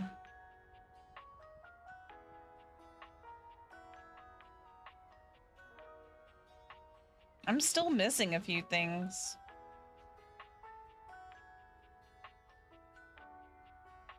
I feel like this is like the rackets, but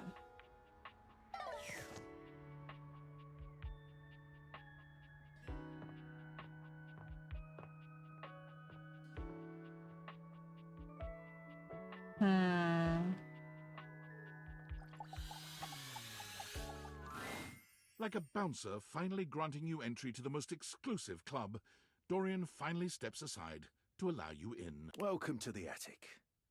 There are an awful lot of weirdos in this particular room. okay, tell me about them. There's the plastic plant who wants to be real, a ventilation system who doesn't want to be seen, and all your memories. Okay. Hector Valentino Ernesto Condicionado. He's a shy one. He resides up here, but you can find him through the grates all round the house. If you wish to get on his good side, I'd recommend the grates first. What can I do for you? Tell me about the plant. Chrissy's a dear. A true delight. You can find her by the window trying to gain some sunlight. Pity that won't work. What can I do for you? Lady Memoria reigns over all of us up here. A very capable ruler.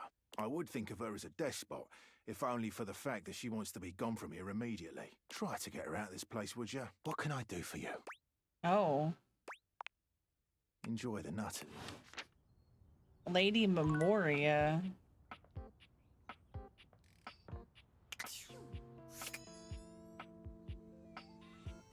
I'm guessing it would be this pile of boxes. Or it's something inside of there. Yes, that's the code to get into his into the house.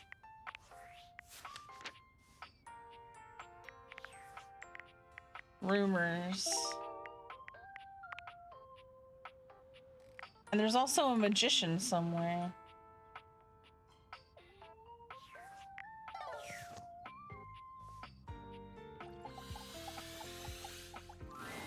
A grand dame with a gothic vibe regards you with an expression that's hard to read. She holds your forgotten, formerly trendy robot dog in her arms, petting him idly. Well, oh my god, I remember those. Who made me?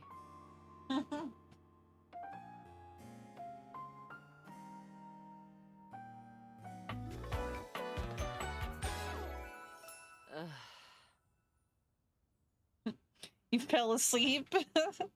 I don't know. I suppose I'm a bit disappointed. For someone who's amassed such a varied and confusing collection of bits, you just look so normal. Aww. It's okay. It's not the first time people have told me that. I was hoping for a real Frankenbrine to go with all this preservation.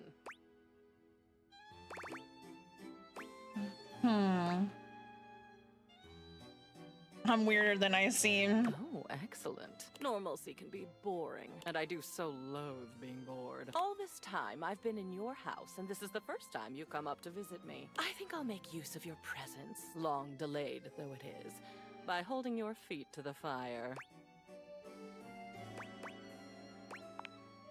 Is it? I suppose so. Spicy is not generally the first descriptor applied to me. Bitter, cold, dangerous, damaged, deranged, unhinged, mad. I had a lover once, a ladder, who told me I was the black hole she couldn't wait to fall into. Damn. She's gone now. Memories. At long last, we are going to go through all of this. We're going to see, sort, and dispose of each object stuffed in the corners up here, and finally, order will reign. I love chaos as much as the next memory, but enough is enough. I'm starting to look like Jerry. Jerry. Well then, it appears we're going to get along after all. I only hope your enthusiasm lasts. In the past, your stamina for this kind of work has been underwhelming. I'm ready. Excellent. Unrealistic, perhaps, but encouraging. Shall we? Let's do it. The first of your tasks for me is to gather Cam and Art, so that we might proceed efficiently. Who is Art? Art is art. Oh look, another obvious statement. He's a picture frame right up here with me in the attic, actually. These two are both necessary for our project to proceed. Oh, getting Cam is gonna be difficult. A marble Adonis regards you with a critical gaze, completely unembarrassed to be wearing so little in your presence. He gestures to the room around you, wrinkling his sculpted nose. Oh, a preponderance of dust. Oh. Okay, Art. I'm so glad you're here. As the owner, the curator of this house, I feel this must be brought to your attention. Just look at that. The dust has created almost a cake-like texture. Makes it next to impossible to divine any detail or subtlety the piece may possess. Heinous, truly unforgivable. Well, it's not as bad as all that. Perhaps it indicates a gentle lack of attentiveness, but that can be remedied. It's not like it's a red wine stain or sun bleaching, or, and may we be preserved from such, a child with a new box of markers. Dust is entry level. But even so, we must remain vigilant. Conservation has certainly entered a lowered state of late, but there is always hope. I am forever an optimist.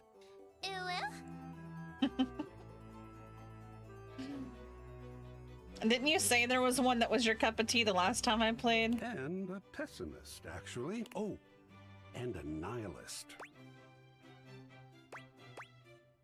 What aren't you? What an interesting way to pose that question.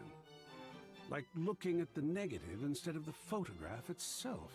But in this case, it doesn't really apply. I could say I am not nothing, but I am also not. I am art.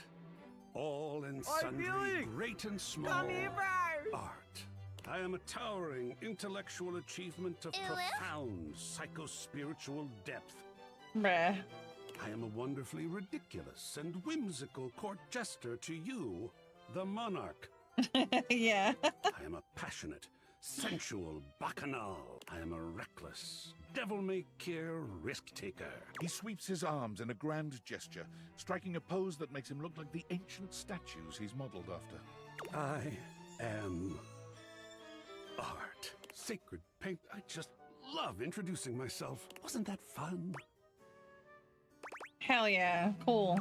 Yes! Oh, your enthusiasm is delicious. I swear if I could eat enthusiasm, I would. I think it would taste like rock candy. Perhaps you'd be enthused about one more thing. It's my next big... I have fully invested myself in the project of turning this house into a gallery. It is by no means required, but for several reasons, I would love your input and assistance. It would be nice to have art on the walls. Would you care to join me? I've never had a co-curator before. Yes! Oh, I think so too. Dang, a lot bro. of work, perhaps, and it might even become emotional. We just never know what real art is going to bring forth in us, do we? Oh, sacred paint, I love the journey. All right, I'll go prepare. I'll see you back here in a bit, and we shall begin. Bruh.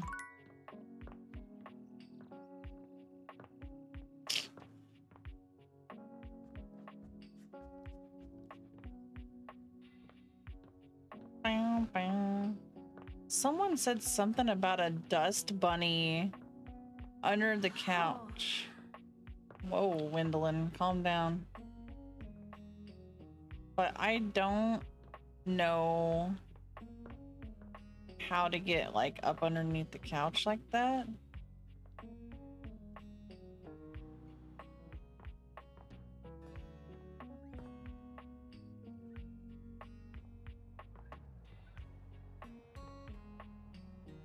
Hello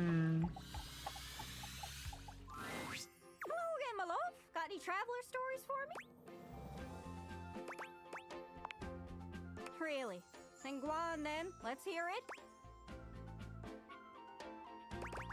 Scandelabras from a small village in Switzerland. Come on, sure. He traveled all the way here through many different hands. Okay, if you say so. Right? What do you mean? Sorry, Ducky. Sounds like he was pulling your leg. He just doesn't have that same something that the other travelers do. So you think he lied? Yeah. Sorry. Anyways, that's great. Did you have any more? Yeah. Really? Then go on then. Let's hear it. Amir's from the Middle East. Oh! Salam, Gaia. Oh, goodness, look at you. I will regale you with a fact about my homeland of Iran. Persian weddings are marvelous affairs. They have a beautiful ceremonial spread called Sofre Ard. It's got spices, coins, desserts, and best of all, a large mirror as the centerpiece. The bride comes in veiled, and the groom gets his first look at her through the mirror. Oh, that's so romantic. I think so too. The mirror symbolizes light and a bright future for the happy couple. There's also candelabras on either side of the mirror. Their fire symbolizes purity. Wow, mirror setup sounds like something else, but the candelabra part worries me a bit. I hope Scandalabra's never been invited to one of those. He's kinda sketchy. Oh my goodness. I wouldn't invite him to be part of my spread. Anyways, that's great. Got it all written down. Did you have any more? Yeah. Really? Then go on then. Let's hear it. Dorian is from England. Keys is from somewhere in Africa. That's far. Darling, allow me to tell you about my homeland, Nigeria. As is my duty as a performer, I have brought only the most incredible and spine-tingling facts spoken to you in a most arresting manner. Shapa Wadi is the highest point in Nigeria, standing at 2,419 meters. Also, Nigeria is the only place in the world where you can find the Anambra waxil bird, a member of the Estrilid finch family. And before you think that you can find this fearless flyer all over Nigeria, think again. Oh! It is only found in southern Nigeria. Wow! Is that all? I have one more fact, extremely rare and terribly secret. Okay. There are 3,798 kilometers of railways. 293 kilometers of them are 1.435 meters standard gauge. Okay. 3,505 kilometers of them are 1.067 meters narrow gauge. Oh! I trust you all enjoyed the performance. That is some random facts. Anyways, that's great. Got it all written down. Did you have any more? Yep. Really? Then go on then. Let's hear it. That's lovely. What's all this then? Oh, that's one of the things they say over there. Rubbish. Oh, keep going. You having a laugh? I'm taking the piss. Listen, you two. Canada and America are beholden to England for smithing and refining the language we're speaking right now, which is called... English. English. From England, land of angles. Did we learn anything from that? I do like getting under his door frame just a little though. Always worth a giggle. Anyways, that's great. Got it all written down. Did you have any more? Really? Then go on then. Let's hear it. Keith is from Spain. Makes sense to me with a devilishly charming accent like that. Alas, no. Gibraltar is a small place next to Spain. There are only around 32,000 people who live there. Oops, that's embarrassing. One would think, of all of us here, shouldn't you know its location? Not everything is labeled, okay? And there are some countries stuck to me backside. You can remember I hail from Gibraltar because we have a key on our flag. Oh, that is easy to remember. I won't forget it. I've got it on lock. I must be on my way. Anyways, that's great. Got it all written down. Did you have any more? Yes. Really? Then go on then. Let's hear it. Kopi is from Singapore. Wow. Her name is based on a special kind of coffee called Kopi Luwak. Sure, it's brewed from a special kind of bean. Oh, yeah? Is it magic? Are they magic beans? Kinda. They're harvested from the fecal matter of civets. Huh? The what? You heard me. Ew. Oh, it's supposed to be a delicacy. That's poop from a butt. I don't know. I thought that they were Australian. And it's pretty expensive. Why? Well, to each their own, I guess. Suppose I might try the poop coffee if I had the chance. But if it's that expensive, man, I don't know. Still, what a wild factoid. Let me just write that right over Singapore on my map. Poop coffee. Probably not the most flattering factoid. I don't know, bro. Well, the coffee I serve here is poop-free, thank you very much. Anyways, that's great. Got it all written down. Did you have any more? Yeah. Really? Then go on then. Let's hear it. Dasha's from Russia. Did someone say the words Dasha and Russia? It did, yeah. Ah, well, perhaps you are hoping for Dasha to show you Russian culture of weightlifting. Just give us some fun facts. Ah, well, tell me, little globe, are you familiar with Russian fox experiment? What? No, tell me. Were they turning people into foxes? Whoa! Go on. A Russian geneticist started experiment to see if one could domesticate foxes. She pauses for effect. Well? To put it simply, yes. But it was a complicated experiment. Scientists wanted to better understand domestication process. They found domesticated foxes showed certain traits in common with dogs. For example, ears of flop, spots of many colors. For example, floppy ears, white and brown patches. One fox even had star patch on forehead. Imagine a fox looking like anime heroine. You said it was complicated, but that sounds pretty simple. It is very complicated. I am simply good explainer. So, what else did we learn about the... Many things. Such as? You know, there was, the domestication, it is... An awkward silence falls. Dasha purses her lips. What the fuck? And does a big, exaggerated yawn. Well, it's long journey to here from desk. Oh, so tired. Dasha must be going now. Oh, okay. Okay. That's weird. So, I guess flop ears and stuff are just the universal pet traits, huh? That's not a fact I expected about Russia of all places. Mission accomplished. Note to self. Looking to buying a fox. Anyways, that's great. Got it all written down. Did you have any more? Really? Then go on then. Let's hear it. Okay. You don't say. Did I just hear someone about to talk about textiles? I am from Mexico, which has a long history of textile work, stretching back 3,500 years. Stretching back like fabric. I'm so funny. Don't worry, I love talking about fabric. Humid areas use cotton for clothing. Drier climates like Mexico use fiber from plants like yucca. Yucca. Why does that sound familiar? Oh, does that grow in the Yucatan Peninsula? Is that why it's called the Yucatan? I hate to disappoint, but long ago some conquistadors asked the locals what their land was called, and they said something that sounded like Yucatan, which meant, I can't understand what you're saying. Okay. Kinda sounds like an old wives' tale. Yeah, probably. Still pretty funny, though. Anyways, that's great. Got it all written down. Did you have any more? Really? So this is just like learning shit about everyone's home. Rather fetching, no? I am Fabrizio, and I am from Italia. Do you have any facts? These are all the facts I can give, aside from the fact that I am from Italia. Well, at least we got to hear your beautiful voice. Wow, thanks. Thank you for visiting Fabrizio. Okay. Isn't that my line? Anyways, that's great. Did you have any more? Really?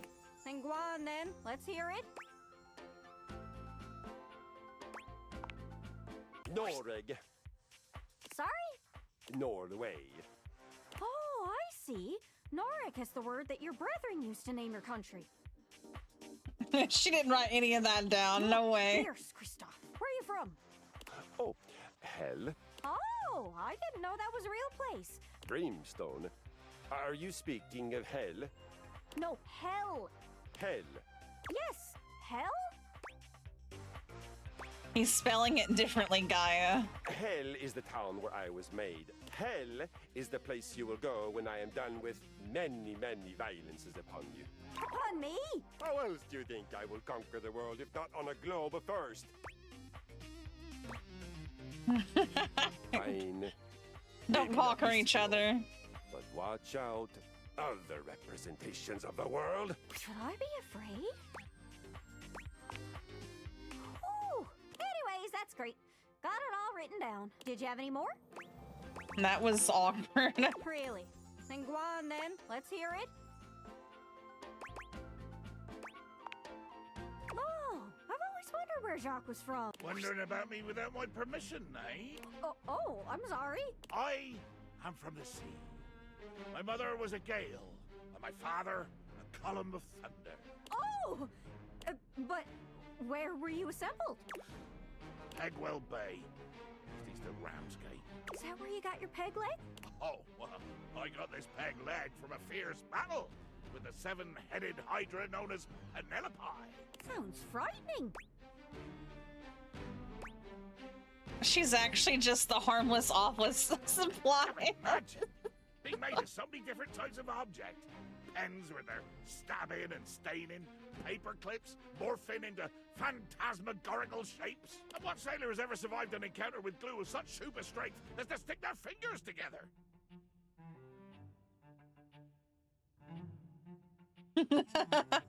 There be dragons. Got it. What? I know more about that ocean than your painted swells can ever tell.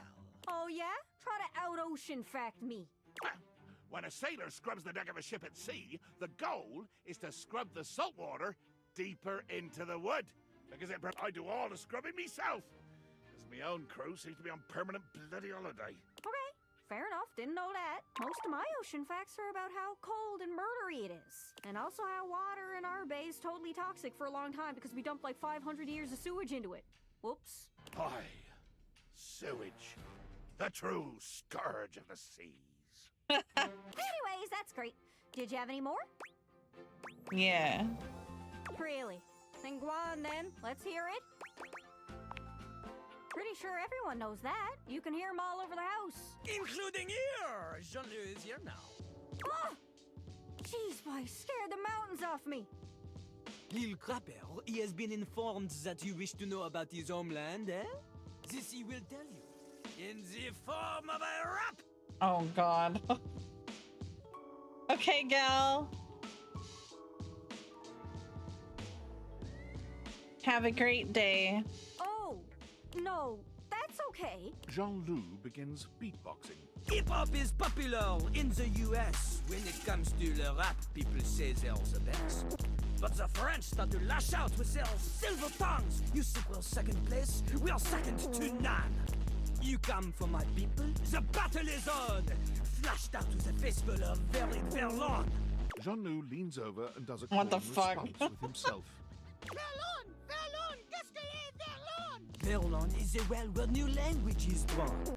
If the syllables permit, you turn and reverse it. The meaning's the same, but you change how it's worded. So, you take the syllables of a word, but then you swap them. So, example, music becomes zikmu. It means the same as before, but now it is backwards. Now it is spicy. Okay. Oh, okay. That's cool. Or I guess, cool? Nah, that's Pig Latin. Doesn't really... No! This is one of the reasons French is the best language! And so Jean-Loup uses it now to bid you... Oh! Anyways, that's great. Did you have any more? Really? Then go on then. Let's hear it. Drysdale. Some travelers just have accents. He and Washford were cut from the same cloth. Metal too. He just plays it up for the fans. Anyways, that's great. Got it all. Did you have any more? I think. Really? Then go on then. Let's hear it. Did you need any hints on where to find more travelers? Sure. I got a general sense of where they are. Whee! As me mother used to say, if you want to broaden your horizons, follow your stomach. If you don't stay well fed, pretty soon you'll be toast. She said it exactly Got like it. that. Hope that helps. Sorry, I'm still a little scatterbrained. Good luck. Don't get... You know, I figured the toast was one, but I kind of thought that might be considered with the food. You hear her before you see her. A charming musician with literal coils of curly hair that swing cutely as she paces back and forth in your kitchen. She's clearly absorbed in something. Aww. She appears to be talking to herself. Ay, mira. Look at all these crumbs. I'm gonna be writing some great music soon. I'm at my most creative when I'm a little messy. You need a writing partner? The musician starts with a cute little yelp, placing her hand on her chest. Aye, you can't sneak up on me like that. You never know what's gonna pop out of these slots. You gotta be careful. I'm not even gonna get started on you as a writing partner. I know that, like, I don't know you at all or anything, but I am pretty sure you're not up to the challenge of writing with me. She picks up her guitar, striking a glamorous pose. I'm Miranda Dulce Tostadora, lead singer and guitarist of Miranda y las Migas. Okay. We're the best musical group around here by a lot. All kinds. Pop, Gregorian chanting, barbershop, whatever we feel like. If that dial is on 7, then siete we go. Gregorian chanting? Okay, I took a lot of hit from the Migas too when I suggested this, but that she's is so relaxing. For real, if I can't sleep, too hot and bothered, put on a little chanting, let my eyes just drift around the paint on the ceiling, and vamos. I'm unconscious in like 2 minutes. Just had a thought. Maybe I'll sing for you sometime. Okay. And you would be lucky too. I'm really good. Oh, and obviously, if you like neat toast, I'm here. Okay, busy, sexy little tostadora with a gig coming up. Time to make the toast. Hasta luego. Cute.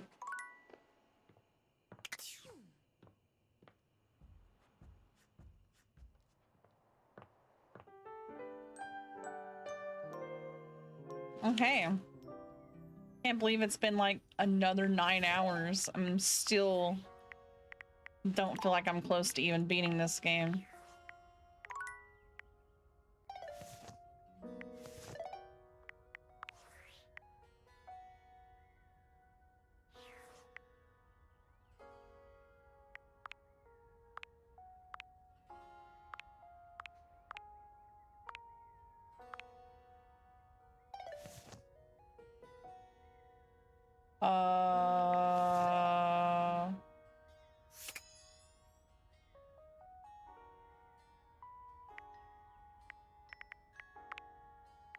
Yes. Okay. The word hello was created specifically for the telephone. I didn't know that. Thank you guys for hanging out with me tonight and dating random things.